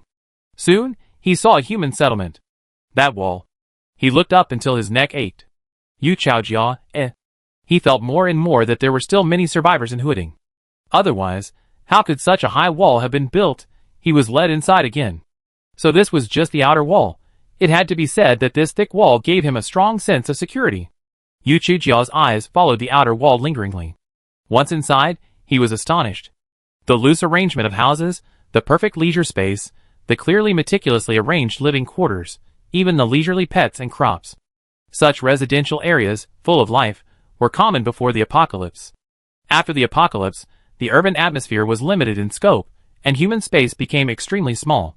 How could a single person possibly occupy such a small space? After examining the surroundings, Yu Chaojia concluded from the utensils used that only one person lived here. Based on his experience and previous experiences leaving Huading, there were indeed no survivors left. It was unknown where this little girl had come from. Since humans were scarce in Huading, and they didn't seem to have developed in that area, yet they were still able to grow so rapidly. Yu Chaojia suppressed his excitement and said, "Can you let me go now?" All the way home, Yunqin quietly observed Yu Chaojia. This person easily showed his emotions on his face. It was unclear whether this was genuine or just a pretense. She said, "First, we need to verify your human identity." She went into the house and upstairs, leaving the vines and Yu Chaojia behind. Yu Chaojia noticed the white dog lazily sprawled on the ground and said, "You can't keep dogs like this in the apocalypse." "Are you Huating?" On the second floor, from the small, broken castle, a voice audible only to Yunqin rang out. "Should I talk to him?" Yunqin said, "Don't you want to talk to humans more? This one should be human." Huading replied, "I think he's human too, but we still have to be careful." Yunqin nodded. She was rummaging through her math homework. She didn't know what problems required calculations, so she copied down the ones with the longest steps. They were mostly numbered 23 or 24, each with 2 or 3 questions. The questions and answers had to be marked correctly by the teacher. It was a wrong question. She and Xiao Poching had no idea what the correct answer was. Within the area illuminated by the kerosene lamp was a blank sheet of paper with a math problem written on it. Yu Chaojia looked away. "What is this for?" Yunqin said, working on it. "It's a math problem." Yu Chaojia, "I know it's a math problem. Why are you asking me to do it?" "Sister, please don't tell me you can prove my human identity with such a ridiculous method. You're insulting my intelligence with such a simple math problem. If you can't even solve something like this, you're not worthy of being human." Yunqin and Xiao Poching, still confused by the problem, said, Each person consoled themselves, saying, it's just right that they weren't human. The air pressure suddenly dropped a few degrees. Yu Chaojia shuddered and said, "Sorry, I do the problem right away. Please give me a table and a pen." "If there's no table, I can just kneel and write on the floor. The girl entered the room, carrying a large wooden table in one hand and a chair in the other. Yunshin set the table and chairs on the floor. Xiao poaching threw the young man onto the chair, releasing only the vines from his hands. Do the exercises. Yu Chaojiao looked up in surprise. The voice wasn't the girl's, but another young man's. Was it Hua Ting's? He muttered something inaudible and quickly completed the exercises on the white paper. Yunshin craned his neck to see, then compared the answers on his palm. They looked similar. Pop! Yu Chaojiao put down his pen. The page was now filled. He said, done. Yunshin looked at the answers to the 3 small problems.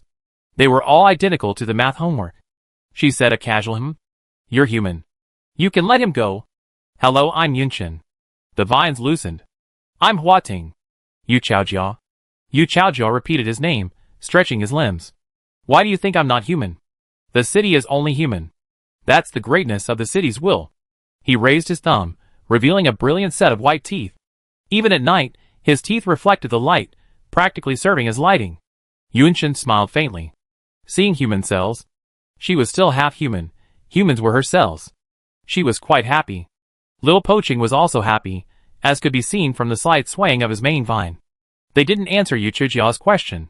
Yu Chaojiao was about to speak when his stomach growled. He held his hand, his face solemn, and said, Sorry to eat so soon after arriving. How about this?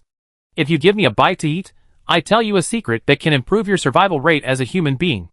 Yunshin was rather curious.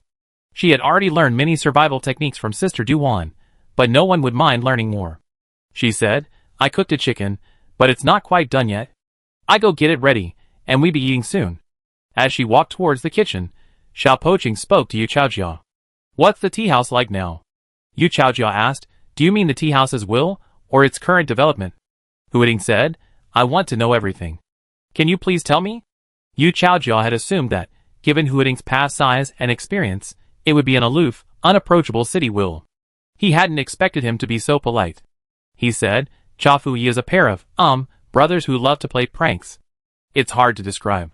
Chafu is now a medium-sized city, its urban atmosphere radiating over 800 square kilometers. Yunshin pricked up his ears, stirring the chicken soup in his pot. Huiting asked in confusion, a medium-sized city? Yu Chaojiao smelled the aroma of chicken soup, and he could no longer hear any sound. Only the chicken and the soup were his ultimate destiny. Can I try a chicken drumstick? Or a chicken butt too? Yunshin winked at the anxious little broken city, telling him to wait until he finished eating. Huiting calmed down and, along with Yunshin, watched Yu Chaojiao's ferocious eating. A pot of steaming boiled chicken sat on the wooden table. A young man, his face pale as powder, ignored the heat and reached in to scoop, his mouth whining as he did so, revealing just how hungry he was. Yu Chaojiao said to Yunshin while eating, You're a member of Huiting's family, right? Judging from your height, you're only 12 or 13. And judging by Huiting's voice, it sounds like you've only been awake for 5 or 6 years. I can tell you've been through a lot, and are wary of humans. He sighed, and took a bite of chicken thigh. But I'm truly a good person, a very good person. Don't underestimate my youth. I've been through a lot, just like you. Yu Chaojiao didn't look his age, but his way of speaking suggested he was much older. Yunshin tried to guess his age. Are you about 27 or 28? Yu Chaojiao patted his chest vigorously. I just turned 22 this year. He sighed. I think the apocalypse came when I was only 2. You don't know what life has been like since I was little. Let me tell you. Yunshin and Xiao Pacheng were stunned. Their time together was usually quiet. They were used to silence. The young man chattered non-stop, never stopping. When thirsty, he sipped a sip of chicken soup and continued. Yunshin reached up, unnoticed, and pulled out a pair of earplugs he rarely used from his tool kit. He put them in his ears. After meeting his aunt, she made a few pairs of earplugs and kept them in her tool kit. With the earplugs on, the world was quiet. Huiting, returning to a voice only she could hear, said aggrievedly, You can't hear like this. What should I do? Earplugs couldn't block out the voice of the city's will. Yunshin, touch? Just as Yu Chaojiao was talking about something sad, he waved his hand, saying, You're too polite, sister. Don't try to comfort me like that. A man wouldn't let a young girl touch him. Under the table, a thick, sturdy mane vine lay drooping across the girl's knees, drooping. Hua Ting whispered in her ear, then touched it a little longer. Yunshin's ears itched. The silver moon cast a clear, radiant light in the night sky. Yu Chaojiao wiped the grease from the meat on his lips with his hand. Tangman handed her a piece of cloth. Yu Chaojiao took it and said, "Thank you." Yunqin glanced at the cloth, not noticing it was used to wipe Nian An's butt. The young man took a deep puff of the soft cloth as he wiped, saying, "Your towels have their own fragrance." Nian, lying on the side, immediately let out a woof woof woof. His eyes were filled with resentment, as if he had been insulted. Yunqin picked up his straight knife again, and slashed it across the wooden table. The knife was sheathed, leaving no marks on the table. Suddenly, the knife fell with a bang. A cold voice echoed with it. "What secret are you going to tell us?" Yu Chaojiao was startled. The aura this little girl occasionally exuded was far too terrifying. He coughed lightly, lowered his voice, and said mysteriously, "The secret is that ghosts come in different types, each with distinct behavioral characteristics. Knowing their types can increase your chances of survival when you encounter a ghost." After he finished speaking, he glanced at the girl sitting at the table, including the vines crawling back on her shoulders, who were calmly looking at him. What's going on? Are these two people, and this city not surprised at all to hear such a super secret? Chapter 43. Yunqin asked, "What are the types of ghosts?" She had originally wanted to ask Yu Chaojiao, "What types of ghosts do you know?" But she knew that if she did, she would be exposed to him. She wondered if Yu Chaojiao had learned about the types of ghosts from some other source. Or, like her, had gotten his knowledge from Sister Duwan. Yunqin believed it was the latter. According to her diary, Sister Duwan had identified the types of ghosts before she rescued the siblings. Sister Duwan had recorded 10 types in total, 11 including Wuming. Yunqin now knew 6 types of ghosts, including Wuming, as well as Anti, Feather Strike, Wandering Soul, Stupid Ghost, and Law Order. Perhaps Yu Chaojiao knew the remaining 5 types of ghosts. She was hopeful. Sensitiveness was sensed by Xiao Poqing, and the vine straightened a little, and he too was filled with anticipation. After striking an expectant pose, Yunqin noticed Yu Chaojiao's immediate transformation from a listless state to an intense excitement, and he adopted the same mysterious tone as before. He stood up, leaned forward, and leaned over the table, raising a finger at her. The finger was so close, it was brushed aside by the vines of the ruined castle. The young man spoke softly, his tone strange, his face directly above the oil lamp, flickering in and out of focus. There's a story about an evil spirit who uses a colored pencil to draw delicate features and limbs on human skin. Then, draped in this skin, he transforms into a beautiful woman, quietly appearing behind you as you pass. The flame of the oil lamp on the table flickered suddenly. Yunqin calmly picked up the wick with a knife. "Speak faster." Xiao Poqing thought of Wuming, feeling completely immersed in the situation. He huddled against Yunqin's shoulder, startled by the terrifying atmosphere Yu Chaojiao had deliberately created. He also urged him on.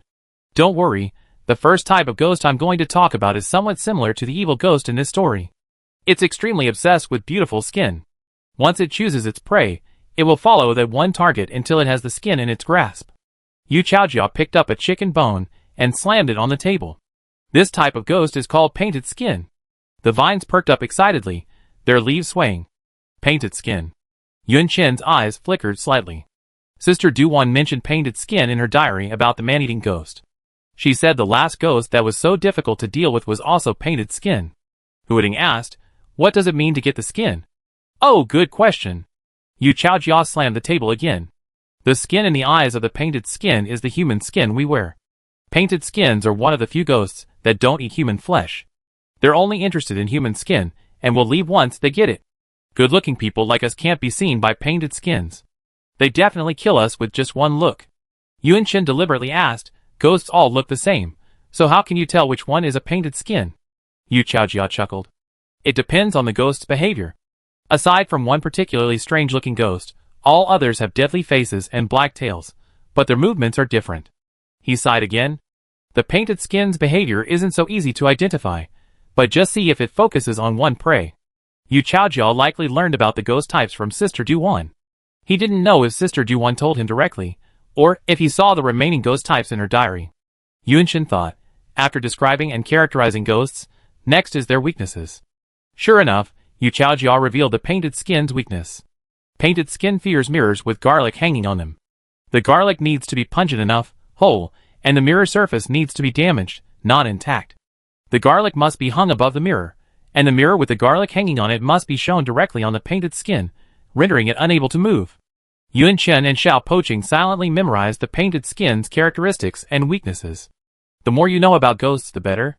You said painted skin is the first type of ghost. Are there other types? There should be 10 types in total. Yu Chaojiao raised his hand and gently stroked the tip of his nose, coughing softly. But I only know 5. As someone who has delved into this type of ghost, I hope everyone will understand.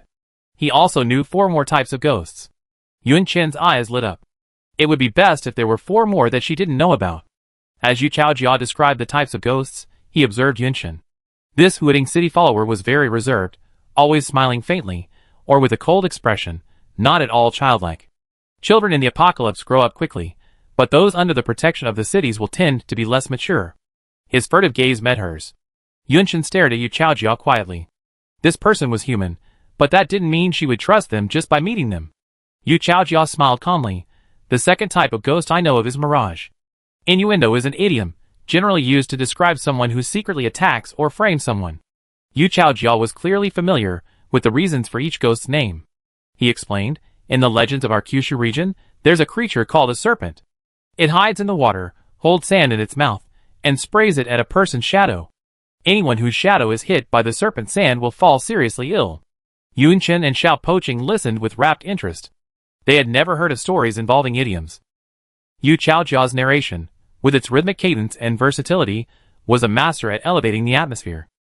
The old bastard squeezed out from the crack in the brick house's door and crouched on the steps, glaring at the newcomers with his green eyes. A shroud shadow is a ghostly specter that carries innuendos. Unlike shrouds, they don't need to hide in water. Similar to shrouds, they hold sand in their mouths.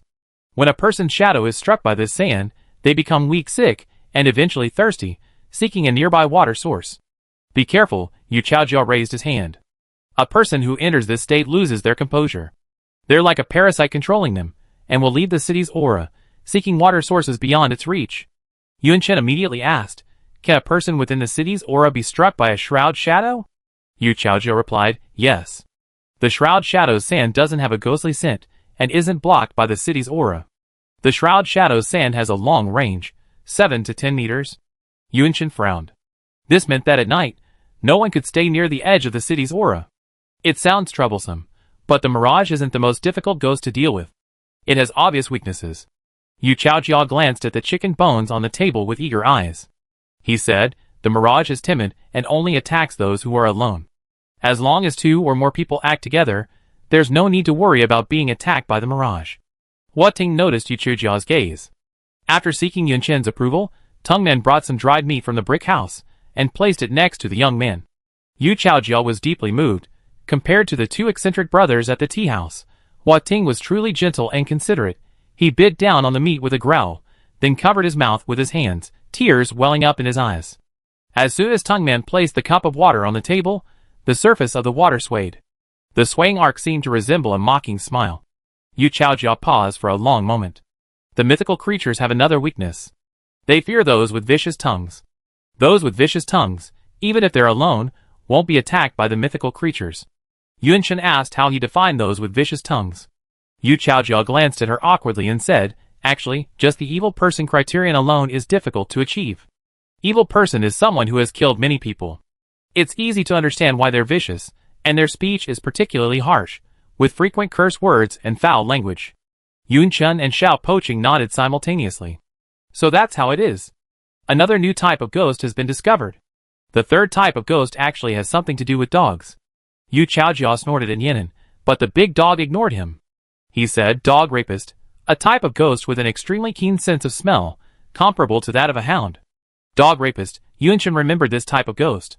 It was mentioned in the diary entry containing the law order. Dog rapists are almost always found near the law order. They are very difficult ghosts to deal with. It turns out their difficulty lies in their powerful sense of smell. Sister Duwan described herself as being very uncouth with garlic and oranges on her. The dog rapist's weakness is oranges? Yun Chen pondered silently. Xiao Poching was also thinking about the things in his diary, comparing them with Yu Chaojiao's words. Both the man and the city had excellent memories. Yu Chaojiao said, although I don't know why ghosts have a sense of smell, they're inherently strange monsters, so it's normal for them to have various abilities. The behavioral characteristics of a dog rapist are difficult to discern. To be honest, they're very aggressive, and there are more than just a few aggressive ghosts, so that's not a particularly obvious characteristic. Yun Chen asked, Do they have weaknesses? Of course. Yu Chaojiao waved his hands excitedly. If this thing didn't have weaknesses, how could we? He paused, then continued, the dog rapist's strength lies in its sense of smell, but also its weakness.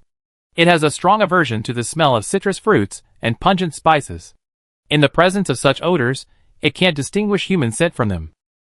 Assuming they haven't been injured, have body odor, foot odor, or farts, or anything else where citrus fruits and spices can't mask the scent. Yunshin nodded. I see. As long as a ghost has a weakness that can be avoided, it won't seem particularly scary to her. Yu Chaojia slammed the chicken bone on the table again. Next, let me tell you about a terrifying type of ghost. I've never seen this kind of ghost before, and I absolutely don't want to encounter it. Yunshin and Xiao Poaching immediately pricked up their ears. What kind of terrifying ghost? Even the scariest ghosts can be as terrifying as the nameless horror that can transform into a human? This ghost is called Dream Runner. Dream Runner is a malicious dream weaver. Even among ghosts, it's extremely rare. It's said that Dream Runner can ignore the atmosphere of the city and weave beautiful dreams from afar, causing those caught in the dream to automatically walk into its traps. Rumung is even more powerful in complete darkness, like this. Yu Chaojia suddenly raised his voice. Hooting cried out in fear, the vine standing erect. Yunshin hugged the vines, speechlessly looking at this immature adult. Is scaring him fun? Yu Chaojia, He wanted to scare the little girl, not the city will. No, why is the city will so timid? Little Chung wasn't timid. He was startled by Yu Chaojia's sudden roar. He was a city will, so why would he be afraid of ghosts? Could ghosts really hurt him? Yes. The vine on his shoulder suddenly felt heavy, as if it had lost hope of survival. Yunshin raised a hand to steady it, asking, what is Ruming's weakness? There was a hint of impatience directed at the young man in her tone, even unconscious of her own awareness. Yu Chaojia touched the tip of her nose again. Guilty people were prone to this gesture. He sat upright in his chair. The weakness for dreaming is light. It can't be firelight. It has to be a flashlight, an incandescent lamp, or something like that. Yunshin nodded slightly. This is the 4th type of ghost. What's the 5th type you know of? Yu Chaojia said, they're called Weishi, the Wei, as in Weitu, Wei, and Shi, as in Shichong, pronounced E. Weishi is a creature from Kyushu mythology. There's a type of giant snake that lives in the swamps. It's purple, with a human head and a snake body, 2 red heads, and is as long as a cart shaft. They fear thunder and stop when they hear it. Hearing this, Yunshin felt very familiar. Yu Chaojia's next words confirmed this. The ghostly Weishi, is the only ghost whose appearance is instantly distinguishable. It has 2 red, human-like heads. Yunshin and Xiao Poaching had seen this kind of ghost before. The red 2-headed ghost that was chasing Sister Du 1 at that time was Weishi. Chapter 44. The young man said that the ghostly snake's weakness is also thunder. Yunshin and Xiao Poaching had witnessed the snake's movements halted by thunder. At that time, the snake had a clear target. It was pursuing Sister Du 1. The reason it pursued Sister Du 1. Yunshin pinched his fingertips. Surely it had something to do with the secret Sister Du 1 had told her. Yu Chaojia said, snakes can pass through walls, have strong attack power, and move quickly. They're very dangerous, and encountering them is bad luck. After saying this, he yawned, his face haggard, and dark circles were noticeable under his eyes. Yu Chaojia described all the ghost types in detail, honestly and without lying. Yunshin had intended to share the ghost types she knew with Yu Chaojia. Sister Du 1 wanted more people to know her classification of ghost types. Considering his condition, it was better to let him recover first. Your resting room is over there. Yunshin pointed to a small and used room to the right of the brick house. There's a chair inside. You can sit down first. I'd bring you some bedding later. Thank you. Yu Chaojia stood up and asked curiously, you're not from Huading, are you? How did you get here? Yunshin looked at him. Why do you say that? Yu Chaojia, when you say ghostly, your pronunciation is very standard. Because of our dialect, many people in Huading don't distinguish between front and back nasal sounds. Also, your Mandarin pronunciation is a bit like someone from the north-central region. Xiao Poaching was surprised. This guy really knew so much. Yunshin politely invited Yu Chaojia to rest. She went to the warehouse to collect clean bedding and made a simple wooden bed using the props available there. A board and a few wooden pillars. Yu Chaojia was flattered. He thought he'd be sleeping on the floor, but he hadn't expected a bed. Yunshin left Nianin to watch the door. As she left, the young man was happily making the bed. She once again scrutinized him, especially the soles of his shoes, as he stood on tiptoe. Huiting had left a thin vine along the windowsill, looking no different than the creeping vines growing along the side of the hut, completely inconspicuous. Yunchen and Xiao Poching returned to the masonry house. He's so strange. Yunchen sat by the bed, detailing Yuchijia's peculiarities. I've seen him. He has no pockets to hide anything, and his clothes aren't thick enough to hide tools. He was out and about, but he didn't carry anything with him. No tools, no food, not even drinking water. His shoes were in perfect condition. The uppers weren't damaged, and the soles were in good condition. He didn't look like he walked a long distance. How far is the distance from Chafu to Huiting? He didn't walk. There are more people there, so he probably drove, which would have made it to Huiting faster. If he drove, did he drive himself, or did someone else give him a ride? The girl stood up and walked around the city. She spoke as she walked. He hasn't told us yet. How did he know about the people in Huiting? Was it the voice on the radio? The hand-cranked flashlight radio at the time was barely discernible, and the voice was unclear, so it couldn't be matched with Yuchijia's. When he came in, he kept looking around the room, then put on a smirk, as if he found what he was looking for here. Hua Ting was about to comfort Yunchen, telling her not to worry. Unexpectedly, the girl touched the city statue first and said firmly, "Don't be afraid. I will protect you. Whether it's human or ghost, I won't let their actions harm you." Zhongzhou City was like an unknown trap, and humans, to some extent, indirectly provided assistance. Huiting's branches gently rubbed against the girl's palm, and her heart warmed at her genuine concern. The vines tickled Yunchen's palm, and she smiled and rubbed the scattered leaves on the vine. The leaves were full and green, slightly cool to the touch. Suddenly, the vine stopped moving. Yunchen asked, "What's wrong?"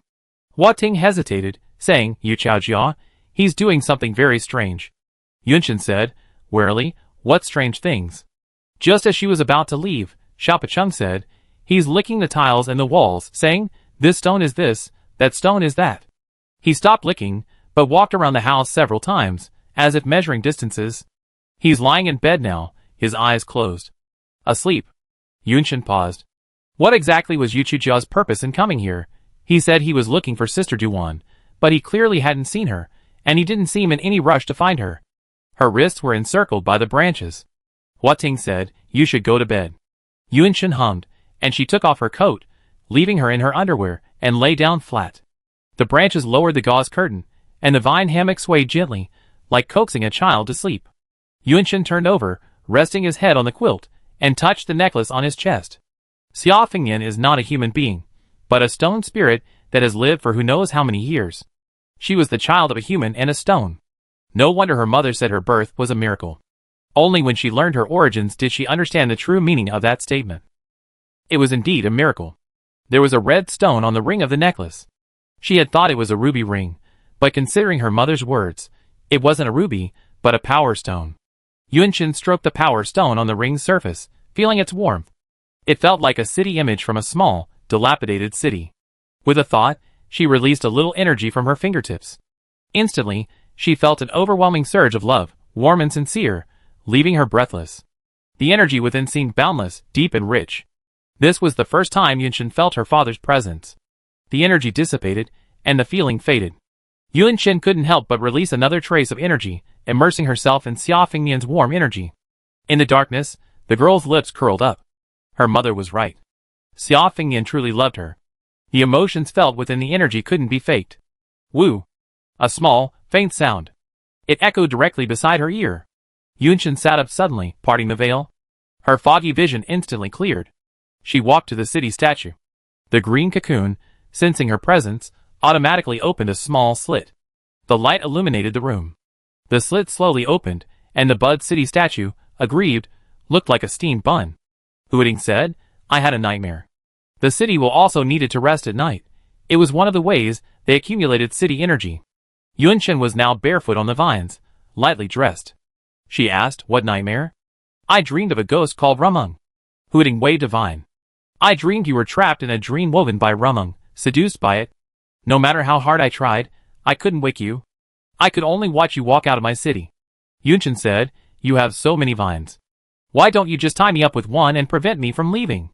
Huiting felt even more aggrieved upon hearing this. "In my dream, all the vines disappeared. I could only wait there, unable to do anything." Yunshin quickly comforted him. It's just a nightmare. Ruming's weakness is the light. Let's find more diesel, or find some other way to get electricity to our house. If we keep the lights on at night, Romung won't be able to harm us. Huading didn't cheer up after hearing the solution. He remained depressed. Still unhappy? Huading used a branch to push the girl toward the bed. Go to bed first. Yunshin was forced to reach the bedside. She lowered her eyes, catching sight of the quilt, and an idea suddenly occurred to her. She lifted the quilt, pushed aside the vines, and trotted over to the city statue. Under Uzaipoching's astonished gaze, she carried the quilt, propped herself up on the vine base, and leaned her shoulders against the city statue. She unfolded the large quilt, and shook it twice. She covered herself with half of it. She covered Zaipoching with the other half. The fresh, floral-patterned quilt only partially covered Zaipoching's city statue. Huading liked this feeling less frustrated. He used the vines to prop up a small bed for Yunshin near the base, making it more comfortable for her. Yunshin rested his head against the city statue. She asked, "Why aren't you happy?" After a moment's silence, Huading said, "In my dream, when you left the city atmosphere, I couldn't sense you anymore. I could only stare at your back from where I stood, getting further and further away from me." Yunshin pressed his palm against the city statue. She said, "That was just a nightmare. You have vines. Even if I leave the city's aura, you can still be by my side." Huading rarely contradicted Yunshin, but this time he did. He said, "It's different." He wanted to be like humans, able to move around, unrestricted. Seeing this human from the tea house come to Huading today, he realized that humans don't stay in one area forever. Whenever possible, they move around, not staying in one place. He didn't want Yunshin to leave him alone one day. "Will we ever be separated?" The boy's voice, aggrieved and sobbing, came cautiously to his ears. Huading felt sad. Was the thought of their separation the reason for this? What a sentimental little city. "Look, what is this?" Yunshin patted the thing covering them. Huating said, "The quilt." Yunshin said softly, "We're sharing the same quilt now, so we be together forever, never apart." Huating, "Really?" Yunshin drawled, "Really? If you don't believe me, we can make a promise." Huating heard the promise, and immediately interrupted the girl. "Okay, let's make a promise." The branch stretched out, expectantly waiting for the girl to extend her pinky finger, as she had done the first time they made a promise. This time, he didn't receive a pinky finger. Instead, he received a scowl. "You don't actually believe me?" Yunshin pounded his fist against the city statue, muttering angrily. This little, broken city, she heard his voice in the middle of the night, running to comfort her, and he didn't believe her, even asking for a pinky promise. "You don't even trust me. Who else do you want to trust? That new human out there? He's only been here for a short while. Am I not your first trusted human? Sister Do-Wan is right. You city wills just love humans." Huading, "Huh?" Yunshin picked up the blanket and left, leaving a note, "Go to sleep." She had only taken 2 steps when her wrist was gripped by vines. Huading whispered, "I only trust you." Yunshin stared at him for a long moment, then snorted, "I really can't do anything about you." She lay back down beside the city statue. "Good night." Little City will still held her hand, grinning foolishly. "We be together forever." He remembered. Chapter 45. Yunshin and Xiao Pacheng woke up early as usual. They were in the yard, one reading, the other exercising. Originally, they should have been searching the city for hidden dangers at this hour. Not now. Yu Chaojiao was there. Yunshin glanced at the small room. The curtains were drawn, the door was closed, and Yenin lay in the doorway, her ears twitching occasionally. She and Xiao Pacheng were each minding their own business, as the sunlight grew brighter. Yu Chaojiao hadn't gotten up yet. He was still snoring soundly inside. He's been sleeping for a long time. Huading sighed. He had never seen Yunshin sleep so long. It wasn't that he didn't want to sleep, but that he couldn't. He simply didn't have enough time before. Yunshin was speechless. She didn't know if Yu Chaojiao was being too careless or what. She was hungry, and it was already noon. Just as she was about to go get a rabbit to cook, she heard a muffled sound from inside the room. Then the door burst open, and the young man clutched his stomach and screamed, "Toilet! Where's the toilet?" Yunshin raised her arm and pointed to a corner. Yu Chaojiao's feet were puffing with smoke, and he disappeared. Xiao Poching, what's wrong with him? Maybe he ate too much yesterday and has indigestion. Yunshin walked over to the rabbit cage. The wild rabbits inside had gnawed the wooden fence to a horrible degree, but they couldn't do anything about the vines covering the outside. Xiao Poching's vines were difficult to damage under normal conditions. She picked up a gray rabbit and peered into the cage. The grayish-gray floor was covered in scratches. Rabbits have a habit of digging holes. If the ground was muddy, the cage would be empty in no time. Yunshin asked Xiao Poqing to take the rabbit in her hand while she cleaned out the rabbit droppings. Rabbits prefer hay to radish leaves. If they don't eat fresh vegetables like radishes, their excrement will only smell like grass, not stinky. The 3 rabbits in the cage were all male. Catch 2 more female rabbits and let them have pups. Yunshin walked back to the yard. Yu Chaojia had just come out of the bathroom and was washing his hands with the clean water from Yenin's drinking basin. Yenin was furious. With a whine, he charged at the young man's but only to be caught by vines and dragged aside. Huiting said, "Yenin, no. That's a very cultural name for a dog." Yu Chaojia said with a grin, his eyes fixed on the rabbit in the girl's hands. "That rabbit is so cute. Do you want rabbit for lunch? I especially love spicy rabbit heads. You didn't tell me where you're from yesterday?" Yunshin asked, "How did you know there was news of someone alive in Huiting?" Yu Chaojia was standing next to her. He was several heads taller than her, probably around 1.8 meters tall. He said, "Did you build your walls and houses with city energy? That must have taken quite a bit of energy." Yunshin twisted the hare's neck and said calmly, "There's no seasoning here, and neither is the person you're looking for." His body was splattered with rabbit blood, the stench was intense. Yu Chaojia said, "Oh, I should have brought some seasoning. It's nice to see other humans in the apocalypse." Yunshin said, "You're right." Huiting saw that both men were smiling, but he sensed something else. Both men were nervous. He wanted to ask about the medium-sized city Yu Chaojia had mentioned yesterday. He asked, but the young man avoided the question, muttering something like, "One message for a meal, one message for a night's lodging. Everyone needs to exchange equal value." After Hua Ting absorbed his words and digested them, he suddenly asked, "What information do you intend to exchange for lunch?" Yu Chaojia said, "Well, a medium-sized city is the level of your city's will. It's calculated based on the total area covered by the city's aura, and there are 5 levels. Small city, medium city, large city, mega city, and super city." He spread his hands. "Once your cities will reach the medium-sized level, you know this. You're asking me this, I'm not deliberately trying to trick you." Huiting didn't mind. His curiosity satisfied, the main vine swayed over the girl's shoulder. As Yunshin added the rabbit to the pot, she said, "You understand the city will very well." Yu Chaojia pointed 2 fingers at his forehead and proudly said, "Of course, I understand the city will. My sister is also a city-loving one." Huiting spoke to Yunshin in a separate voice. Those chosen by the city will are not necessarily bad people. Yunshin couldn't reply alone. Yu Chaojia was still standing there. She thought to herself, Yu Chujia's sister, Yu Qingxia, is a city-loving one, but Yu Chaojia isn't. Just because a sister is trustworthy doesn't mean a brother can be trusted. It remains to be seen. Huiting stared at Yu Chaojia eagerly, hoping he was a good person and could stay here. It wasn't that he wanted to develop the city so much. Yunyan was working too hard on her own. If other humans could help her, she would feel much more relaxed. Huiting silently thought, Yu Chaojia is a good person, a good person, a good person. After lunch, Yunshin wanted to go hunting, and Yu Chaojia wanted to go with him. She agreed and gave him some simple hunting tools. 2 people, a city, and a dog headed to the woods. Bang! The fox, about to step on the trap, immediately scurried away. Yunshin calmly looked at the fallen young man. "Are you here to cause trouble?" Hua Ting couldn't bear to watch. Yu Chaojia had difficulty coordinating his limbs. He fell every few steps in the woods.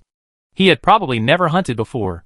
He had no idea how to use or position the lasso and trapping tools Yunshin had given him. Yunshin wasn't angry. She was simply amazed. With his mobility, how had he survived the apocalypse? She was even more certain that Yu Chaojia had made it here unscathed. Either the tea house's urban talent was the same as Zhongzhou's, or he had been transported by car.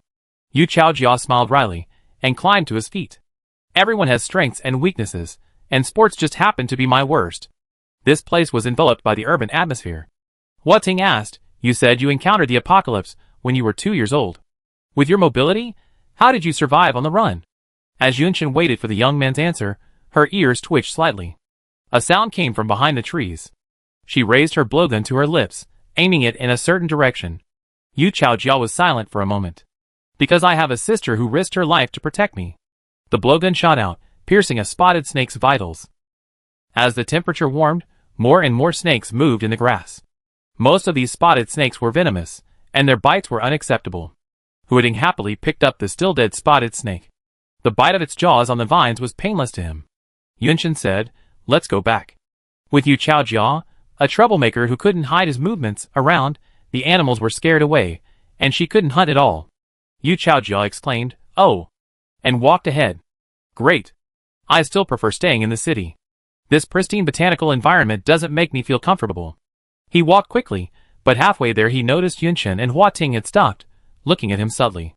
Yunshin asked, "Where are you going?" Yu Chaojia said, "Aren't we going back home?" He couldn't see the wall from this spot, but he figured the way back would be there. Huiting pointed in the opposite direction of where he was going. "Go this way home." Yu Chaojia, "Ha, this way. I was just kidding." Yunshin and Xiao Poching didn't believe him at all. He had just looked so sure the house was over there. Yu Chaojia had been tied up by vines and brought into the city, but Yunshin hadn't noticed. Now that he was walking on his own, she realized that he not only didn't know the way, but also had no sense of direction. How could such a person have made it to Hua Ting alive? Yu Chaojia seemed increasingly strange to Yunshin. She didn't want anyone she couldn't trust to stay in Huiting, especially since this person seemed to have other issues, and was being evasive. Inside the walls, Yunshin asked again, "Is your purpose in coming to Huiting to find Li Duan?" Yu Chaojia said, "Yes, I return to the tea house once I find Sister Li. I won't be living there for free. I trade you for useful information."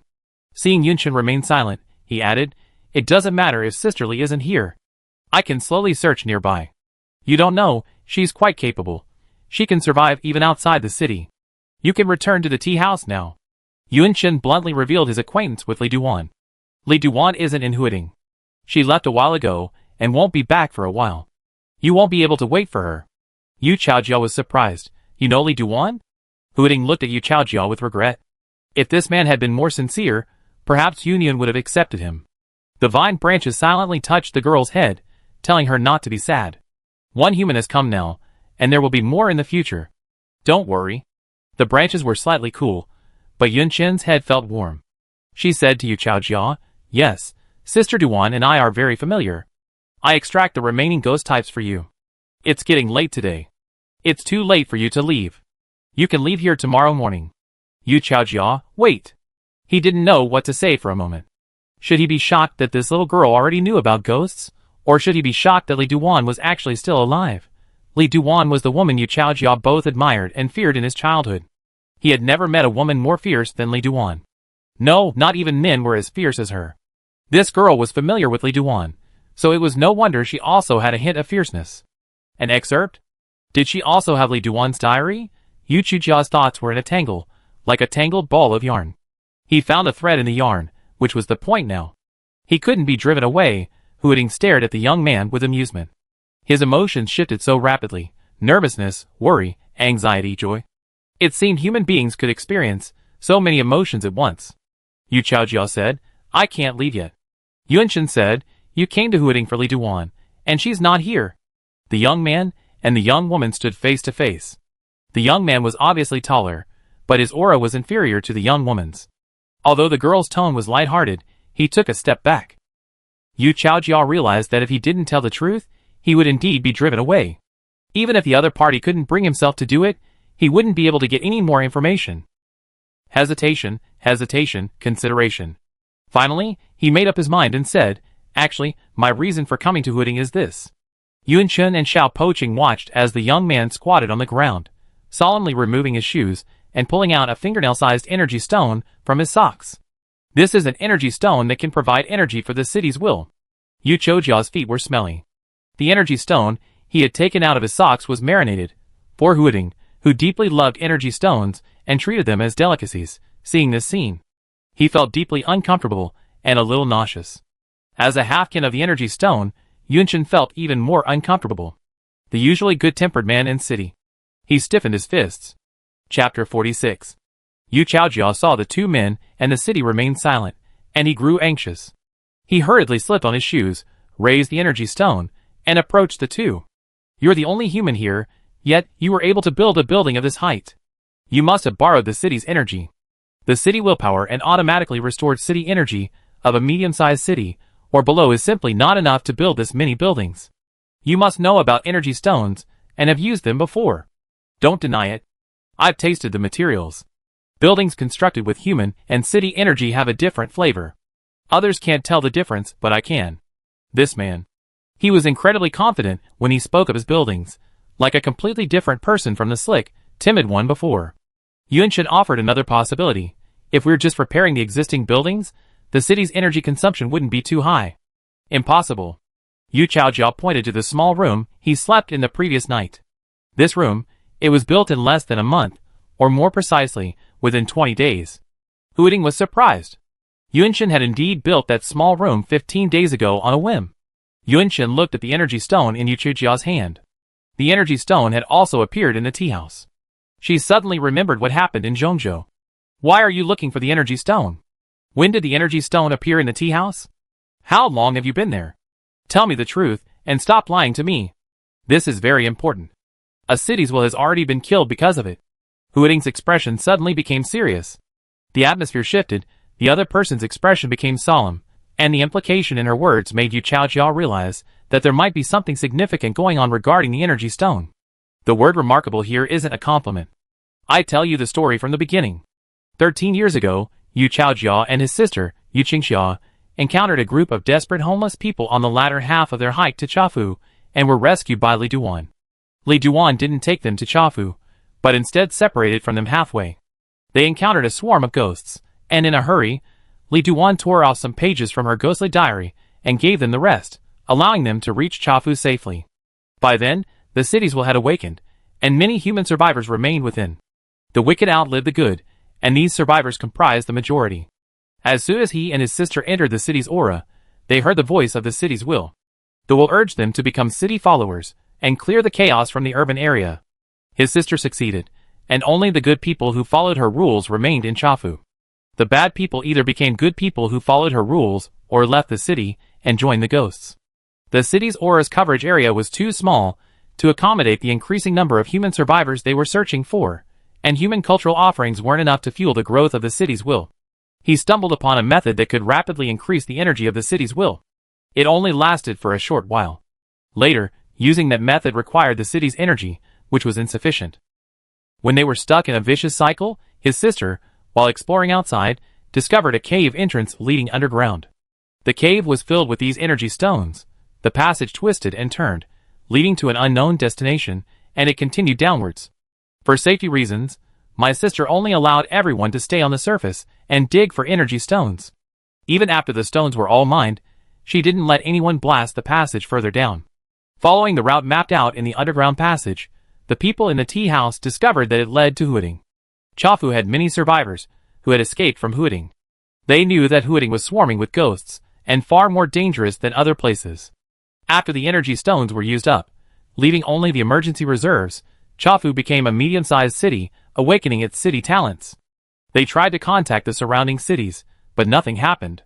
Several years passed, and through Chafu's city talents, they suddenly connected with people in Huiding and remembered the route they had taken so many years ago. Yu Qingxia suspected that Li Duan might still be alive. That woman was very stubborn, and would never leave her hometown unless absolutely necessary. It was very likely that she was the one in Huiding. Yu Qingxia believed she now had the ability to repay the favor, and wanted to bring Li Duan to the tea house to live there in her old age. Others believed that Huiding might have more energy stones, and that this was a good opportunity to explore the situation. The latter was the main purpose of this trip. With the exception of Yu Qingxia, everyone else felt that focusing on the city's immediate development was more important than any hopeless repayment of favors. Yu Chaojiao had come here for this very reason. After the young men finished speaking, he looked at Yunqin and Hua Ting, awaiting their response. You became city deities? Are both you and your brother city deities? Are there 2 city deities in the tea house? Yu Chaojiao nodded. He pulled open his collar. On his protruding collarbone, a small, narrow leaf was clearly visible as the symbol of a city deity. He said, the city will of the tea house is a pair of brothers, and there can be 2 city deities. My sister corresponds to the older brother of the tea house will, and I am the city deity of the younger brother of the tea house will. What's the problem with the energy stone? Yunqin began. There are more than 10 types of ghosts. There's an 11th type, the leader of all ghosts, whose goal is to destroy humanity by any means necessary. Yu Chaojiao's mouth dropped open as the words, which left him in disbelief, continued. Sister Du Wan named it Wuming. Wuming can disguise itself as a human, and one way to identify it is by doing math problems. After Wuming transforms into a human, it's difficult for even those closest to it to detect it. It can deceive the city's will and enter the city's aura.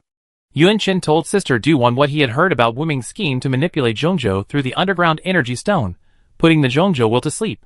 Yu Chaojia was horrified. He quickly asked, "Give it to me quickly. Give me a radio, or a walkie-talkie, a cell phone, an MP3 player, or something like that. Any MP4 will do, as long as it has power." Huading saw his anxiety, and pulled out a hand-cranked flashlight from the warehouse. "Will this work?" "Sure." Yuanchen asked, "What are you going to do?" Yu Chaojia shook the handle. "Tell my sister about this. According to you, everyone should be worried. Even places like the main body of the city need guarding. Even if not everyone can see it, it's still there, and no one has any intention of hiding it. How could something like this happen?" Yuanchen and Huading had been anxious before, and they understood Yu Chaojia's shock and fear. Now, they were more curious. "How are you going to contact me?" After the cranking was complete, Yu Chaojia turned on the radio. He said, "The city talent of the tea house is called Flying Dragon Riding the Clouds. My brother's city talent allows him to communicate with other places through these kinds of electrical devices, and even establish contact with the city's will. It's said that once a connection is established, the city's wills can communicate continuously thereafter, though the latter stage requires further development." The radio continued to buzz, and only when Yu Chaojia activated the tea house's city energy did Hua Ting sense something. City lovers can borrow the city's talent from the city's will. The higher the level of the city's will, the farther the city's will can reach. Fortunately, it still works here, though it's a bit difficult. This is the first time I've heard of something like this. Novel and intriguing. Yuanchen and Xiao Poqi ignored Yu Chaojia's earlier annoyance and stared eagerly at the radio, waiting for the sound of conversation to begin. Zzz. Zzz. Beside him, Nianen shifted his position, flipping his belly up, his legs facing the sky.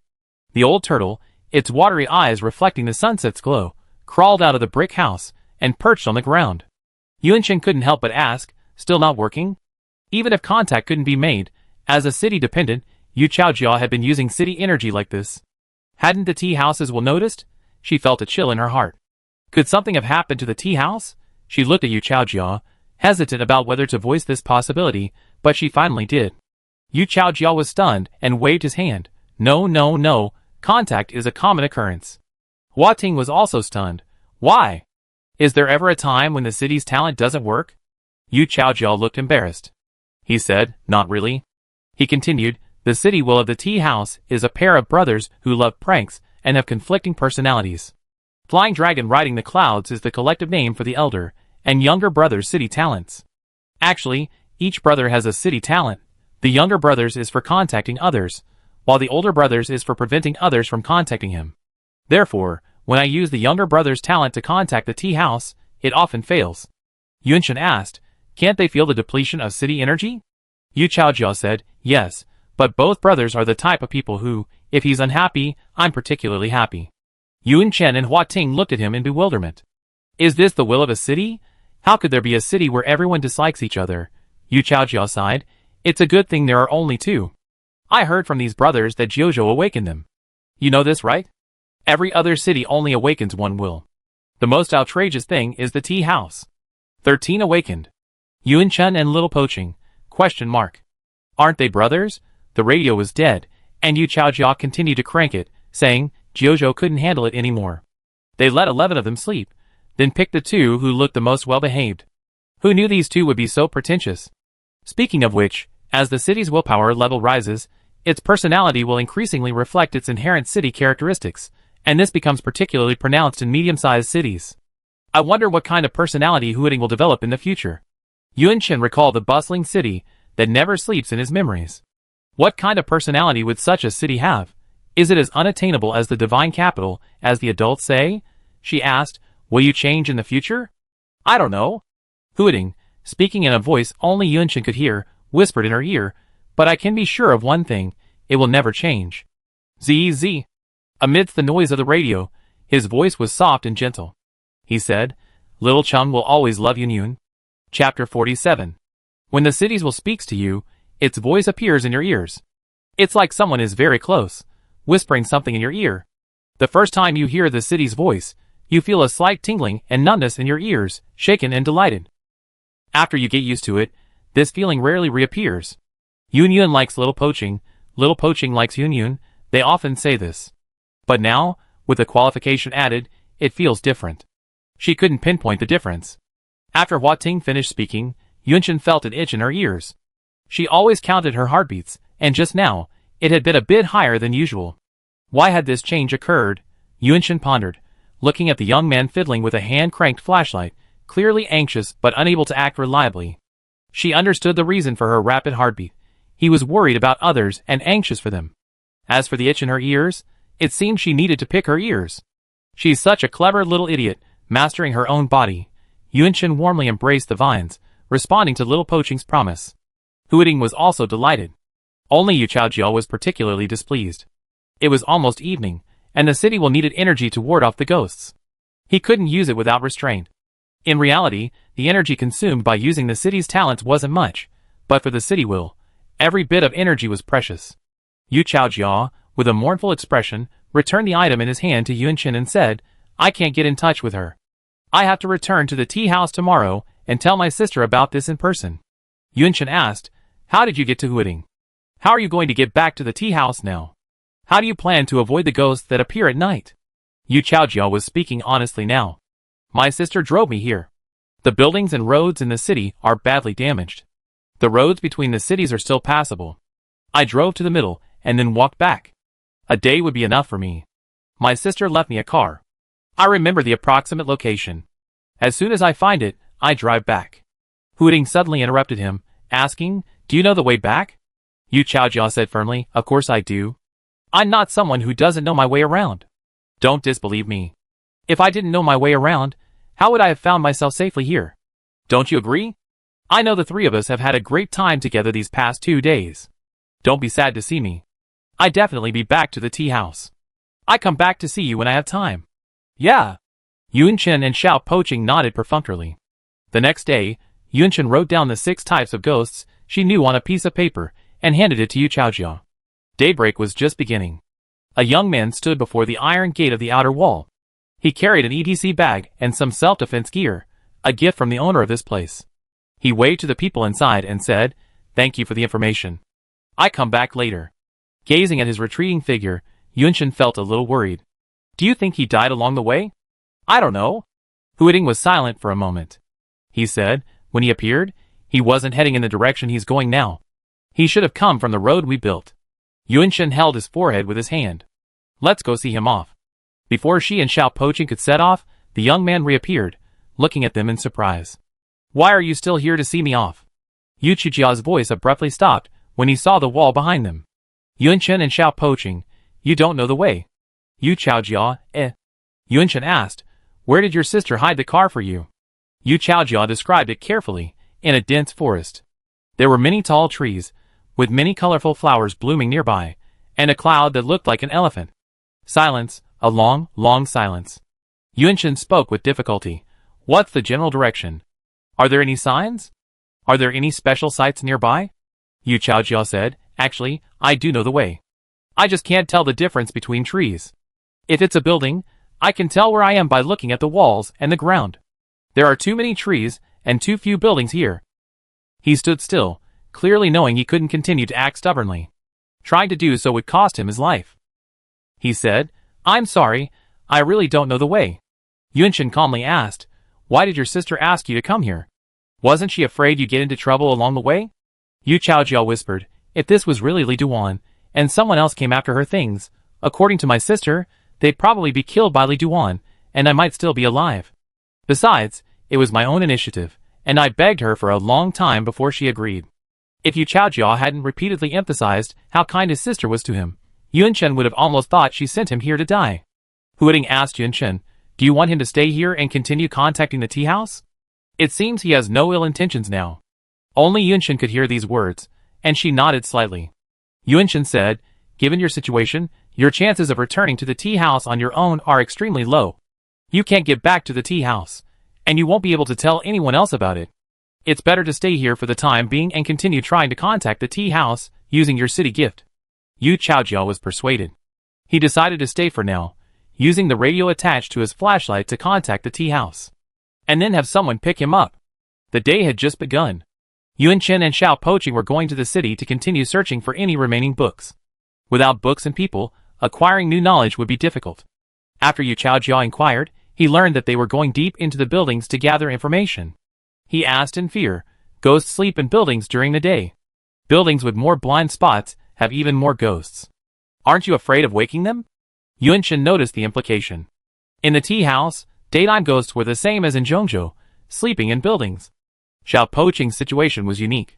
Why don't the ghosts in Huading appear in buildings during the day, but instead retreat underground to sleep? Is this related to the secret sister Duan told her, or is it related to Huading itself?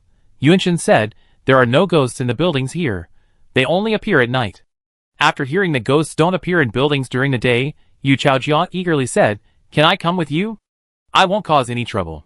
I just want to see the original buildings of Huading again." Yuan Chen and Xiao Poqing decided to continue their search along the same route. The wreckage of buildings was everywhere along the way.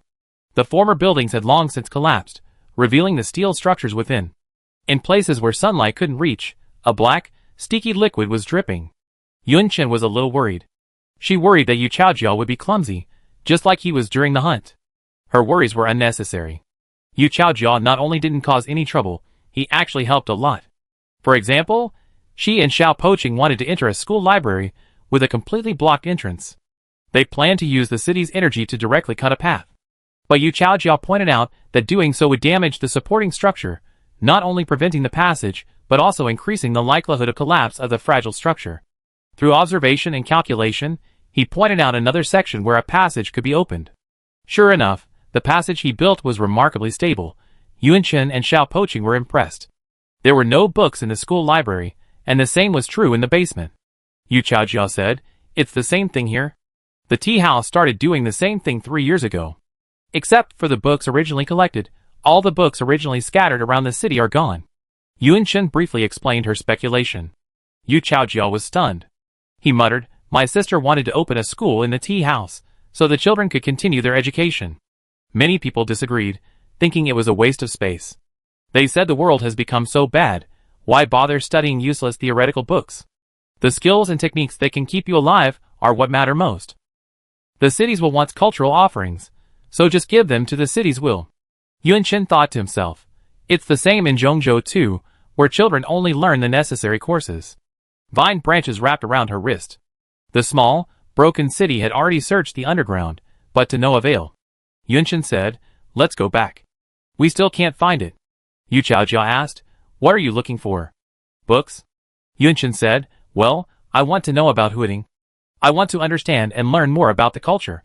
Yu Chaojia asked again, "Anything?" Yuan Chen and Xiao Poqing nodded simultaneously. They knew almost nothing. They walked on the playground, once filled with children's laughter and joy. Little remained of the asphalt. A nearby school building had collapsed, and the accessible elevator used to transport people with disabilities was half embedded in the ground. The elevator's original silver exterior was mottled with rust. The door was half open, and the interior was filled with stagnant water, dried blood, and a black, sticky liquid. Yu Chaojia pointed at the elevator and said, "Look at that. That's the elevator." In 1889, the elevator was put into use in a building on Yusi. Yusi was a country in the western hemisphere of the planet Telos. Before the apocalypse, it was the most powerful nation on the planet. Elevators began appearing in Huading in the early 20th century. After passenger elevators were introduced in 1906, multi-story and high-rise buildings in Huading also began using them. Look at the exposed rebar in those building walls. Before the introduction of Western construction technology, our traditional architecture in Jiuzhou used wooden beams and columns. Yuan Chen and Xiao Poqing looked at the rebar exposed in the broken walls of the school. It had become rusty from long exposure. They heard Yu Chaojia continue. After Huading opened as a port in 1843, traditional Western architecture, such as brick and stone walls and open wooden roofs, began to appear in Huading. After 1917, modern steel structures, and even concrete, began to be used in residential buildings. After the 1890s, Huading also began using concrete and reinforced concrete in its buildings. By the way, look at this concrete floor. What's wrong with the concrete floor? Yuan Chen lowered his head. The cracked concrete floor looked unremarkable, a common sight in ruins. Confused, Xiao Poqing poked the cement floor with a vine, finding nothing unusual. Yu Chaojia chuckled. I'm not saying there's anything wrong with it, but rather its origins. In 1890, Huading first used cement as a building material for paving its roads. Before that, Huading had only used stone sidewalks. The young man pointed a finger at himself, revealing a set of bright white teeth. I don't know much about anything else, but I do have a good understanding of the architectural history of eastern Kyushu, especially Huading. Zaya Poching swayed the vines. He could feel the fog obscuring his memories of the city thinning as Yu Chaojia spoke. Slowly, but surely, Yunchen gave Yu Chaojia a thumbs up. Brother Yu, you're having roast chicken tonight. Yu Chaojia was so excited to hear about roast chicken that he slammed his left foot onto his right, falling flat on his face. The man and the city's gazes were incredibly kind. A cultured man. He liked them both. Chapter 48. The night was as dark as ink, ghosts lingering everywhere, only the warm glow of a fire emanating from within the walls. A wooden table stood in the courtyard's open space. Two people, one on a vine, sat around it. On the table sat a pot of snake soup and a roasted chicken, half boneless. Why do I know all this? Yu Chaojia tore off another chicken leg. Hearing Hua Ting's question, he mumbled, I read about it in a book when I was a child. Yunchen asked in surprise, but wasn't the apocalypse 2 years after you were born? Where did he get his books, and how did he find the time to study, in the chaotic and turbulent early days of the apocalypse? Back then, even now, people's lives were primarily focused on survival. Yu Chaijia's chewing slowed. When the ghost suddenly appeared in Hua Ting, my father was working on a new manuscript at his workbench, when he heard a noise outside. It was already early morning. Yun Chen and Xiao Poching listened quietly. 2012, the day the ghost appeared. In a commercial housing complex in Huading, Yu Mingnan paused to glance out the floor-to-ceiling window. He saw lights on many floors of the building across the street. He glanced at the clock in confusion. It was almost dawn, and usually at this time of year, not many houses in the complex had lights on. Inspiration came more easily in the dead of night, and Yu Mingnan enjoyed sketching architectural structures at night. Today was different, and he felt a little distracted. He pressed the side of the table, turning off the light, and went to the room to check on the child. A sister and brother slept in the same bed. Sister Yu Qingxia held brother Yu Chaojia, while he chewed on his foot. Yu Mingnan couldn't help but curl his lips. Suddenly, a noise came from outside. Given the soundproofing of the building structure here, only extremely loud noises would cause such a commotion. He opened the door, and saw many people in the hallway.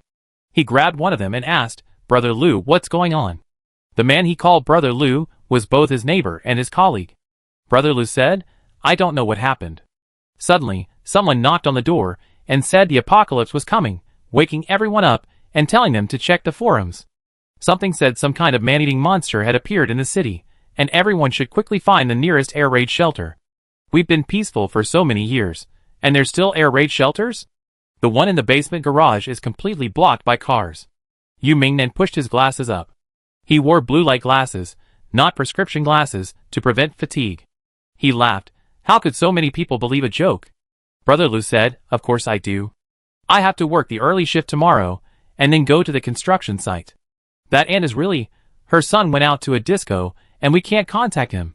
She's bothering us so much in the middle of the night. The locals really are.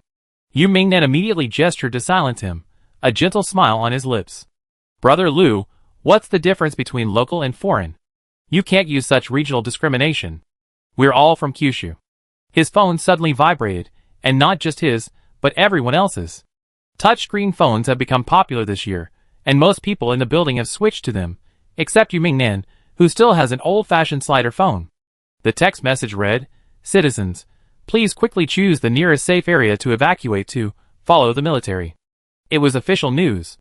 Without waiting to finish reading, Yu Mingnan rushed home and woke his children. Qingxia, change your clothes. We need to leave here. Yu Qingxia rubbed her eyes and asked in a baby voice, Dad, where are we going? Are we going out to play? Yu Mingnan knelt down, pressed her shoulders, and looked her straight in the eye. Qingxia, Daddy said something very dangerous has happened. You and your brother must stay by Daddy's side. Yu Qingxia nodded, bewildered. The evacuation route was difficult. The elevator was full, so Yu Mingnan took his children to the stairs. Their floor was high, and navigating the stairs was no easy task. The sensor light illuminated as they moved. It wasn't just them who chose the stairs, but other people's as well. Leaving the building, a large crowd had already gathered on the street. Yu Mingnan heard someone say, "The army is coming. Let's hide in the air raid shelter first." Holding his daughter by the hand and his son in his arms, he followed the vast crowd. Many people still didn't believe the appearance of a monster, even wondering if UC had hacked into their country's carrier's network as a prank. The murmur of conversation and laughter was accompanied by a slight sense of tension. "What is that?" Not far ahead, a strange human with pale skin appeared. Or rather, it wasn't human. It lacked a human lower body, but rather a mass of black air, floating above the ground. It heard the noise, and turned its head, its neck creaking. A sinister, eerie smile stretched across its human face. Its mouth opened, revealing a mouthful of shark-like teeth. It let out a piercing, shrill cry. Everyone experienced tinnitus, and a wave of dizziness. The monster charged straight at them. The shark claws on its hands effortlessly pierced through human flesh, as if through thin paper, tearing the foremost person in two. Instantly, flesh and intestines splattered across the ground, and the thick stench of blood attracted more monsters. "Run! Run! Run!" Yu Mingnan, clutching his daughter in his arms, ran for his life. He only regretted not having paid enough attention to physical exercise. He simply couldn't run faster. He glanced back. The monsters were devouring human flesh, each one devouring a single person, before moving on to the next. He even secretly felt thankful. Fortunately, there were others behind him who could. His long-standing education helped Yu Mingnan quickly dispel the thought. He remembered the direction of the air raid shelter. He was headed there. Halfway through, Yu Mingnan suddenly stopped. He met the eyes of several monsters. They were about to attack. He knew there was no way to shake them off. If they caught up, he would die. At the critical moment, Yu Mingnan pushed his children to the other side of the empty road. He took off his glasses and placed them in his daughter's arms, his voice trembling slightly, his words rapidly trembling. "Qingxia, this will represent Daddy from now on. I grow up with you. Hide away, and protect yourself. Come out when you see the soldier." His gaze lingered on his young, incapacitated daughter for a moment, but he didn't urge her to protect her brother. He pushed his daughter. "Run!"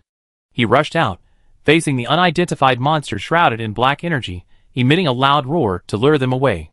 Yu Qingxia held her glasses in one hand and hugged her brother tightly with the other, burying his head in her arms. She carried her brother and left. Behind her, the sound of something being torn apart and a man's suppressed groan of pain echoed. The road ahead was covered in mist. She would not only protect herself, but also her brother. For children, home is a place of security. Yu Qingxia took the key from her neck and hid in the closet with her brother. No monsters appeared in the house at night. Day after day, day after day. Yu Qingxia realized that monsters only appeared at night, and even at night, no monsters had appeared in their house. She lived on the 15th floor, and those monsters seemed to only reach the 10th floor. Yu Qingxia didn't know what to do, so she used the telescope at home to look elsewhere. There was a lot of blood, and somewhere on fire, with thick black smoke rising. She looked behind her. Her brother was sitting on the ground, not crying or making a fuss, just looking at her obediently. Yu Qingxia knew that her brother had mild autism and couldn't speak. After her mother died giving birth to her brother, her father blamed himself. Later, when he discovered that her brother had autism, his guilt only intensified. The house was full of food, enough for the two children to eat for a long time. Because no monsters had appeared in the house, Yu Qingxia and her brother remained in hiding. During the day, when she had nothing to do, she would teach her younger brother to read. Since he didn't respond, she wasn't sure if he had learned. The study was filled with professional books her parents used for their work. Her father was an urban architectural designer, and her mother used to work at the Urban Heritage and Building Protection Bureau. They had a large collection of architectural books. After finishing her meal, she would leave her younger brother in the study while she went to other floors to find food, and she would take out various books for him to read. This life lasted for several years. As she and her younger brother grew up, she noticed that the number of monsters in her building was always smaller than in other places. It seemed as if something was keeping the monsters away, not just because they were lucky. When Yu Chaojia was 9, he still spoke very little, only saying sister. He was frail and unable to accompany her outside, so he simply turned over the books in his study. There was little food left nearby. At that moment, 2 men arrived. They searched the building and discovered the siblings hiding inside. Feeling threatened, Yu Qingxia tried to escape with her brother. The man grabbed the more attractive brother, and she was thrown to the side. The man pinned the brother to the ground. As he lay on top of him, trying to remove his pants, Yu Qingxia suddenly lifted up a vase and knocked him unconscious. Surviving the ordeal, she cried uncontrollably, hugging her brother, who was unaware of what had happened. After she finished crying, her hands trembling as she put on the glasses Yu Mingnan had left behind. The lenses were shattered from what had just happened, so she removed them, leaving only the frames. She went to the kitchen, took out a small fruit knife, and with both hands, thrust it into the man's heart. Blood splattered across her face, and a gentle smile, the same as her father's, graced her lips. She gently said to Yu Chaojia, "Jiar, we need to leave here. I will always protect you." From that day on, Yu Chaojia became a normal person. He could no longer be a burden to his sister. Huading was the most unsafe place, and they had to leave. They heard there was a human settlement in the nearest tea house, so they headed there. On the way, they joined a group of wanderers, encountering both good and bad people. Yu Chaojia wasn't well liked by the wanderers. He was clumsy and slow to react, making him prone to mistakes during his escape. However, his sister was incredibly capable, always finding more supplies, so everyone tolerated him. He ran into many construction workers who had once worked in Huading, and only then did he find common topics with them. He loved the grand landscapes depicted in historical accounts of architecture, was fascinated by modern architecture, and was interested in restoring historical buildings. Aside from his sister, no one else appreciated his interests. Even while on the run, his sister would find books for him to read. Those books were too heavy to carry, and he would have to throw them away after reading them once. His sister said he simply had a different talent than others. One day, he would shine. Yu Chaojia finished her soup, hugged her swollen belly, and said contentedly, "Thank you, I'm full, and I'm done." Yunshen asked, puzzled, "But you still haven't explained how you know so much. You only read those books once, you didn't study them specifically." The white ball lying next to her said, "Woof woof." Yu Chaojia looked at her curiously. "Why do you have to read a book twice? Wouldn't you remember something just by reading and listening to it once? It's like a camera. You snap a picture of the page, memorize it, and then play it back when you need it. How could that be possible?" Yunshen looked at him suspiciously. Was he lying to her? She wrote a meaningless passage with a pen. Yu Chaojia only needed to glance at it for a moment before reciting it again without any mistakes. She then casually said another equally meaningless sentence, forgetting the order of the sentences, but Yu Chaojia could still recite it. Yu Chaojia finished his retelling, and before she could even consider whether he was right, Huading said, "Yunyun, what he said is the same as what you said." Yunshen was silent, and she remembered that the cities will also possess a strong ability to learn and control. Yu Chaojia thought his situation was normal. He smiled and said, "Like that little piece of information I just gave you, didn't you remember it? But it's okay. If you don't remember it, I can repeat it again." Huading said, "I remember it." Yunshen, She had always considered herself quite intelligent, but today was a bit of a setback. Chapter 49. With the arrival of a learned person in the city, Yunshen and Little Poaching could sense the fragrance of culture permeating the air. The city resembled an edge, and Yunshen, following Little Poaching's request, carefully observed it. She rubbed her chin with one hand, narrowed her eyes, and emitted a long sound from her nose. Huading asked, "How is it? Has my city changed? After learning about my history today, I feel particularly warm." Yunshen said, The lines on the bud have deepened." Huading, "Did you mean to say steamed bun?" Yunshen denied, "I didn't." "You heard wrong." Huading extended two branches and pinched the soft flesh of the girl's cheek. "You're lying. You just wanted to say I was a bun, didn't you?" Yunshen mumbled, "No, Little Poaching, don't arbitrarily slander someone's innocence." Huading pinched lightly before letting go, angrily saying, "I've told you many times, I'm a bud, not a dumpling." "I bloom." Yunshen said, "It doesn't matter. I won't hold it against you if you don't." Huading emphasized, "I will bloom. Blooming is beautiful." Yunshen murmured to himself, "This little wretch is really becoming more and more concerned with his image. Was he always a vain city?" Huading asked again, "Have my patterns really deepened?" Yunshen nodded, "Please trust my eyesight. It's like a living ruler. I can measure distances with remarkable accuracy." Huading, of course, trusted Yunshen. When she set traps, she never needed to measure distances. Her eyes served as a measuring device. He said happily, "Brother, you know so much. I hope the people from the tea house come to pick him up later." He followed Yunshen's lead and called Yu Chaojia brother Yu. Yunshen nodded. "He promised to give us a lecture on the new history of architecture tomorrow. We must listen carefully." Huading said, "Okay. I really look forward to the day when I can understand all of urban culture." Yun, what was the architecture of my old city like? Yunshin said anxiously, I don't know. I was born after the apocalypse, and haven't seen what it was like before. However, seeing those ruins of your buildings, I can imagine you were a city with many skyscrapers. And in my memory, even though those buildings are blurry, I can sense their grandeur. Little Poaching smiled brightly after hearing her words. Tangman drew the curtains. He said, it's bedtime now. Go to sleep. Yunchen didn't move. She stood by the city statue, a look of hesitation on her face. Huating asked, what's wrong? Yunchen glanced at him, then looked away, then glanced at him again, then looked away again. I don't know if I should tell you. Huating took her hand and said, is there something between us that can't be shared? The branches felt slightly cool. Yunchen plucked leaves from the vine and mumbled, I only remember the first half of what Yu Chaojia said today. I can't remember the last part, and I forgot to hear it all. After she finished, the room fell silent. She looked up, and Qingshir's eyes, like black beans, stared at her in surprise. Yun Chen's face flushed crimson. She turned away and strode back to the hammock. As she walked, she said, I listened very carefully, but I just can't remember. What's so surprising? Am I dumber than you think? She walked forward, too embarrassed to look behind her.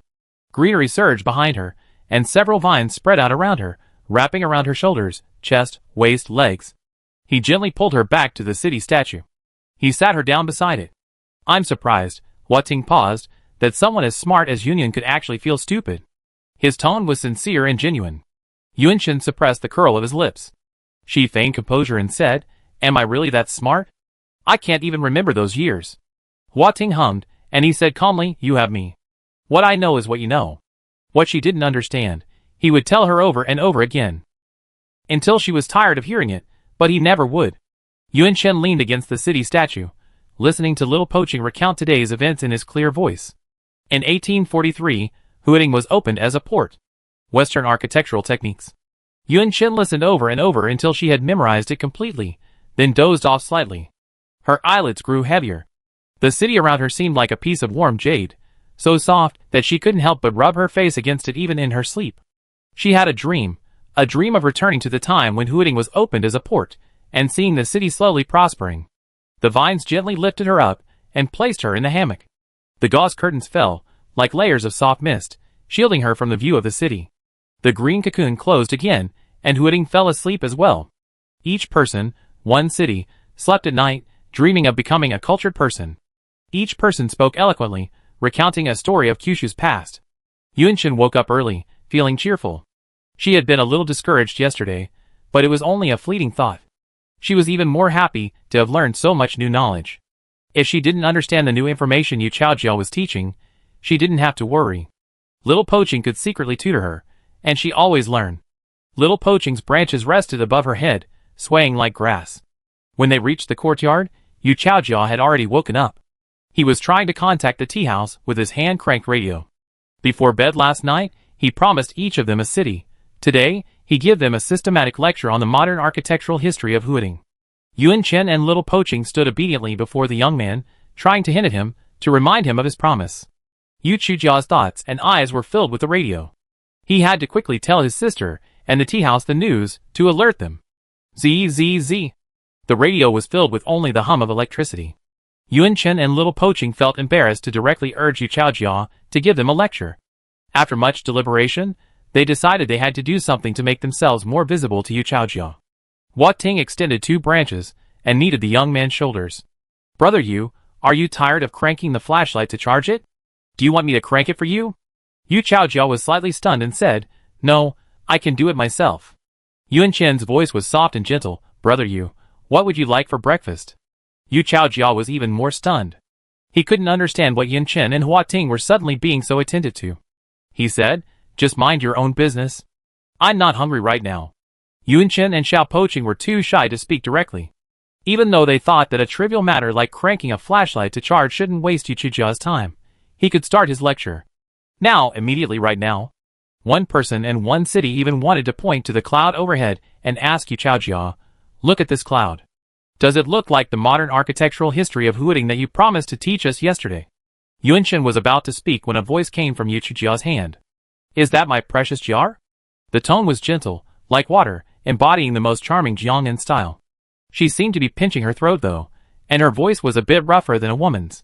Yuan Chen and Xiao Poaching immediately gave up on the lecture and pricked up their ears. Was that Yu Qingxia? Her voice was quite different from the one Yu Chaojia had described. Yu Chaojia deadpanned, Chadi, stop imitating my sister. It's disgusting. Call her over. I have something important to tell her. The younger brother in the Chafu said, where's Huiding? Let me say hello to him first. Do you understand the rules? No matter how important the matter is, can it be more important than connecting with our city wills? This is a rare opportunity. Let Huiding talk to me. City wills should be friendly with each other. Hearing these words on the radio, little Poaching felt a little shy.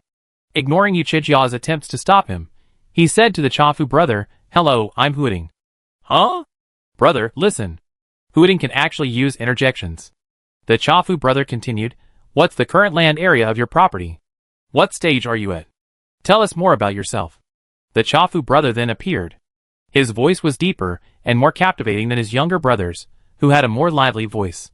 Yu Chaojia quickly said, no, absolutely don't tell them. Yuan Chen asked, puzzled, why? Little Poaching happily told the tea house will all about his situation. As for the city will, we're all good companions, there's nothing to hide. Hearing this reason, Yu Chaojia shook his head. This is a pair of city wills fighting each other. The tea house brothers laughed mercilessly after hearing this. Haha, Huating, you've finally gotten to this point. We let you be the boss for so long, and now we're the boss. Haha. I don't even want to say hello to you, Lulu. The little idiot, expecting a friendly greeting, said, woo-woo. The vines darted into the girl's arms, rubbing against her chest. He twisted and twirled, barely missing a sob. Yuan Chen hugged little broken city, and glared at Yu Chaojia, saying, watch your city will. Why are you so unkind? Bullying a child like this is too much. Yu Chaojia said to Chafu Will, you're going to embarrass me in Huiding. I won't be able to survive here. Chafu said, what does your failure have to do with us? Yu Chaojia boasted, what if you upset Huiding, and he throws me out of the city? I be eaten by ghosts. Chafu's younger brother said, oh, I'm just looking for a new city follower. Yu Chaojia, He covered his face, and sobbed softly. Yuan Chen had to comfort little broken city, and also comfort Yu Chaojia, who was crying bitterly. At that moment, a normal, gentle female voice came from the radio. You two, stop teasing him. Jiar, do you have something important to tell me? Yuan Chen was slightly stunned. Yu Qingxia's tone and voice, so similar to Yun Zhongshu's, made her realize something. Yu Chaojia immediately told Yu Qingxia everything Yuan Chen had told him about Wuming, the energy stone, and the dormant Zhongzhou will. There was a long silence on the other end. The tea house brother's tone grew serious. The younger tea house brother said, a ghost that can disguise itself as a human? Its target is the city will. It would be very troublesome if it appeared. Huiding, you haven't recovered yet. Please be careful. The older tea house brother said, Huiding, from what you've described, Wuming appeared in your area, very close to you, trying to put you to sleep but failed. During that time, did you ever find it? They said simultaneously, if you need help, we will persuade our people here to return to Huiding to help you rebuild your former glory. Huiding was deeply moved. Really? The tea house brother, not true. Huiding, She turned her head, and buried herself in Yuan Chen's arms for comfort. Chapter 50. The tea house brothers continued, actually, that fake statement just now is the real fake. Huating didn't believe them, and he stopped talking to the brothers. The tea house brothers felt a little regretful. They hadn't expected Huating's personality to change so wittily. If they didn't seize the opportunity to tease him now, they wouldn't have another chance later when he returned to his old self. They were just joking. If a city's will is in trouble, the wills of other cities will do so wholeheartedly if they can. None of the 35 cities in Kyushu can be left out. After the laughter, solemnity returned. The will of Zhongzhou had fallen asleep again, and the nameless being responsible for all this had disappeared. It, capable of transforming into a human, could likely lurk in any city. They couldn't make this news public directly. That would cause great panic within the city. They could only carefully investigate and take precautions. They had just learned that ghosts originated from underground. This, including the new type of ghost, was very important news. Yu Qingxia and the tea house brothers thanked Yuan Chen, and said they would find a way to repay him later. The matter of the energy stone was not mentioned. As the call was about to end, Yu Chaojia said, Sister, when will you come to pick me up? I can't find the car you told me to leave. Yu Qingxia said softly, I knew you couldn't find it, so I didn't leave the car there at all. The tea house is going to be inspected soon, and no one is available to pick you up. Please stay in Huading and help out. She then said to Yunchen, Hello, Ms. Yunchen. Mr. Huading, my younger brother needs your care for the time being. When we have some free time here, I find a team to go to Huading to help. No problem. Yunchen and Huading's eyes sparkled. They were happy to take care of Yu Chaojia. Yu Chaojia, you won't let me go back to help? Chafu's younger brother said, How can you help here? The land is full, and we can't build a new house. You stay there for now. Yu Chaojia, but... Yu Qingxia said, Jiar, you've always said that Huading's architecture is a miniature history of world architecture, and you've been talking about wanting to see that scene. Isn't this your chance? Yu Chaojia shook his head, not caring whether Yu Qingxia could see or not. Yes, that's what I want to do, but your safety, sister. Yu Qingxia's voice disappeared from the other end. She was gone. Yu Chaojia muttered, Sister, and dejectedly asked Yunchen and Huating, Does my sister hate me and not want me to go back? On the radio, the younger brother from the Cha family suddenly said, Idiot, you're incompetent. Brother, tell him why. The older brother from the Cha family said, Jiar, woman can disguise himself as a human, making it difficult to defend against. At this time, the more people there are, the more dangerous it is. Huading only has him and his city followers, and judging by the way they talk, neither of them seems to have any heart. In Huading, you're safer, and don't have to worry about being bullied. Qingxia acted with this in mind. How could she possibly hate her beloved brother? Yu Chaojia was deeply moved. The Heartless City group was not pleased to hear this. The Cha family brothers' words were truly unpleasant. They're being sincere and honest. How can they be called heartless? They're quite cunning.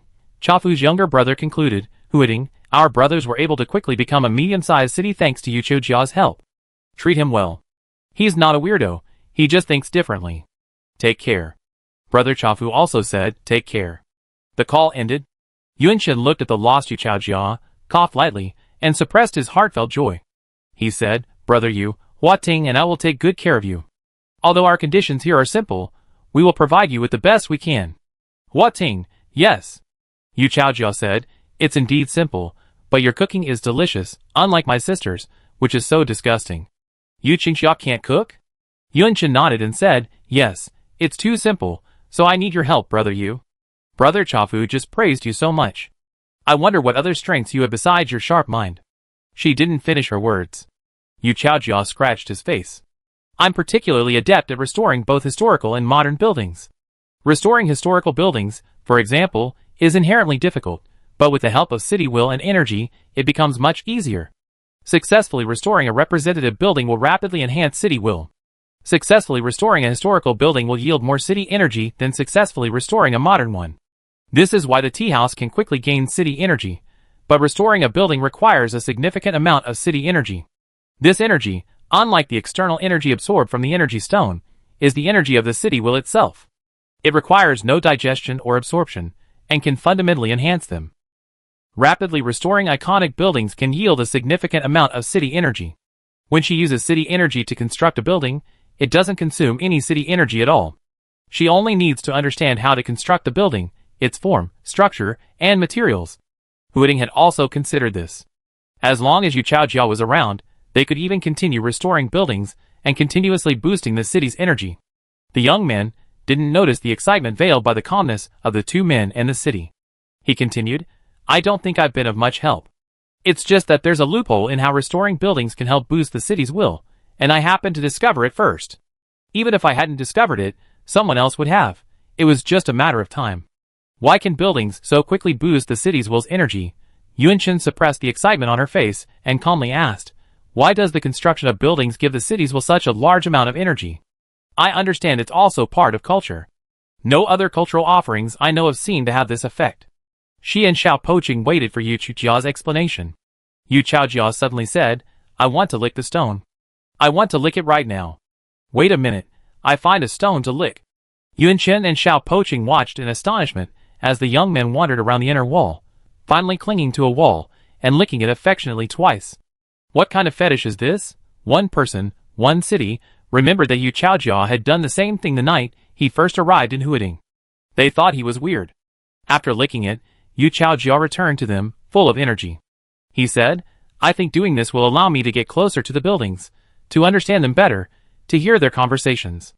If possible, I even like to become one of them, standing in a certain area, a certain corner, like them, quietly observing the world's changes. Yunshin saw a hint of madness in Yu Qijia's eyes, but it was fleeting. The fair-skinned young man resumed his silly smile and said, "What kind of culture, what kind of region, what kind of society, what kind of era, will correspond to what kind of architecture?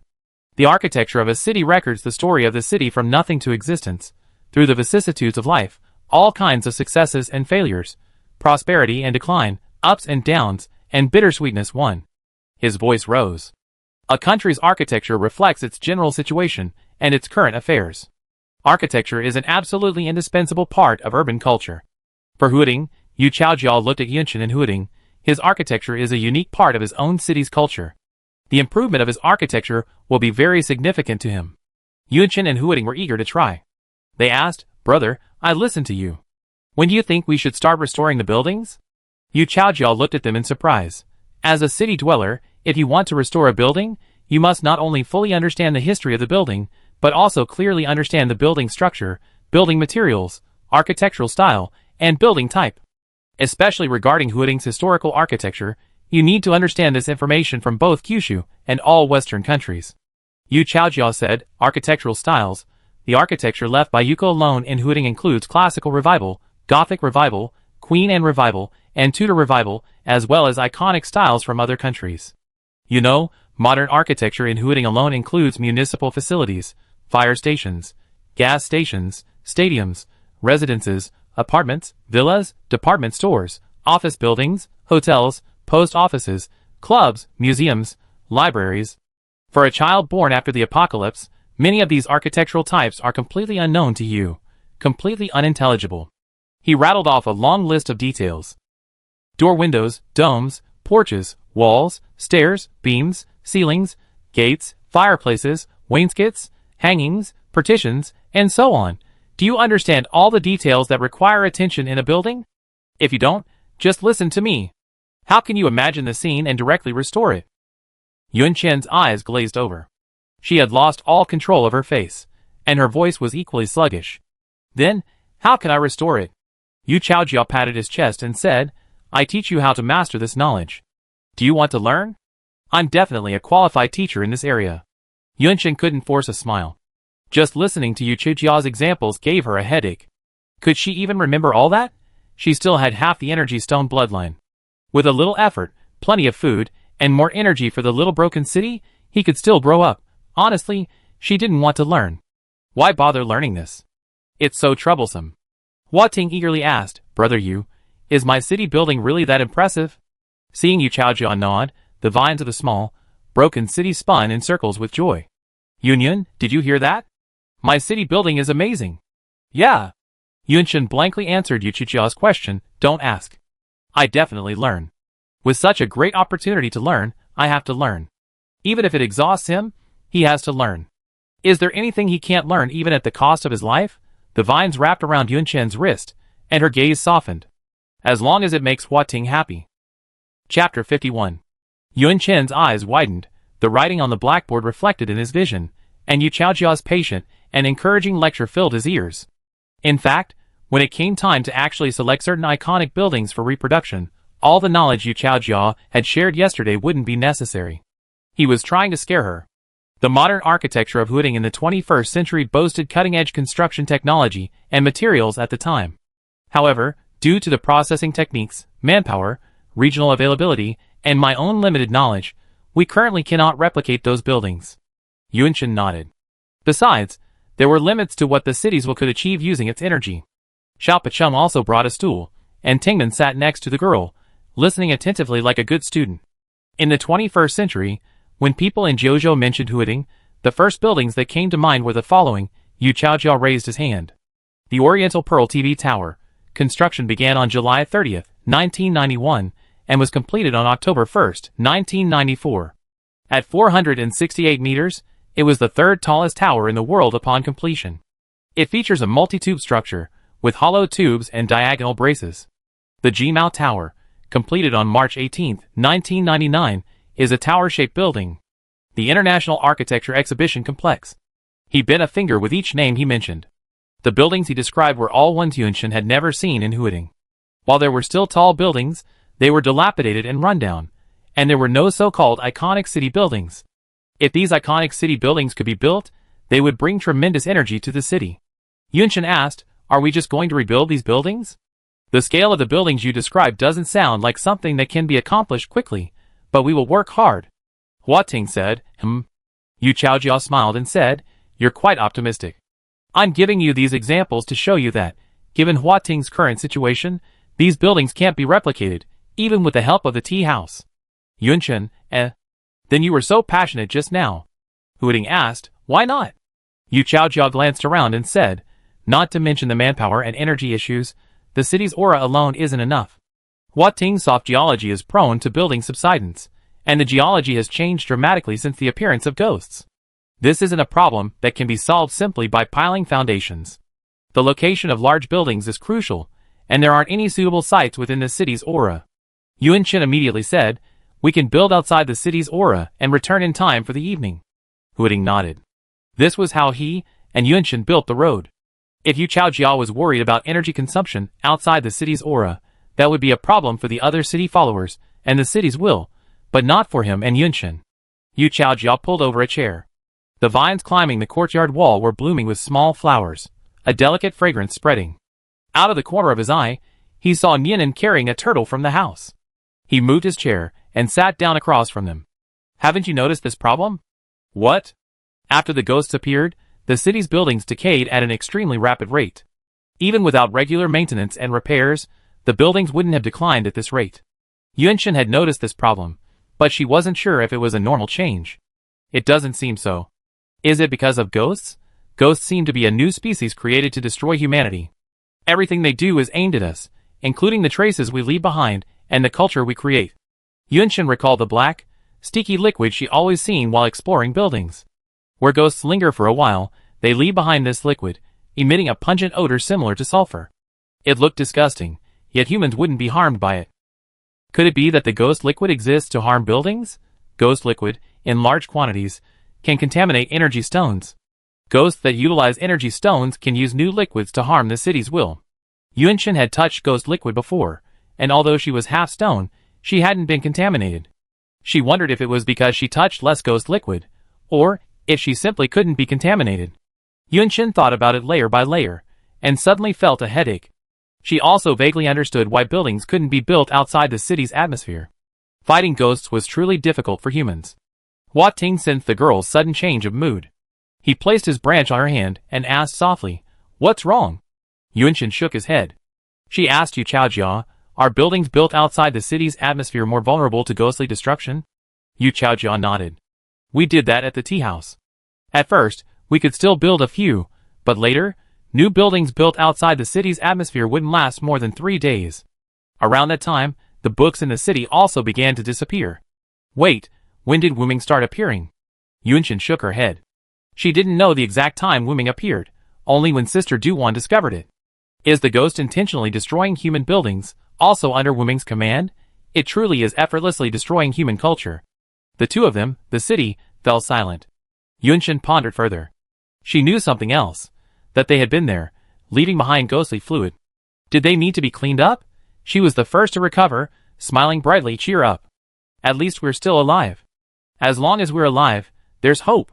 Huiting and Yu Chaojia were touched by her smile.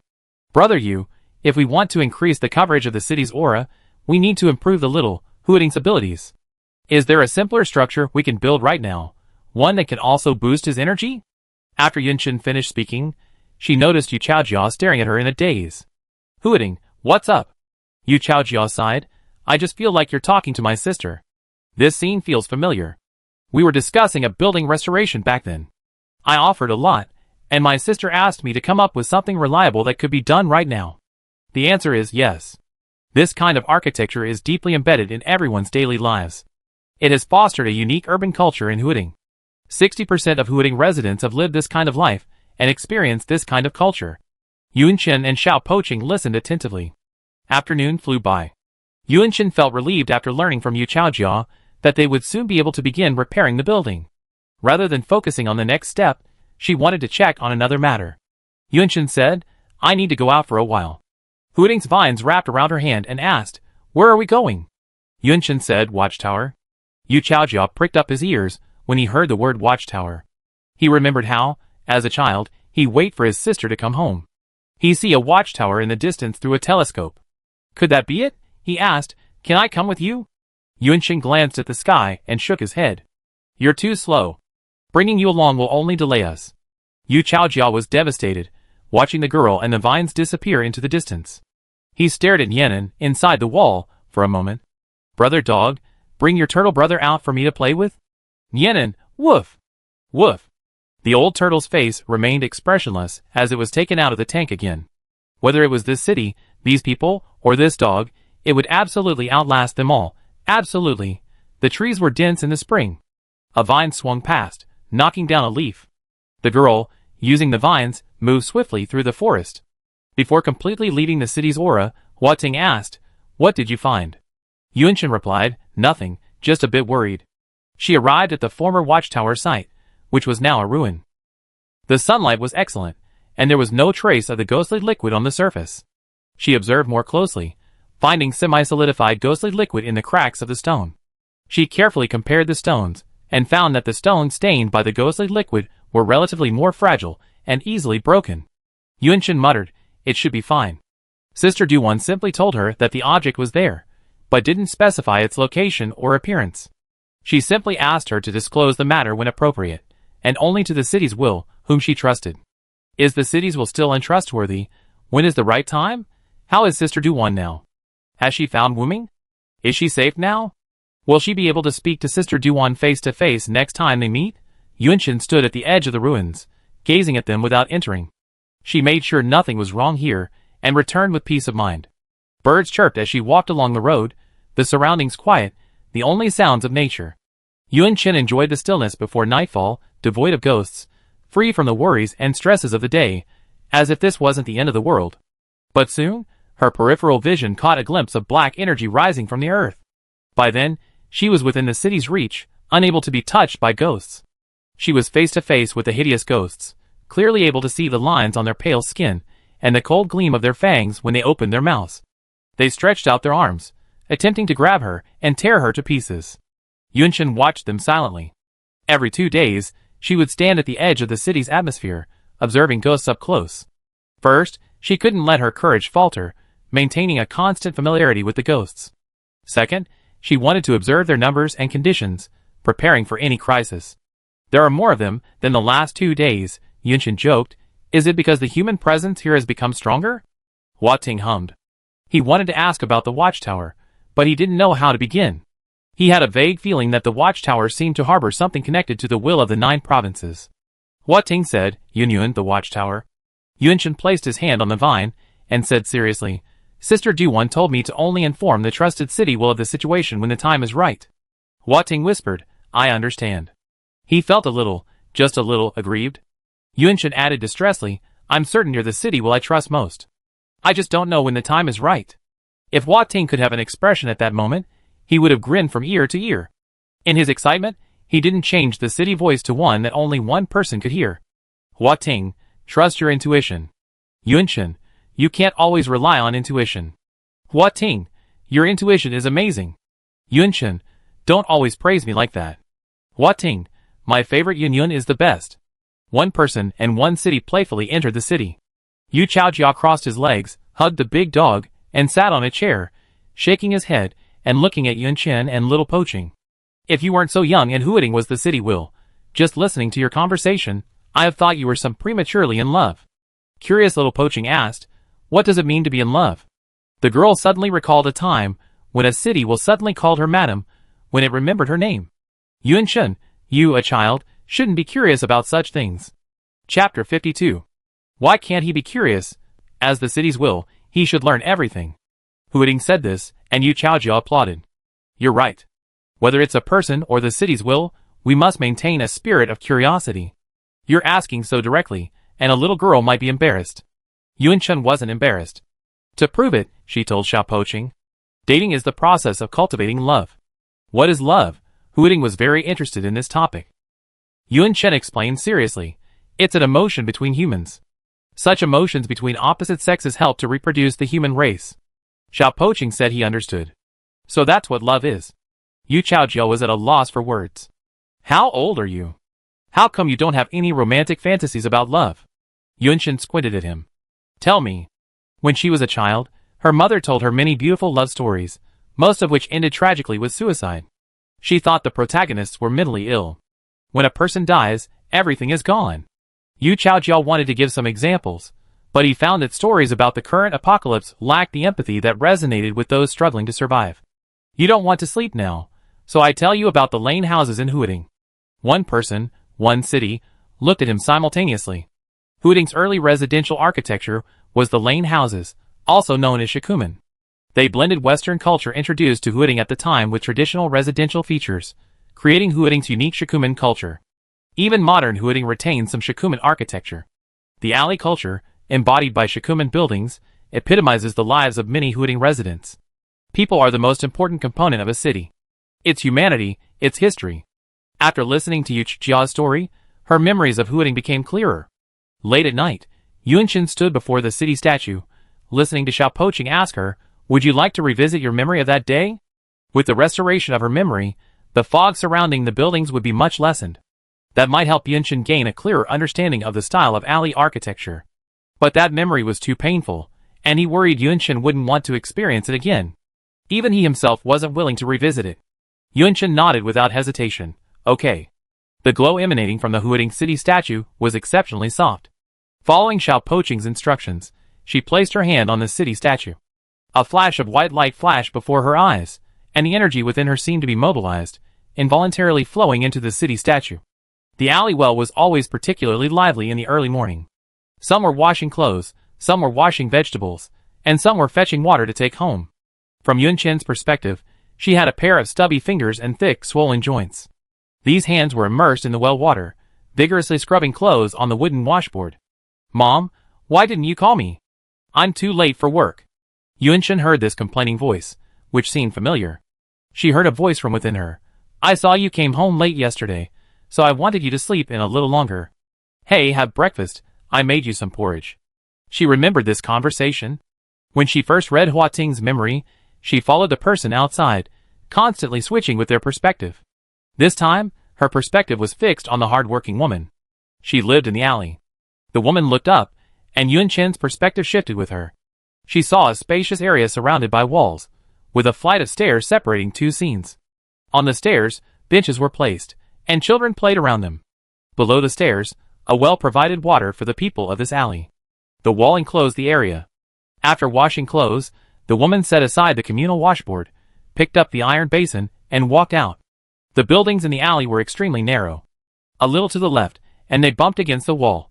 A little to the right, and they still bumped against the wall. The eaves extended slightly, and looking up, only a small gap in the sky could be seen. It had rained yesterday, and drops of water mixed with mud and water fell on her hands. The woman wiped the water on the back of her hand onto her clothes, mumbling something about the salted duck eggs being gone. Yunshin followed her, and saw where she lived. Several small doors were hidden in this narrow passage. Behind one of these doors was her home. A few steps, a dark red threshold. Opening an iron door, a screen door, and finally a wooden door, she finally entered her home. Entering directly into the living room, she faced the staircase to the right, which, like the hallway outside, was narrow enough for only one person to enter and exit. As she ascended, the surrounding scene slowly changed. Yunshin stood before the door with its curved lintel, observing the same plain brick walls. The people's clothing was also different from that of modern times. But these new scenes and figures were shrouded in a thin layer of white mist, and could only be perceived through an invisible barrier, making them unclear. Is this a new memory for Huating? Yunshin felt as if she had just had a beautiful dream. When she woke, she found herself lying in a vine hammock, snugly covered by a quilt. She leaped out of the gauze curtain, and stood barefoot on the ground. After taking 2 steps, vines spread out, cushioning her feet. He deliberately extended the soft, newly grown branches. Huading said, "Walking like this without shoes will get your feet cold." Yunshin trotted over to the city statue, and said happily to the green cocoon that opened to her, "Did you recall any new memories?" Huading said, "Only one thing, the ones you saw yesterday." "Thank goodness, brother, you kept them." Yunshin was genuinely happy for the little broken city. She noticed the changes in the city statue, and gestured towards it. "You've grown quite a bit this time, almost 1.5 meters. It turns out that a city can grow so much taller when it recalls past events. Before, it had grown slowly. It was rare for it to suddenly grow so much overnight. Hua Ting explained that this was all thanks to the energy Yunshin provided him daily, as well as the warmth she felt while viewing his memories last night. The cultural content he heard yesterday was the catalyst, allowing him to completely digest both his previously accumulated energy and the newly infused energy Yunshin had brought him. Yunshin proudly said, "So, I took the lion's share of the credit." Huiding compared the city's current height to its current height and said, "When you first arrived, you were about this tall." Yunshin smiled brightly and said, "When I first arrived, your vines were only this small." She formed a small circle between her thumb and index finger, roughly the same thickness as the vines of the ruined city once were. "They've grown a lot."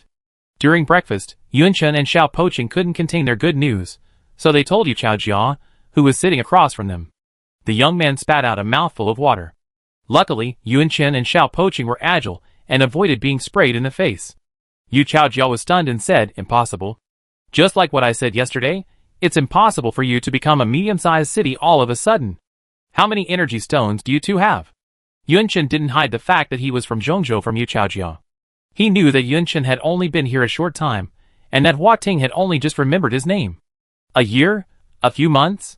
Using the cheating method he had devised, it took Chafu several years to become a medium-sized city. Huiding isn't the same Huiding it used to be. It's just a small, run-down place with only a few houses. How could it grow so fast? Yu Chaojia seriously speculated, "Huiding, is your city talent growing so rapidly?" The talent of city will show some signs before a city becomes a medium-sized city. Looking at the vines spreading everywhere in Huiding, Yu Chaojia suddenly realized, "I see. That must be it. Look at all those vines. They're constantly absorbing nutrients from the ground. It must be related to rapid growth." Yunshin squinted at Yu Chaojia. This guy's guess was even less reliable than hers. Little Poor City hesitated. "I'm not even a medium-sized city yet. I don't know what my city talent is." "Damn it, my damn curiosity. I want to know what your city talent is right now. Why are you growing so fast even though we both have city will?" Yu Chaojia slammed the table. "No more eating. Build a building. A city statue over 1.5 meters tall is a medium-sized city. I bet your city talent is 80% related to rapid growth." When Yu Chaojia said that by creating all the lane buildings from the 3 eras, Little Poor City could become a medium-sized city, both the man and the city were immediately excited. Yunshin said, "We must thoroughly understand the building structure today, find the building materials tomorrow, and build one building a day, so we can quickly become a luxurious metropolis." She pumped her fist and shouted, her tone excited and childish. Nianin, affected by her emotions, excitedly shouted, "Woof woof woof woof, a woo. Hua Ting, a woo." Yunshin, ? Chapter 53. Yunshin and Hua Ting didn't actually understand what a medium-sized city actually was. Huiding hadn't yet reached the level of a medium-sized city, so his understanding of city levels hadn't yet emerged. In response to Yunshin and his inquiries, Yu Chaojia explained it in detail. City will is divided into 5 levels: small city, medium city, large city, megacity, and super city.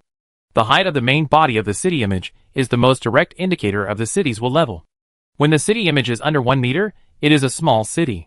When the city image reaches 1.5 meters, 1.8 meters, 2.5 meters, and 3 meters, it corresponds to the next 4 levels.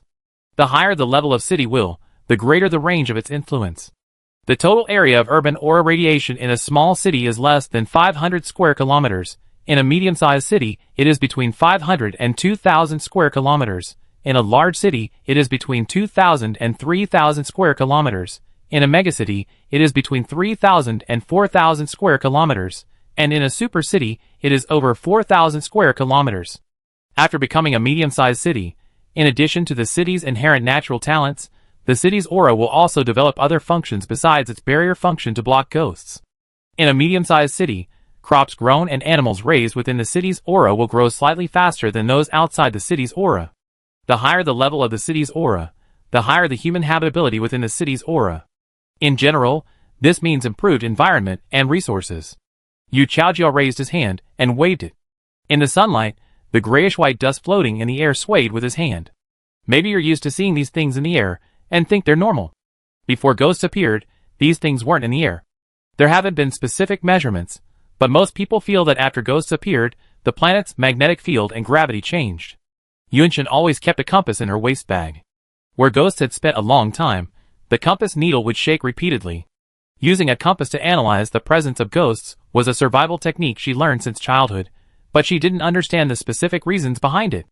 Yunchen was delighted to hear that the total radiation area of a megacity could reach 4,000 square meters. She asked, if all city wills could reach this level and the range of the city's aura expanded, would humanity be able to return to life before the apocalypse, free from such fear of ghosts? No. Without waiting for Yu Chiao's reply, Yunchen muttered to himself, I've seen the main body of the Zhongzhou Will City image. From what I recall, it's over 2.5 meters tall. It's already a megacity, and its aura range is at least over 3,000 square kilometers. Even if Zhongzhou became a megacity, living conditions within its aura wouldn't be considered good. Yu Chaojia only knew Yunchen was from Zhongzhou. He hadn't heard her specifically mention Zhongzhou's situation. Upon hearing this, he stared at her in astonishment. Why have you seen the main body of Zhongzhou's city image? Yunchen blinked at him. Because my parents were the saviors of the Zhongzhou city, devoted and helped him a lot. Zhongzhou liked me, so he let me see it. Yu Chaojia turned to Hua Ting and asked, I guess I've done you a favor. Hua Ting gave a cute him. Yu Chaojia, mimicking his cute tone, asked, so do you like me?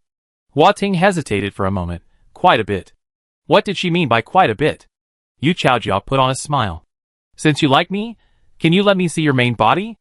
I really like to see what Hua Ting City looks like. There was a moment's silence. Hua Ting said gently, there's a replica of me in the bamboo forest. You can use it to imagine what my main body looks like. Yu Chaojia immediately said to Yunchen, look, no one except those who belong to the city is allowed to see it. Yunchen's face was expressionless, completely calm. She was thinking to herself, usually it was just her and Xiao Poqing here, and she would just say whatever she had in mind. She still wasn't steady enough. She pondered how to divert Yu Chaojia's attention. Hua Ting blurted out, but you're not as cute or pretty as Yunyun. Yu Chaojia looked at him in bewilderment. Does the city will actually like good-looking people? Tell me, looking at my handsome face, what's wrong with me? There are so many girls in the tea house who like me. Yunchen watched speechlessly as Yu Chaojia's attention shifted. By the time he got back to serious business, he had already forgotten what he thought was odd about her being able to see the main body of the Zhongzhou city statue. Yu Chaojia, where were we just now? Yeah, for 1,000 square kilometers for a megacity sounds pretty big, right? He raised a finger. Take Zhongzhou, for example. It originally covered 160,000 square kilometers.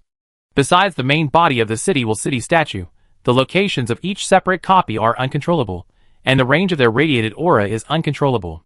The highest level of City Will is the megacity, but even the City Will itself doesn't know whether the range of this level's aura will continue to grow. There are limits, and even the City Will itself doesn't know. When we learned this, we lost our way. 20 years have passed since the apocalypse, and ghosts and spirits reign supreme, undying and indestructible. Even with the help of the City Will, humanity is still struggling to survive. No one has yet found a way to completely eradicate the ghosts and spirits. Everyone lives in repressed despair, hoping for a new miracle. Yu Chaojia smiled at Yunchen and Hua Ting. You haven't lived with other humans, so you don't understand the helplessness everyone feels when they can't see the future. Hua Ting didn't know how to respond. As the City Will, he was doing his utmost to help humanity. If his own abilities were limited. Yunchen said, if a person has enough faith, they can create miracles. Those were the words Sister Du Wan had left her. She grasped the vines beside her, and the branches held her hand. They all held such faith. Yunchen and the little broken city were filled with energy. They were well aware of the changes in the cities, that would occur after reaching a medium-sized city, and they were eagerly anticipating them. Yunchen was most eager for the city's natural talents, followed by the changes in the city's aura that Yu Chaojia had mentioned would accelerate the growth of crops. Would her potatoes ripen sooner? She desperately wanted to eat tons of potatoes and sweet potatoes all at once. They gathered some materials for the experimental construction, placed them within the city's aura, and then made other preparations. Because new areas were needed to build these laneway housing complexes, a new city was separated from the shabby town, resembling a replica. According to Yu Chaojia, as long as the replica contained historical buildings, maintaining the replica wouldn't require excessive energy. Seeing the location of Huading, which resembled the new replica, Yu Chaojia immediately became like the little brat who was so upset when his elders gave everyone 3 lollipops. The city in the bamboo forest resembled a replica, its aura perfectly connected to the main aura. Why should this newly separated replica also be able to connect? The tea house wasn't so lucky. Several of the separated replicas were a million miles away from their main camp. Yu Chaojia consoled himself by saying this was because Huading's land area was small to begin with. Before the apocalypse, Huading's total land area was only around 67,000 square kilometers. At least the tea house had about 100,000 square kilometers. Yu Chaojia, The more he thought about it, the more he felt the tea house was at a disadvantage. Yunshin said, Brother Yu, stop being so melancholic like a child. We're all from the same city of Jiuzhou. No matter who's doing well, we definitely help each other in the future. Yu Chaojia said, I'm feeling down. When I'm down, I don't feel like teaching. I want candy right now. Yunshin and Xiao Poching, Some people are indeed physically tall, but their mental age is probably 8 years old or less. Yunshin entered the house and took out her only lollipop. It was the expired lollipop Sister Du-Wan had left for her down in the well. She placed it in front of Yu Chaojia, and the young man's eyes lit up. Yunshin smiled gently, and with his free hand, he casually removed his belt and placed it on the table. 3 survival knives and a set of trapping tools were on it. Yu Chaojia was halfway through extending his hand when he heard the other person say, Brother, eat it. If you're not afraid of diarrhea or death, go ahead and eat it. She emphasized the word die. The vines nearby stood tall, looking menacing as if they were about to tie him up. Is this a threat? They clearly need his help, yet he's so ungrateful. Is he the kind of person who would be threatened? Yu Chaojia angrily banged his head against the table, his forehead slightly red. Sister Yun, Brother Hua, I'm sorry. I was wrong. I teach you step by step now. Yunshin and Xiao Poching looked at the young man in confusion. Didn't he just want the candy? Why was he cowed out and apologized? Yunshin simply repeated the words Li Duan had left her with the candy. They paid no attention to Yu Chaojia's change in attitude. Alas, a cultured person, a little personality quirk is normal. It's not a big deal. The small, broken town continued to stretch, its vines sticking up high, as if they were about to poke a hole through the sky. Yunshin used the belt on the table to remove his belongings and replace them with a new one. Yu Chaojia stared at their movements, the pain in his forehead mocking him mercilessly. He began to talk about the construction of the lane houses. Huading's lane houses can be roughly divided into 3 stages. The earliest lane houses were the early Shikumen style, constructed with traditional brick and wood, mostly 3 rooms with 2 wings or 2 rooms with 1 wing. The style retained influences from Jiangnan folk houses, and the exterior walls were plastered with lime. Another simpler type of lane house was called the Baishur Lane, a single bay, 2-story structure similar in appearance to the old-style houses in certain Baiwa regions, using similar materials as the early Shikumen style. Finally, there's the new Shikumen alleyway. Its structure is no longer a vertical structure, but rather brick-built, load-bearing walls, with a Western-style aesthetic. As Yu Chaojia explained, he drew floor plans for 3 different types of alleyway residences on paper. After the floor plans, he then drew beautiful 3-dimensional diagrams of the house's structures. He also sketched details of the different building materials, trying to recreate the styles and patterns of some of the architectural elements. He said, when we, the city dwellers, use the city's energy to build new buildings from scratch, we must have a very clear vision of the overall design. However, this requires a high level of spatial imagination. Using structural decomposition, starting with the main structure and then adding details, can save energy and increase the success rate of construction. Yu Chaojia brought out some materials and said, let's start by making a model. Come, I need to understand your spatial imagination, calculation skills, and macroscopic control.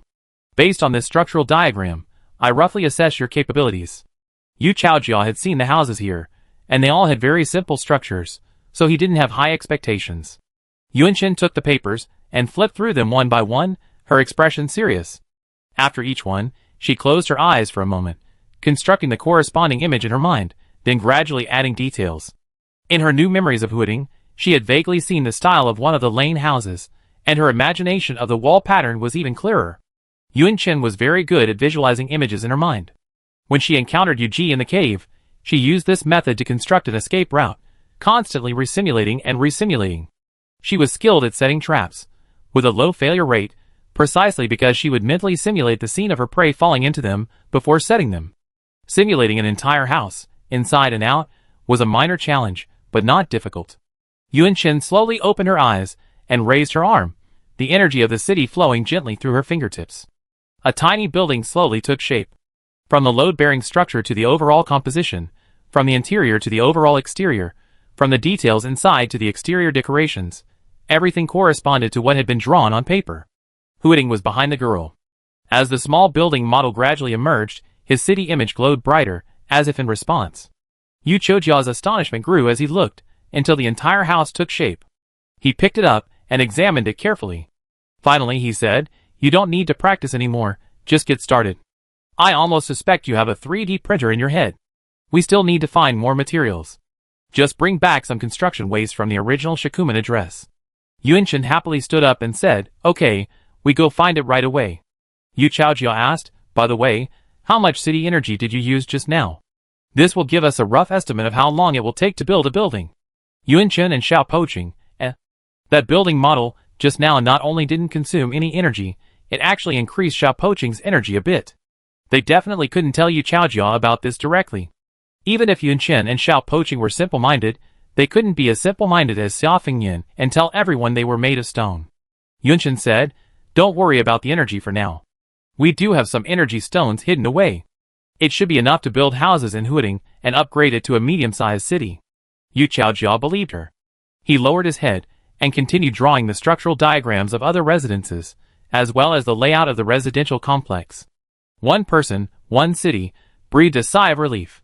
Through the clear, transparent window, Yunshin's gaze met the city image within. Facing those dark, clear eyes, the after-effects of her lie to Yu Chaojia washed over her. A little embarrassed, she winked, stuck out her tongue, made a face, and quickly turned her back to the city image. Huiting, The city image slowly stained pink. He didn't understand. Why did Yunyun look so adorable today? Chapter 54. Huiting mobilized the vines normally hidden underground. The green snakes of plants tumbled rapidly through the soil, sweeping away the trees, shrubs, and difficult rocks that had previously dotted the area. Soon, all the obstacles that had troubled Yu Chaojia, requiring additional city energy to clear, were gone, along with the depressions needed for foundation installation. Yu Chaojia gazed at the vines with envy. "I hadn't noticed before, but now I realize these vines are more effective than any manpower or tools. Before the apocalypse, these vines would have been the mainstay of the demolition team." Yunshin used city energy to sweep up materials nearby, building a framework. She was skilled, and after mastering the flow of her own energy, she and Xiao Poqing had a more seamless partnership. Huiting city energy entered her. Xiao Poqing was gentle, and his city energy was equally gentle, flowing through her limbs like clear spring water and a spring breeze. It merged with her own energy, forming an even more powerful force. Only a small portion of this energy can be used to construct the entire building. The remaining energy will return to Xia Poqing, and the cycle will continue. The more they build, the more energy Yunshin and Xia Poqing gain. Luckily, Yu Chaojia didn't know, otherwise he would have been furious. He watched from the side, seeing Yunshin finish several houses in a row, and he guessed that Huiting had a lot of energy stones. He was just jealous, not thinking much else. He had originally come here for the energy stones, but after obtaining Wuming's intelligence, his goal became to repay Huiting for his help. Yunshin and Xia Poqing worked furiously. Yu Chaojia, holding a small stool and a leaf umbrella, monitored the overall progress of the building from the side. On the first day, they completed 3 early Shikumen-style buildings. The urban image of Xia Poqing was merely the deepening of the lines of a flower bud. To provide a significant amount of urban energy for the city's will, simple residential buildings like these must appear as if they were inhabited by a large number of citizens. The project was enormous. Yu Chaojia was only able to fend for himself and had few survival skills, but he was a voracious eater. He ate 2 of the 3 fish cooked tonight. Yunshin and Xia Poqing looked at him expressionlessly. He had nothing to do, yet he ate so much. Yu Chaojia said, "We in Jiuzhou have 4 great classics: Romance of the 3 Kingdoms, Water Margin, Dream of the Red Chamber, and Journey to the West. I can recite them all word for word. I pick one to tell you about today. Tomorrow, while you build your houses, I tell you a story. Which one do you want to listen to first?" "All's fine. It depends on you, brother Yu." Yunshin and Xia Poqing immediately beamed. A cultured man indeed. Well, intellectuals usually use a lot of mental energy, so it's normal to eat more. Yunshin cut off the head of her fish and gave it to the young man. "Brother, you should nourish your brain." Yu Chaojia smiled happily. "Sister, you're so kind. I give you the fish eye. You have good eyesight, so take good care of it." In a way, He was just like Yunshin. He lived a lot by instinct. He lived precisely within the boundaries of others' tolerance. The next day, the two of them, one city, and a dog, continued to repair the building. Yu Chaojia continued to hold the leaf umbrella, squatting on the small stool, a homemade wake-up block above his knees, and asked Yunshin to find him a tattered folding fan and a rag to use as a handkerchief. He touched Yenin with one hand and, with the other, took the wake-up stick and struck it against his knee. With a cry of pain, he began, "From today on, I will tell you a long mythological novel, Journey to the West." Over there, Yunshin and Xiaopoching harnessed the city's energy to begin another day of construction. The house they had completed yesterday was right next to them, with stone doorframes, thick black painted wooden doors, high walls, and a deep courtyard. Each building occupied a vast area. After building a few more of these houses today, they could begin the next phase of the lane housing. Yunshin raised his arm, and the city's energy enveloped the building materials, slowly changing shape in the breeze. As the wooden frame was erected, Yu Chaojia's voice filled the air. In the Sea of Aolai country in Dongsheng Xinzhou, there is a mountain called Huagua Mountain. On this mountain lies a magical stone. One day, a stone monkey suddenly emerged from the stone.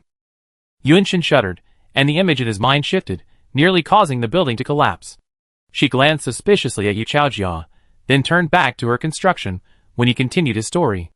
The vines gently rested on her shoulders, as if soothing. Yunshin listened to the story and built at the same time. Xia Fengyan was a power stone. Did he, like the stone monkey in Journey to the West, suddenly spring forth from the stone? Or was he a cluster of power crystals that slowly transformed into a human form? Sister Duan said that Xia Fengyan knew his mother had died, but didn't return for one reason. He was trapped. But where was he trapped? And what could she do? She furtively touched the necklace tucked inside her collar. The power stone in the ring felt slightly warm. Suddenly, she glanced down at her feet, her face filled with uncertainty. Just now, she seemed to sense the presence of other energy stones. Moving underground? There were more than one. But the feeling was fleeting. Could it be an illusion? Huading saw Yunshin stop building and asked, "What happened?" Yu Chaojia also looked over in surprise. Yunshin was about to speak, but stopped herself. She said, "I tell you tonight. It's a secret only you can share." Yu Chaojia rolled her eyes. This one person and the other city were so corny. Yunshin had moved the plot of land to build a house. Yu Chaojia quickly said, "Hey, don't move it around. The houses won't look right. Move back." It was night. Yu Chaojia slept soundly in bed. Yunshin and Little Poaching secretly left the brick house, and went to the place where they had been building the house during the day. Hua Ting mobilized the vines in the area, carefully examining them. The underground is now intact. I haven't seen any signs of ghosts or passageways. Yunshin raised his hand to his chin. Am I mistaken? She and Xiao Poaching remained vigilant, but even after new residential buildings were built in the area, they found nothing unusual. One day, while Yu Chaojia was narrating a story, she couldn't help but ask, "Yunshin, I've been wanting to ask you for a while. Why do you always carry a full set of travel gear in this city? Aren't you tired?" Yunshin glanced down at her overflowing possessions. She looked back up and continued to build. Better prepared? Yu Chaojia muttered, "There are only two of us humans here. Neither of us is woman, and ghosts can't get in. Don't put too much pressure on the child. It's easy to stunt." Huading hissed, and the vines flew over, covering the young man's mouth. Yunshin turned sharply, his eyes fixed on him, his tone dangerous. "What did you say? I can't grow? Are you saying I can't grow taller? I'm still growing little by little." Yu Chaojia nodded. "Yes, I didn't mean to say anything." He secretly gave Hua Ting a thumbs up for saving his life. In this relaxed life of two people in one city, residential buildings gradually took shape. Over half a month passed in the blink of an eye, and the weather went from cool and comfortable to slightly sweltering at noon. New buildings lined the area. If they built 7 or 8 more houses, Hua Ting would be a medium-sized city. Yunshin and Xiao Poaching worked diligently on the construction. They could actually go even faster, without even having to rest. Doing so would arouse Yu Chaojia's suspicion. No matter how many energy stones they had in stock, they couldn't sustain such a construction. Yunshin sighed, "Having brother Yu here is both good and bad." Hua Ting nodded in agreement. Yunshin looked at the rows of residences before her, varying degrees of luxury and modesty, and lamented, "It's a shame there's no one living in so many houses." Even so, a smile remained on her face. For the past 2 days, except for the last 2 days, she had lived a very comfortable life. No longer worrying about the threat of ghosts, She could focus every day on building houses and improving Little City's strength. I truly wished she could continue to live such a peaceful life. As Little City's strength grew, her own energy gradually increased with each use. A virtuous cycle. Yunqin glanced around, but didn't see Yu Chaojia. She asked, "Where's brother Yu?" The vine pointed toward one of the houses in the row. "He's inside." Yunqin frowned. That house was exactly where she sensed the energy aura 2 weeks prior. She said, "Let's go see what he's doing." Yu Chaojia was very pleased with the residential building he recreated under his direction. He clasped his hands behind his back. Like a veteran cadre, his chin slightly raised, his eyes surveying his surroundings. The old-style Shikuman house opened onto a front patio.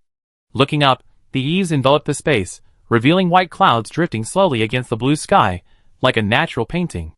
Flanking the front patio were wing rooms. Opposite was the living room. Next to it was the secondary room, and further back was the wooden staircase leading upstairs. If he didn't go upstairs, he walked behind the wooden staircase to the back patio. He intended to exit through the side door of the back patio. Yu Chaojia's peripheral vision flickered over his surroundings. After taking 2 steps, he stepped back in confusion, backing up to a cave entrance. The cave entrance was about 60 to 70 centimeters in diameter, resembling a purpose-built well for water supply.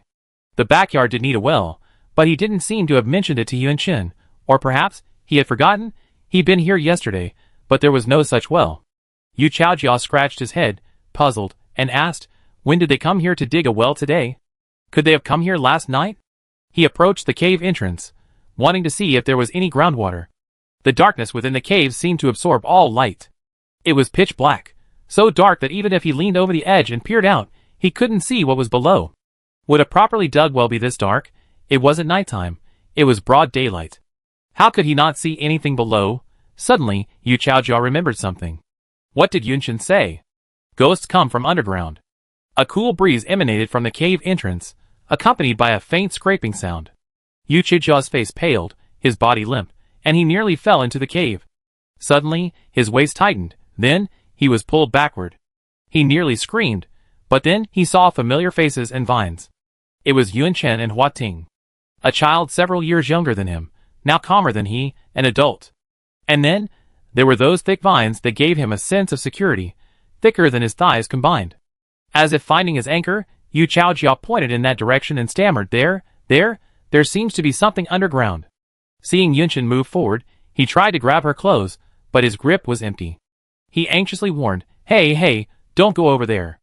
It could be a ghost. The vines lifted him up and whispered, "Brother Yu, don't worry. Even if it's a ghost, they can't get in." Yu Chaojia lay on the vines, shivering. At this moment, Yunqin had reached the edge of the newly appeared cave. She pulled a high-intensity flashlight from her belt and shone it into the dim cave. The walls were smooth, similar to the walls of the underground passages she had traversed many times.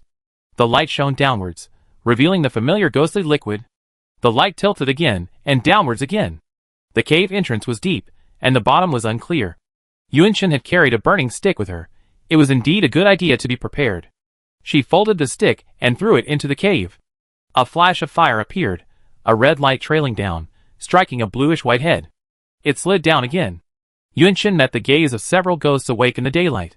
At the sight of humans, they opened their mouths, revealing the energy stones they held. The energy stones had been contaminated, their once crystal-clear exterior dulling to a dull, like ordinary red stone. At the bottom of the cave, the ghost's eyes shone with ferocity. Yunqin gazed down at them from above. At that moment, she sensed the presence of the moving energy stones beneath the ground.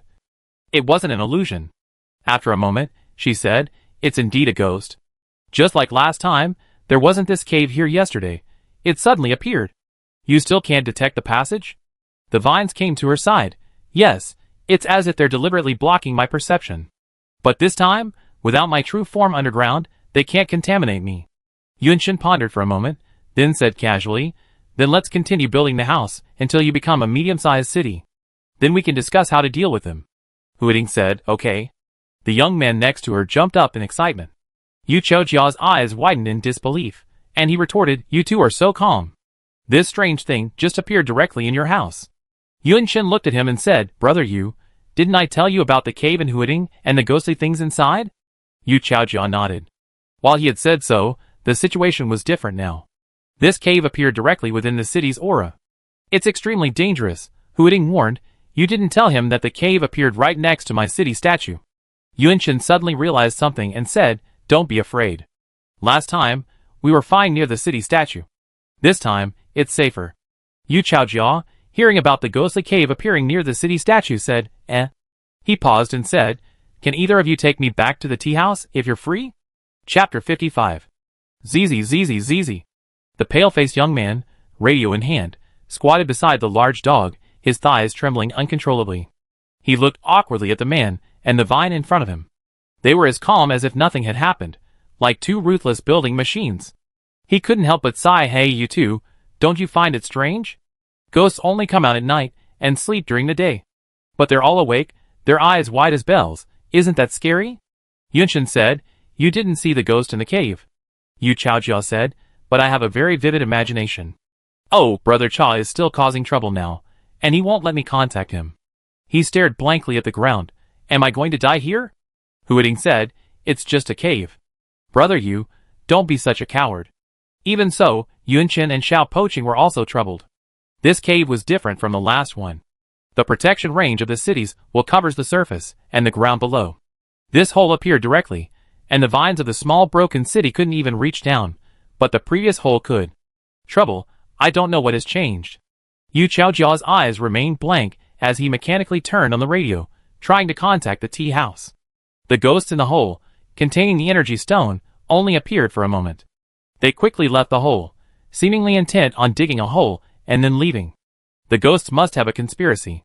Yunshin and the small broken city continued to build the house according to their plan. They were surprised to discover that the energy consumption required to build the house was comparable to that of long-distance energy construction outside the city's atmosphere. All these changes occurred after the cave appeared.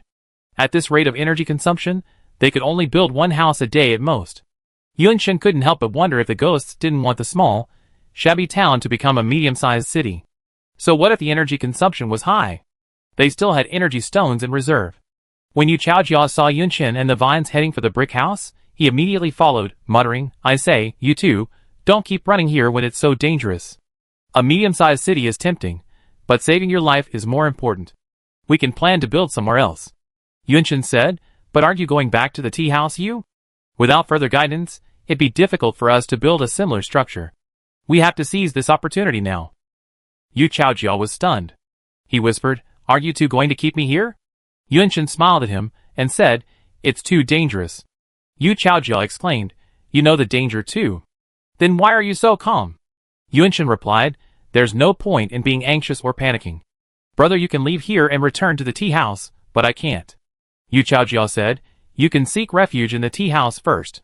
They're welcoming and hospitable. Your skills are just as good as my sister's, so you can live well there. Once I contact my sister. Yunshin, Brother Yu, please stop talking. I make my own decision. She paused, then looked at the young man again, asking seriously, if your city's will is in danger, would you abandon it and leave? Huiting listened quietly throughout, her branches standing obediently to the side. Yunshin entered the house, and went upstairs to retrieve the energy stone she and Xiaopoching had left behind. There were still many energy stones, and she placed them all next to the city statue. Hopefully, that'd be enough. Huiting spoke in a voice only Yunshin could hear. Yunshin, I feel like the ghosts are targeting me. The ghosts first appeared here, and now that I'm about to become a medium-sized city and awaken my city talent, they're coming again to stop me. I feel like they don't want me to awaken my city talent and will stop me at all costs. You can go to the tea house first. Yunshin had intuition, and the city will have similar intuition and perception. Bang! A loud knock struck the city statue. The two dark, round eyes of the Huiting city statue were filled with grievance. Accusing Yunshin, how dare you hit me? I'm hitting you, to get rid of your inexplicable thoughts. Yunshin said angrily, why are you saying those things, Brother Yu? It's giving you nonsense. I won't leave you. I always be with you. If the ghosts don't want you to become a medium-sized city, then become one right now and show them. There are only a few buildings left. These energy stones plus my energy, aren't they enough? Huiting was inspired by her and nodded heavily. Yunshin gently stroked the city statue, both comforting and encouraging himself, we be fine. Just as she was about to turn and leave, she heard a subtle rustling sound. A thin vine reached out in front of her, its branches swaying. With a pop, a small flower bloomed. Yunchen smiled. The small eyes on Huading City statue. Then they transformed into two happy horizontal lines. Yunchen went to the place where the house was built again. Yu Chaojia followed her and whispered, "I'm sorry, I shouldn't have said that. I put myself in their shoes. If it were the brothers from the tea house, who were faced with something like this, my sister and I would never have left them." Yunchen said, "You shouldn't be the one apologizing." Yu Chaojia immediately apologized to Huating. Huating didn't take it seriously. Yunchen saw that Yu Chaojia had nothing in her hands and asked, "Why didn't you contact the tea house? It's still early. If you had contacted them earlier, you could have returned before nightfall." Yu Chaojia shook his head and said, "No, I'm an adult after all. I can't leave a child like you here like this." His intentions were good, but he couldn't help with what was happening next. After hearing that the underground cave had appeared, the energy required to construct the building had increased exponentially. They had just entered the house to replenish the energy stones. Yu Chaojia was horrified by the unpredictable and terrifying nature of the underground cave and heartbroken by the extra energy stones being wasted. In fact, if there were enough manpower, a lot of the energy consumption associated with building a house could be saved. Yunchen and Xiao Poqing were already working on the house. Yu Chaojia stood a distance away, mechanically cranking his flashlight to charge it. The radio remained on. Suddenly, the flashlight in his hand emitted a sharp crackling sound. Yu Chaojia, absorbed in his thoughts, was so frightened that he almost threw the flashlight away, then frantically caught it. He said, "Hello, hello?" It was Yu Qingxia on the other end. "Have you been contacting me? What happened?"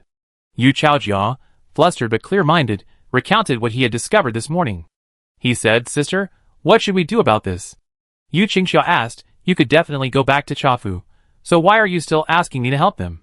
Yu Chaojia said, "Sister, didn't you always say that if we find other cities in need of help in the future, we're all human beings, so we should help wherever we can?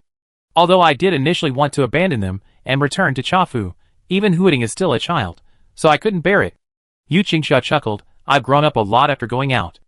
I need to maintain my current perspective and not be infected by the impetuousness and selfishness of the end times.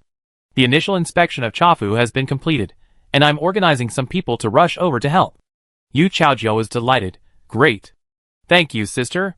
I go tell them the good news right away." Yu Qingxia said, "Don't be too happy. I can't guarantee the number of people I'd be able to help. I've told everyone the truth about the dangerous situation in Huading, and I only select those who volunteer to go. Come." Yu Chaojia said with a hint of disappointment, "There must be very few people coming." He quickly cheered up.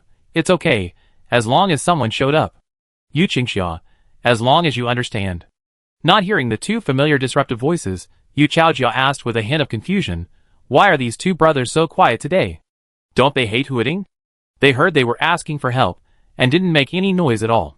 The younger brother of the Cha family, as he wished, taunted him, "You idiot." The older brother of the Cha family added, "You're a fool with a brain full of mud." Yu Chaojia? ? The brothers of the Cha family said simultaneously, "Huading is so close to us. If anything happens to him, it's either us or Zhejiang who'll be next. Zhejiang has been completely disconnected, and he might not even be awake or in the same condition as Huading. Do you think we're fools for making trouble now?" Before the call ended, the brothers from the tea house cursed again. What a fool! Yu Chaojia was already used to being scolded by the brothers. He ran unconcerned towards the one person, one city, stumbling twice along the way before breaking the good news. He said sheepishly, "The situation here is indeed dangerous. My sister can't guarantee how many people will come, probably not many. There are only a handful of survivors in our tea house." Yunchen and Huating couldn't help but stop what they were doing. Their expressions of surprise, emotion, and disbelief made Yu Chaojia uncomfortable. He let out a loud "Hi. Could you two stop making such cheesy expressions and gestures? It's giving me goosebumps." Tingman hugged Yu Chaojia and spun him around a dozen times. "Huating, thank you, I'm so happy." Yu Chaojia felt Huating's joy so well that he nearly vomited. When he was lowered by the vines, his steps were unsteady. If Yunchen hadn't supported him, he would have kneeled right there and then. Yu Chaojia said weakly, You're repaying kindness with enmity." Xiao Poqing, Yunchen couldn't suppress the smile that curled his lips. "So, should they continue repairing the house now? Let's see how many people are coming. City energy is truly precious. Don't waste it if we can." To avoid misunderstandings, Yu Chaojia explained, "Don't worry, we're here to help, not to covet your energy stones." After he finished speaking, he noticed Yunchen and Xiao Poqing looking at him in surprise. Yunchen and Xiao Poqing? What? Is that even a possibility? Yu Chaojia, They hadn't even considered this, had they? Yunchen and Xiao Poqing waited eagerly. According to Yu Chaojia, the drive from Chafu to Huading takes about 2 hours. They waited along the same road Yu Chaojia had come from. Yu Chaojia also shared some new chapters from Journey to the West with them. This kind of energy can also boost the city's energy, but not by much. It was around noon, the sun at its highest point, and at noon in this season, a subtle heat wave was already rolling over the ground. Yunchen noticed the pebbles on the ground vibrating and looked up. In the distance, a military green truck slowly approached. As it drew closer, the faces of the people sitting in the driver's seat and the passenger seat became clearer. Yu Chaojia stood up excitedly, pointed at the woman driving the car, and said, "My sister's here too." Yunchen stared at the familiar face in the passenger seat in shock. Uncle Ming? Chapter 56. He had a broad forehead, a square face, and stood over 1.9 meters tall, with a stubble of green beard. His gaze was calm, and his whole demeanor exuded righteousness. It was the Uncle Ming, Ming Ranlin, who Yunchen remembered as treating her so well. Why was he sitting on the truck from the tea house to Huading? Uncle Ming? Hearing Yunchen's call, Huading was surprised, then frightened. I still remember Sister Du once saying that the city's dependents in Zhongzhou were impersonated by Wu Ming, who destroyed Zhongzhou and disappeared. Yunchen also thought of this. Seeing that the two of them weren't happy, but instead looked more solemn than the other, Yu Chaojia asked, puzzled, "What's wrong? Is it because of what I just said about the energy stones? We at the tea house really wouldn't covet your energy stones." Yunchen asked, "Who is that middle-aged man?" Yu Chaojia looked at him and said, "That's Uncle Ming. He came to our tea house a while ago and helped us a lot." Yunchen asked, "When did he arrive at the tea house?" Yu Chaojia asked, puzzled, "What's going on?" Yunchen said warily, "He looks exactly like the Zhongzhou city followers I know." At that moment, the tea house truck pulled up to them. Yu Qingxia, sitting in the main seat, opened the door and jumped out. Her features bore a striking resemblance to Yu Chaojia's, her temperament gentle, and her movements exceptionally agile. After exiting the vehicle, she clapped her hands and shouted, "We've arrived in Huading." Nearly 20 people, men, women, young and old, gradually emerged from the truck, some of them gazing at the land with deep emotion. 6 of them were older, having lived in Huading before the apocalypse. The man in the passenger seat also got out. Yu Qingxia was about to lead the group to greet the Huading city followers when she saw the young woman and her foolish brother warily eyeing Meng Wu. Yu Qingxia wasn't displeased. She sensed a reason behind this and immediately inquired. She was equally surprised to learn that Meng Wu and the Zhongzhou city follower, Ming Ranlin, might be the same person. She told the others to wait in the truck. Yunchen referred to Ming Ranlin, and the Yu siblings referred to Meng Wu. He was a human survivor rescued by the tea house supply team while they were searching, hiding in a small supermarket storage room. He was severely injured. His stomach was lacerated, his head was bruised, and he was barely alive. The doctors at the tea house said he couldn't be saved with the medical supplies available in the apocalypse. They could only do their best to treat his injuries and leave the rest to fate. He was resilient and forcibly survived the ordeal. But after his injuries healed, he had no memory of his past and only showed special care for Yu Qingxia, who had saved his life. He was rescued in the tea house in 2025. He spent 7 years there, tirelessly contributing to its development. His contributions were evident to many within the tea house. Yu Qingxia asked, "Are you sure he's Ming Ranlin?" Yunchen nodded, then shook his head. "He looks exactly like the Uncle Ming I remember." Uncle Ming also had these burns on his arm, in the same spot. Wu Ming, who had taken Ming Ranlin's appearance in Zhongzhou, and who, according to her and Sister Duwan's speculation, might have taken over after she noticed Ming Ranlin's strange behavior. That was in 2025, the year Yin Zhongshu died.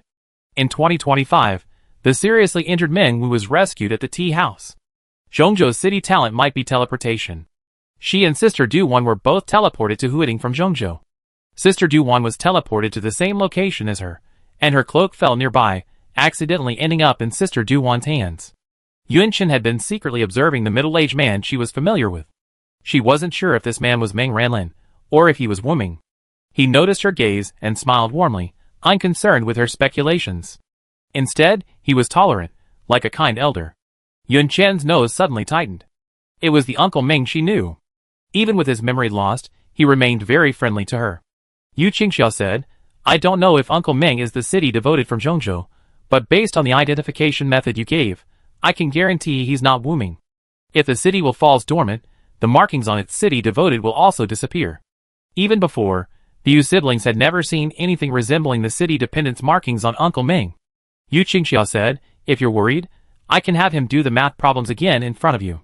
Yu Chaojia waved her hand and said, Sister, don't just talk. Why don't you just give each of the people you brought a set of problems, and have them do them? That way, we and Huading can feel more at ease. Yu Qingxia, She was used to being tricked by her brother. Using the paper and pen provided by Yun Qin and the math problems provided by Yu Chaojia, they each actually did a set of problems. The people in the truck murmured, what's going on lately? They're always urging us to do math problems. I finally understand how it felt to force my kids to do them. Uncle Ming smiled and said, thank goodness you two forced me to do my homework with you. Otherwise, I wouldn't be able to prove my humanity now. He extended his hand to Yun Qin. Hello, I'm sorry I don't remember anything, but we can get to know each other again. I heard about you. You're truly an extraordinary young woman. Yun Qin shook his hand and leaned against the vines of Huading. She whispered, Uncle Meng is still alive. The branches silently wrapped around her hand, gently patting it. Including Yu Qingxia and Uncle Meng, there were 21 people at the tea house, 6 of whom were originally from Huading. They were deeply saddened by the sight of the ruined city. When they saw the alleyway house Yun Qin and his team had built, one of them couldn't help but wipe away tears. Old Qin, what are you doing? The man called Old Qin, whose full name was Qin Zhongwei, raised his thumb and wiped a tear from his eye. It's okay. That alley over there, where I used to sweep the floors, looks just like that. Exactly the same. Yun Chen and Hua Ting heard the man's voice and looked at him. They remembered that voice. In Hua Ting's memory, he was happy that his daughter had gotten into one of the 4 most prestigious high schools. His daughter. A tall woman beside him supported him and said, Dad, why are you crying? Isn't it good that the 3 of us are still together? Now that Hua Ting has its own urban ambitions, it will develop like the tea houses did. Aren't we back to help now? Noticing Yun Chen's gaze, the woman smiled. My father gets easily excited. I'm sorry to have embarrassed you. Hello, I'm Qin Hao Hao. The others were just temporary helpers, with no intention of staying with Huading. They simply stated their names and began to work. The tea house had also done similar rapid construction projects, and everyone was very quick. Huading was inspired by their actions. He mobilized his own vines to help. The vine stood tall, and he was responsible for the overall structural construction, essentially giving everyone a hand, saving time on tools. After the structure was completed, Yunchen mobilized city energy to fill it in. The difference in city energy consumed between construction work and complete filling work is significant. The former consumes more energy, while the latter consumes much less. With everyone's help, the city energy used to construct the building was indeed significantly reduced. Huading looked down at the crowd from above. He was so happy that each vine couldn't help but bloom a little flower. Each flower was different, and he hoped everyone would see the flowers and praise the vines for their beauty. Unfortunately, everyone was busy and didn't pay attention to his blooming. Or perhaps they thought the vines blooming were normal, nothing to worry about. For the first time since Hua Ting fully awakened and gained self-awareness, there were so many humans in the area, he couldn't express his joy in words. Upon seeing everyone, he had wanted to greet them warmly. Because of his shyness, he hesitated for a long time. With Yun Chen's encouragement, he was about to say hello when he heard the humans whispering. Will Hua Ting City will be like those brothers in the tea house, constantly causing mischief and trouble? He doesn't play pranks, he's incredibly well behaved. I guess, Huading used to be a big city, after all. Considering his personality, he's probably aloof and quiet. Probably like the people of Huading, he doesn't look down on people from other places. Come on, you're talking about some people in Huading, right? According to your logic, our tea house will loves pranks and internal strife, and our people love internal strife and infighting too. It's the end of the world now, and newborns don't even know how many cities there were before, and you're still instilling these outdated prejudices. Oh I'm telling you, Qingxia said. She wanted to come help Huading, and I was the first to raise my hand.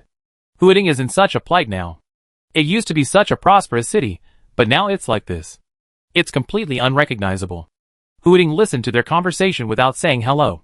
His current appearance must be disappointing to everyone. As the flowers on the vine slowly closed, about to wither, he saw the girl working hard. Hua Ting's mood suddenly brightened. He just needed to show everyone his kindness again. The flowers were blooming again, and the city warmly welcomed everyone who came here, hoping they would feel his kindness. A spring breeze blew, and Hua Ting saw 2 new buildings rising. He waved his vines to cheer everyone up. Suddenly, his attention caught someone's eye. The breeze rustled his hair, revealing a parting. There seemed to be a faint pattern on his scalp. He immediately told Yunchen about it. "Uncle Ming, please come down. I have something to ask you." Yunchen's shout attracted the attention of the others. "Uncle Ming, okay, wait a moment." He walked up to Yunchen, his towering figure quite intimidating. Considering Yunchen's stature, he bent his knees slightly and asked, "Young lady, what do you want from me?" Yunchen asked, "Can I see the top of your head?" How could he let a woman touch his head so easily? But Uncle Ming, seeing her eager eyes, felt a sudden softening in his heart. He said, "I let you see." Uncle Ming lowered his head.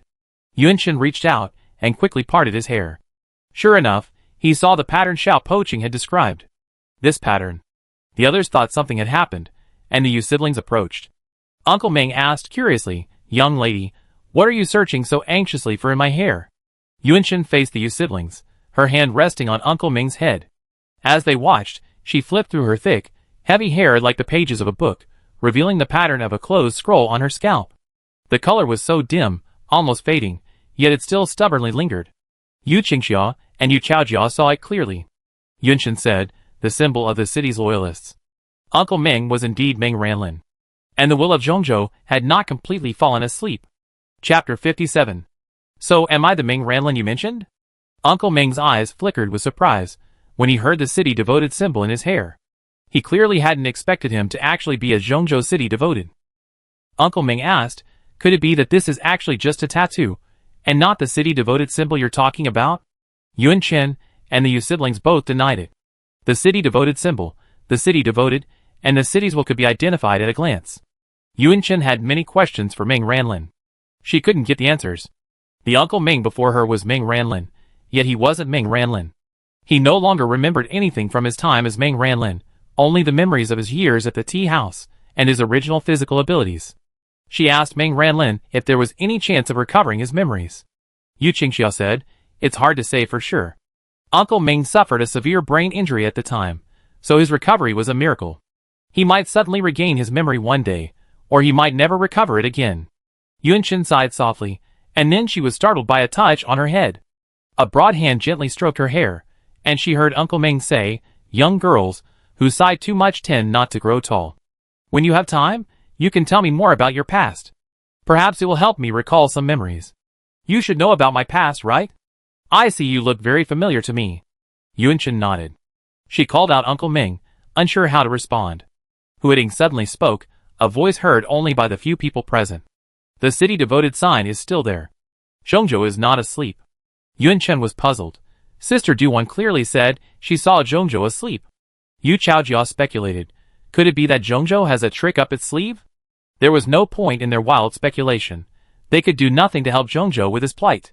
Zhongzhou was 6 or 7 hours away from Huiding and Chafu, even by pre-apocalyptic train. And this was only to a certain area of Zhongzhou's past. Zhongzhou was vast, and they didn't know where the main body of the Zhongzhou city statue was located. The only 2 people who knew. Everyone's eyes fell on Yun Chen and Uncle Ming. The former had been teleported here by Zhongzhou and had never left Zhongzhou before, so he had no idea of its exact location. The latter was even better, he remembered nothing. Yun Chen only had one memory of his former Zhongzhou, a place with many city walls. "Hey you guys. Get us to work, don't just slack off." Everyone turned to look. Qin Haohao was standing high up in the building construction area, hands on his hips, glaring at them with annoyance. They went off to whisper endlessly, going on for over half an hour. Yunchen said, "Let's focus on the task at hand." Everyone set to work again. By evening, they had completed 2 more houses. After exhausting themselves, they found an open space near the construction site, sat down, built a campfire, and refueled. Yu Qingxia, mindful that Yun Chen was the only one in Huiding, and that she could only stockpile limited supplies, brought her own rations and daily necessities for the tea house staff. Thus, despite their small group, they drove a mid-sized truck over. Yu Chaojia, upon learning they had brought their own food, said with some regret, "Yun Chen's roast chicken is delicious, but you won't be able to have it." Yu Qingxia said, "I brought you some meat buns." When Yu Chaojia heard about the meat buns, he almost rushed into the carriage. Amidst the laughter of the crowd, he grabbed 5 buns each. Yuan-Chen was given 2 buns, and she was flattered. During the meal, Hua Ting whispered to Yuan-Chen that they had used up all the energy stones they had prepared, and that the next construction might require the energy within her. Hua Ting was a little worried. He had only ever absorbed Yuan-Chen's energy. They had never used Yuan-Chen's energy directly. Yuan-Chen reassured him, "It's all the same." Yu Chaojia chewed the bun, looking at her with puffy cheeks. "What's the same?" Yuan-Chen held up the bun in his hand. "This tastes just like the ones I used to have in Zhongzhou." Uncle Ming said, "Can we take advantage of this free time to talk about Zhongzhou? If you don't mind, you don't have to." The others ate quietly, but their ears pricked up. Yuan-Chen didn't mind. "I've only lived in one area of Zhongzhou. Unlike others, I haven't traveled to other areas." She explained that in Zhongzhou, everyone worked and ate communally. Everyone received a regular allotment of daily necessities. Once they used up their supplies, they had to wait for the next one or borrow from others. There was a tall trading building where anyone who wanted to barter could go. Everyone, except children, could join the supply search team, as Zhongzhou was always short of manpower. But those who didn't join the supply team didn't have to work. Some took risks, while others made other contributions to the city, such as farming, weaving, and making tools. Yuan-Chen only spoke of the good things about Zhongzhou. She had lived a happy life there for a long time. She didn't think it was necessary to talk about the bad things she experienced. After all, they only occupied a tiny part of her life. Nothing to worry about. Yuan-Chen said, "Have you ever tried Zhongzhou's spicy noodles and hot and sour soup? They're so delicious." She described the delicious flavor of the hot and sour soup and the chewy texture of the noodles, and the more she spoke, the more bland the steamed buns in her hands seemed. Hearing about the delicious food, Yu Chaojia's eyes widened. He said to Yu Qingxia, "Sister, I want to try both of those things too." Yu Qingxia looked at him gently. "You've always had a more vivid imagination than most people." Subtext, think about it. Qin Haohao said, "I had hot and sour soup once when I was a child. I remember the uncle and aunt who rented our house were from Zhongzhou. I couldn't get used to it back then, and I never had the chance to try it again." Yuan-Chen nodded vigorously. She hadn't gotten used to the taste the first time she tried it either. She said that every time the supply team had a big harvest, she'd get a small bowl of spicy hot soup and 3 root noodles, and her tone was filled with joy and a hint of nostalgia. The scene fell silent. Everyone paused involuntarily, eating and drinking. Eating less was not uncommon, but that was usually during times of exile, not in the city. Was this little girl mistreated in Zhongzhou, or was Zhongzhou's development simply awful? Yu Chaojia muttered, "It's a megacity after all, how could she be so miserable?" Yu Qingxia's gaze towards Yuan-Chen softened. Yuan-Chen, inexplicably receiving sympathy from the tea-house crowd, said, "Is it really that miserable?" She still thought she was having a wonderful time in Zhongzhou. Huiding's branches patted her shoulder. "That's fine, Zhongzhou is much better off than him." Uncle Ming took a sip of lukewarm water, and, seeing many eyes fixed on him, asked in confusion, "Why are you all looking at me? After all, you're a Zhongzhou city devotionist, just curious about why Zhongzhou has become like this." After resting, everyone resumed building houses. Knowing that Huiding was only a few houses away, they planned to work all night. Night fell like water, and several bonfires illuminated the area. The construction site was at the edge of the city's atmosphere. Black air swirled, and ghosts swarmed. They crowded and pushed against the city's atmosphere, each one wanting to burst into it and bite the humans within. The black air swirled endlessly, thickening to the point of completely covering the green grass on the ground, obscuring any trace of green. The sheer number of ghosts terrified the people in the tea house. They had never seen so many ghosts appear outside the city's atmosphere. Qin Haohao said blankly, "After more than a decade, have ghosts started to regenerate?" Uncle Ming asked, "Aren't these ghosts too numerous?" Using the city's will to defend against ghosts also consumes the city's energy. "Is it really okay for us to build houses at night?" Yuan-Chen glanced outside the city's atmosphere. Tonight, there were many more ghosts than usual. But they were nowhere near the overwhelming swarm of ghosts Yuan-Chen had seen when he first arrived in Huiding. Nor were there as many ghosts as in the small, dilapidated city the day it was attacked. Yuan-Chen calmly withdrew his gaze and reassured the slightly frightened crowd, "Don't be afraid, everyone. This isn't the peak season for ghosts. It's about the same as usual. Huiding is used to this kind of small-scale ghost defense." Xiao Poqing proudly raised its vines. Yes, it was the city's will that had grown amidst an endless sea of ghosts. These were nothing, not even a small matter, and wouldn't consume much of the city's energy. Tea house people, Suddenly, their decision to come here felt incredibly reckless. He who knows nothing is afraid, but then, inexplicably, they felt that Hooting was quite safe. With the help of manpower and Yun Chen's energy, new buildings continued to appear above ground. Yun Chen and Xiao Poching also had to pay attention to the underground cave. When they were first building their lane housing, Yun Chen sensed the presence of moving energy stones underground. It was around that time that they were planning to have Xiao Poching attack a medium-sized city.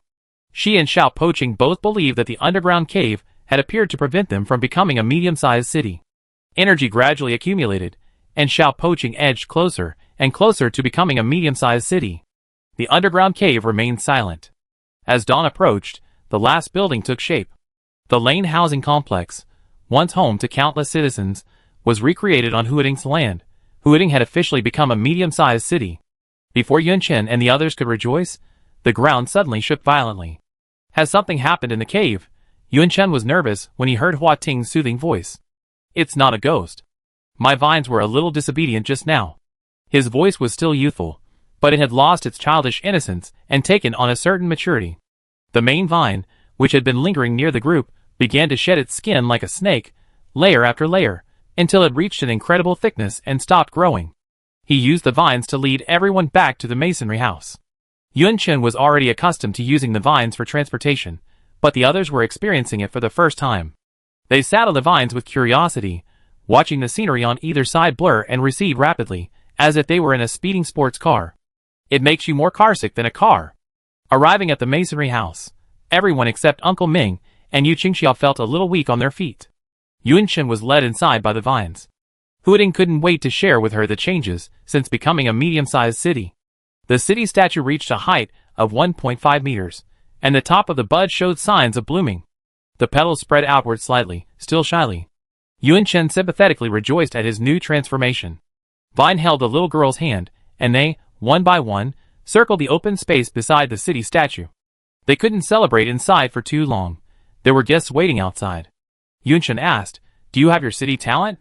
Little Poching, "Yes, it's appeared. Now I know its name." Yun Chen hurriedly asked what it was. Hooting's city talent is called Wandering Traces. Chapter 58. What does it mean? I don't know. The two people in the cultural land stared at each other, unable to fully grasp the meaning after a long moment of contemplation. They had no choice but to seek help from the cultural people. Yu Chaojiao was quite the master. He moved tables and chairs, poured water, and served the tea house staff very well. He was pouring water for Qin Haohao. Seeing the girl and vines leave the house, he thrust the bucket into Qin Haohao's hands and asked, "What is Hooting's city talent?" Wandering. After hearing these 4 words, they didn't wait for further explanation. The Yu siblings remembered that when the tea house will first revealed its city talent, it had only given them 4 words. Flying dragon riding clouds. From the name alone, they had assumed it was some weather function like clouds, rain, and fog. They hadn't expected it to be a communication or communication blocking function. City talents aren't something that can be used the moment they appear. They require the city will to understand, familiarize, and ultimately master them until they can fully utilize them. Seeing Yun Chen's expectant look, Yu Chaojia pushed his hand aside and said, "Don't look at me. Regarding literature, I only know the 4 great classics. I only understand the history of architecture in eastern Kyushu, and the stories behind it." Yun Chen and Xia Poching were shocked. Yu Chaojia was the most educated person they knew, and he didn't know anything about it.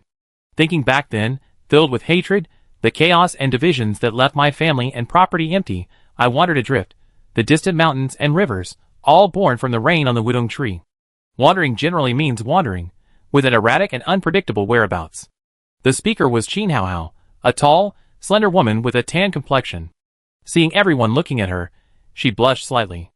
I read about it in my extracurricular readings in middle school. Yun Chen thanked her sincerely. Qin Haohao waved her off repeatedly, saying it was unnecessary. Yun Chen and Xiao Poching pondered what this city's natural talent might be, and Yu Chaojia engaged in a lively discussion with them.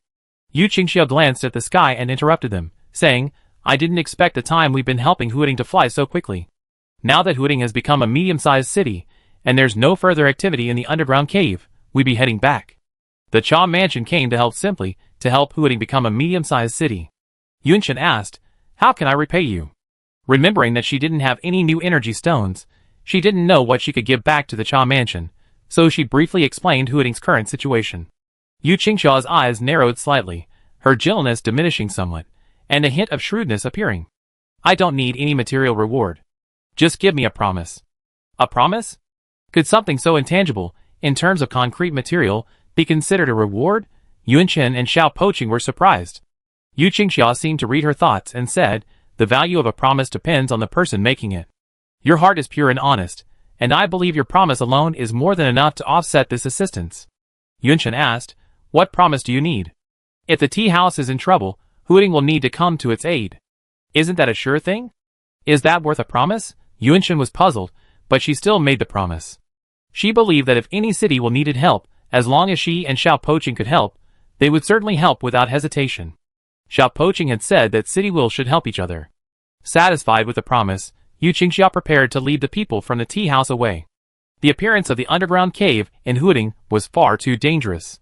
Yu Qingxia had come here in person to bring Yu Chaojia back to the tea house. Yu Chaojia stopped in front of the truck, motionless, and said, I don't want to go back. Why? Yu Qingxia looked at him. Before the underground cave appeared, I felt safe leaving you here. Now, give me a compelling reason, or I take you back, even if I have to. Yu Chaojia said, I just can't bear to see them alone here, just like we were back then. If someone had offered a helping hand, you wouldn't have to endure this hardship. Yu Qingxia was silent for a moment. She said, Huiting is unlike the tea house. Its development is hindered by the lack of human survivors. Even if you're the only one helping, what good will it do? Or do you want to call everyone in the tea house to help? Yu Chaojia's eyes darted around, and then, with a sudden impulse, he pulled Yunchen over. There's still another half of Huiting that hasn't been explored, right? It's on the other side of the Huangxia River. I remember you said the cities couldn't sense that part yet. Yunchen nodded and was about to mention that she'd been to the library there, but Yu Chaojia continued, there are still areas left. We can't guarantee that everyone in Huiting has left. There might still be someone as powerful as Sister Duwan. Yunchen said, Sister Duwan mentioned in her diary that she might be the only human left in Huiting. Yu Chaojia glared at her, then turned to Yu Qingxia and said, Sister, I can help Yunchen and Huiting find any survivors. Once we have more people here, I go back to the tea house. Thinking of Yunchen and Xiao Poqing, Yu Chaojia's well-coordinated limbs, he said, Would it help, or hinder? Yu Qingxia had clearly considered this. She saw that Yu Chaojia was resolute, just as she hadn't been able to dissuade him when he volunteered to explore Huiting. Okay, the tea house is busy lately, and doesn't need any help. You can stay here if you want, but I'm worried about you being alone. I get a few more people to watch over you. Let me stay, two people said simultaneously. Uncle Ming and Qin Haohao exchanged surprised glances. Uncle Ming was the first to state his reason for wanting to stay. If I were truly a member of the Zhongzhou City family, perhaps I know the details of that incident. I like to learn more about the past from the young lady, ideally to restore her memory. The incident he was referring to was Wuming. Yu Qingxia expressed her understanding. This matter was important, and she looked back at Qin Haohao. Qin Haohao patted her father, Qin Zhongwei, on the shoulder before saying, tracing back to our ancestral roots, my family of 3 is from the Zhejiang area, but I grew up in Huiting. I want to emulate my father, who, as a sanitation worker, kept Huiting looking its cleanest and most tidy. I want to help restore Huiting to its former glory. She said this with great embarrassment. Yu Qingxia bumped her shoulder with a fist and chuckled, it's nothing. I just didn't expect you to be shy, Haohao. Uncle Qin doesn't seem to be staying, so I take care of him and Aunt Qin for you. Qin Haohao thanked her. Yunchen and Xiao Poqing stared at the scene, scratching their heads, wondering if this was a good thing or a bad thing. It should be a good thing, right? Yu Qingxia was actually at a loss for words. Before she said goodbye, she remembered something and asked Yunchen, I've noticed that whenever I talk, you can't help but look at me. Why? Yunchen thought his performance wasn't obvious, but Yu Qingxia had noticed. She told Yu Qingxia that her voice was almost identical to Yun Zhongshu's, her mother's. Her parents were good friends with Meng Ranlin. Yu Qingxia's expression dawned with realization. I remember when Uncle Meng recovered from his injury, he said my voice sounded familiar. So that's how it is. The people at the tea house came and went in a hurry. Yu Chaojia said, let me teach you something new. Do you know how to best describe my sister and the volunteers who came to help? Yunchen and Xiao Poqing looked at him, eager to learn. Yu Chaojia said, they're called living bodhisattvas in the apocalypse. With the addition of Qin Haohao and Uncle Ming, Yunshin simply built 2 new houses next to Yuchijia's house, using the excess construction materials. This place wasn't near the underground cave, so the city's energy usage remained the same as before. None of them had slept all night, so they all went back to their rooms to rest and reconnect when they were refreshed. Inside the walls, apart from the chirping of birds, everything was quiet. Yunshin sat cross-legged beside the city statue, his head tilted slightly to the left, his left hand clenched into a fist, his chin resting on the back of his hand. Wandering, roaming, my whereabouts unpredictable. She glanced down at the vines growing thicker on the ground, and her imagination raced. Could it be just as I suspected before? You can use vines to hold up the entire city, and then move around. Hooting, really? He and Yunshin simultaneously tried to imagine the scene. An island-like piece of land shifted on the ground. Under the island lay exposed vines, numerous and thick, forming a giant green support supporting the island. The vines, like insect legs, scurried and scurried, causing the island to move as well. Like a centipede carrying a stone. Not only unsightly, but also a bit disgusting. Yunshin, What ting? I feel like throwing up.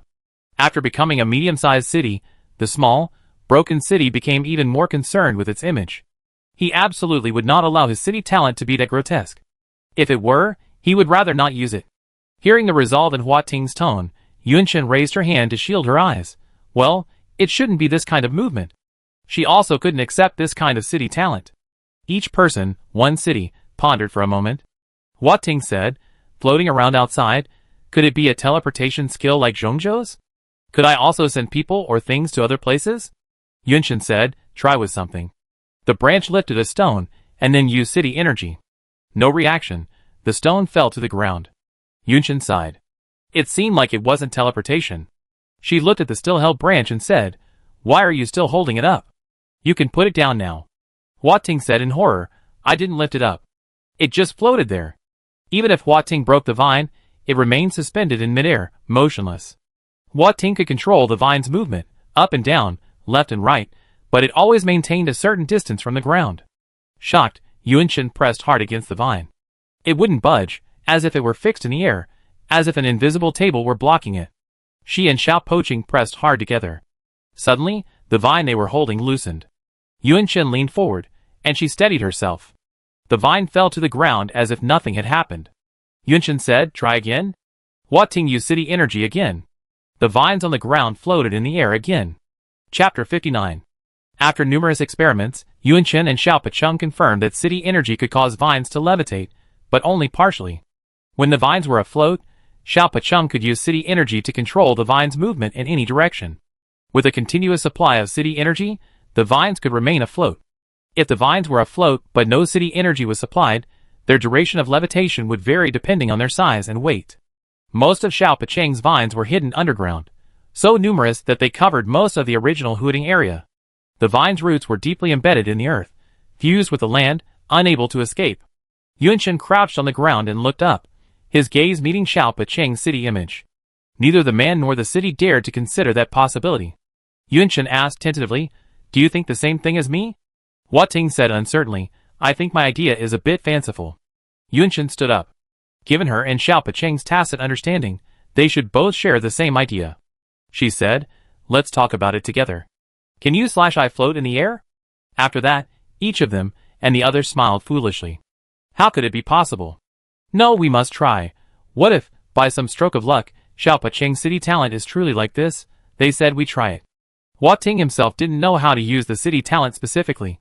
He couldn't, like the tea house's will, allow the city loving to use their own city talents. He channeled the city energy into the vines underground.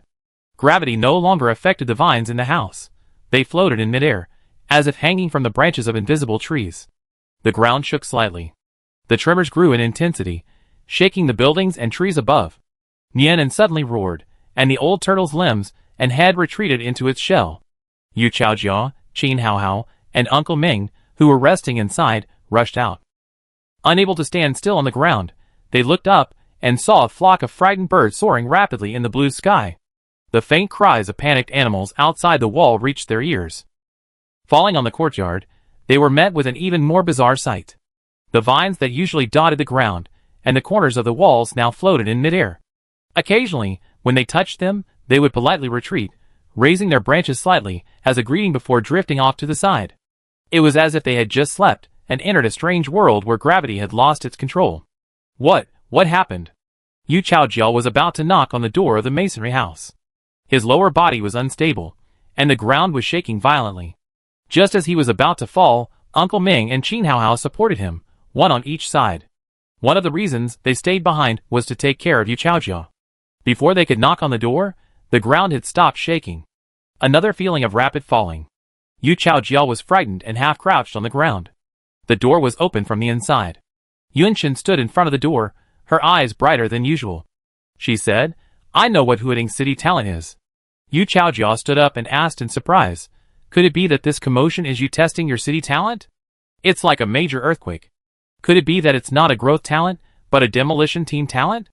Huading, Did brother you grow a mouth just to annoy the city? What? The city is floating? The young man's sudden shout made Yan'an's ears twitch twice. He continued to lie down, eyes closed, resting, but if he heard anything, he would still shout to warn. The floating vines in the courtyard, no longer supported by the city's energy, slowly descended to the ground, as lush and green as ever. Uncle Ming and Qin Haohao were completely bewildered. They were unfamiliar with Huading. They could only listen in on the conversation between Yu Chaojiao and Yunqin, and then interject once they understood the situation. Yunqin nodded. This indeed sounds incredible. Xiao Poqing demonstrated his ability to levitate vines for everyone to see. He explained that his vines covered the entire underground of Huading, except for the other half of the original area. When he applied city energy to the vines underground, they could cause the ground to float with them. Qin Haohao was almost grinning from ear to ear. She looked from Yu Chaojiao to Yunqin. Yu Qingxia had brought the people back to the tea house too quickly. She hadn't heard such refreshing news. Qin Haohao looked dazed. She seemed to have only seen floating cities in cartoons and movies before. Those excellent films teachers showed in class. Uncle Ming remained calm, seemingly open to any form of city talent. A closer look revealed his pupils were unfocused, suggesting he was equally shocked. Yu Chaojiao, the most shocked, was the first to accept the news. He asked, "So the earthquake just now was your attempt to make the city float?" The Chafu brothers often boasted that their city talent, once fully developed, would become the most powerful, capable of establishing a communication channel with all the city minds, far and wide. In any era, information is of paramount importance. That said, Yu Chaojiao envied Huading's talent. A floating city? Just imagining it sounds so cool. As expected of a city gift like Huading, it's quite fashionable. Yu Chaojiao thought of the feeling of falling after the vibration stopped. Did it work? Yunqin and the vine standing next to her shook their heads simultaneously. The girl's eyes darkened slightly. Is it because the city's energy is insufficient? Huading said, the energy used for simply floating is about the same as for defending against ghosts. It's not a problem for me. Yu Chaojiao was anxious. What's going on? Why did he feel that Huading's speech had become much more gentle since becoming a medium-sized city? Huading's tone was slow and leisurely, sounding indifferent at ordinary times. But when things got urgent, he wanted to manually speed him up. Once in a floating state, movement control consumes a significant amount of city energy. With the remaining city energy, I can lift the ground partially covered by my body a fair distance. Huating paused. But midway up, another force, emanating from deeper underground, pulled me back. As if it didn't want me to leave. Yu Chaojiao's hair shuddered. A force from deeper underground? Who else could it be but a ghost? Ming Shu and Qin Haohao were Yu Qingxia's trusted figures, and they knew about Wuming. Yunqin said, "We suspect this may be connected to the cave that appeared earlier. We need to investigate. You should rest." She was fully equipped, looking as if she was determined to descend into the cave at any opportunity. Aside from Yu Chaojiao, the other two were courageous, each carrying their own exploration tools. Only Yu Chaojiao, a pale-faced scholar with no strength left, was left alone at home, dependent on Yan'an and the old cuckold. The old Shikuman house had a side door in the back courtyard. Yuan Chen and his companions entered through it and approached the cave. It was daytime, and the ghosts of Huading would rest underground. Yunqin stood at the edge of the cave. The depth of the cave was too deep to be illuminated by a flashlight alone. She dropped a burning stick, and the red light continued downward, calculating the time it took for it to hit the bottom. The cave has gotten deeper. Uncle Ming and Qin Haohao were seeing the cave for the first time. The deep, dark cave was terrifying at first sight. They had no idea what the cave had been like before. The burning stick burned steadily. Qin Haohao caught a glimpse of a black aura at the bottom of the cave. She was startled. Is that a ghost? Yunshin looked but saw no black aura. Her heart sank. Perhaps it was one of those ghosts that could move around in the daylight. Qin Haohao half crouched at the edge of the cave, flashlight raised, peering carefully inside. Uncle Ming urged her to be careful, and he looked back into the cave. For some reason, his temples throbbed with pain. The cave always felt strangely familiar to him. Could it be that he had seen a cave before? Yunshin remembered something. Ghosts seemed to need the help of energy stones to move during the day. The ghosts he had first encountered in the cave, and the ghosts he had seen when this cave first appeared, all fed energy stones. She seemed to be able to sense energy stones. She didn't know how to sense other energy stones. Why had she suddenly sensed the presence of the underground energy stones while building the house that day? Yunshin recalled what she had done that day that was unusual compared to usual. That's right. Yunshin's hand reached for the necklace tucked inside her collar. She had been holding Xia Fengnian's energy stone that day, which was why she had sensed the aura of the other energy stones. The moment her fingertips touched the energy stone in the ring, Yunshin felt the aura of the energy stone. She gripped Xia Fengnian's energy stone tightly, and the sensation became even more pronounced. Energy stones of different sizes emitted varying auras. Under the ground of Huading lay a vast cluster of energy crystals. She faintly sensed a barrier, trying to prevent her from sensing the energy stones. It was as if the energy stones were in another dimension. She channeled a little energy from her fingertips, stimulating even more energy from the energy stones in the ring, and the barrier completely vanished. Instantly, Yunshin's face turned pale as paper. Overwhelmed by the shocking scene she had sensed, she could no longer control the fear and worry that welled up within her. Hua Ting, keeping his eye on her, immediately asked, Yunyun, what's wrong? The soft branches pressed against her face, the cool touch bringing a touch of warmth, dispelling the chill from her body.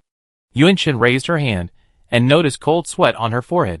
She started to speak, but her voice was hoarse from extreme tension. There are many ghosts underground. Huading was puzzled. They had known about the existence of many ghosts underground, and Yunshin shouldn't be so frightened by this. Just now, when Yunshin grasped the necklace as if doing something secret, he had noticed something. What had Yunshin discovered? Uncle Ming and Qin Haohao had finished their observation of the cave and found nothing unusual. They heard movement here and turned back. Yunshin didn't know how to tell the others what she sensed. The energy stones were just stones after all. They couldn't move on their own. But Yunshin saw the incredibly dense aura of the energy stones moving underground. It was like a tide surging towards the same place. She constructed a detailed image in her mind. Below the city image of Huading lay a land supported by countless vines. And beneath the vines lay an endless darkness. A platform floated in the darkness, connecting to countless passages leading nowhere. It was the platform Yunshin had visited earlier. From the darkness of the platform, ghosts carrying energy stones continuously climbed upwards. They crowded the platform, piling up higher and higher, until they could touch one of the vines. More ghosts moved in, joining the stacked formation. More ghosts approached the highest point, their claws increasingly reaching the vines. The ghosts high above all clung to the unaware vines. They pulled hard, but with little effect. They mechanically repeated this pulling motion for who knew how long. Their hope was to one day drag the entire land into the darkness beneath the platform. They wanted Huading dead. Chapter 60. You want us to go back to the tea house? Why? Yu Chaojia put on a sour face. My sister just left this morning, and you want us to leave this afternoon too. Uncle Ming, Sister Haohao, did a lot of dangerous ghosts appear when you went to see the cave? Uncle Ming and Qin Haohao denied it, equally puzzled. They hadn't noticed anything unusual in the cave, so why did Yunshin and Hua Ting want them to leave as soon as they returned? Huading had already learned from Yunshin about the underground conditions she had sensed. If she told these three people about it, and was asked how she had sensed them, how would she explain it? Should she simply say that half of her bloodline was energy stone, while Yunshin was searching for a suitable excuse? Hua Ting interrupted Yu Chaojia. He described Yunshin's underground discoveries as his own. Swarms of ghosts are trying to drag me underground. It's dangerous for you to stay here. Yunshin is asking you to leave for your own safety. Hearing Hua Ting's description, Yu Chaojia, Ming Shu, and Qin Haohao felt horrified. The surging desire to survive and rationality in their minds screamed, leave here now, immediately. Emotionally, Yu Chaojia asked, what can you two do after we leave? Hua Ting said softly, under the current circumstances, you can't do anything if you stay here. No one had ever encountered such a situation before. The tea house had never heard of so many ghosts beneath the city will, let alone any attempt by ghosts to prevent the city will from using its gifts. Based on the number of ghosts Hua Ting described, even if the entire tea house came to help, they would only be committing suicide. No one had any desire to be a hero and sacrifice themselves. Their desire to help Huiting was predicated on their own survival. They persuaded Yunshin several times, and seeing her unwavering resolve to live and die with Huiting, Yu Chaojia contacted the tea house. When Yu Qingxia reappeared, she had learned of Huiting's situation from the communication. Huiting, a city with a troubled fate. Yu Chaojia took the passenger seat. Through the car window, Yuan Chen and Huiting's vines stood there, bidding them farewell. The girl's expression was calm, the vines always by her side, standing there alone. Just as he and his sister had first become city dependents, when all the human survivors pressured them to leave and obey their orders, they stood at the edge of the tea house's urban atmosphere, watching as these people carried away all the supplies. They lived in fear, carefully calculating every step. They constantly negotiated with other humans, feigned compromise, found reliable and trustworthy companions, and gradually expanded their team, ultimately achieving their current status as a tea house. During that time, his sister suffered from frequent minor illnesses, but she couldn't show any signs of vulnerability. He knew nothing, and even if he learned, he still couldn't negotiate for benefits like his sister. The girl before him, standing tall in the face of the raging danger, echoed his sister's unyielding demeanor even when everyone pressured her to yield. As the car started, Yu Chaojia suddenly said, "Sister, I want to lend her that thing. That way, she can at least survive." Yu Qingxia stared at him silently for a moment, then lifted her hand from the steering wheel, ruffled his hair, and said, "Go." Yunchen and Xiao Pacheng saw the car start up and turned back for home. Halfway through, Yu Qijia's voice reached them from behind. "Wait a minute. Yunchen, I've got something." If Tungman hadn't caught him in time, Yu Chaojia would have fallen flat on his face again. They only covered 100 meters.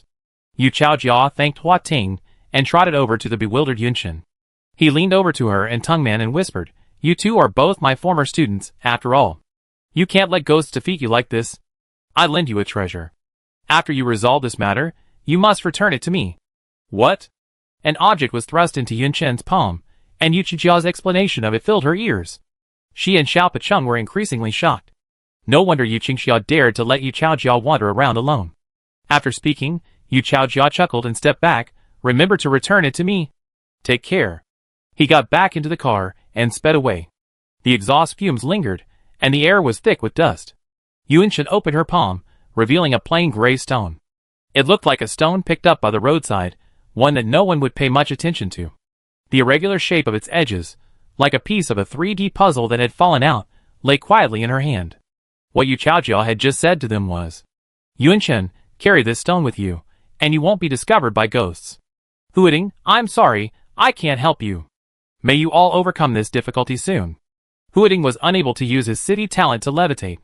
As he moved upward, he felt a force pulling him down, likely related to the ghosts pulling at his vines from the ground. Hua Ting's energy consumption while floating wasn't high, but controlling his movement was immense. Suppose the ghost exerted external force from below, accelerating his energy consumption during movement, leaving Hua Ting without sufficient energy to move upward. Yunshen asked, "What if I add to that? If Xiao Poqing had replenished his energy, reaching his current peak, and combined with her supplementation, could he offset the ghost's pull and free himself from it?" Hu Ting wasn't sure. Yunshen lowered her eyes. "If it didn't work?" She touched the necklace on her chest and Xia Fengyan's energy stone. She didn't want to use her mother's legacy unless absolutely necessary. The situation was different now. Hua Ting was in danger. Hu Ting must not be dragged underground. Xiao Poqing was her family. She would never abandon him. Besides, there were Jiuzhou's people at the watchtower. Ghosts rely on energy stones to move, so their numbers would definitely decrease throughout the day.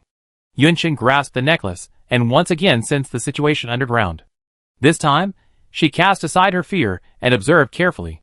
The energy contained in a moving energy stone is consumed rapidly. When a moving energy stone's energy is nearly depleted, the ghost carrying it will wait for a new contaminated energy stone to drop. Pure energy stones cannot be used directly. They must be contaminated with ghostly fluid before they can be used. When the energy stones were contaminated, Yunshen seemed to hear cries of pain. From far and near, each energy stone contaminated by a ghost exuded a desire to wish for death. It was unbearable. She loosened her necklace and gasped for air. The branch quickly stroked her back. Yunshen's breathing calmed, his eyes steady as he said, "They have their intervals, but it's only daytime now. We have to see what happens at night." She took this opportunity to take a short rest. In the courtyard, Nianan lay in his doghouse, whimpering occasionally. He could sense the oppressive atmosphere around him. The owners had been so happy just 2 days ago, so why was there no laughter in the house again? The dog's tiny mind couldn't comprehend such a complex matter. It only knew that it couldn't cause trouble for its owners now. It lowered its head again, the reflection of the setting sun in its eyes. Night fell upon the earth once again. Yunchen awoke, and while the little broken city branch was fixing her hair, she stroked her necklace to sense the situation underground. The ghosts were still numerous, but far fewer than during the day. Yunchen noticed something. Ghosts must appear above ground at night to hunt. This was the rule of their actions. Breaking the rules would incur a price. If they want to stay awake and do things during the day when they should be asleep, they need to use energy stones. At night, they want to stay underground, which violates even more rules than being awake during the day, and they need to use even more energy stones. These are Yunchen's own speculations after sensing the energy stone consumption. Huiting asked, "How is it going?" He tried, but the underground platform completely blocked his vine's perception. Yunchen explained that there was another space beneath his vines, and he could only sense soil, rock, and underground water. Yunchen smiled and hugged his vine. "It's much better than the worst-case scenario." A branch caressed her cheek affectionately. A single day of observation wasn't enough. Neither Xiaopoqing nor her own energy had recovered to peak levels, so Yunchen decided to continue observing for 2 more days. As she had guessed, the ghosts consumed fewer energy stones to remain awake and active during the day, but more energy to remain underground and continue their activities at night. Their overall action seemed as if they had been given a simple command, to do their utmost to drag Huiting underground. Observing the situation on both sides of the Huangxia River from the dividing line, their side was indeed sinking. The ghosts' efforts were not in vain. The more critical the situation, the calmer Yunchen and Xiaopoqing remained, continuing their lives as usual, unfazed by the crisis. They gradually accumulated energy until each of them reached peak energy. A new night. The girl stood beside the city statue, removing the ring from her necklace for the first time. She slipped the ring onto her finger, a deep red glow, darker than any other energy stone, flowing around her thumb. No one except Yunchen could use the energy within the ring, not even the cities could absorb it. Yunchen had originally planned to lend the ring to Xiaopoqing, as his own energy was insufficient. Unexpectedly, after trying, Xiaopoqing was unable to utilize the ring's energy at all. He could only absorb it through her, convert it, and then give it to him. After putting the ring on his hand, Yunchen mobilized his energy and sensed the situation underground. Ghosts appeared one after another, transforming themselves into ants and diligently working underground.